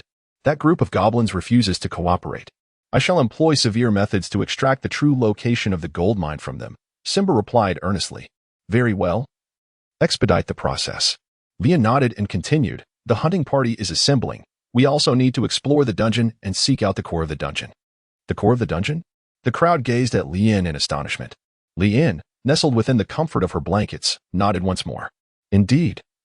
The most valuable treasure within the depths of the dungeon ruins is not the gold mine, but rather the dungeon core. It is said that by collecting all 7 dungeon cores, one can summon a divine dragon. Aurora gazed at Leon with a look of yearning. Is it truly possible to summon a divine dragon? Chapter 62. The Gathering of Gold-Seeking Adventurers. No, I merely spoke in jest. However, the dungeon cores are undeniably precious. It is rumored that these are the remnants left behind by the Demon King, and possessing them would grant one the power of the Demon King. Leon remarked that he was merely jesting moments ago. Aurora sighed, her curiosity piqued by the notion of summoning a dragon. Alas, this was not Dragon Ball. There was no dragon to be summoned. Under the proactive guidance of the Red Moon Territory's publicity department, an increasing number of adventurers flocked to the region. David, Bet, and Tina discreetly blended in, becoming part of the gold-seeking adventurers. This time, David Bet had learned from past experiences, entrusting the management of the Flame Fire territory to his most trusted confidant and expelling all the vagrants from the sewers, allowing the military to take control, thereby ensuring that no further thefts would occur. Moreover, he planned to reciprocate in kind, disguising himself as an adventurer to infiltrate the Red Moon territory, much like Leon had done. I truly do not comprehend why, having already recruited a new mercenary group, you do not simply launch a direct assault. but instead choose to act covertly, the proud Tina adjusted her fiery red hair. The current Red Moon territory bore no resemblance to what it was a few months prior. Not only had they constructed 4 magical defense towers emulating our own, but they also boasted a corrupted monster protection belt, a legion of skeletal monsters, and a pack of werewolves, along with an elite knight brigade. Those mercenaries were utterly untrustworthy. Sending them to assault the Red Moon territory would be akin to sending them to their doom. Having once been bitten by a snake, David Bett had grown exceedingly cautious, refusing to underestimate his adversaries. Furthermore, having encountered various narratives regarding the Red Moon territory's strength, he mistakenly gauged its power and decided to temporarily refrain from seizing it, instead opting to target the core of the dungeon. With the support of the third princess, how could he fail to conquer the Red Moon territory? No. David Bett had no desire to remain a mere lord of a border territory. His aspiration was to become the prime minister of the empire, a figure towering above all others. Tina, our purpose this time is straightforward. Locate the dungeon core. Everything else can wait. Understood, the fire sorceress Tina nodded, pulling her black cloak tighter to obscure her face. She had no desire to don a resin mask like David Bett. The resin mask, capable of altering one's appearance, could be molded into any desired shape, yet it inflicted damage upon the skin. Prolonged use would lead to the mask adhering to the face, resulting in unsightly fat grains and repulsive rashes. Any woman wishing to avoid disfigurement would never choose a resin mask. David Bett had previously led an assault on the Red Moon territory and wore the mask to prevent recognition. His current appearance was exceedingly ordinary, aptly described as unremarkable. He believed no one would recognize him, save for the contract sorceress by his side. David, what brings you here? A strange voice emerged from behind, startling David Bett. He turned slowly to find a one-eyed scarred man approaching him, his heart racing. Would he be exposed in front of so many? Tina, too, gripped her whip tightly at her waist, ready to eliminate any threats, albeit there were quite a few to silence. Ha, Tom. I didn't expect to see you here. A dark-skinned adventurer brushed past David Bett, embracing the one-eyed scarred man. Old buddy, it's been a while. David, we're just missing a meat shield in our team. Come join us. I'll need to bring 2 brothers along. They came with me. The two engaged in their conversation, allowing David Bett to breathe a sigh of relief, wiping the sweat from his brow. The former site of the werewolf tribe had now transformed into an adventurous promenade, filled with inns, taverns, and sauna centers catering to adventurers. Upon arriving, the adventurers felt an overwhelming sense of entrapment. They had come seeking treasure, only to find their wallets thoroughly emptied. Even David Nate succumbed to the allure of the Adventurer-esque club, spending 10 gold coins to secure a lifetime membership. Tina looked at David Nate in disbelief. Isn't it preferable to stay at an inn? Ha. No man can resist joining a club, especially with so many like-minded adventurers present. An adventurer chuckled as he spoke to Tina. David Bett wholeheartedly agreed, pondering how the sun god had favored Leon Edward, bestowing upon him such urban planning talents, while his own flame fire territory lacked such brilliance, instead plagued by parasites who only knew how to exploit slaves for amusement. Hey, your tone suggests you hail from the flame fire territory. This street was not planned by just anyone. It was meticulously designed by our esteemed lord himself. A beautiful female clerk at the bar chimed in with a smile. Indeed, our Lord Baron Edward is a genius. Many come to the Red Moon territory because of him. Without him, it would still be a desolate wasteland, or perhaps worse, another club staff member added. These individuals were staunch supporters of the Lord. David Bett squinted, following the staff member to the club's lounge. The club boasted a more refined atmosphere than the taverns and inns, offering complimentary food as well, and membership granted access to all its facilities. After David Bett and Tina enjoyed their lunch at the club, they joined the throngs of adventurers heading to the dungeon entrance. The square at the dungeon's entrance was already teeming with adventurers, reminiscent of the scene when the dungeons were first discovered centuries ago, though he had not witnessed it firsthand. He had read about it in historical texts, recounting how the brave organizations had banded together to explore the dungeons. David, what brings you here? Suddenly, a voice from the crowd posed the question. David Bett rolled his eyes. Not again. He would not fall for that trick. There were simply too many adventurers named David in this world. His father had not valued him, a bastard son, and had carelessly bestowed upon him the name David. Tina seemed similarly unaffected, dismissing the inquiry without a second thought. Leon gazed at the notification that emerged above David Nate's head. Despite donning a resin mask, he remained the esteemed lord of the Emberfire territory, David Nate. Leon circled in front of David Nate, only to discover that he had completely forgotten who she was. Hey, "You're blocking my way," David Bet said impatiently, casting a glance at Lian. After Lian ascended to the rank of a 2-star knight, he underwent a remarkable transformation, his appearance now vastly improved compared to the past. However, he still does not fit the type favored by David Bet. Though he may seem like an ordinary female adventurer, she is, in fact, the fire witch Tina. Lian discovered that the hooded woman beside David Bet was, in fact, a sorceress, her eyes glimmering with a subtle light. Tina's health bar astonishingly matched that of Aurora, reaching 7,800, a mere 200 points shy of Aurora's. Were these two mingling within the ranks of adventurers for the sake of the dungeon's core? If so, they could certainly be of great use. "Brother, join my adventure party," he proposed, as the notice indicated that the dungeon was fraught with peril and required a minimum of 5 members to embark on the expedition. "My friend is a healing mage. All teams are vying for her assistance." Chapter 63, the dungeon opening ceremony. Ever since he had become more handsome, even the denizens of the Red Moon territory had failed to recognize their lord, which conveniently allowed Lian greater freedom of movement. Upon learning that the young girl accompanying Lian was a healer, the adventurers eagerly approached, hoping to invite her to join their ranks. After Aurora ascended to the status of a mid-tier sorceress, she experienced a height increase of 2 centimeters. Though this came at the cost of her ability to transform into a long-legged beauty. While her features remained unchanged, she had indeed matured somewhat. Coupled with her hood, which concealed her visage, she was not recognized as the light sorceress of the Red Moon territory. Lian introduced herself simply as a sorceress. Upon hearing this, David Bet glanced at Tina, seeking the witch's approval. Tina gave a slight nod. "Well, since that is the case, let us form a team." David Bet aimed to locate the core of the dungeon, and although he had only the witch Tina with him, he could not meet the required number of participants. Thus, he resolved to bring Lian and her companions along as support, considering that in a critical moment, their lives could be sacrificed to ensure his own safety. The 5-member adventure team led by Lian has been established, comprising the light sorceress Aurora, the frail goblin king, the cunning David Bet, and the self-deluded fire sorceress Tina. As for Bing and Lucy, they were preoccupied with the routine extermination of monsters in the Crimson Moon territory, thus not participating in the dungeon exploration. Standing in the square, the Wolf King Simba addressed the crowd through a megaphone, welcoming all adventurers to the dungeon's grand opening ceremony. He informed them that their esteemed lord was unable to attend due to prior engagements, but gifts had been prepared for everyone. Any adventuring team that registered for the dungeon exploration would receive a miner's lamp, a bag of dry bread, and 2 flasks of water. He urged those who encountered danger within the dungeon to return immediately without hesitation. Once Simba concluded, he wiped the sweat from his brow.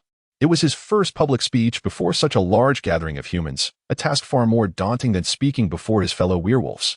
Initially, the adventurers were elated to hear of the gifts prepared by the Crimson Moon territory. However, their enthusiasm quickly waned upon learning that entry into the dungeon required a fee, instantly igniting their discontent. The notion that this dungeon would charge an entrance fee was absurd. The promotional materials had certainly not indicated this. Was it not proclaimed that anyone could enter the dungeon? Indeed, a fee of 1 gold coin. Why not just rob them? I've spent all my money at the sauna. They invested so much in developing the dungeon, yet they are unwilling to part with this paltry sum and still expect to profit? Lian produced a gold coin and handed it to the werewolf cashier, welcoming him inside. Observing that a group of adventurers had indeed paid their entrance fee, the other adventurers begrudgingly followed suit, grumbling as they did so. As for those who could not muster even a single coin, Simba offered them part-time positions, donning miners' uniforms to extract resources in the Red Moon territory, where they could earn a gold coin in just 3 months. Although a gold mine had yet to be discovered, the Red Moon territory was not devoid of resources. For instance, the surrounding mountains contained red moon ore, which could yield a small amount of rare red iron.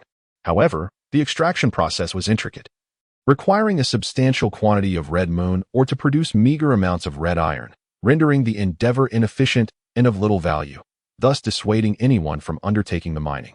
Lian's decision to have the mining team first extract from the Blood Moon mine was entirely aimed at establishing a solid foundation for the gold mining endeavors, ensuring that the multitude of workers in the gold diggers team had meaningful tasks to occupy their time, rather than idling away each day.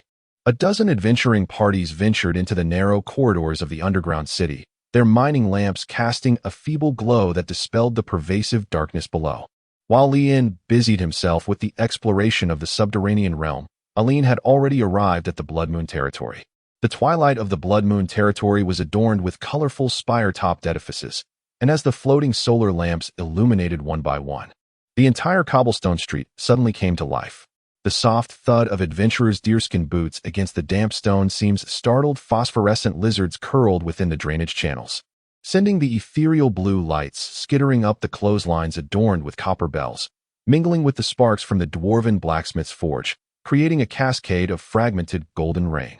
The clang of a hammer plunging into the cold water trough echoed from the forge, as a red-bearded dwarf cursed at the runes flickering on a sword blank, while the black smoke billowing from the chimney engulfed the sparks, causing the mounted rangers perched on the rooftops to erupt in two loud sneezes. Suddenly, the stained glass of the tavern at the street corner shattered, as a werewolf warrior was flung backwards, crashing into a honey stall, with viscous golden syrup trickling down his fangs. Elven merchants brushed past the noses of the stone gargoyles lining the roadside, engaging in spirited bargaining with the stallholders using feather quills forged from ice crystals. A brilliant purple flash erupted from a swirling nebula within a crystal ball, tearing the fabric of the fortune-telling tent apart, as a three-eyed demon merchant burst forth clutching a jar of sulfur, closely pursued by a frenzied feline alchemist, whose seven tails stood erect like dandelions. The street was flanked by towering edifices, while the thoroughfare bustled with horse-drawn carriages and various adventuring guilds marked by their distinct emblems. The Blood Moon territory before Eileen was a stark contrast to her memories of it from her previous life. Had she not encountered the monstrous assaults from the corruption zone prior to her arrival, she might have mistaken this place for Four-Leaf territory. The bells of the Sun Church and the Moon Church chimed in unison, as the crimson moonlight was dispersed by the radiance of the solar lamps. The entire Blood Moon territory transformed into a city that never slept, where adventurers and merchants gathered in harmony. Eileen traversed the lively streets and, guided by her recollections, located the Blood Moon Castle. Lee and Edward, we are to meet again at last. Eileen inhaled deeply, her form becoming a gentle breeze, vanishing beneath the glow of the street lamps. As the chief sorceress awakened to the powers of calamity, Eileen had mastered the art of merging with the wind. Upon entering Blood Moon Castle, she found herself in a realm devoid of life. Regrettably, she encountered Bess, who was counting gold coins while grinning foolishly. A shadow knight arranging bones into a feminine form while performing a peculiar hip dance, a nun torturing a monster, and a knight using a comrade as a weight for training. Yet the Lord of Blood Moon territory, Lee and Edward, was nowhere to be found. After scouring the entirety of Blood Moon Castle, Eileen could not locate the figure of that man. Have I arrived too late? Has he already fled? Eileen muttered to herself. She had heard whispers that the underground city had opened today, attracting numerous adventurers, many of whom were taking up part-time jobs along the Adventurers Boulevard. What kind of part-time jobs? The kind where one could earn a gold coin simply by spending the night with an adventurer. How could one engage in such a thing? It is utterly disgraceful. Two maids were discussing the significant news of the underground city's opening. They were among the decent-looking girls selected by Bess from the slaves. They had also heard rumors about the boulevard's brothel services, where many women could find part-time work. Eileen perked her ears, narrowing her eyes as she confirmed the despicable nature of Lee and Edward, just as in her past life. So, he has gone to the underground city? The discovery of the ruins in the underground city came a year earlier than before. Eileen silently mused, transforming into a shadow as she departed Blood Moon Castle, making her way toward the ruins of the underground city that resided in her memories. Meanwhile, the adventuring parties exploring the underground city had reached the first level of the ruins. The air was thick with the stench of decay and mildew, the pathways narrowing. Glowing mold sprouting upon the walls, and numerous puddles on the ground posed a risk of slipping. I am a 3-star knight, and my companion is a fire mage. What abilities do you possess? David Bed asked, pinching his nose.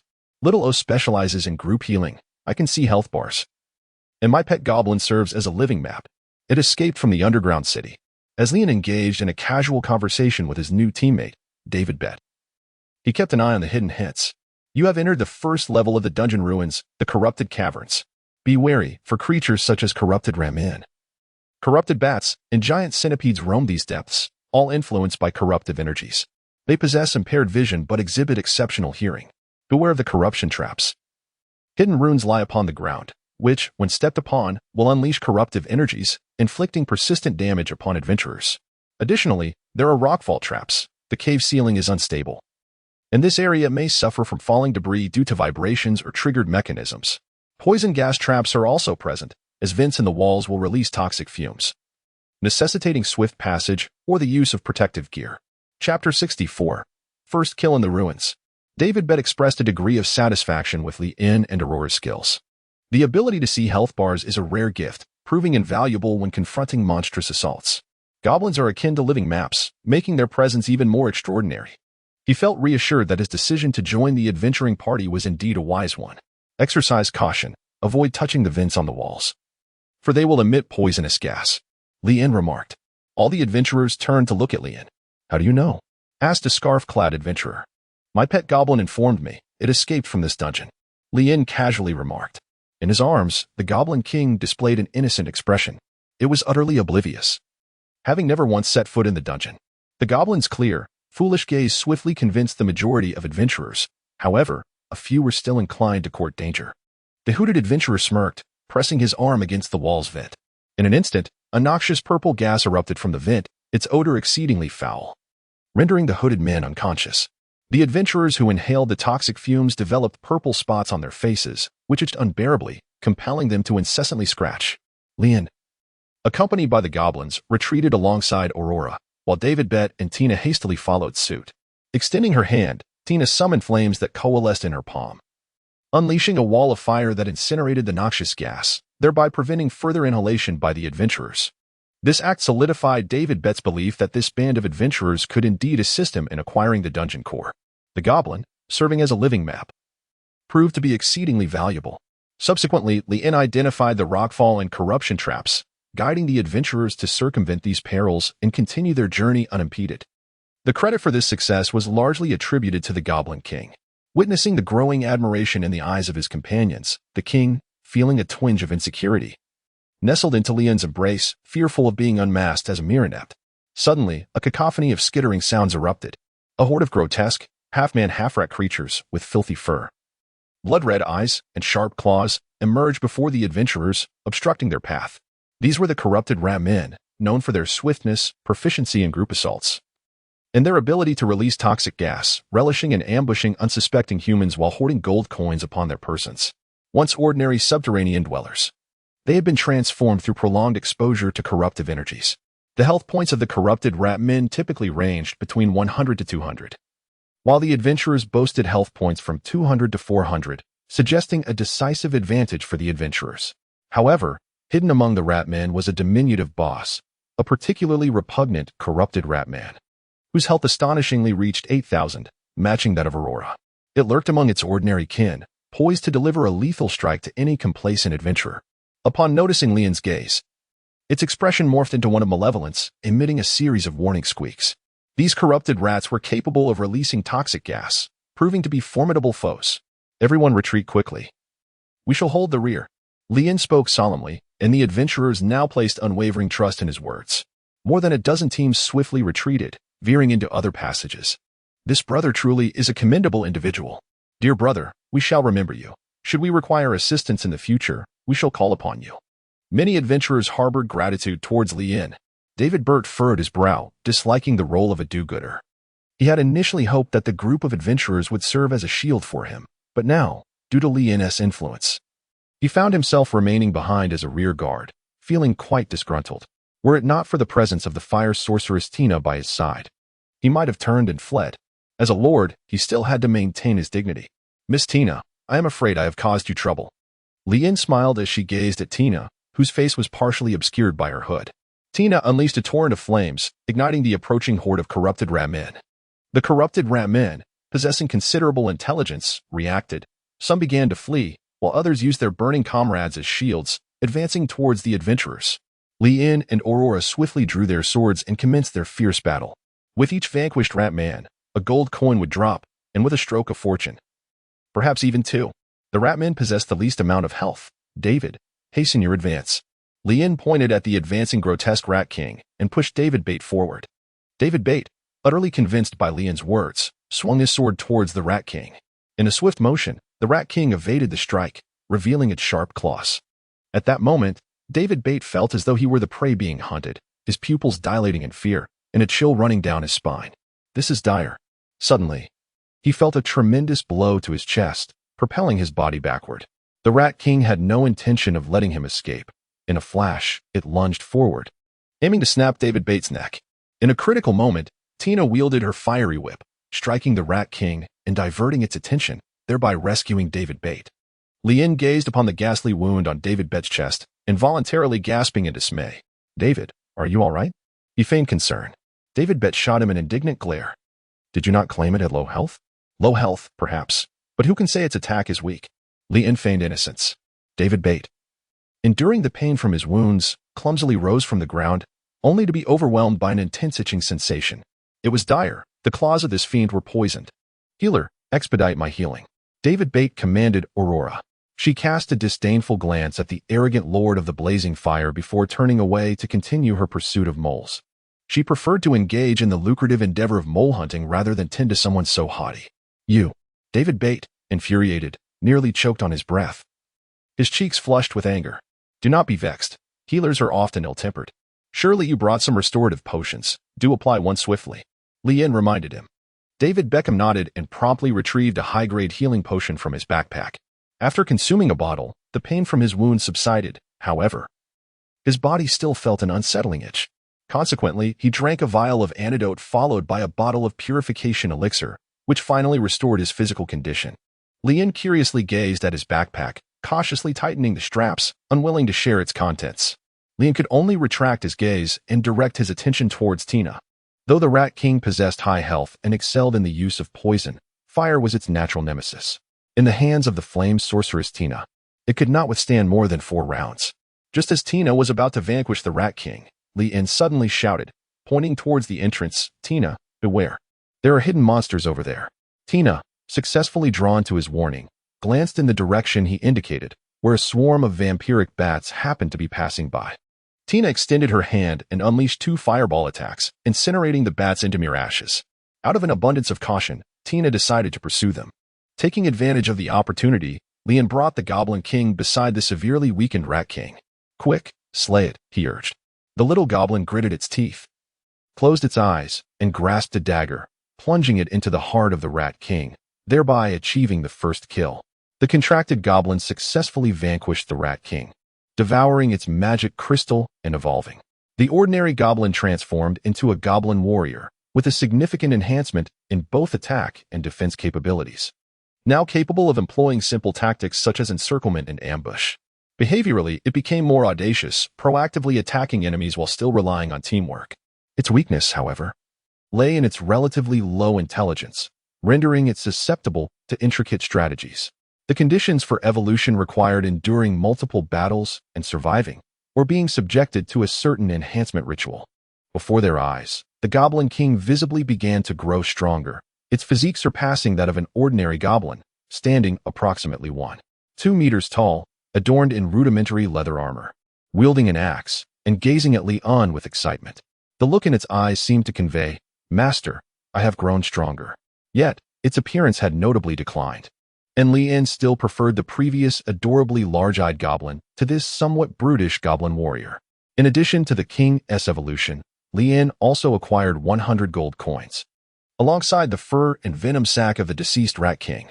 By the time Tina regained her senses, she was met only with the dismembered body of the Rat King. Chapter 65, The Second Layer of the Ruins. "King, how could you be so inconsiderate?" The entire effort against the Rat King was carried out by Miss Tina. And at the crucial moment, you stole the kill. How am I to commend you for this? Quickly apologize to Miss Tina. Perhaps the kind-hearted Miss Tina will forgive you. Considering you are a living map. Lien unleashed a torrent of scolding upon the newly evolved Goblin Warrior King, who gazed at him with an innocent expression. If not for his inability to articulate words, he would surely have protested with tears, exclaiming, "It was you who compelled me to seize the kill. How can you now place the blame upon me?" Upon witnessing Lien's furious indignation, Tina felt her own anger dissipate significantly. After all, it was merely a rat man. It was hardly a matter of great consequence. Tina adopted a remarkably magnanimous demeanor. "Very well, shall I share some of this gold with you?" Lien deliberately dropped the gold coins into the filthy mire, only to retrieve them moments later, presenting the muddy treasures to Tina, with her mild aversion to dirt. Tina displayed a look of disdain, waving her hand dismissively, urging him to take them away. "What about the venom sac and the pelt? They belong to you." Despite being a noblewoman from a prestigious lineage, now fallen from grace, Tina held little regard for such meager wealth, especially when it was soiled with muck. David Burt, too, exhibited a lack of interest in the coins, his aspirations fixed on the heart of the dungeon. Witnessing Leon's greedy demeanor, he felt a sense of relief. If money could sway him, it would be simple enough to offer a sum when they reached the dungeon's core. As David Burt pondered this, he was suddenly jolted by a violent tremor beneath his feet. What was happening? He glanced nervously at the goblin warrior king beside Leanne, whose innocent yet foolish expression seemed to convey, "How on earth should I know?" The first layer, the Rat King's domain, had been conquered, and the path to the second layer was about to be unveiled. Leanne deduced. Aurora swiftly returned to Leanne's side, conjuring a simple platform with her light shield to halt the descent of several individuals. The cavern floor manifested a web-like pattern of cracks, accompanied by a resounding rumble, and the ground completely fissured, sending the adventurers plummeting into the second layer. This was no longer the dim, subterranean cave, but rather a forest of fungi enveloped in a soft, phosphorescent glow. Wherever Leanne's gaze fell, the land was shrouded in a vast expanse of luminescent fungi, with caps reaching diameters of several meters and stalks towering like trees, forming a veritable forest of mushrooms. The soil beneath was soft and yielding, blanketed by a thick layer of mycelium and spores. Even a fall would not result in much pain, unless one were particularly unfortunate to be struck by falling rock debris from above, in which case injury would be a rarity. The canopy of the mushroom forest rose to meet the lofty arch of the cavern, adorned with glowing stalactites and phosphorescent vines. Scattered throughout were small lakes and puddles, their waters shimmering with a faint bluish-green luminescence, a bewitching effect of the bioluminescent fungi. In this enchanted realm, the need for lanterns or torches was rendered unnecessary, as one could easily discern their path, akin to stepping into a fantastical fairy tale. Many female adventurers were captivated by the breathtaking scenery. Tina and Aurora both felt that this layer of the environment was a significant improvement over the previous one.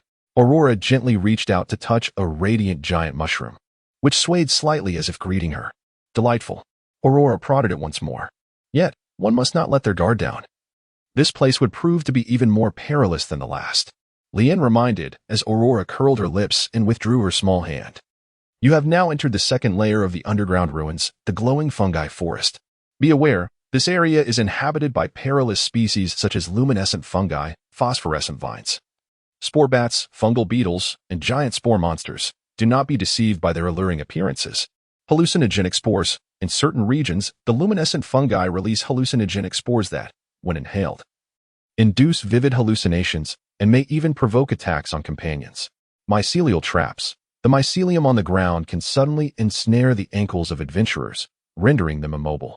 Explosive fungi. Certain luminescent fungi will detonate upon contact, releasing toxic clouds of spores.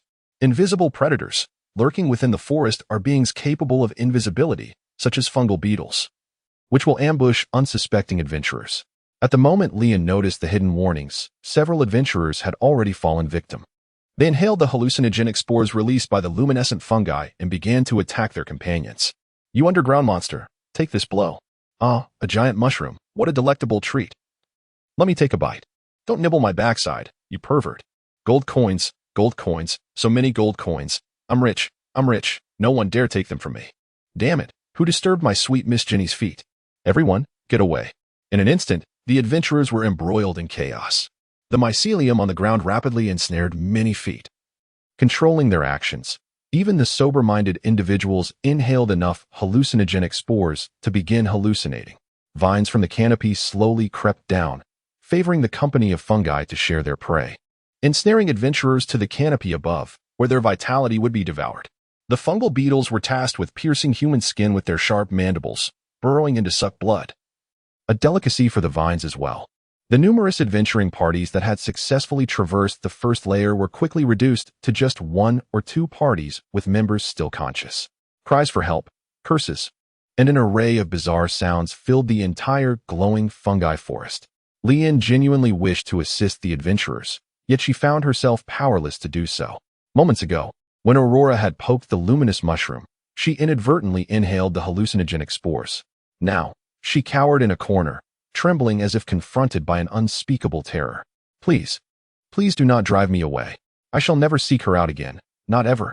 I will obediently remain in the basement, venturing nowhere. Leanne gently touched Aurora's forehead.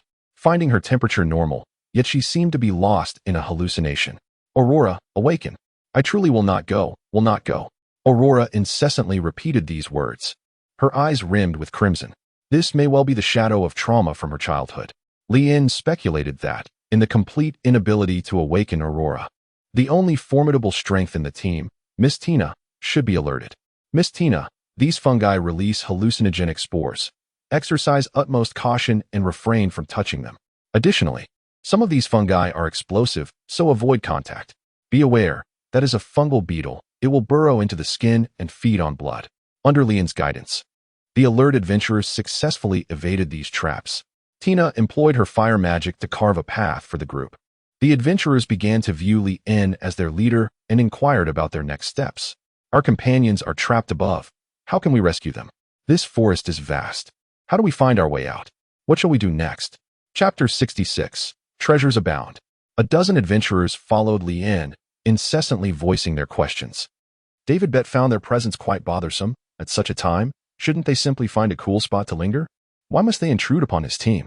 He shot Tina a glance, prompting her to conjure a wall of flames, effectively keeping the troublesome adventurers at bay. Finally, tranquility was restored. David Bet exhaled a long sigh of relief. What are you doing? Lien observed the Goblin King carrying Aurora, casting a suspicious glance at David Bet. He understood that given Tina's haughty disposition, it was unlikely she would casually abandon her companions. Tina epitomized the archetype of a noblewoman, proud yet capricious. She would not inflict harm upon her targets unless provoked, and she possessed a strong sense of pride. To her, carelessly discarding allies would be a disgrace, tarnishing her family's honor. Of course, it was also possible that Tina did not regard this group of adventurers as true companions at all, finding them merely a hindrance. David Bet spoke candidly, urging, let us proceed. Meanwhile, the adventurers isolated behind the firewall were in a state of panic. Absent Lien's guidance, they soon found themselves besieged by monstrous beetles lurking in the darkness. Don't leave us behind. Help, they cried. Yes, please don't abandon us. Look, don't forsake us.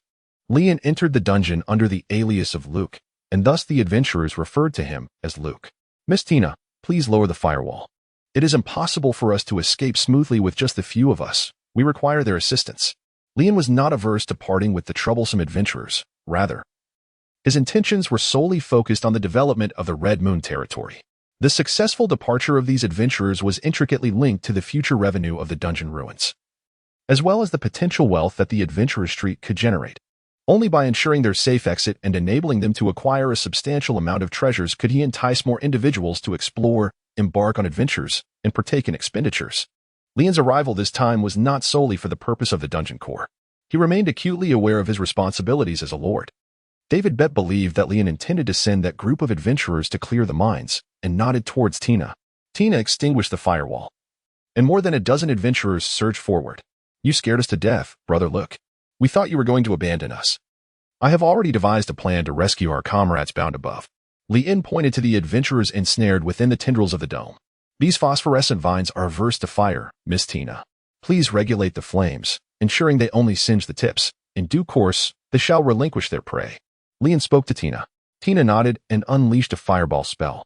The flames ignited the tips of the vines on the dome, instantly freeing the bound adventurers. One by one, the adventurers fell to the ground, emitting pain groans.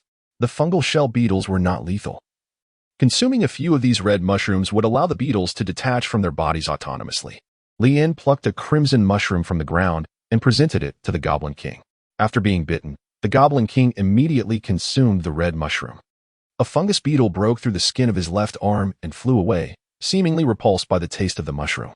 Upon witnessing its efficacy, everyone began to search for the red mushroom, and nearly all partook in its consumption. My lord Luke, how can we dispel their illusions? Inquired the bearded adventurer. Although they directed their question to Lien, their gazes were fixed upon the Goblin King. Clearly, they believed that Lien's knowledge stemmed from the Goblin King's insights. However, the Goblin King was oblivious to human language, requiring Lien, the contract master, for translation. The bioluminescent grass in the water serves as a natural antidote to illusions. If refined, its effects would be even more potent. Lien gazed at the emerging hidden prompt, gesturing towards the luminescent grass in the pond, glowgrass, known to dispel illusions. The adventurers, filled with unwavering conviction, leaped into the water in search of the glowgrass. A quarter of an hour later, The illusions that had plagued them were lifted. This underground dungeon is exceedingly perilous.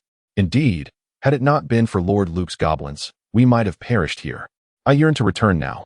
Remaining here serves no purpose. Many adventurers began to waver, contemplating retreat. Lien coughed softly twice and said, "Ladies and gentlemen, while you perceive only peril, I behold boundless opportunities." Lien unearthed a translucent emerald from the cluster of mushrooms, raising it high for all to see. "Behold, I have discovered a gem. I am convinced that this place harbors more than just a single gem. With a little caution to avoid the traps, everyone can uncover treasures." Under Lien's guidance, David, Bet, and Tina also found gems, uplifting the spirits of the adventurers who had previously felt despondent, prompting everyone to join the quest for gems. As David Bet gazed at the gem, a frown creased his brow. For some inexplicable reason, he felt a sense of being exploited. Furthermore, the mushrooms and luminescent grasses could be utilized to concoct hallucinogens and antidotes, which could be harvested and sold to apothecaries. Look, this is the precious dragon vine and moon mushroom.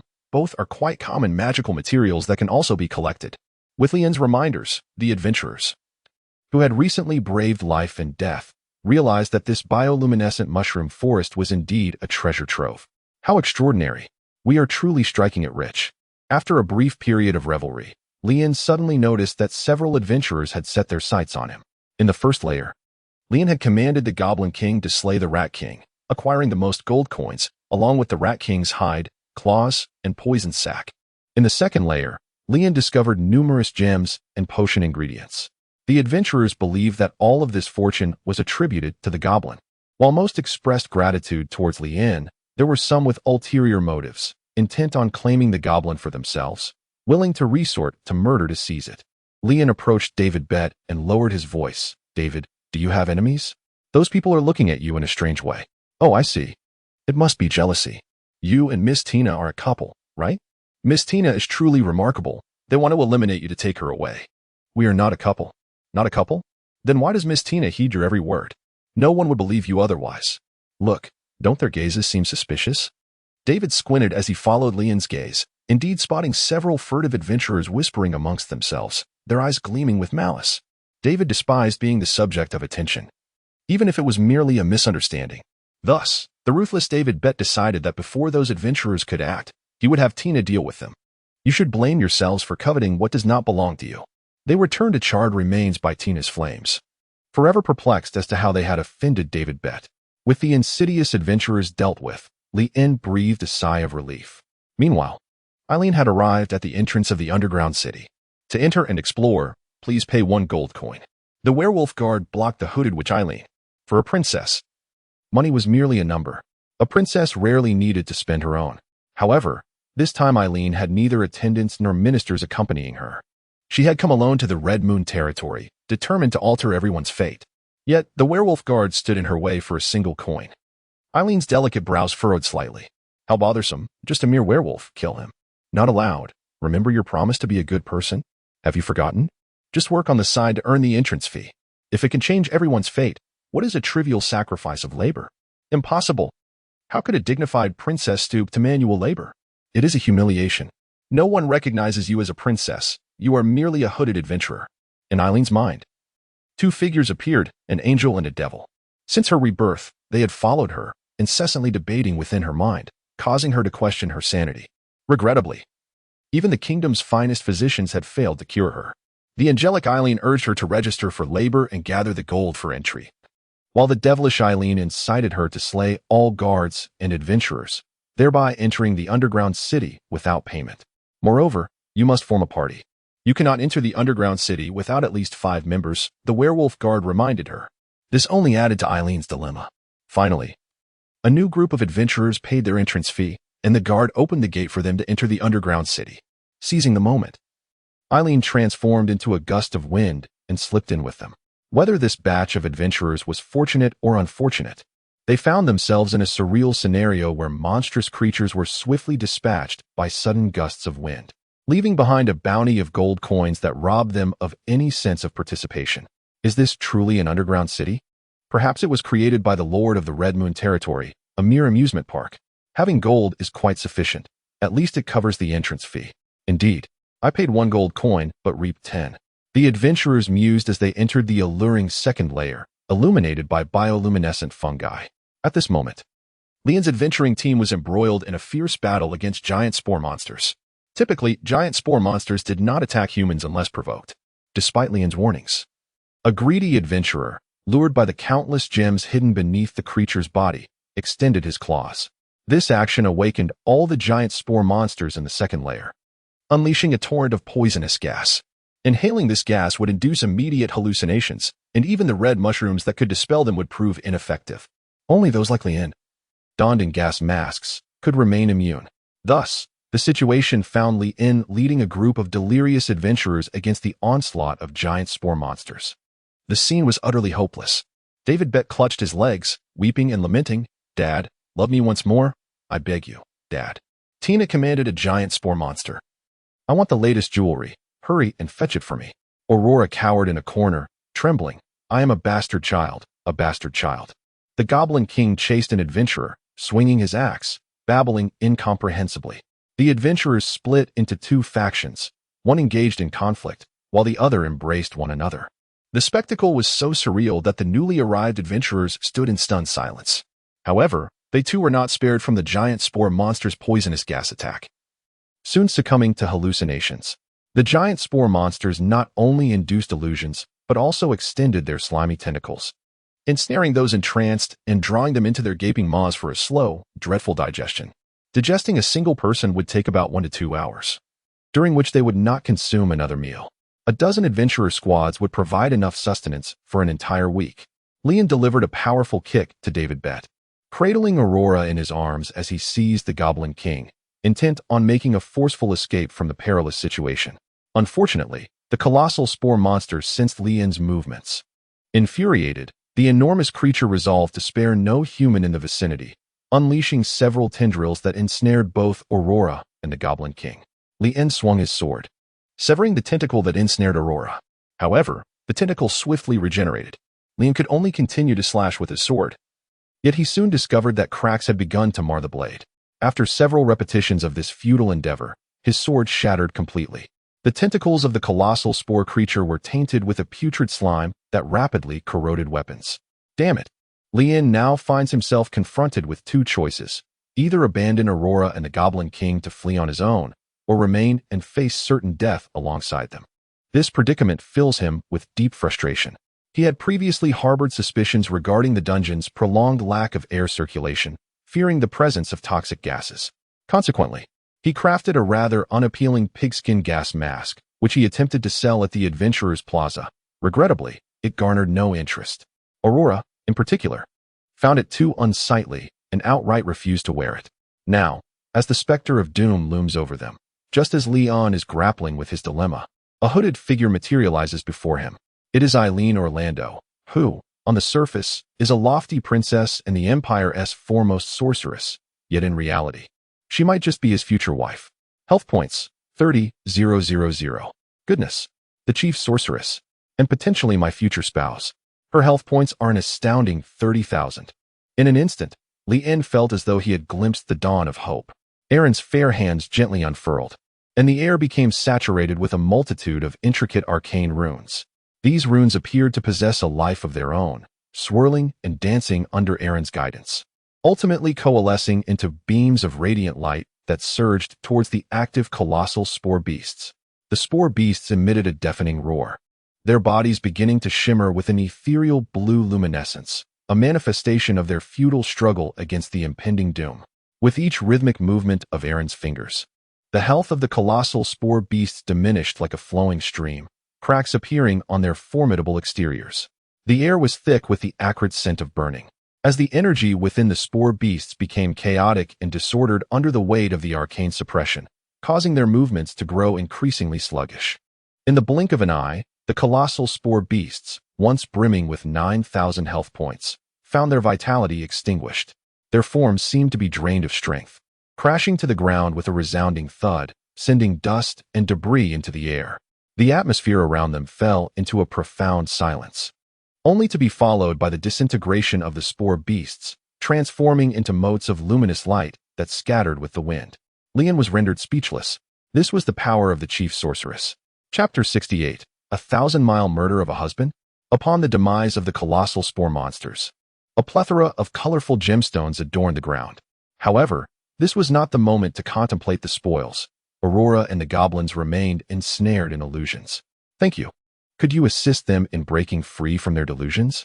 Leanne inquired, donning a gas mask. Aileen failed to recognize that the man before her was Leon Edward. She held a favorable impression of the solitary, unattractive man who had not abandoned his companions to flee alone. Indeed, Aileen did not discern that this was a mask, believing Leanne to be an orc. Nevertheless, she bore no prejudice against orcs. Aileen nodded slightly and casually inscribed an arcane rune in the air, which then descended upon the adventurers. One by one, they collapsed to the ground. What has happened to them? Leanne inquired. If I take a nap, will I awaken free from this illusion? Erin replied. Leanne let out a sigh. I will have someone come in to escort them out. Erin nodded again. Wait. She called out to Leanne, who was about to take Aurora and the others away.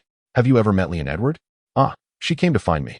I completely forgot to introduce myself. Leon cleared his throat twice, preparing to present a formal self-introduction before the princess. However, at that moment, the sorceress Tina and Aurora awakened. As intermediate witches, it was quite natural for them to be the first to rouse. Leanne could only postpone her self-introduction and inquired, What business do you have with the Lord? I intend to kill him, Erin replied candidly. Leanne was taken aback for a moment. Wait, are you the one who travels 1,000 miles to exact vengeance on husbands? I apologize for the intrusion. Leanne resolved to distance himself from the hooded princess. With a health pool of 30,000, she surpasses even the bosses by threefold. It is indeed unwise to provoke her. No, I have not encountered her. Leah's head bobbed like a rattle. Tina, upon hearing that Erin was indeed an ally, asked in surprise, Do you also harbor a grudge against Leah Edwards? No, Erin replied. Even if there were grievances, they belong to a past life. In this life, there exists no animosity. My intention to eliminate Leah is solely to save this kingdom.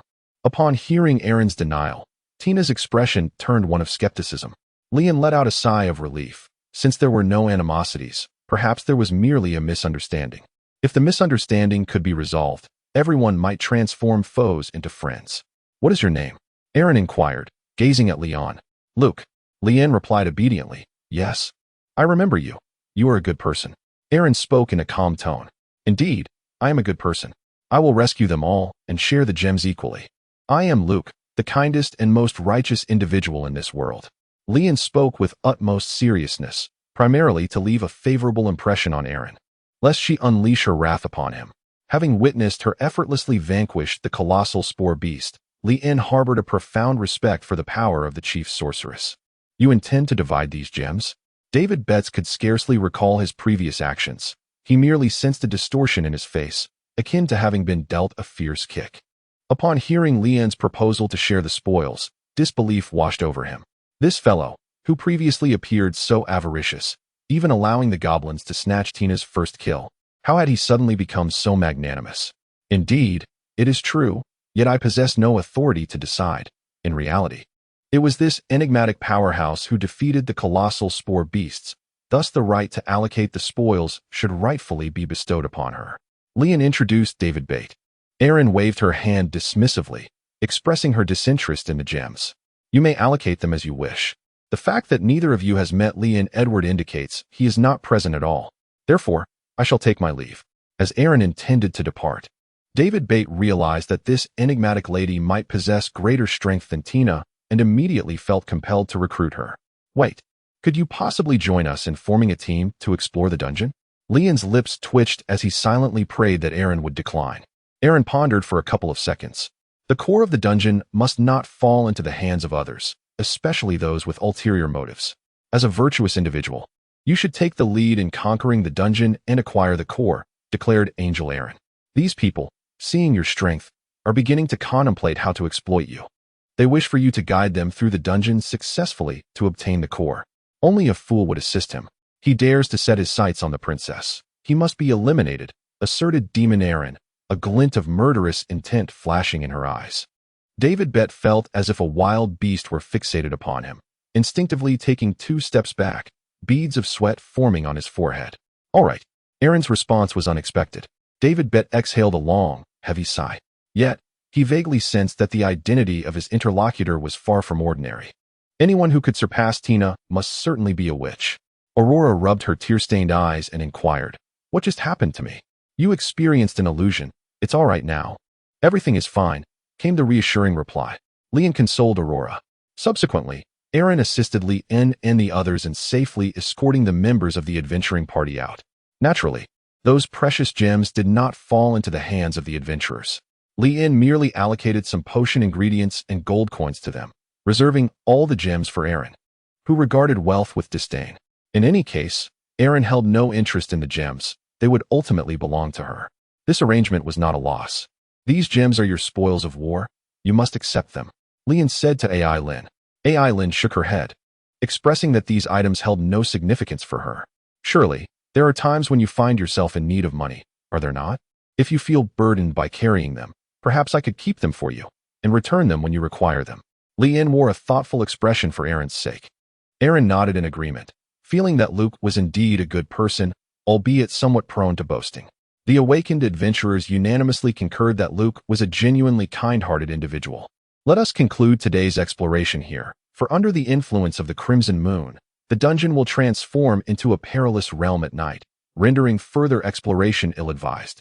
Leon addressed the crowd, and the adventurers wholeheartedly concurred. Many had only just entered when they encountered the colossal spore beast, plunging them into terrifying hallucinations. Thus, they all agreed to postpone their exploration until the following day. After all, this time everyone had gained something valuable. Leon, along with Erin, David Bate, and Tina, agreed to reconvene tomorrow. David Bate and Tina returned to the Adventurers Club to rest. Leon also prepared to leave with Aurora and Wang Jia. Suddenly, he realized that Aileen seemed to have nowhere to go. Did this princess arrive alone in the Crimson Moon territory? What could possibly drive her to wish for his demise? Leon pondered this and walked for a while before turning back to the original spot. "Do you have nowhere to go?" Erin nodded. She too was uncertain where to find the elusive lord of the Red Moon territory. "Would you like to accompany me?" Leon tentatively inquired. After a moment of contemplation, Ai Lin resolved to temporarily entrust the benevolent Luke with the task of arranging her accommodation. Aurora cast a surprised glance at Ai Lin, then at Leon. "Are you too certain you wish to keep wearing those masks?" Chapter 69. The trick lies in the broken sound. "You are wearing a mask?" Ai Lin asked, looking at Leon with a puzzled expression. Leon adjusted his mask, the realistic pigskin gas mask resembling the skin of an orc. "I wear this out of necessity, for my countenance is rather grotesque," he lamented. "But what of you? Why do you don a mask as well?" Erin felt a slight stir within her. In her previous life, a curse had marred her visage with repugnant and unsightly totems, inciting revulsion in all who beheld her. She was deemed the most unattractive princess of the empire, her prolonged suffering distorting her character, rendering her tempestuous and hypersensitive. However, in this new existence, the curse had lifted, and her extraordinary beauty drew the gaze and admiration of many. She was celebrated as the jewel of the empire, with knights who glimpsed her loveliness eager to duel for her favor. Her father, the king, forgave her any transgressions without hesitation, and the ministers clamored for her to ascend the throne of the Silver Moon Empire. This, however, contradicted her fervent desire to alter her destiny. If she were to become the queen of the Silver Moon Empire, would it not mirror her past life? Thus, she renounced her claim to the throne and adorned herself with a mask, desiring to shield herself from the influence of her appearance. Consequently, she harbored an innate sympathy for those deemed unattractive and bore no prejudice against anyone based on their looks. "I feel the same," Erin consoled Leon. Leon's lips twitched slightly. Although the identities of a princess and the chief sorceress conferred a certain allure, even a person of ordinary appearance could be perceived as charming by outsiders. Yet, the thought that his fiancée was a princess so hideous that she required a mask to navigate life stirred discomfort within him. He could only forcibly reassure himself that an unattractive wife would be frugal, bring prosperity, and allow him to focus on the development of his territory. Through the mask, Aileen could not discern the complexity of Leon's expression. "To me, physical appearance holds no significance. Your noble character has earned my utmost respect," Aileen continued to console him. "Well, although you may be unappealing in looks, your kind heart and ability to offer comfort are indeed virtues." As Leon contemplated this, her mood slightly lifted. Considering the opponent's substantial health bar of 30,000, she realized she could not afford to be negligent. Let us proceed. I own an apartment in the central street where you may temporarily reside. The Lord's Manor? That is certainly out of the question. Very well. Erin readily acquiesced. For being penniless, she required a place to stay. She could not possibly resort to sleeping on the streets. Aurora looked at the two masked figures with suspicion, ultimately relinquishing her intention to persuade the two individuals, who suffered from appearance anxiety, to remove their masks. She resolved not to broach the subject of appearances in their presence, for such a discussion would be deeply hurtful. Leon noticed the peculiar gaze of Aurora and slightly furrowed his brow. What was this fellow sympathizing about? I am not truly hideous. The Goblin King regarded both Leon and Erin with pity. In a previous life, the king had met his demise at Erin's hands. His head fed to the dogs. Yet now, Erin possessed a gentle temperament, able to tolerate these benevolent glances. The quartet arrived at number 32 Central Street, a thoroughfare predominantly owned by Leon. He held residence rights to any vacant properties. Before them stood a quaint three-story villa, complete with a front yard and a rear garden, encompassing approximately 200 square meters, ample space for a large family to reside comfortably. How does it fare? Leon confidently inquired, having personally participated in the planning of this street and the row of villas, which were intended for middle-class or affluent residents. So quaint, Erin remarked with a hint of indifference. Indeed, she was a princess. Her residences were either palaces or castles. When had she ever lived in such a modest, European-style villa? Leon curled her lips in disdain and let out a couple of cold laughs, inviting her and Aurora, along with the Goblin King, into the apartment. The Goblin King was quite curious about his surroundings, peering around with wide eyes, yet he was timid and did not dare to explore freely. His demeanor mirrored that of a Bing when he first followed her. Unfortunately, the once naive Bing had shed his youthful innocence, transforming into a fervent dancer, often gathering his companions to engage in impromptu dance parties, completely discarding his former reserve. Aurora, having previously seen the residences designed by Leon, felt no sense of novelty. Her sole desire was to indulge in a hearty meal followed by a restful slumber. Leon ignited the fireplace within the confines of his abode, allowing warm air to traverse through specialized ducts to heat the water tank above. This rudimentary water heater, crafted for his apartment, currently relied solely on natural charcoal for heating. The ducts connected to the faucet in the washroom, enabling the flow of hot water at the turn of a tap, inviting the luxury of a warm shower. However, a longer wait was required for a bath in the tub. You may proceed to bathe.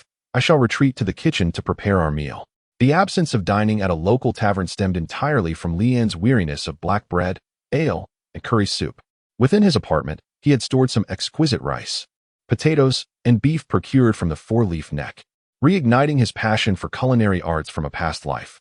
Leon donned an apron and commenced the creation of delectable dishes, beef stew accompanied by fragrant white rice. Leon hummed a cheerful tune while preparing a meal in the kitchen. The bright red blossoms of the mountain peony. Singing can indeed lighten one's spirits, and the enchanting melody enhances the flavor of the marinated beef. However, the true secret to infusing the meat with exquisite taste lies in the gentle massage given to the beef while serenading it.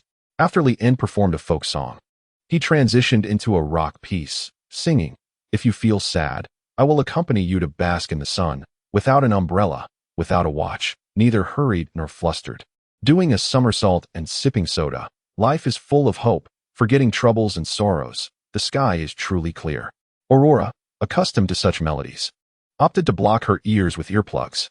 The Goblin King, however, was thoroughly engrossed, dancing awkwardly in the living room, revealing his own latent talent for dance. Much like a Bing, Eileen furrowed her brow. Throughout her life, she had never encountered music so uniquely special, especially with Leon's persistent off-key singing. Unbeknownst to her, the charm of the song lay precisely in its imperfections. Fortunately, once she entered the washroom, the discordant music faded away. Eileen reclined in the bathtub, relishing the warm water.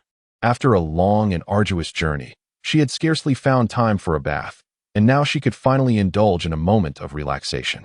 After her bath, Leon thoughtfully prepared an outfit for Eileen, one that Aurora would not be able to wear for quite some time. Dressed in a flowing white gown, Eileen emerged from the washroom.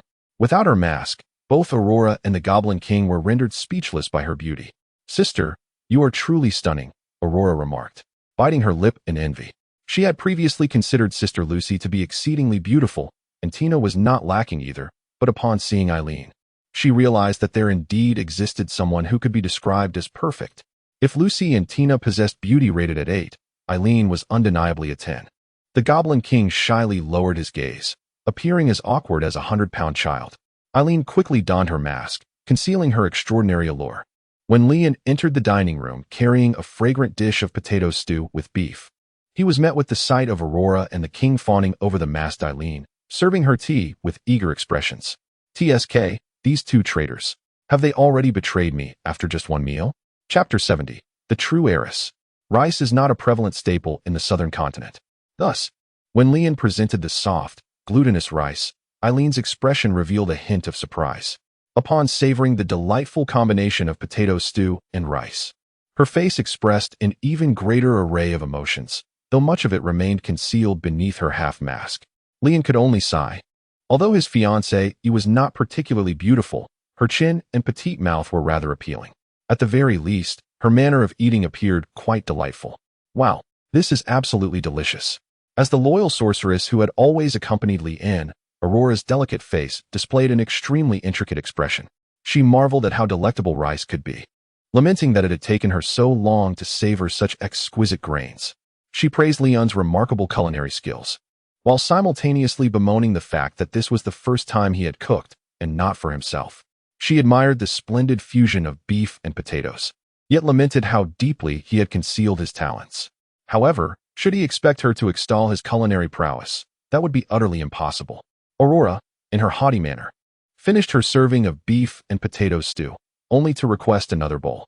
As a devoted foodie, her appetite had never been outmatched. The Goblin King, too, indulged heartily, his mouth glistening with grease as he continuously uttered appreciative sounds. Leanne hesitated to grant Wangzhe the language package primarily due to concerns regarding his youth and potential lack of discretion, fearing that he might inadvertently speak out of turn and create unnecessary complications for himself. It was decided that he should first mature into a cunning, astute goblin before being introduced to the intricacies of human language. Naturally, it was also imperative to instill in him the essential moral principles, such as the notion that goblins should only harbor affections for fellow goblins and refrain from engaging in aggression towards members of other realms. It is important to acknowledge that female goblins do exist. They are not solely male. Luke, what have you added to the mix? Although Aileen was born in the royal palace and possessed a lifetime of experiences, she had never encountered such a rich tapestry of flavors in her food. Her palate was utterly gratified, as if a vibrant bloom had unfurled upon her tongue. The tender creaminess of the potatoes combined harmoniously with the springy texture of the beef. And most notably, the dish was imbued with an exquisite flavor, reminiscent of fish sauce, yet distinctly different. Aileen sensed that Luke had incorporated a spice she had never before tasted into the dish. Leanne smiled gently, the corners of her mouth lifting. I added monosodium glutamate. What is monosodium glutamate? Erin and Aurora chorused in unison. Both sorceresses hailed from noble lineage, yet neither had encountered this seasoning before. A fortnight ago, a group of adventurous merchants from the Four-Leaf territory brought with them a bounty of fresh seaweed. Surely, everyone has tasted seaweed before? Leanne smiled at the two witches. Aileen and Aurora exchanged a glance and nodded in agreement. As members of the aristocracy, they naturally had access to rare seafood, not to mention seaweed.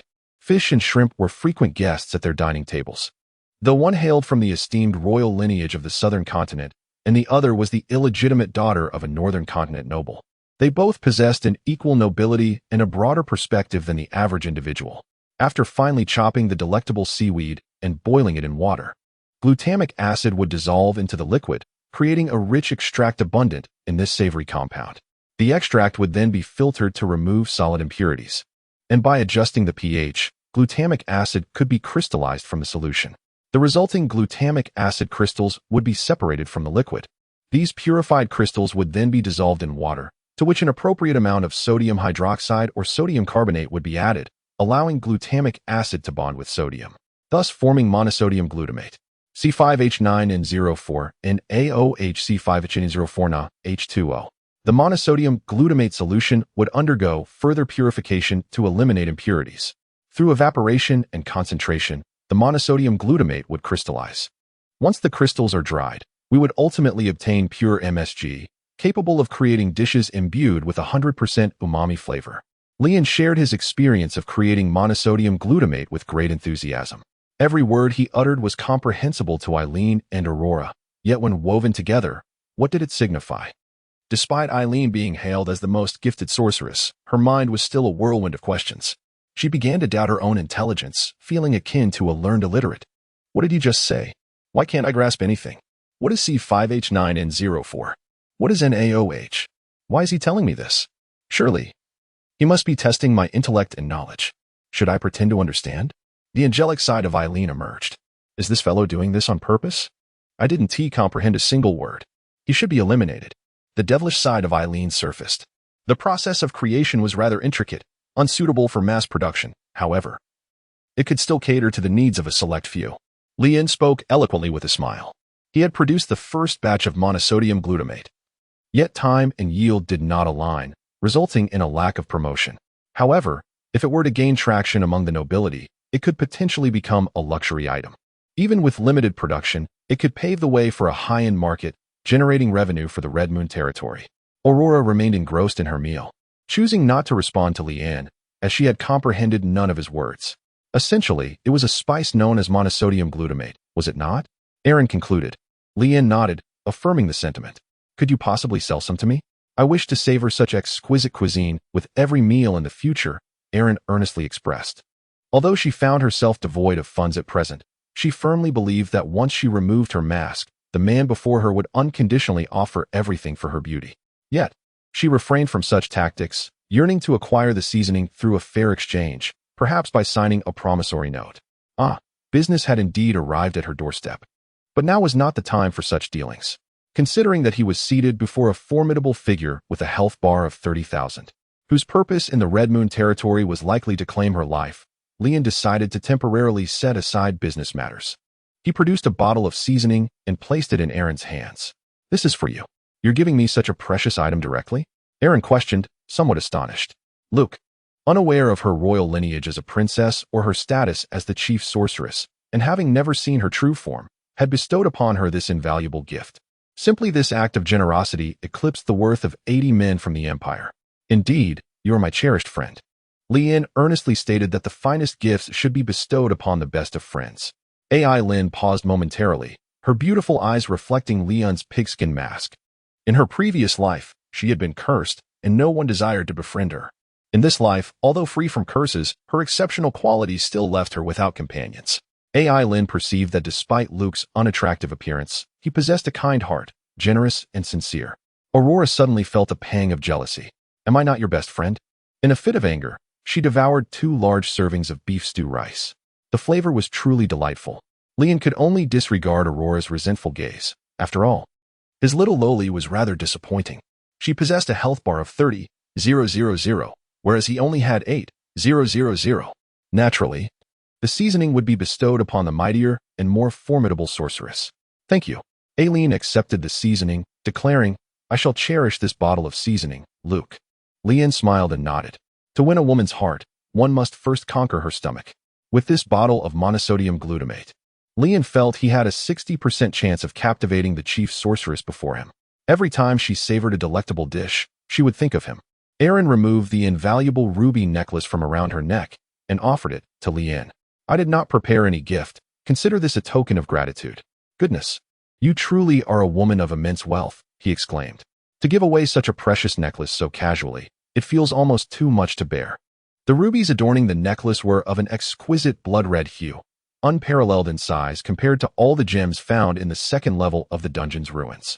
Leon hesitated for a moment before accepting the necklace. Although such a precious gift should not be accepted lightly, our friendship holds greater value than this ornament. I shall treasure this necklace, and when I encounter the girl I adore, I will present it to her, letting her know that she is the most cherished treasure in my life. May you find her soon. Chapter 71. The Villainous Princess's Greatest Aspiration. To win her over, one must understand her. While Erin was engrossed in her meal, Leon concentrated, seeking to uncover more of her concealed truths. Erin Orlando, the 6th princess of the Empire. Favored daughter of Emperor Louis, is also known as the Pearl of the Empire, possessing unparalleled beauty and extraordinary magical talent. Wait, unparalleled beauty? Is this serious? Did she not claim to be quite unattractive? Indeed, the more beautiful a woman is, the the more prone she is to deception. With unmatched magical prowess, it is no wonder she boasts a health pool of 30,000. Why have you not been eating? Erin suddenly raised her head, looking at Leon. I am not hungry. Leon swallowed hard, not due to a lack of hunger, but rather from underestimating the appetites of the two witches.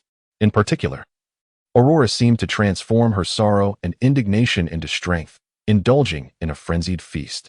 If Leon were to partake in the meal, it is likely that the two witches would find themselves insufficiently satiated.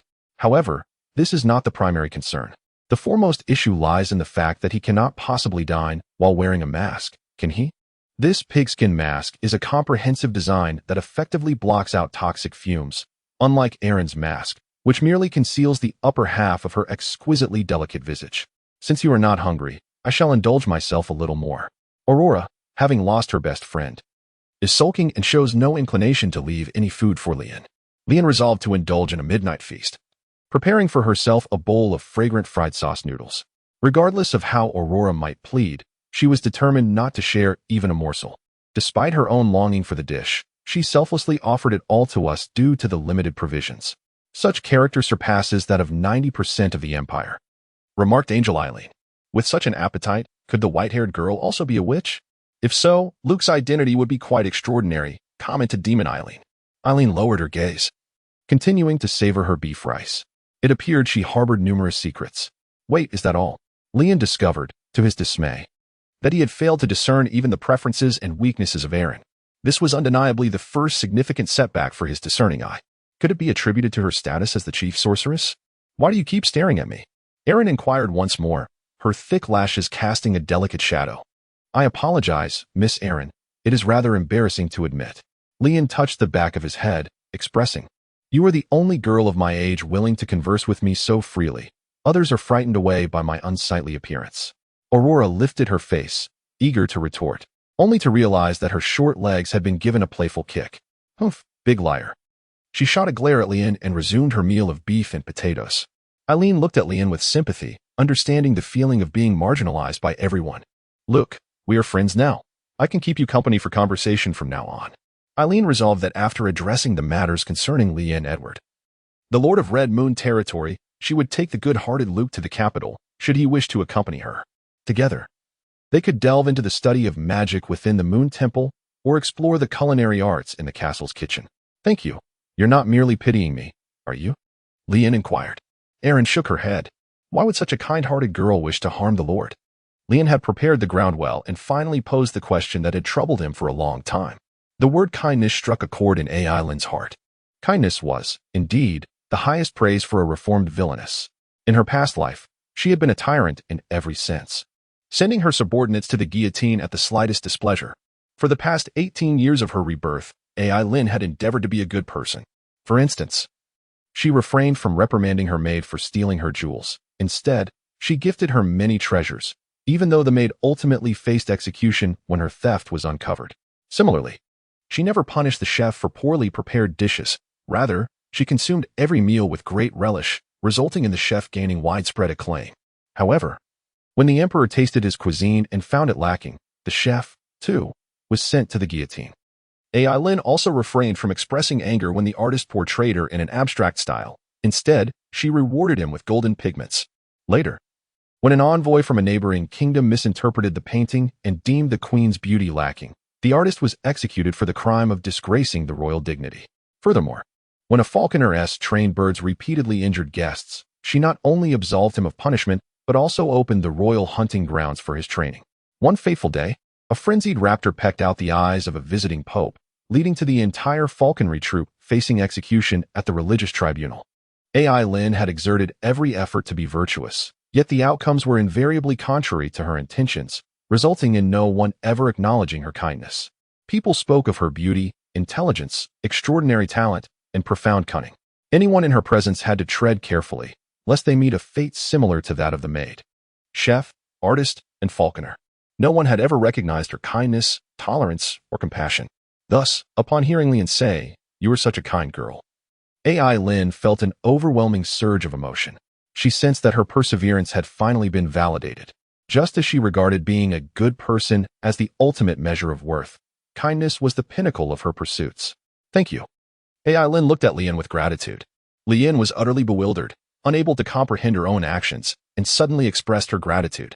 Was she perhaps thanking the delectable beef rice? Had she not already expressed her thanks before? For he was the man destined to alter the fate of the Empire. And for the sake of the Silver Moon Empire, I must thwart him. After a brief moment of hesitation, Eileen chose to be candid with her friend.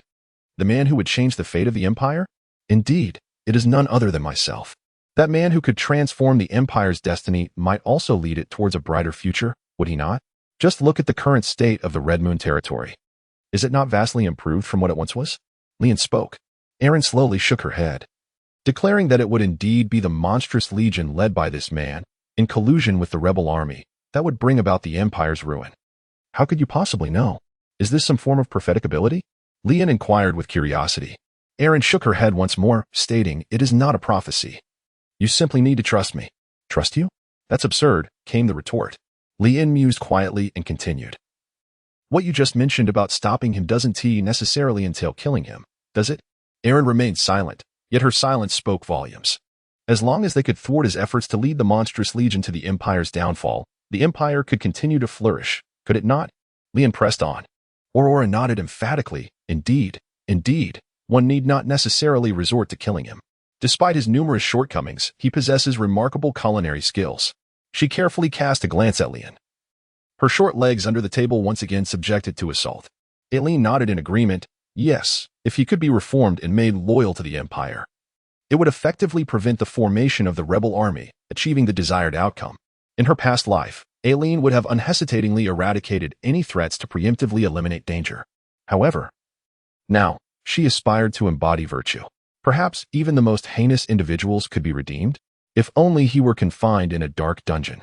Subjected daily to lashes and enduring 360 varieties of torment, perhaps he might truly be reformed? No, that is not what I mean. Eileen dismissed the diabolical thoughts and gazed earnestly at Lian. Do you have a way to help me locate him? Surely. You would not wish to witness the destruction of the Empire, would you? Lian was momentarily taken aback, then spoke with utmost seriousness. Of course. I share no common ground with the traitors of the Empire. My loyalty to the Empire is unwavering. Chapter 72. The Thriving Dungeon Project? After a night of fervent anticipation, the adventurers who had initially ventured into the dungeon and unearthed its treasures began to disseminate news of their exploits. Having narrowly escaped peril, they returned with a considerable bounty of gold coins and magical materials. This was, of course, further embellished by the promotional efforts of the Red Moon Territory's publicity department, where the officials exaggerated the adventurers' findings tenfold, successfully marketing the ruins of the Red Moon Dungeon. What? The first batch of adventurers who entered the dungeon yesterday each returned with a chest full of gold and gems? Oh, and potion ingredients as well. My heavens. The dungeon is practically paved with gold. With an admission fee of merely 1 gold coin, the Lord of the Red Moon Territory is exceedingly generous. Let us form a party and embark on an adventure into the dungeon. Indeed, if we pool our resources together, we can easily gather 1 gold coin for entry. If we delay, the treasures may be snatched away by other adventurers. The streets buzzed with chatter about this remarkable event, from the Red Moon Territory to the Clover Territory, and even to the distant border towns. Wherever adventurers gathered, discussions of the Red Moon Dungeon-esque grand happenings flourished. Those adventurers who had been lingering in the Adventurer's Street could no longer contain their eagerness, arriving early at the entrance of the dungeon ruins to await the gates opening. Even before dawn, a long queue had formed. By the time Lian's party converged in the plaza, they found themselves at the back of the throng. Observing the bustling business of the dungeon, reminiscent of the Golden Week travel rush from a past life, Lian revealed a satisfied smile. As long as there is popularity, what worries could there be about the development of the Red Moon District? Let these adventurers, along with their families, settle into the adventurer's charm street. Lian gazed upon his future prospects with immense satisfaction. In stark contrast, David Bett was exceedingly displeased. To him, the multitude represented mere impediments to obtaining the core of the underground city. What infuriated David Bett the most was the sight of several mercenaries, bearing the emblem of the Flames bounty, mingling among the adventurers, eager to partake in this lucrative venture. Damn those avaricious mercenaries, he muttered under his breath. How long must we wait for this? Tina inquired impatiently, for as a powerful sorceress, she found it beneath her dignity to stand in line for anything. Lian purchased a string of cotton candy for both Eileen and Aurora. Miss Tina, this is a specialty unique to the Red Moon Territory. Would you care to taste it? The process of making cotton candy is remarkably simple, allowing those who cannot enter factories or mines, such as the elderly, to engage in this small trade. Eileen and Aurora could not resist such a delightful treat. Tina, however, let out a haughty snort. As a proud fire witch, how could she possibly indulge in such frivolous fare? 5 minutes later, Tina commanded the old man selling cotton candy, "Bring me 10 more, and do so quickly." "Heh, women." He chuckled. Leon's lips twitched slightly. The transformation of the Red Moon territory was indeed remarkable. Eileen, biting into her cloud-like cotton candy, gazed at the bustling crowd in the square, once again questioning whether she had arrived at the correct location. "Indeed, our esteemed lord is truly a benevolent individual." Leon spoke, gently patting Aurora's head. With her mouth full of sweet cotton candy, Aurora nodded hesitantly, affirming, "Yes, yes, my lord is good." "Humph. Leon Edward is certainly no virtuous man. How could a scoundrel emerging from a rebellious family be deemed good?" David Bates scoffed. "A man who would lead vagabonds to raid his own treasury is undoubtedly no paragon of virtue." "Son, could you refrain from interrupting while your father is speaking?" Suddenly, Leon spoke. David Bert's face turned ashen after a night of reflection. He recalled the humiliating image of himself begging Luke to love him once more during a moment of hallucination. Were it not for the core of the dungeon, he would have been inclined to silence him permanently. This fellow was truly aggravating, bringing up such painful memories. Tina, Aurora, and the Goblin King stifled their laughter. Perhaps the sweetness of the cotton candy dulled Tina's fiery instincts, for she refrained from chastising the astonishingly audacious Luke. "What did you say?" "David, I sympathize with you. I am an orphan who has never known a father's love, yet you possess a father who can love you once more." "Shut up." David Bert fell silent. His resolve hardened. He decided to carve his path through force and hastily made his way toward the dungeon. "Everyone, clear the way." David Bert's arrogance immediately drew the ire of the adventurers. The crowd encircled Leon's team. "Who are you to act so high and mighty? Do you not know that we are adventurers who tread the knife's edge?" David Bert tossed a bag of gold coins. 5 minutes later, they found themselves at the front of the line. Such is the distinction between pay-to-win players and ordinary ones. Leon perceived boundless potential in David Bet, and he felt compelled to challenge him once more. Upon entering the dungeon, the team traversed the first level's corrupted caverns. Remarkably, due to the nature of the dungeon's core, the Ratman boss that had been vanquished the previous day had astonishingly respawned. This phenomenon evoked a sense of gaming nostalgia in Leon. Unfortunately, the Goblin King had no opportunity to claim any glory, as Eileen's swiftness rendered the involvement of others unnecessary. The feeling of being propelled by a master was akin to riding a rocket. Whereas yesterday's exploration of the first level took 5 arduous hours, today it was accomplished in a mere 5 minutes. The adventurers felt as though they were mere spectators, witnessing a cinematic sequence before seamlessly transitioning into the second level, the bioluminescent fungal forest. Had it not been for the abundant gold dropped by the rat men, many adventurers would have felt deceived. This hardly constituted a genuine dungeon exploration.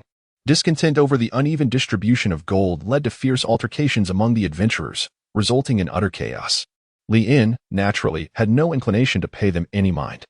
She was incessantly employing her eye of appraisal to scrutinize the concealed information surrounding her, hoping to swiftly locate the gold mine in the core of the dungeon. Clearly, the gold mine did not reside in the second layer, nor could the dungeon core possibly manifest there. Typically, the core would be situated in the final layer. However, it was certain that the gold mine would not be found in the last layer, for how could the already feeble goblins serve as miners in such a place? As they ventured deeper into the dungeon, David Bert discerned that AI Lynn was markedly superior to his own contracted witch, Tina. His desire to recruit AI Lynn intensified.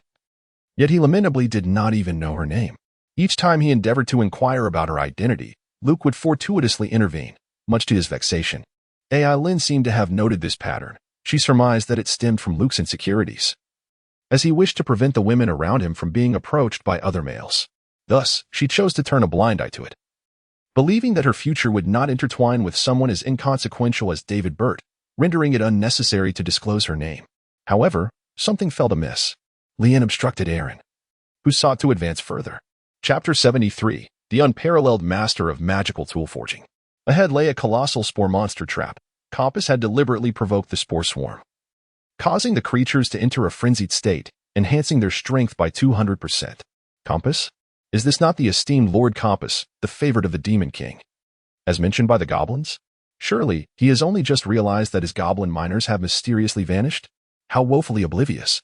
Lian had long anticipated that Compass might return to exact revenge, yet he never expected the adversary to exhibit such remarkable patience, waiting until now to launch a counterattack. It is also plausible that the previous expeditions into the dungeon were scarce, unlike today, when the number of adventurers venturing into the depths has exceeded 200. Compass seemingly aims to orchestrate a grand scheme, intending to annihilate humanity's forces so that no one dares to covet his dungeon again. What is the matter? Aileen inquired. Those spores are behaving oddly. They usually emit a blue glow, but today they are radiating red light, indicating that they are in a state of extreme agitation. If we draw near, we will be attacked. Lian remarked. Is this what the goblin conveyed to you? David Bed inquired. Lian nodded in agreement, affirming that it was indeed the words of the Goblin King. The Goblin King innocently nodded in acknowledgement, fully aware of his purpose, to take the blame for his master at critical moments. Everyone swiftly departed from the premises, for outside awaited the most advanced gas masks.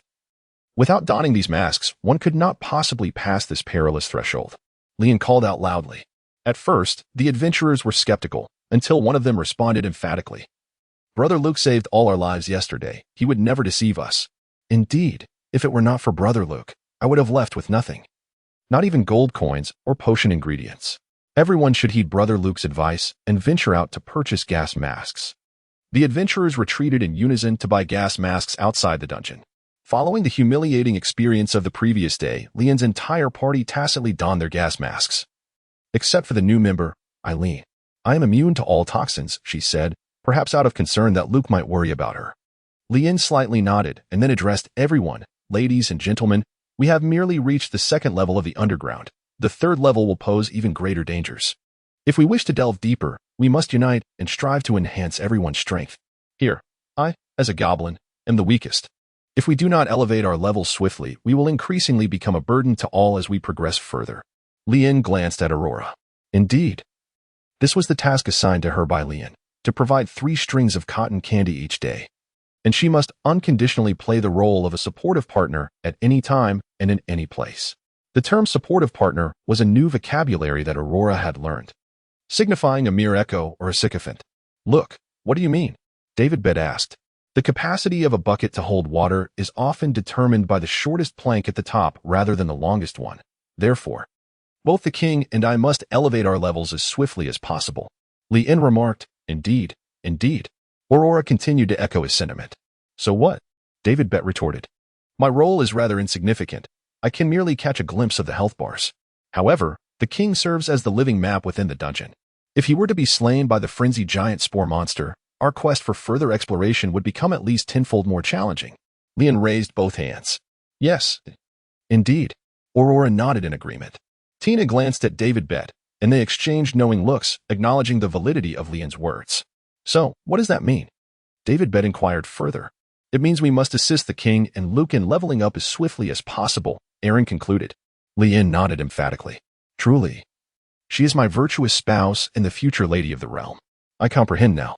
Aileen possesses an extraordinary aptitude for magic, always advancing in her training with remarkable swiftness. Naturally knowing how to elevate the level of a goblin creature rapidly, she extended her hand, grasping the void, and extracted a battle axe enveloped in crackling lightning from a rift in the air. This was the lightning axe I crafted effortlessly when I was 14. Take it and make use of it. Aileen directly exchanged the damaged axe in the hands of the monarch for the lightning battle axe.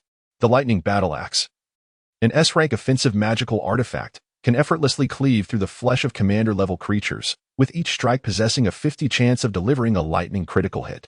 Upon witnessing the concealed prompt, Lian was utterly astounded. An S-rank offensive magical artifact, indeed a rarity seldom found even within the Magic Guild. The fact that Aileen could forge it herself indicates that she is not merely the chief sorceress, but also an unparalleled master of magical artifact forging among humans. A master of magical artifact forging is an even rarer existence than a sorceress. In the 500 years since the Empire's establishment, the number of forging masters capable of crafting S-rank magical artifacts is exceedingly limited, with only 5 known, none of whom are human, all hailing from the dwarven race. How many more secrets does she conceal?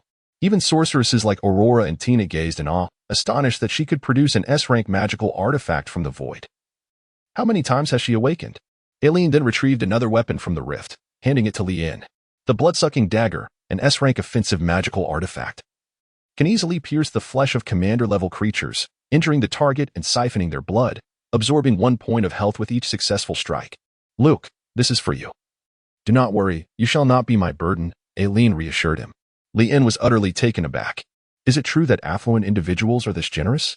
An S-class magical artifact, given away so casually. Although David Bet could not perceive the concealed prompts, he could discern from the quality of the magical tool that it was indeed a purple-grade item, evoking a sense of envy so profound it felt as though he might disintegrate. He cleared his throat twice and remarked, "To be honest, I'm not particularly strong. I barely qualify as a 3-star knight." He then continued, "All right, let us focus on the battle. Although these spores are in a frenzy, they are not insurmountable. Tina, prepare the firewall." Lien commenced the command of the operation. David Bet, in a fit of anger, exclaimed, "Do not disregard others." However, no one paid heed to the heavily equipped Lord of the Radiant Fire as everyone began to engage in battle with the colossal spores. Tina was the first to unleash a wall of flames, igniting the phantasmagoric ocean formed by the giant spore creatures. The fire illuminated the second level of the dungeon entirely, causing the vines of the ceiling to recoil in fear from the intense heat, retreating deep into the caverns, while the bioluminescent fungi embedded in the wall shrank back into the depths. In a bid to protect themselves, the giant spores secreted a thick and resilient spore wall, attempting to shield themselves from the searing flames. Yet, in their state of automatic defense, they found it challenging to continue their offensive against the humans. The adventuring party merely needed to wait until the giant spore's health dwindled to 1/5 before they could unleash a massacre. However, Aileen deemed such a pace too languid. "Is your mask truly effective against toxins?" Aileen inquired of Lien. Lien nodded affirmatively, having previously conducted experiments on the colossal spore beasts. It was time for the giant spore creature to experience the taste of plague. Aileen produced a delicate dagger and gently sliced open her palm. A drop of vivid red blood splattered forth, instantly transforming into a swirling crimson mist. All beings that came into contact with the mist rapidly withered. And those colossal spore beasts, which once boasted health points of 9,000, were reduced to mere mutated spores with only a few dozen points remaining in mere minutes. To prevent the blood mist from further spreading, Aileen summoned a whirlwind with her right hand, dispersing the noxious gas completely. "Go forth, harvest them, and you shall ascend swiftly." Chapter 74. The Hall of the Petrified Ghosts, 3rd level of the dungeon ruins. The Goblin King, wielding a thunderous battle axe, joyously navigated through the colossal spore beasts. With each swing of his axe, a bolt of lightning struck, and the already weakened spore beasts, reduced to mere dozens of health points, could not withstand such ferocious assaults. Erupting in a shower of gems, Lien similarly harvested a wave of spore monsters with his vampiric dagger. In the past, to facilitate the advancement of his subordinates, he often yielded the bosses to them. Now, he finally experienced the joy of being carried by a superior. Without comparison, there is no pain. Despite having a rather poor talent, Lien, even after slaying dozens of colossal spore beasts, saw only a slight increase in his swordsmanship proficiency. Alas, without evolution crystals, it seems I shall never aspire to become a 3-star knight in this lifetime. Lien felt a profound sense of frustration. In stark contrast, the Goblin King had proudly evolved into an elite form, the Goblin Shaman. The Goblin Shaman possessed the ability to wield rudimentary nature or dark magic, such as healing, summoning lightning, and unleashing toxic mists. Its behavioral pattern involved remaining in the rear during combat, providing support to other goblins, and occasionally summoning natural beasts, such as wolves or venomous snakes, to assist in battle. However, it bore a significant weakness, its frail physique and abysmal close combat capabilities. The conditions for evolution included an inherent magical aptitude or the acquisition of power through prolonged study of arcane knowledge. Although the Goblin King's stature remained unchanged, it was adorned with a robe crafted from bones and feathers, and its lightning battle axe was embellished with intricate totemic designs, as if its original evolutionary weapon had fused seamlessly with the lightning axe. Even David Bate, a 3-star knight, had nearly brushed the threshold of becoming a 4-star knight merely by collecting the heads of 7 or 8 giant spore monsters. Aileen discerned Leon's despondency and gently placed her hand on his shoulder. "I have encountered many individuals with seemingly limited talent, yet they ascended through the use of evolution crystals. Within the Moon Temple, there are numerous evolution crystals. Once we resolve matters here, I shall take you to the Moon Temple." Does resolving matters here imply eliminating me?" Lien silently lamented, waving his hand dismissively. "It's all right. A worthless person like me will remain this way for a lifetime. You need not pity me." A subtle display of vulnerability can indeed evoke the nurturing sympathy often found in women. Indeed, indeed, Aurora concurred. Leon cast a glance at her. Perplexed by the child's behavior, did she truly feel the need to concur in such matters? After a brief moment of silence, Aileen replied to Leanne, "Yet you possess a rare and invaluable quality." "What do you mean by that? Do you also consider me to be worthless?" Leanne silently twitched his lips. "You possess excellent culinary skills. Perhaps in the future, you could become an exceptional chef," Erin said earnestly. "Thank you, but rather than being a chef, I prefer farming." Leanne remarked, "Possessing such a dream is indeed a sign of futility." David Bet scoffed, feeling a sense of superiority as he compared his aspiration to become the prime minister of the empire with Leon's humble desire to be a farmer. "No, dreams hold no distinction of nobility or worth," Erin stated gently. "My dream is to become a good person." This revelation left the other members of the adventuring party astounded. David Bet and Tina found it utterly incredulous that such a powerful sorceress would aspire merely to be a good person. What kind of individual considers being good as a dream? Aurora pondered whether she too harbored a heart as twisted as Miss Lucy's. Meanwhile, the Goblin King remained blissfully unaware of the conversation, lost in the joy of his recent level up. After vanquishing the spore monsters in the second level of the fluorescent fungal forest, remnants of toxins lingered in the air. Although Erin had dissipated most of the plague viruses she had unleashed, some remnants combined with the hallucinogenic toxins released by the dying spore monsters, forming a new type of toxin. Inhaling it would induce a state of unconsciousness, gradually sapping one's vitality. Unless a specialized cleanup team thoroughly cleansed the second level or they awaited the next day when the dungeon would refresh, ecological restoration would remain unattainable. Concealed in the shadows, Compass beheld the formidable human adventuring team with clarity. "How dare you covet my Compass's gold mine, humans? I shall make you taste the bitter price of regret." After uttering his threat, Compass's gaze fell upon Erin, cloaked in her hood. He trembled involuntarily, flapped his wings, and took flight. Within a mere hour, the gas masks sold out in the square, and adventurers returned to the second level of the dungeon, only to find a desolate battlefield strewn with charred earth and dried-up ponds. There were no gemstones left, not even a single potion ingredient. Damn it! Could we have been deceived? Brother Luke is not the kind of person to trick us. Curse those gas masks. They must have led us astray while they took the treasures for themselves. The adventurers grumbled. Many believed they had been played by Leanne and hastily removed their gas masks. The moment they inhaled the dust-laden air, they collapsed, their skin beginning to age rapidly. "Quick, put the masks back on them." Through their first-hand experience, the adventurers finally accepted Leon's earlier warnings. Without gas masks, further exploration in the dungeon was utterly impossible. "I told you Brother Luke wouldn't lie. He shared gold with us yesterday. That mysterious hooded mage, possessing such formidable power, would have no need to deceive us." "Indeed, indeed. Let us hurry. Perhaps Brother Luke's team has already ventured into the third level. If we delay, we might miss even the soup." The adventurers divided themselves into two groups. One group escorted their poisoned companions out, while the other pressed onward in pursuit of Leanne and his team. By this time, Leanne and his party had already arrived at the third level of the dungeon. Passing through the dim, narrow passage, they entered an immensely spacious hall. The hall was adorned with massive stone columns and vaulted ceilings, with walls and ceilings intricately carved with countless lifelike gargoyle statues. The lofty dome was graced by grand chandeliers and bronze chains, from which several gargoyle figures hung. The ground was laid with heavy stone slabs, inscribed with ancient runes, some areas marred by cracks and depressions. As Leanne and his companions stepped into the grand hall, the door to the passage behind them closed with a decisive thud. A towering petrified guardian stood sentinel at the entrance. Additionally, 3 more entrances adorned the eastern, western, and southern sides of the hall, each similarly guarded by a statue-like sentinel. "You have entered the third level of the dungeon ruins, the Hall of Gargoyles. Beware, for this realm is home to perilous creatures such as stone bats, stone spiders, ordinary gargoyles, petrified sentinels, and their formidable leaders. Beware of petrification traps. Certain stone slabs bear runes that, when stepped upon, unleash beams capable of temporarily turning foes to stone. Additionally, rockfall traps lurk above, where gargoyle statues may plummet from the ceiling, crashing down upon adversaries. Chain traps hang ominously from the ceiling, their links liable to snap and ensnare or bludgeon enemies.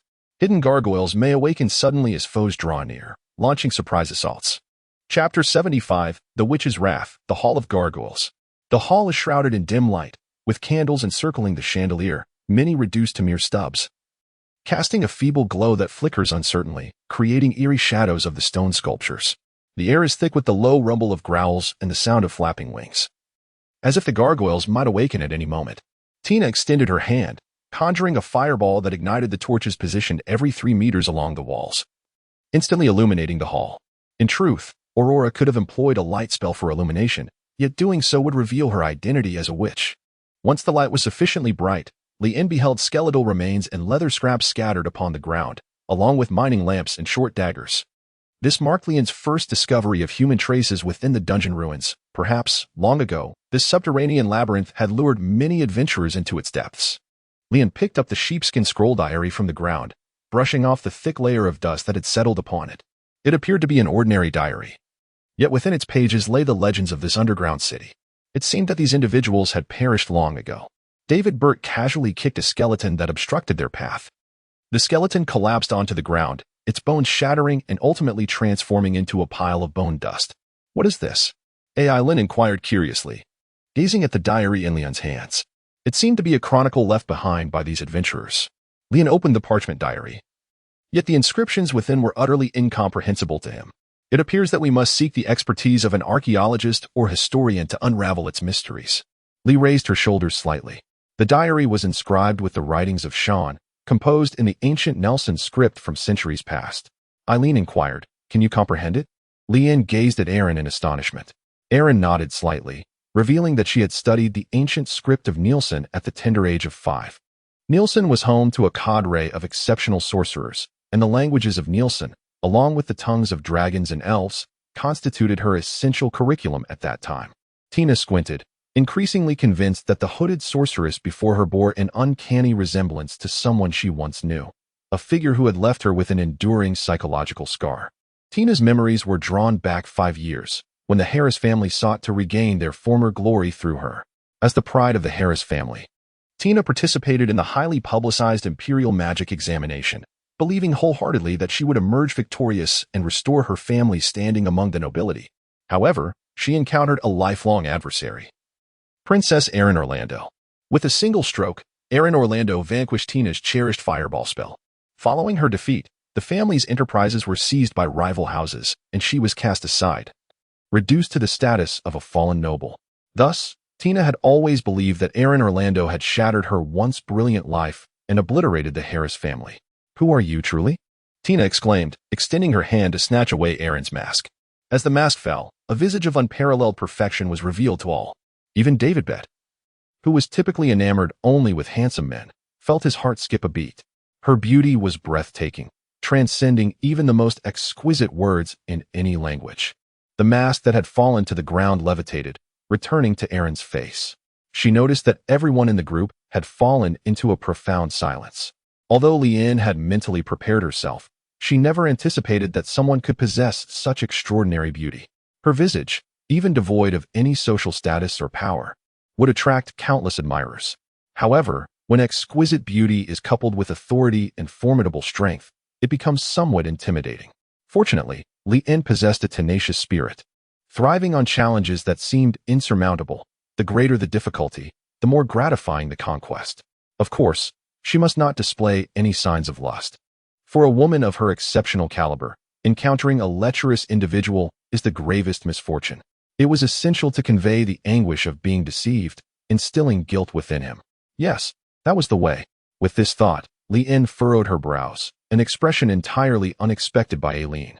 No one could behold her beauty without awe, with some even forgetting to manage their expressions, leaving behind the embarrassment of drooling. Yet, Luke exhibited a look of disdain. "He must be angered by your deception. You should never deceive a man who is both unattractive and insecure. Apologize at once," said Angel Aileen. "How dare he express disdain toward you, a princess? Let him perish." 100 times over, declared Demon Aileen. "Luke, I sincerely apologize." Aileen ultimately resolved to apologize to her soul friend, Luke. "No need for apologies. You must think of me as a fool, perpetually mocking me." Leanne turned around, and in an instant, the essence of a romantic hero enveloped him. "I do not mean that, Luke. I truly do not care about your appearance." "Are you speaking the truth?" "Indeed. No matter how I look, you remain unperturbed?" "Yes. I cannot believe it, unless you assure me." "Assure you of what?" "That after you behold my visage, you will never act against my interests. That you will neither be filled with rage, desiring to harm me, nor feel disgusted, wishing to turn away, but instead, You will continue to remain by my side. As my dearest friend, Leanne remarked. Erin nodded. Very well. I promise you that after I see your face, our relationship will remain unchanged, still good friends. Enough. Can you see anyone else?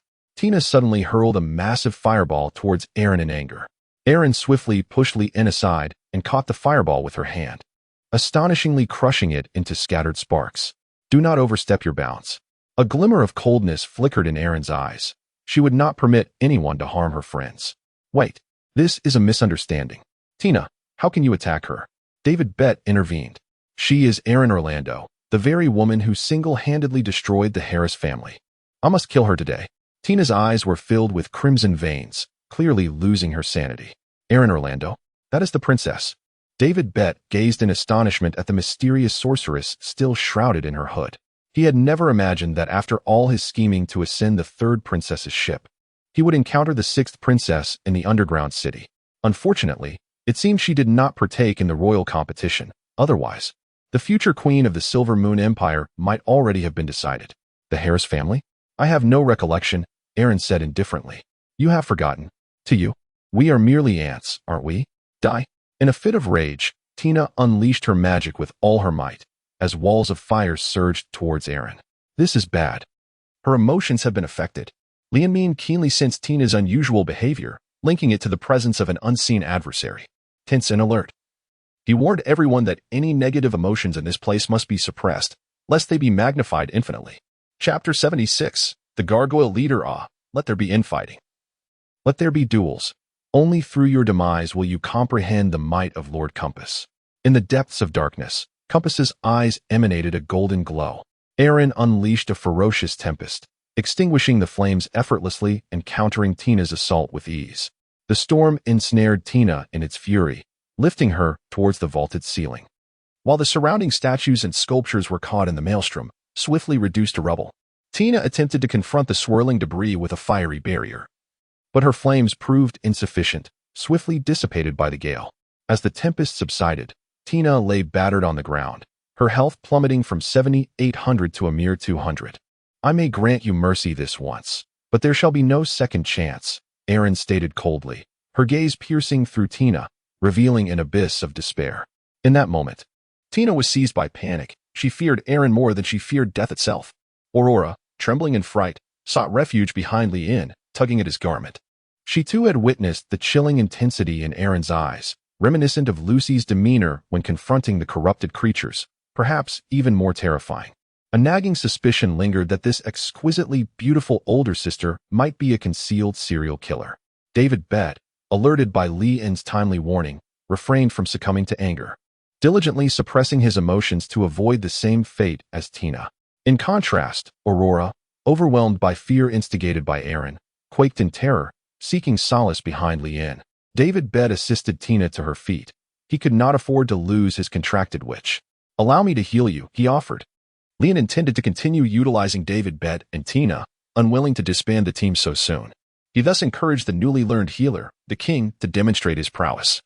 The king nodded, placing his green-skinned hand upon Tina's arm and casting a low-level healing spell. Tina's vitality improved, rising from 200 to 400. Yet that was the extent of its efficacy. His healing abilities were even inferior to those of Aurora. David Bett rummaged through his backpack and produced several bottles of advanced healing potions, which he administered to Tina, resulting in an immediate restoration of her health from 400 to 5,000. The king, resembling a child who had erred, awaited Leanne's reprimand. Leanne gently tapped his head and reassured him. It's all right. You have done quite well. Next time will be even better. Encouraged by the words, the champion felt a faint blush rise to his cheeks, bashfully lowering his gaze while tightly clutching the Thunder War axe. Just as the internal strife concluded, the entire hall began to tremble violently. Although the battle between the two sorceresses was brief and concluded with Eileen's overwhelming victory, it nonetheless stirred the gargoyles within the hall. The chandeliers flickered as the sculptures adorning the walls opened their crimson eyes, some deftly scaling the walls while others unfurled their wings, soaring towards the adventuring party. Despite their health points being relatively low, mostly around 1,000, their sheer numbers were overwhelming, inducing a sense of dread in those afflicted with a fear of crowded spaces. Aurora was so frightened that she burst into tears. Not only was she unable to bestow protective light shields upon the others, but she even dropped her own weapon in terror. Such was the effect of magnified negative emotions.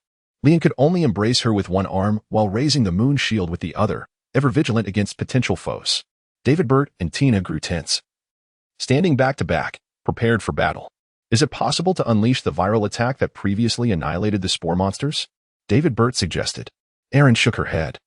The virus had no effect on the gargoyles. But I have a better method. Stay alert and retreat behind me, she commanded.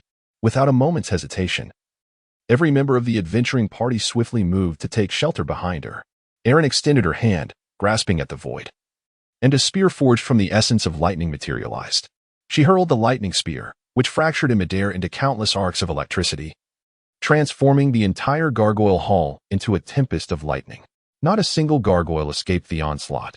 They were instantaneously shattered, their bodies reduced to mere dust. The gargoyles emitted anguished cries of torment. Leon was under the illusion that Erin's experience points were continuously rising. In reality, at her level as a witch, she likely no longer required such experience. In the blink of an eye, the multitude of gargoyles had been vanquished. However, only the ordinary gargoyles had been defeated. The surrounding petrified guardians remained intact. The 4 petrified guardians seemed to have been awakened by the tremendous commotion of the recent battle, their stony eyes slowly opening, turning to stone all that they gazed upon. Erin was the first to bear their gaze. Within mere seconds, her body was completely petrified. The members of the adventuring party were thrown into utter panic. Damn it, they must not fall under the gaze of these monsters. David Bett used his shield to protect himself. They needed to find an exit quickly and flee from this place. Tina unleashed a fireball spell, striking the petrified guardian. Yet the guardian, with a health of 10,000, only lost 10 points of health, showing a remarkable immunity to flames. Erin Orlando had fallen victim to the petrification curse due to her carelessness. She requested a moment to lift the curse on her own. Upon seeing the hidden prompt that appeared, Leon's nerves slightly relaxed. Yet, it was not a time for complacency. What if the entire adventuring party perished before Erin could free herself from the petrification curse? Leon raised the moon shield, protecting both himself and Aurora. Unfortunately, the Goblin King was not as fortunate. Devoid of a shield, he was petrified. Regrettably, the moon shield was merely a piece of green equipment. And after withstanding several petrifying assaults from the stone guardians, it ultimately crumbled into a weathered stone, disintegrating into dust. David Bert's equipment surpassed Leon's, and in this moment, he reveled in his superiority, casting a wicked smile at Leon. Just as David Bert basked in his arrogance, a petrified bat alighted upon his shield, its claws rending a fissure into the surface. The petrified bat took flight, leaving David Bert disheveled in the wind. Curse bat! Tina promptly conjured a wall of flames, obstructing the petrifying gaze. Alas, all 4 exits were guarded by the stone guardians, leaving no other egress.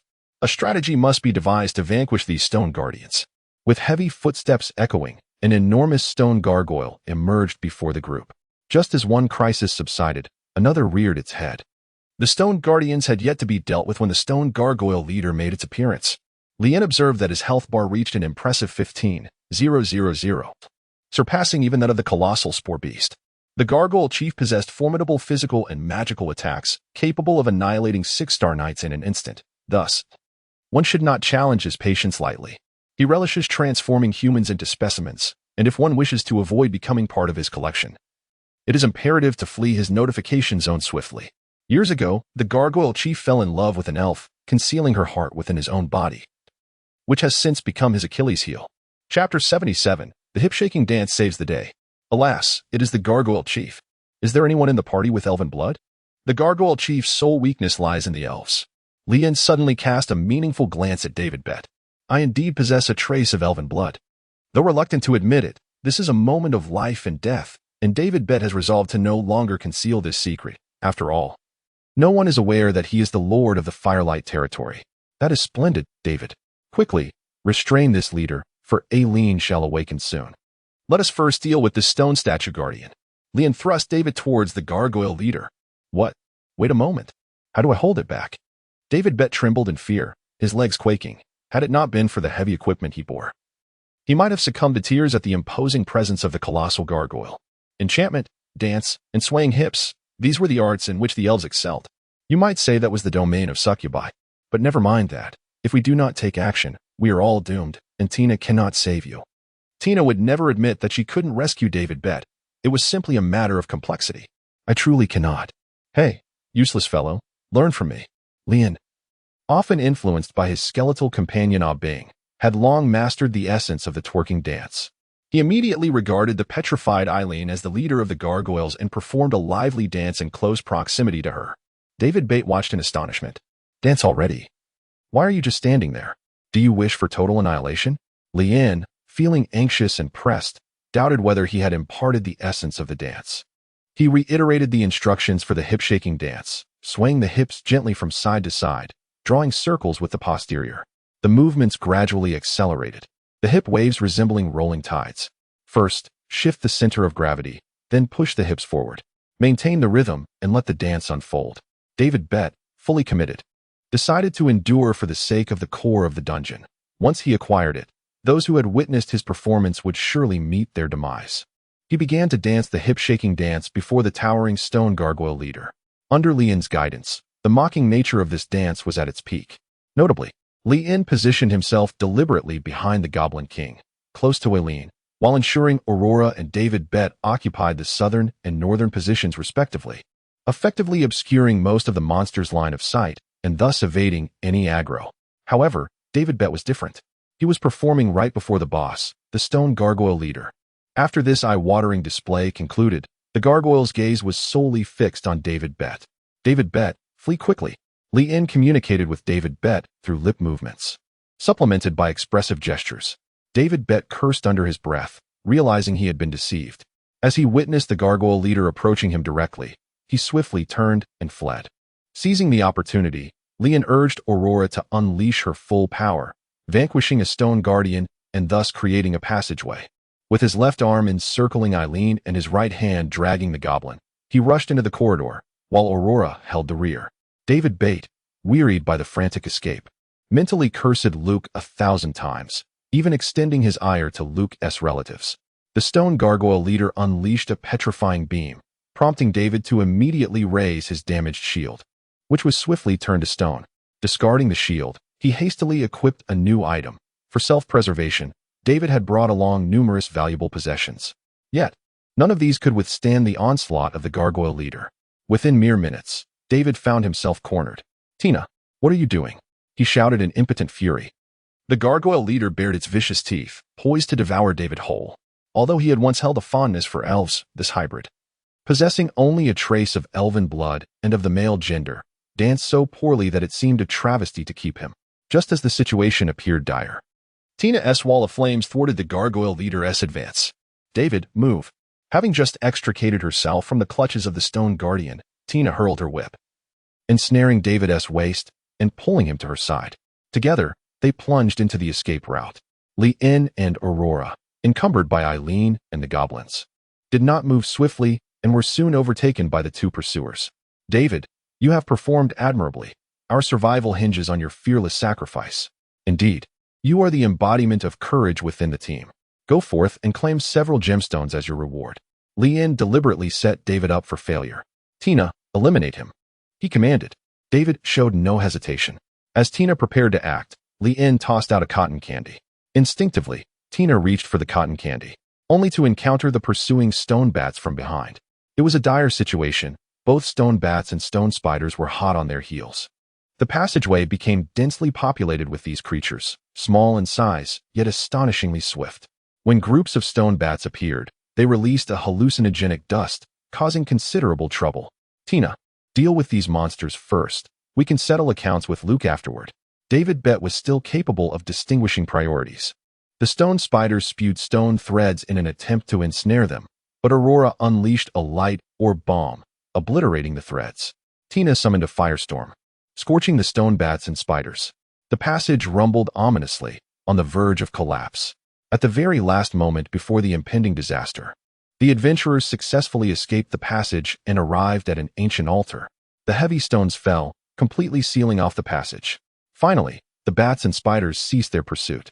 Relieved to have survived, everyone exhaled in unison. Damn, the goblin was petrified. Was that dance you did earlier intentional? David Bett resolved to settle the score later. No. It told me before being petrified. I truly did not deceive you. If you don't believe me, wait for him to be freed from the petrification curse and ask him yourself. Lian resolved that the burden of blame should fall upon the goblins. A commendable subordinate ought to understand the necessity of shielding their superior from repercussions. I shall end your life this very moment. As David Burt tightened his grip around Lian's throat, Eileen lifted the petrification curse. Her body restored to its former state. She found herself able to meet David Burt's gaze directly, thanks to Lian's position.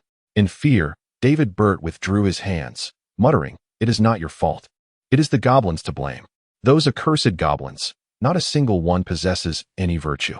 Lian Zhong nodded emphatically, realizing that Erin on his back had awakened. "Thank you for not giving up on me," Erin whispered softly. "Erin, are you all right? This is truly wonderful." Lian feigned surprise, yet he was already aware of the situation. Aileen leaped off his back, liberating the Goblin King from the petrifying curse.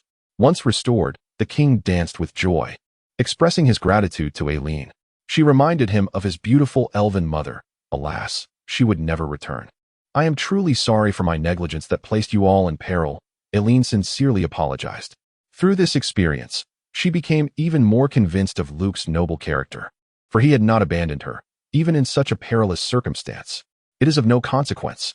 Lian stepped forward and embraced Erin, proclaiming, "My friend, as long as you are alive, it is the greatest blessing from the moon goddess. Praise be to her." Erin felt somewhat uncomfortable. Throughout the many years, apart from her father, no one had embraced her in such a manner. "He merely cares for you. Since you have made a friend, you must grow accustomed to such intimate gestures and relish the warmth of an embrace," the angelic Erin remarked. "Where is he touching? Drag him away and deal with him. You are a noble princess, and this Luke is but an adventurer. Surely his intentions are less than honorable," the demonic Erin retorted. Through this embrace, Lian confirmed that Erin possessed an exquisite figure, though it was concealed beneath her flowing robe. Her waist was slender, her curves generous, soft, and inviting. "Humph," Aurora scoffed, pulling Lian's wandering hands away. "You ought to thank me, big sister." "Thank you," Erin said to Aurora. Aurora raised her chin with pride. Although she wished to look down her nose at others, her stature did not permit it. Tina now harbored doubts about whether Aurora was her former rival, the sorceress of light, yet she lacked evidence, for their physical differences were substantial. "Where are we?" David Bet was captivated by the central altar, suspecting it might be connected to the underground core. Chapter 78. Rare Equipment Unveiled. The ancient altar appeared merely ordinary, yet the mysterious runes inscribed upon it held profound significance. Deciphering them could unveil the source of the gargoyle's power. "What is this, King?" Lian inquired of the Goblin King, who emitted a garbled sound. Translated, it meant, "Master." "I do not know either." David Bet turned to Lian, asking, "What did it say?" "It indicated that this is an ancient altar, used for the sacrifice of the living, covered in curses that warn humans to stay away, particularly from the runes above, which may draw them in," Lian explained. It was imperative that David Bet not discover the source of the gargoyle's power. What does it mean that humans should keep their distance? The dungeon had grown weary of humans, yet other species were likely unaffected. Among the adventuring party, only the king belonged to the goblins, thus not classified as human. Therefore, the task of exploring the altar naturally fell to him. The king, however, displayed a face of refusal. Lian wore an encouraging expression, while David Bet looked utterly perplexed. Did it truly utter so many words? Indeed, the language of goblins is profoundly intricate. Lian spoke with an air of solemn absurdity. Why would Luke lie to him? It must be because he harbors malicious intent. Does a virtuous person need to expose the lies of a friend? Ultimately, Erin resolved not to unveil Luke's deceit, for he was her only ally, while David Bet was merely a trivial figure. The Goblin King gradually approached the altar, guided by Lian's hushed instructions, and began to caress the intricate runes etched upon its surface.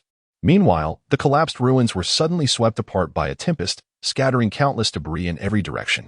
Erin extended her hand, conjuring a storm barrier that engulfed the errant stones, forming a colossal stone giant beside her. The gargoyle leader emerged from the wreckage, its gaze fixated intently on David Bet. David recoiled, retreating behind Tina for shelter. The gargoyle leader cast a dispassionate glance at David Bet before shifting its focus to the Goblin King, who was exploring the altar. Its wings unfurled, stirring a chaotic current, while its jagged stone claws emitted a thunderous roar as it lunged toward the Goblin King. Although the Goblin King had attained shamanic prowess, he was inherently fragile in close combat and exceedingly timid. Having never encountered such a scenario, he instinctively sought refuge behind Erin. Seizing the king's lightning battle axe, Erin hurled it forth. Upon colliding with the gargoyle leader, the axe unleashed a cataclysmic force, akin to two titanic energies clashing, sending shockwaves through the air and stirring tumultuous ripples. Leon's solar ring, spirit ring, lord's armor, and saint's necklace were all shattered by the tremendous shockwave, causing his health to plummet instantaneously as his body was flung backward. Along with the previously destroyed moon shield, all of his equipment lay in ruins. David Bett's gear was similarly obliterated, each piece succumbing to the force and crashing to the ground. The stone gargoyle leader was a veritable demon of destruction, resulting in David Bett incurring a loss of several 100,000 gold coins in a single day, a heart-wrenching blow. Aurora and Tina maintained their defenses, with their light and fire shields respectively blocking the onslaught before them, yet they were forced to retreat step by step. Only Eileen stood resolute, seemingly impervious to the waves of energy that surged around her.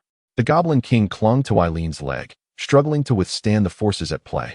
Finally, as the energy storm subsided, the stone gargoyle leader's health reached zero, and its body disintegrated into dust. The Thunder War axe returned to Eileen's grasp, which she then handed back to the goblin. Remarkably, the Thunder War axe remained unscathed. This exemplified the stark contrast between purple and green weapons. It was only then that the Goblin King realized the true power of this weapon. In Eileen's hands, it was a divine artifact, while in his own, even purple equipment could at best emulate the potency of green gear. Upon the demise of the stone gargoyle leader, a purple item was dropped, the Wings of Petrification. Item name: Wings of Petrification, rare equipment, active skill, petrifying breath effect. The wielder unfurls their wings, releasing a petrifying beam that affects enemies within a cone-shaped area directly ahead, rendering them petrified for 3 seconds. During this time, enemies cannot move, attack, or use skills. The effect is halved against boss-level enemies. Duration reduced to 5 seconds. Cooldown, 30 seconds. Usage condition: requires a cost of 20 health points. Passive skill: Guardian of Stone effect. When the wielder receives fatal damage, the Wings of Petrification automatically activate, temporarily transforming the wielder into a stone statue, rendering them immune to all damage for 2 seconds. After the stone state ends, the wielder regains 10 maximum health points. This effect can only trigger once every 5 minutes. Passive skill: Power of Flight effect. The wielder gains temporary flight capabilities, allowing them to glide or fly short distances. Flight height: maximum elevation of 5 meters. Flight duration: up to 10 seconds per use. Flight speed: increases movement speed by 30. Cooldown: requires 30 seconds to reuse after flight ends. Attribute bonus: health, 10 with 1 active skill, 2 passive skills, and an additional boost to health. Leon gazed longingly at the prize. However, this trophy evidently belonged to Eileen, as she had dispatched the stone gargoyle leader. Eileen picked up the Wings of Petrification from the ground and casually tossed them to Leon, who had the lowest health. "Luke, you need this the most right now." David Bett's jealousy burned fiercely in his eyes, yet he could only grit his teeth and endure. Leon grasped the petrified wings, which seamlessly adhered to his damaged armor. These were a pair of immense stone wings, adorned with intricate, scale-like textures, and the edges were embedded with violet runes. As Leon unfurled the wings, the runes emitted a faint purple glow, and the surface of the wings faintly revealed a flowing energy. Leon eagerly yearned to soar, relishing the exhilaration of her feet lifting off the ground. To be candid, it is truly delightful to be a creature endowed with wings.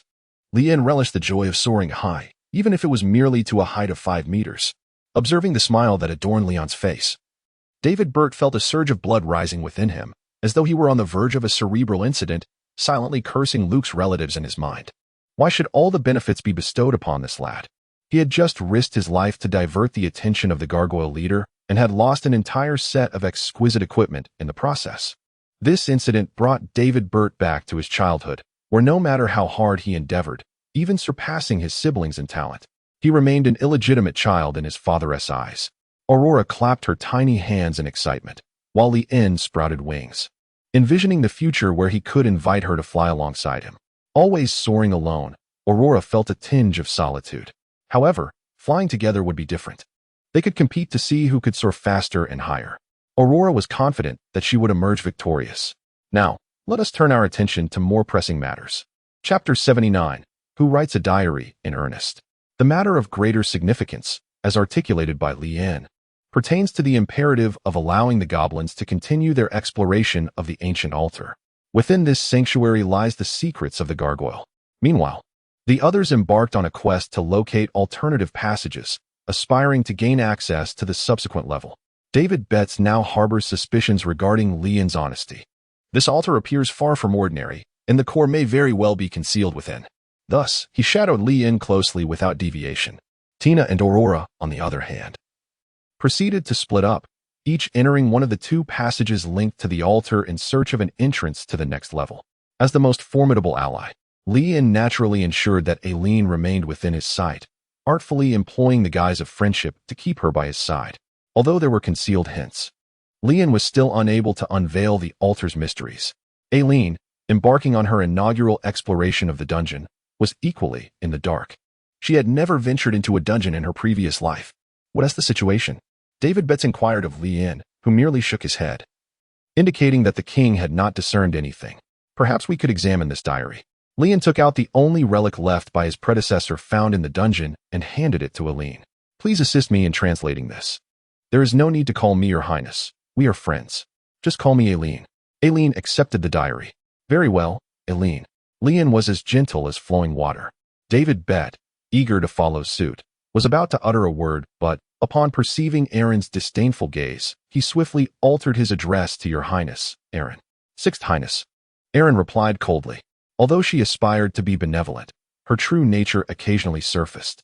She had little patience for insignificant characters, particularly those who had dared to lay hands on Luke. Were it not for their shared membership in the adventurers' team, Erin would have cast him away long ago. Sixth Highness, David Bett seethed, his teeth grinding in frustration. Why did Luke receive such preferential treatment? What was it about him that fell short in comparison? That wretched commoner would pay for this injustice once he acquired the core of the dungeon. With this thought festering in his mind, David Bett stood silently to the side. His envy towards you surged like a tempest as he inwardly cursed you to perish in the dungeon or to meet his hands in death 1,000 times over. Upon noticing the prompt, Leon's lips quirked slightly as he contemplated how to best exploit David Bett, the Lord of the Blaze territory. However, the immediate priority was to unravel the mystery of the altar. Erin meticulously examined the parchment diary and remarked that it contained information regarding the dungeon's demon lord. This adventurer theorized that this was the dungeon created by the Shadow King, Carrilassus. Carrilassus was once a revered general of the ancient Caden kingdom, celebrated for his military exploits. In a fateful encounter during a war against monsters, he inadvertently came into contact with shadowy powers.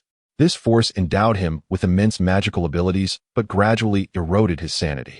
He became enthralled by the allure of power and ultimately betrayed his kingdom, succumbing to servitude under the shadows. Carrilassus led an army of shadows to seize the dungeon, transforming it into his fortress. He fortified the dungeon's defenses with shadowy energies and summoned numerous shadow creatures as guardians. Regrettably, his reign was marked by tyranny, leading to the betrayal of his 3 human lieutenants, who fled the dungeon and revealed its location. Thus, Carrilassus harbored a deep-seated hatred for humanity, viewing them as the source of betrayal. In every layer of the dungeon, Carrilassus established an altar, imbued with dark powers that allowed the guardians to resurrect the following day. Even after being slain, these altars were not to be trifled with by humans, lest they invite curses upon themselves. By the heavens, is this not a respawn mechanism? Leon mused. If these altars were disturbed, would that not jeopardize his plans for dungeon exploration? Monsters that respawn at intervals would ensure a delightful experience for adventurers, allowing them to revel in the thrill of challenges and continually attract new explorers, thereby stimulating economic growth within the territory. Furthermore, Carrilassus indeed despised humanity, making these altars truly untouchable for them. The nonsensical fabrications he had casually conjured had unexpectedly manifested into reality. Leon silently withdrew his hand. Fortunate not to have touched the altar, David Bett also retracted his hand, which had nearly grazed the altar, releasing a long sigh of relief. Why have I never heard of the ancient kingdom of Caden? David Bett inquired. Erin slightly raised her gaze, casting him a look imbued with the disdain reserved for the ill-informed. Leon was quite pleased that David had taken the initiative to pose the question on his behalf, as he too was uncertain of the answer, but he wished to avoid the disdain of his erudite fiancée. Well, to be precise, she was not yet officially his fiancée. What else did the diary reveal? Leon inquired. Eileen continued to flip through the pages and translated. If another species can defeat the subordinates of Coroses, reach the altar, and unravel the secrets left by Coroses, they shall receive his acknowledgement and reward. However, the price is to remain forever in the dungeon, becoming his new guardian. This time, it was the king who grew anxious, for he was the only goblin present. The king nervously gazed at Lien, his head shaking like a rattle, his eyes filled with pleading. Rest assured, I shall not leave you here. Lien reassured him. The king nodded gravely. The cost is rather steep. Is there a way to extract the source of power without incurring a curse? Lien inquired. Erin shook her head, noting that the diary contained no documentation. Moreover, the entries might not be truthful. It was conceivable that the writer, realizing his inability to escape the dungeon, intentionally left misleading clues to ensnare future souls, leading them to share in his despair and demise. As a former archvillain, Erin's analytical perspective was invariably distinctive. David Bett and Lien, both of whom harbored nefarious intentions, immediately grasped her insinuation, finding this possibility more plausible. Yet, out of caution, they refrained from hastily approaching the ancient altar. At that moment, Aurora and Tina returned from their explorations, confirming that neither of the two passages led to the next level. The group gathered around the altar, ensnared in contemplation. Prolonging this stalemate was not a viable solution. Perhaps unraveling the altar's mystery would unveil the path to the next level. Lien spoke. Erin nodded slightly, saying, Allow me to take this on. I am a sorceress. Even if the Demon King were alive, I would not fear him. Moreover, he has long since met his demise. A mere flicker of dark power poses no threat to me. Your Highness, perhaps it would be best to let Tina handle this. David Bett said with concern. We cannot allow you to take such risks. Tina furrowed her brow, unwilling to undertake any task in place of Erin. I shall not go. Tina, do not be obstinate. As loyal subjects of the prince, we must share in her burdens, David Bett insisted, hoping to assert his presence before Erin. Yet Tina remained reluctant to take the risk. That is of no consequence. I shall bear the responsibility for my choices, Erin declared, placing her hand upon the raised patterns of the altar, following Lien's guidance meticulously. Though she executed the same actions as the monarch, the altar remained unresponsive to the king, instead trembling violently under Erin's command. The dark stone at the center of the altar ignited with a brilliant glow, and a fragment of a shattered crystal levitated into the air. This crystal, no larger than a thumb, radiated a soft lavender light. Core fragment of the dungeon core was destroyed by a hero 5 centuries ago, leaving only scattered remnants across various altars. Collecting all the fragments will allow for the reconstruction of the complete dungeon core. By the heavens, the diary was indeed misleading. Truly, who writes a diary with such foreknowledge of their demise, leaving behind deceptive clues to ensnare future generations? Lien silently cursed in her heart. The incomplete core of the dungeon was within reach. Just as Erin was about to extend her hand to seize it, a shadow suddenly darted forth, snatching the fragment of the dungeon core from midair. Chapter 80. The minion of the Dark Lord Compass had acquired the fragment of the dungeon core and let out a sinister cackle. As the esteemed minion of the great Dark Lord, how could I allow you filthy humans to take the dungeon core? The corpulent bat, Compass, flapped his wings menacingly, glaring at the crowd. Compass, having been scorned by the Night Shadow clan for his inability to transform, was cast out and wandered to the ruins of the dungeon, where he fortuitously stumbled upon a gold mine. He deceived the goblin tribe into mining the gold for him. The Night Shadow clan is one of the oldest and most powerful vampire families in existence, with a history that stretches back thousands of years. The clan's founder, an ancient vampire named Nitdrukla Night Shadow, established the clan's dominion by devouring the powers of other vampires. However, 5 centuries ago, the bloodline was expelled by a formidable sorceress, leaving the southern continent, and it is said they now reside in the northern continent. The light sorceress, Aurora, possesses a faint trace of the bloodline, which is why she has red pupils. Lien swiftly analyzed the historical implications concealed within this hidden hint. Although he lacked the erudition of AI Lin, he was certainly not illiterate, possessing a wealth of knowledge. Eternal Body LV1. Vampires possess an almost eternal life, impervious to death by aging. However, due to peculiar circumstances, Compass can only exist for 200 years. Their regenerative abilities are remarkably potent, allowing ordinary wounds to heal within mere seconds. Superhuman Physique LV1.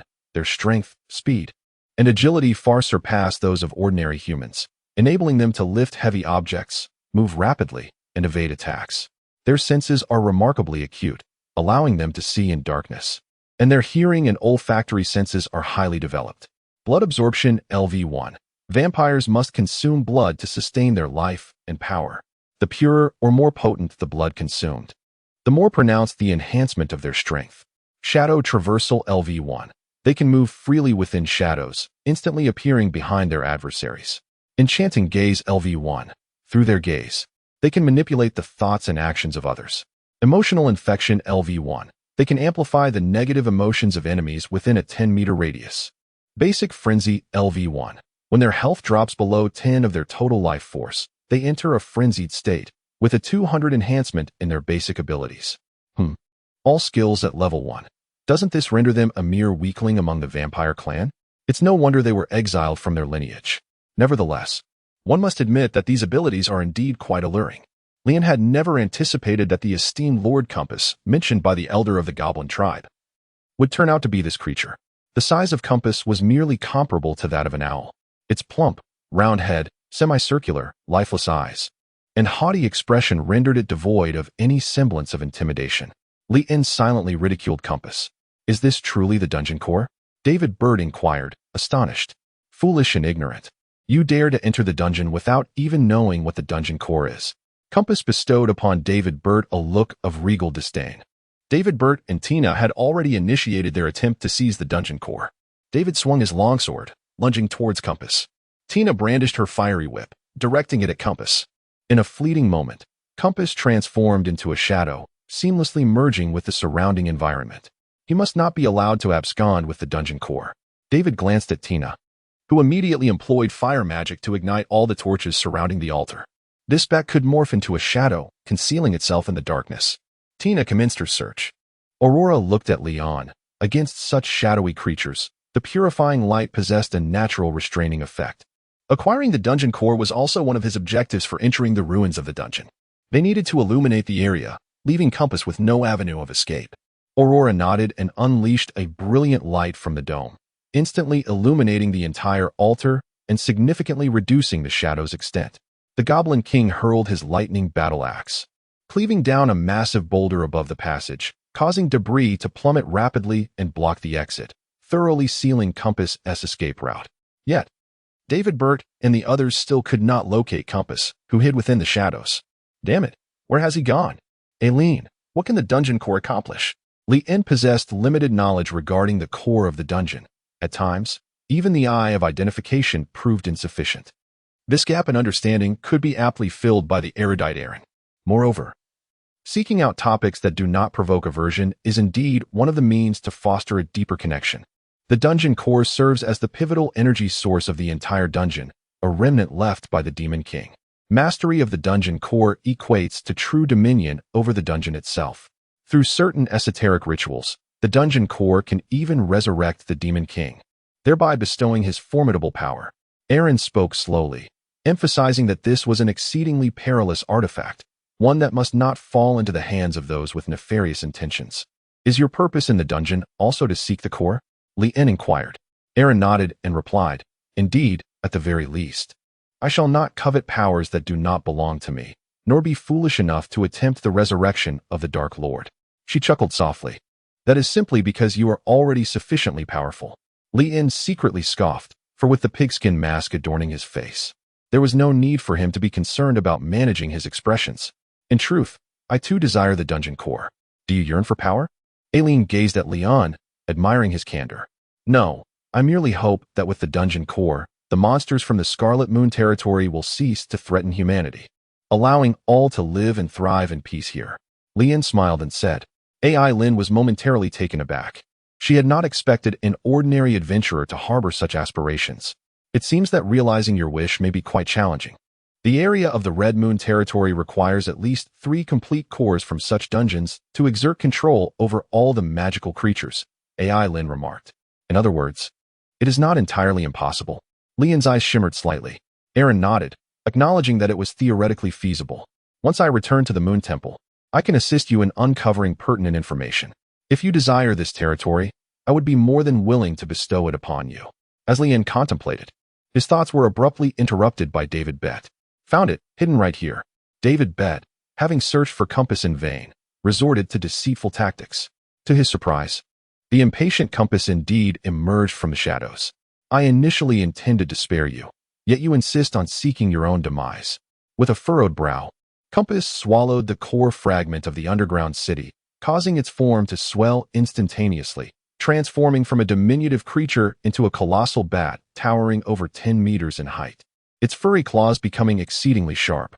Its eyes glowed with a crimson radiance. Foolish humans, I have mastered the power of petrification. Prepare to be reduced to mere rubble. Chapter 81. David, why did you deceive Princess Eileen? In a moment of triumph, Compass was about to unleash a wave of petrifying winds when an unexpected beam of petrifying light struck it, instantly rendering its massive form to stone. Before being petrified, Compass's eyes displayed an expression of sheer astonishment and disbelief. Foolish humans, what have you done? Are you not aware that villains often meet their demise through their own verbosity? Leon's lips curled into a smirk, and with your considerable growth, your intentions are all too evident, making you the perfect target. Although Leon's petrifying wings can unleash a breath of stone for a mere 1.5 seconds, that fleeting moment is sufficient to alter Compass's fate. Compass's initial health was a mere 5,000, but after devouring the fragments of the dungeon core, it surged tenfold to 50,000, approaching the level of a boss. Yet, immobilized for that brief 1.5 seconds, no amount of health can withstand the onslaught from Leon and his companions. Aurora hurled a bomb of light. Tina launched a fireball. David Bet swung his sword in relentless strikes, and the Goblin King wielded a thunderous war hammer to deliver powerful blows. Leon relentlessly wielded the blood-sucking dagger, converting Compass's vitality into his own. In her concern for the blood-draining Leon, Eileen hesitated to unleash her full power, opting instead to employ storm attacks judiciously. After a flurry of assaults, Compass's health plummeted rapidly from 50,000 to a mere 500, leaving him in a critically weakened state. This was satisfactory. Once his health fell below 10, he would enter a frenzied state, resulting in a staggering 200 increase in strength, which would prove to be quite troublesome. Leon reminded everyone, and the teammates immediately ceased their actions.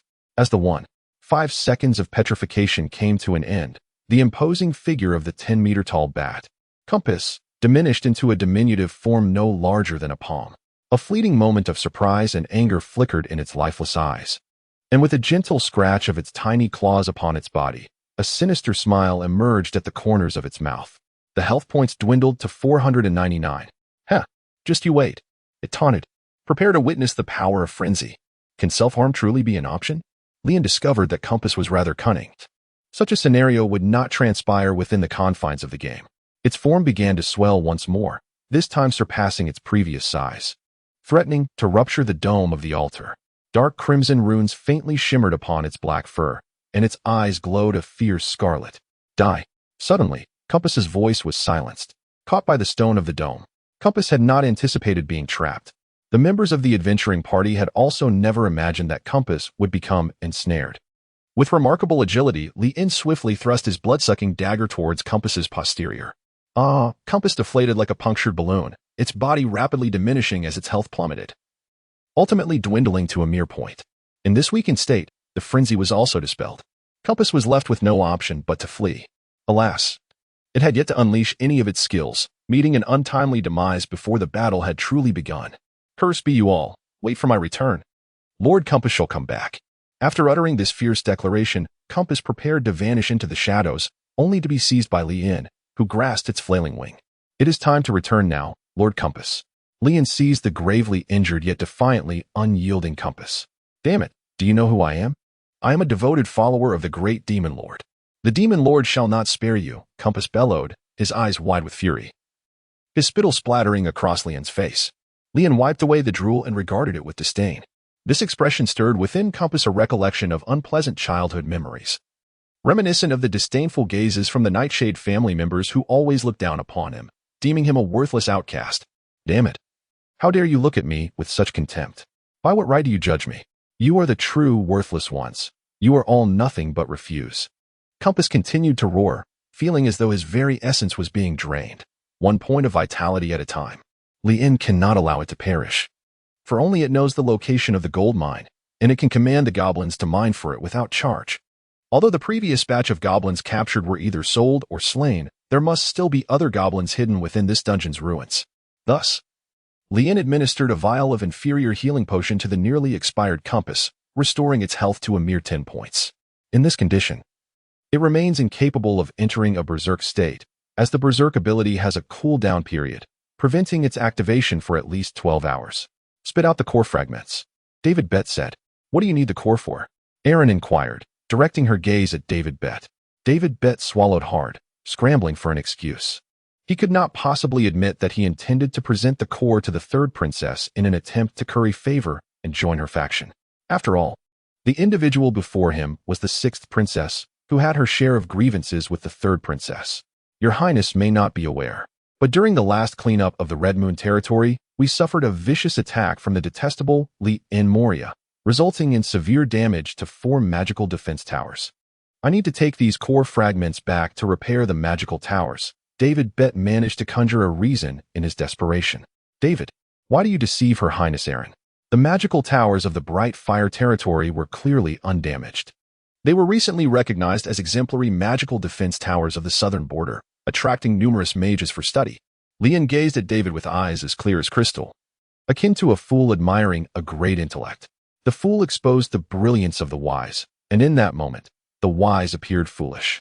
Cursed Luke, why do you not perish 1,000 times?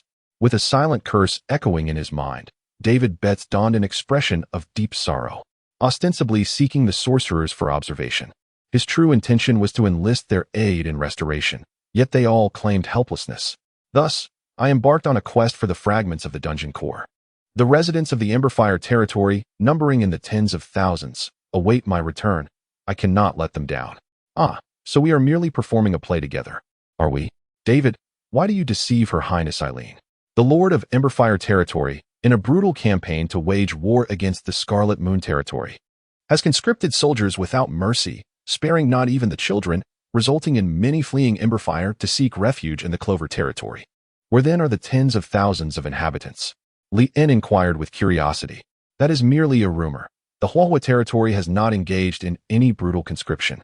The truth is that the proximity of the Huahua territory to the Hongwei territory has instilled fear in the populace, prompting them to relocate, David Bethel explained, albeit reluctantly. David, why do you deceive Her Highness Irene? If they were to move, they would have done so long ago. The fact that they choose to relocate just before the onset of war can hardly be attributed to anything other than conscription, can it? Lien questioned fiercely. Why did you deceive Princess Erin? David Bert's blood surged, and his veins bulged. If looks could kill, Lien would have been slain 1,000 times over. No one dared to lie before me. I could spare you this time, but next time, you shall pay with your life. Erin cast a fleeting glance at David Bert. Instantly, his legs weakened, and he collapsed to the ground. Your Highness, I truly did not deceive you. Those who grovel and bend in servitude always hope to ascend to greatness one day, trampling others beneath their feet. Their hearts can harbor no one but themselves. And I understand individuals like you all too well. Erin's expression remained indifferent, her tone calm. She had encountered numerous souls akin to David Bert, having once been consumed by a similar hatred, yearning to crush the world beneath her. Thus, even if Lien remained silent, she would not believe David Bert's claims. Had it not been for her desire to be virtuous, she would have sent him to meet the moon goddess the moment he uttered his lies. What do you want? Let me go, beast. Compass suddenly erupted with a heart-wrenching scream, drawing the attention of all present. Chapter 82. Let me go, beast. Though currently a shapeless, useless bat, survival from calamity often begets fortune. After undergoing transformation in the ruins of the underground city, its innate abilities had vastly improved, and it held a substantial chance of becoming the future king of the Blood Clan. Upon seeing the hidden prompt, Lien unhesitatingly produced the servant contract, grasping Compass's hand to press her signature upon it. Once the contract was formed, Compass became Lien's servant, bound to lifelong loyalty just like the Goblin King and the skeletal creature, Ah Bing. Let me go, you beast. I shall never forgive you. Accursed human. Only after the contract did Lien discover that this esteemed Compass was, in fact, a female. The bat's gender was truly indiscernible. Compass's true name was Sherry Compass Nightshade. When her blood mingled with the contract, her full name was revealed. Originally intended to be Sherry Nightshade, her abysmal talents compelled the elders of the Nightshade family to append Compass to her name, transforming it into Sherry Compass Nightshade. Once the contract was finalized, Lien's first inquiry was directed at Sherry, Do you truly wish for others to call you Compass? Do you not long to return to your family, to earn their admiration? Compass was taken aback. She had instructed the goblins to address her as Lady Compass to demonstrate that even as Compass, she could thrive. But was she truly thriving? She remained concealed within the dark ruins of the underground city, too afraid to venture outside. Even though she could enslave goblins for various tasks, it was confined to this minuscule space. Compass lacked the courage to return to the Nightshade family, to confront them. She had always been deemed the family's failure, an anomaly, unable to transform or advance. How she longed for her parents to glance her way, to earn the respect of her kin, to no longer be called Compass. Leon's words struck at the heart of the matter. Follow me, and I can make you the pride of the Night Shadow family. Such audacity. Compass turned his face away, his eyes filled with resentment. At this point, you have no other choice, do you? Leon retorted. Indeed, the contract has been signed. Can it be forcibly amended? Compass fears for its very existence. Damn humanity. You merely covet the fragments of the dungeon core that dwell within me. Compass exclaimed in fury. No, my intention is to assist you. If I merely sought the fragments, I could slay you and seize them. Observe. I have generously provided you with healing potions and entered into a contract with you. I genuinely wish for your well-being. Leon wore an expression that suggested his innocence. Though the pigskin mask obscured his features, David Bate narrowed his eyes, sensing a hidden scheme from Luke. Perhaps this plump bat harbored more than just fragments of the dungeon core. Clearly, with Eileen present, obtaining the fragments would be impossible for him. Even if Tina exerted her utmost effort, she would still fall short against Eileen. Yet, since this altar contained fragments, it was conceivable that the first, second, and perhaps other layers held altars as well, each concealing fragments. The next opportunity would be to seize the fragments before Eileen and Leon could do so. As for Luke's machinations, he could only set those thoughts aside for the moment. Eileen did not inquire why Luke had contracted this corpulent vampire bat, but she was keenly aware of his penchant for adopting pets. Whether goblins or vampire bats, they were all bound as Luke's contract slaves. My apologies, Your Highness. It appears you no longer require our services. Tina and I shall take our leave. David Bate was eager to depart from this adventuring party, intending to seek out the fragments at the altars in the first and second layers. He perceived that Eileen did not hold him in high regard, so leaving mattered little. Wait, David, how can you just walk away? How could Leon be oblivious to David Bate's intentions? He certainly would not allow David Bate to succeed. He was determined to vex the man. Look, what do you mean? David Bate furrowed his brow. What I mean is that the further we descend, the more perilous it becomes. We must stand united. The team cannot be fragmented. Although you just deceived Eileen, she has already forgiven you. Let this be a lesson learned. That is all you need to know. We must venture together into the fourth layer. Leon wore a serious expression, primarily concerned for your safety in case you encountered danger while alone with Tina. Damn, Luke, I can't believe a word you say. David Bate cursed inwardly, forcing a grim smile on his face. Luke, I understand that both you and His Highness Sixth have good intentions, but my equipment has been destroyed, and I must venture out to procure new gear. No worries, David, I can see the health bars. When we encounter creatures with lower health than yours, you may join the fray. For those with higher health, you shall remain behind us, and we will safeguard you. Leon thoughtfully remarked. The mention of the health bar irked David. Leon consistently provided him with erroneous information as exemplified by the previous encounter with the colossal spore creature. Had it not been for Tina, he would have met a dire fate. This led David Bate to ponder whether Luke had indeed lied, for he seemingly possessed no ability to perceive health bars. Are you certain you can see the health bars? Indeed, I can. The last incident with the colossal spore was an exception. It was merely a case of misperception. I shall not err again. How can you prove it? Your current health is 450, Miss Tina's is 7,000, Aurora's is 1,500, and the King's is 2,000. Except for Aurora, the figures are mostly accurate. Tina has recently sustained some injuries in battle, losing 800 health points. It was then that David Bate realized the witch's health was remarkably high. The goblin shaman also boasted considerable vitality. Leon had not mentioned Erin's health, and knowing it held little significance for David Bate. Did he dare to lay a hand on the chief witch? Since Luke has permitted you to stay, you may remain, Erin stated. This left David Bate in a predicament. With a figure of such stature speaking, could he, a mere nobody, dare to refuse? Very well, Your Highness. Tina despised witnessing David Bate's obsequious demeanor. Yet she was powerless against Erin, a woman capable of dispatching her with ease. Thus, the adventuring party, under Compass's guidance, successfully ventured into the fourth layer. This area was an underground expanse shrouded in swamp, with soft, muddy ground and a surface covered in a noxious green mist, rendering visibility exceedingly low. Scattered throughout the swamp were ponds of varying sizes, their waters a deep green exuding a pungent odor.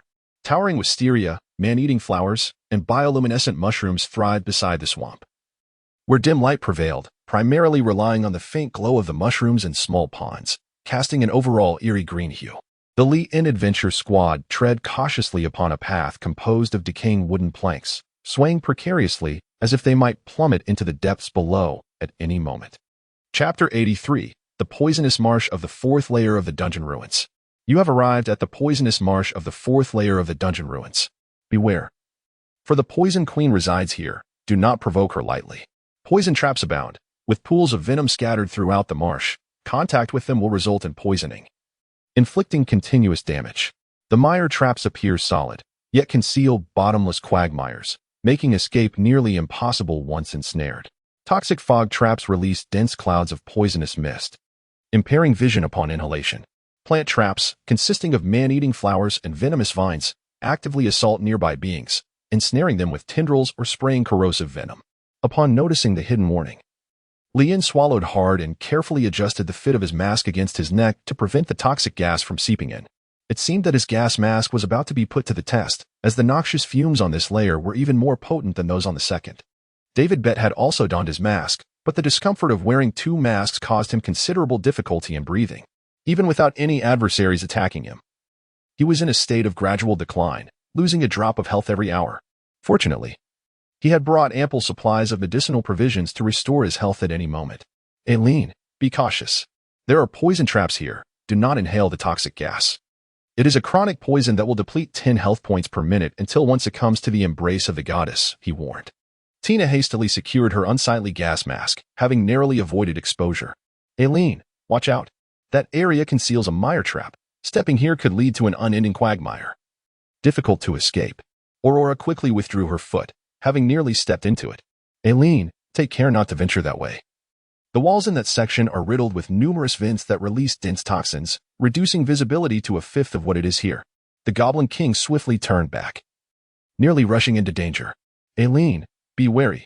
The man-eating flowers and venomous vines are highly aggressive. If ensnared, they will unleash corrosive venom upon you. David furrowed his brow, severing the creeping vine that had stealthily appeared beneath him, narrowly avoiding an attack. As for Aileen, she neither inhaled the toxic gas, nor stepped into a quagmire from which she could not escape. Nor did she come into contact with the vents releasing toxins or venture into the territory of the man-eating flowers and vines. This was not solely due to Lee-In's warnings, but rather her own instinctive avoidance. Despite her limited knowledge of this dungeon, Aileen, as the chief sorceress, was capable of evading these traps through her remarkable sixth sense when she focused even slightly. Lee-In was not reminding Erin at all, but rather others. The reason he consistently invoked Erin's name was merely to assert his presence. Thank you, Luke. Erin felt the significance Luke placed upon her, even though she required no reminders. She graciously expressed her gratitude, considering Luke a thoughtful and gentle companion. Upon hearing Erin's thanks, David Bert's jealousy twisted his features once more, believing that all credit lay with that goblin shaman. Without its existence, how could Luke have asserted such presence before the sixth princess? David Bert even fantasized that it was he who had reminded Erin, and that it was he who earned her appreciation. He harbored thoughts of seizing that goblin shaman. Intentionally lagging behind, he whispered with Tina. The stout bat, Compass, possessed exceptional hearing and held disdain for everyone present. The masked man behind was conspiring with the red-haired woman on how to cleverly eliminate you, taking away this seemingly knowledgeable yet utterly ignorant goblin. It appears your social standing is lacking, human. Due to Compass's loud voice, David Bert and Tina naturally overheard. A hush fell over the group. After a brief silence, David Bert quickly retorted, claiming that this bat sought to sow discord between them. Luke, do not heed his words. I harbor no desire to kill you. Indeed, we were merely discussing how to navigate this challenge. The red-haired Tina also began to defend herself. Compass snorted derisively, declaring that those who dare to act yet lack the courage to admit it are the epitome of hypocritical humanity. Erin's longsword interposed before David Bert and Tina, a cold glint flickering in her eyes. It seems you are eager to meet the goddess. Your Highness, this is a misunderstanding. David Bert's legs weakened, causing him to kneel. Tina, however, assumed a defensive stance. She would not debase herself like David Burt. She would rather die standing. You have long desired to kill me, haven't you? After all, I am of the Harris family, and one day I shall exact my revenge upon you. Erin regarded her with a look of bemusement, akin to that of a spectator observing a foolish clown. Erin, do you not aspire to be a virtuous person? Good people do not casually point swords at others. I trust David and Miss Tina. They certainly do not wish to kill me or seize my goblin. If you do not believe me, let them swear an oath to the moon goddess. Li-En desired to continue exploiting David and the fire sorceress, and certainly would not allow them to depart the team so abruptly, as that would be far too unprofitable. David Bet was seething with rage. Although his faith lay with the sun god, the moon goddess was also widely recognized as a deity of virtue. Swearing an oath before a divine being carried magical repercussions, and any transgression would result in punishment. Li-En's maneuver can be likened to cutting off the enemy's supply line. Thank you, Luke, for your timely reminder. Aileen sheathed her longsword, choosing to show mercy towards David Bet and Tina. David Bet and Tina were also compelled to pledge their allegiance to the moon goddess. For the chief sorceress before them was far more perilous than any creature lurking in the depths of the dungeon. As they took their oath, vowing never to harm Li-En or to take his life, a glimmer of resignation passed through their eyes. Li-En smiled and nodded, gently patting the rotund bat, compass, while softly encouraging, well done. I am not doing this for your sake, human. Subsequently, every 3 minutes, Compass would report once. Including David Bates' disdain for the poor environment, Tina's aversion to wearing a mask constantly, Aurora's remarks on Li-En's favoritism towards beauty over friendship, and the goblin's nonsensical chatter. Li-En's lips twitched slightly as she resolved to give the loquacious, plump bat a thorough reprimand. Surely, it could not be under the impression that her flattery would be perpetual. After delivering a few sharp raps to Compass's head, the creature finally settled down, and the world around them grew tranquil. Suddenly, 2 winged serpents erupted from the swamp, arriving before the group in the blink of an eye, causing Aurora to leap onto Li-En's back in fright. Snakes, they are snakes, Aurora stammered. Hey, you are a witch after all. How can you be afraid of snakes? Li-En silently pondered as he observed the pop-up notification. Venomous winged serpents, winged serpentine creatures capable of ejecting venom. Known for their swift flight, weakness, fear of fire. As the serpents opened their mouths, poised to unleash their venom, their heads were swiftly severed. Erin's sword remained untouched by a single drop of blood, a testament to her remarkable speed in combat. As the 2 venomous serpents fell into the swamp, the entire marsh began to writhe, as if concealing countless monsters racing beneath the water's surface. David Bet swallowed hard, seeking refuge behind Tina. What is it? It's the venomous winged serpents. I know them. They fear fire. Tina, it's your turn to act. David Bet exclaimed with excitement, akin to a long-repressed underachiever finally stepping into his area of expertise. However, his exhilaration was short-lived as Li-En promptly cautioned. There is an excessive accumulation of swamp gas here. Encountering an open flame could trigger a massive explosion, leaving no one able to escape. Miss Tina, please exercise the utmost restraint. As soon as Li-En's voice faded, countless venomous flying serpents surged forth from the swamp, densely filling the sky and issuing hissing warnings towards the adventuring team. Chapter 84, Aesthetic Violence, Sword of the Rose. Everyone was left astounded by this spectacle. The swarm of venomous flying serpents formed a formidable wall in the air, each one flapping its wings and flicking its tail, their eyes glowing with a sinister crimson light. Even the Goblin King and the corpulent bat, Compass, trembled in fear, let alone Aurora, who harbored a natural dread of serpents, and Tina, who was unable to wield fire magic. David Bet's spine tingled, his pupils contracted, and his heart raced as an unsettling sensation washed over him, as if the Grim Reaper were beckoning him. Luke, swiftly employ your petrification power. Yet, even with the petrifying wings, there was no way to simultaneously vanquish the multitude of flying serpents. Li-En spoke honestly. Leave it to me. Aileen patted Li-En's shoulder. In an instant, she swung her longsword, her figure darting through the serpentine swarm like a bolt of lightning. Within mere breaths, the sky was adorned with blood-red roses, blooming from every venomous serpent. The blossoming crimson flowers filled the vision of all, akin to splendid fireworks exploding in the night sky, or an artist painting with oil on a canvas. One must admit, the scene was breathtaking, infused with the aesthetic of violence, leaving the members of the adventuring party utterly astounded. This is the legendary Sword of Roses, David Bet remarked in awe. At this moment, Tina felt a profound sense of helplessness. Aileen was not only a genius in magic, but it also reached the pinnacle of swordsmanship, leaving no room for others to thrive. Is this the power of the chief sorceress? Even Aurora felt a stir of longing, yearning for the day she could become a formidable force like Eileen.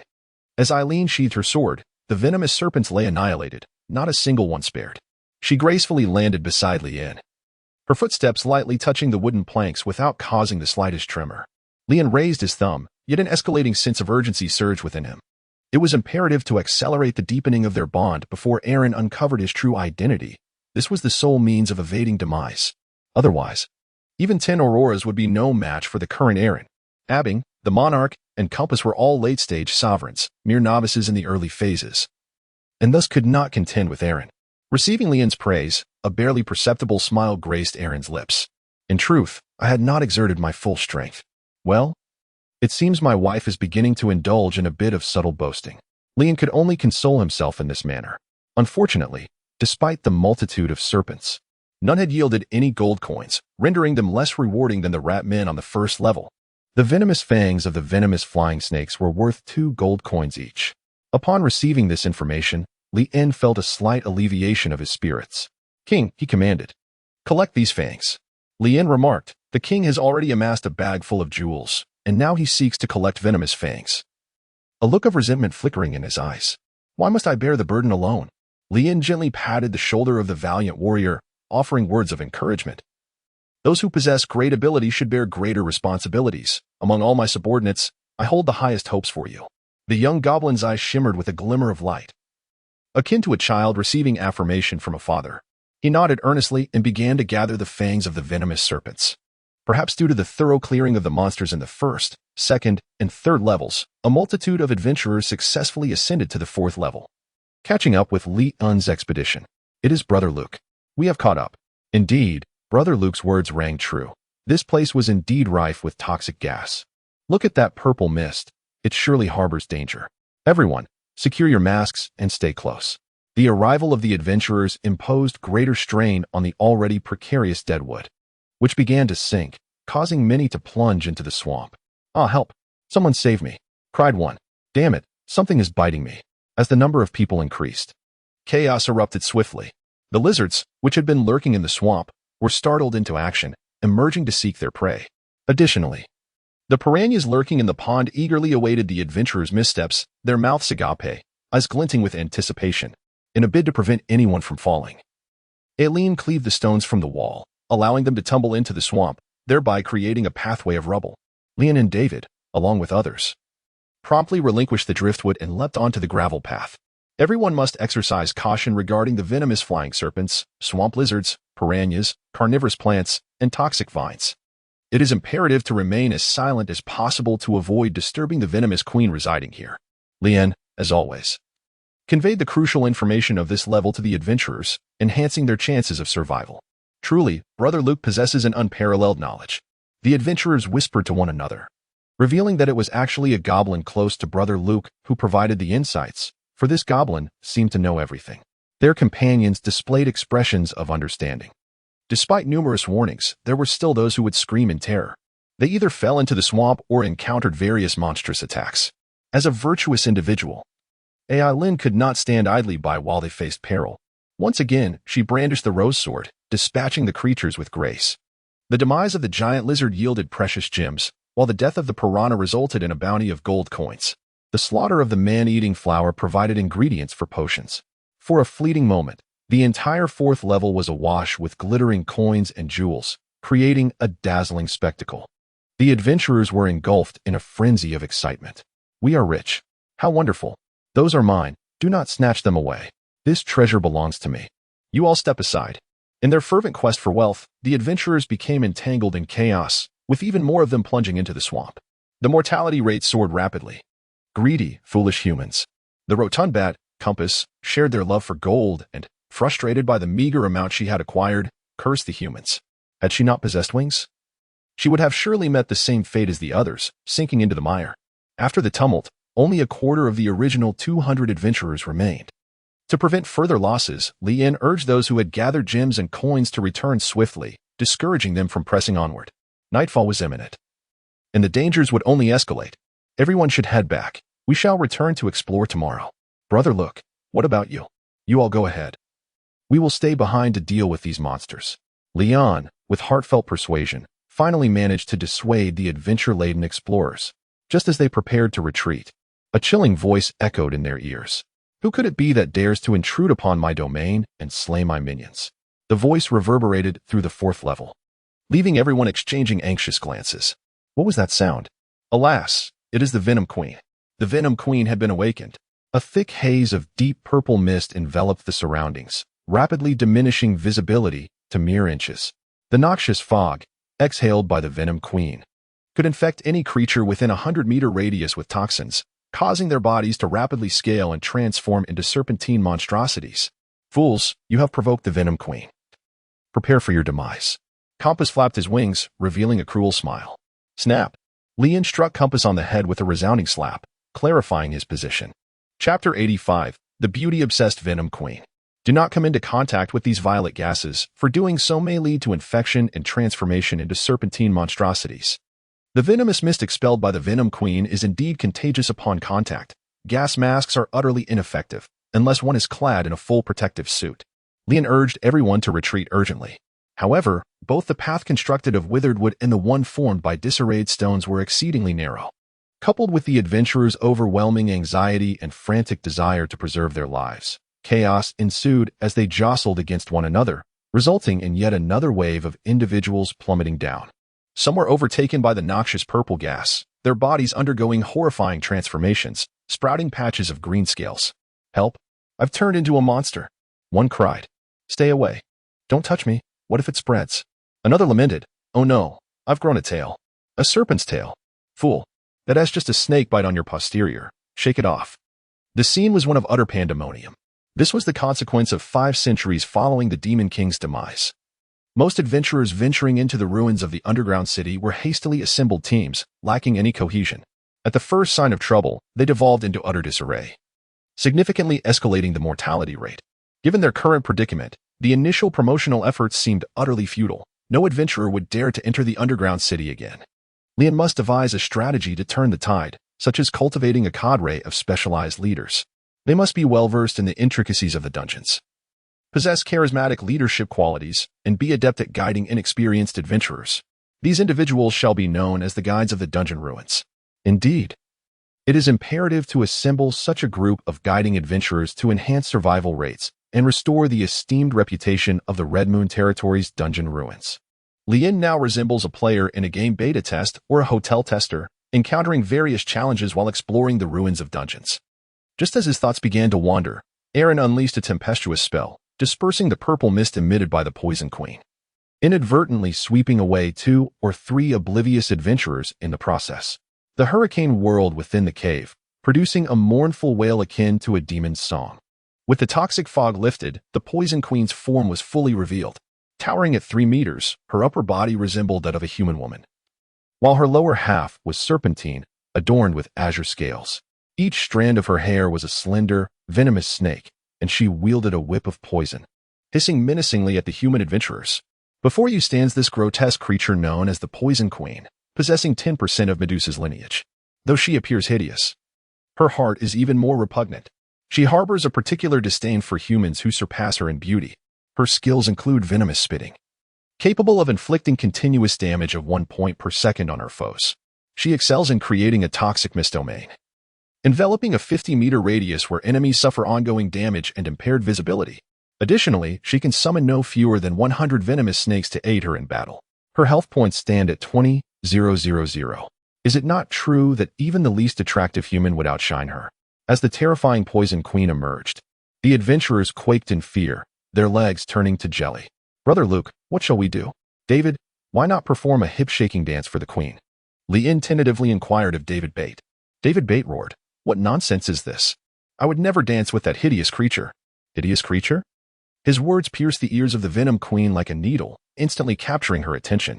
Had it not been for the grotesque pigskin mask adorning David Bate's face, he might have been torn apart for being more aesthetically pleasing than the queen herself. The Venom Queen cast a scornful glance at the onlookers. I have slumbered for centuries only to awaken to a world transformed, populated solely by you wretched beings. Your existence here is nothing but a blight upon the environment. Perhaps I should simply eradicate you all. Wait a moment. Didn't she claim to despise those who were more attractive than herself? How curious that she would seek to annihilate those less appealing as well. Truly, her inner ugliness was laid bare.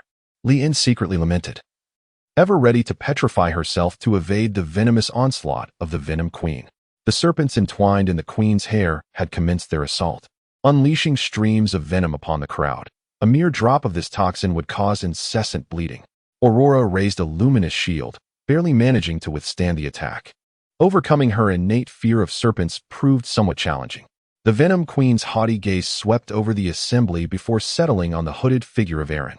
Although Erin's face remained obscured, the repugnant features of a pig's snout were mercifully absent.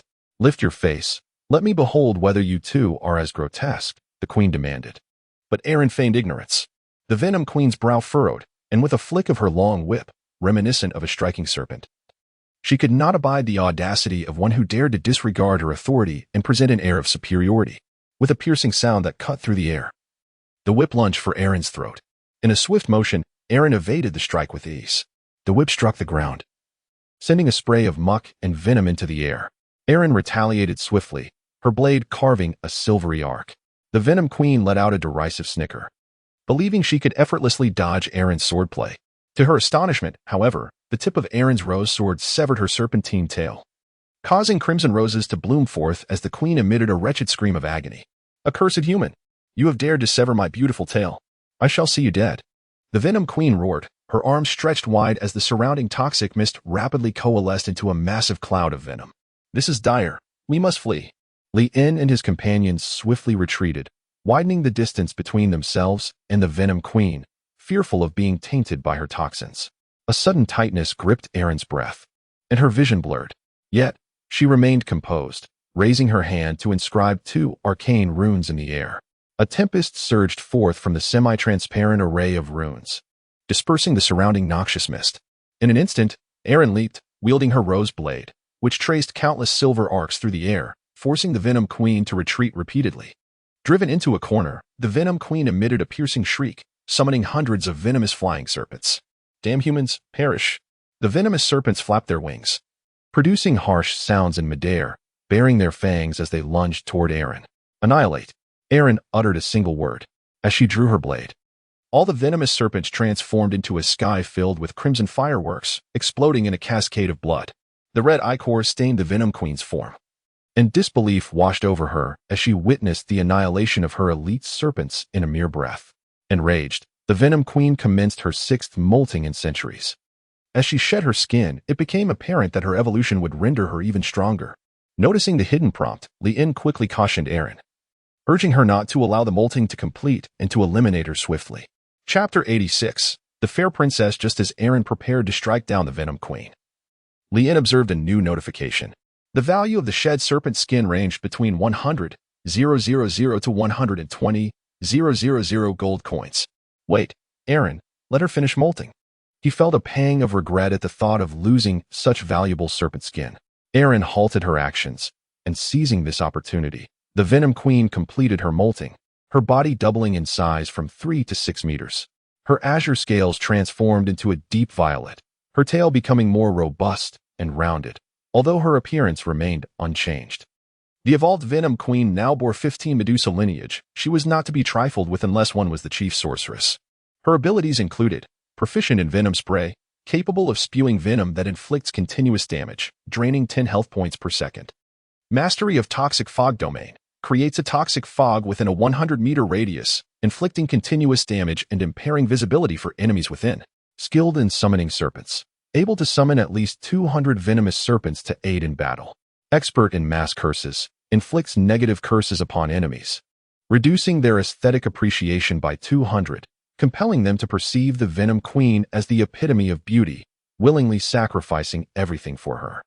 Proficient in life harvesting, her hair not only expels venom but can also devour the life force of a target upon biting, until the target's health reaches 0 health points. 25,000. By heavens, that mass curse is rather terrifying. Li-in rubbed his eyes, doubting his own vision. A cruel smile emerged on the face of the Venom Queen, yet to the multitude of adventurers, she appeared breathtakingly beautiful. Many adventurers voluntarily ventured towards the swamp, as if responding to the call of a goddess. "Foolish humans," she scoffed. I have lived for 532 years and undergone my sixth evolution. To me, mere humans are nothing but insignificant ants. All shall perish. The Venom Queen intended to unleash her ultimate attack, aiming to annihilate the intruding humans in one fell swoop. However, before her laughter had completely faded into the swamp, her neck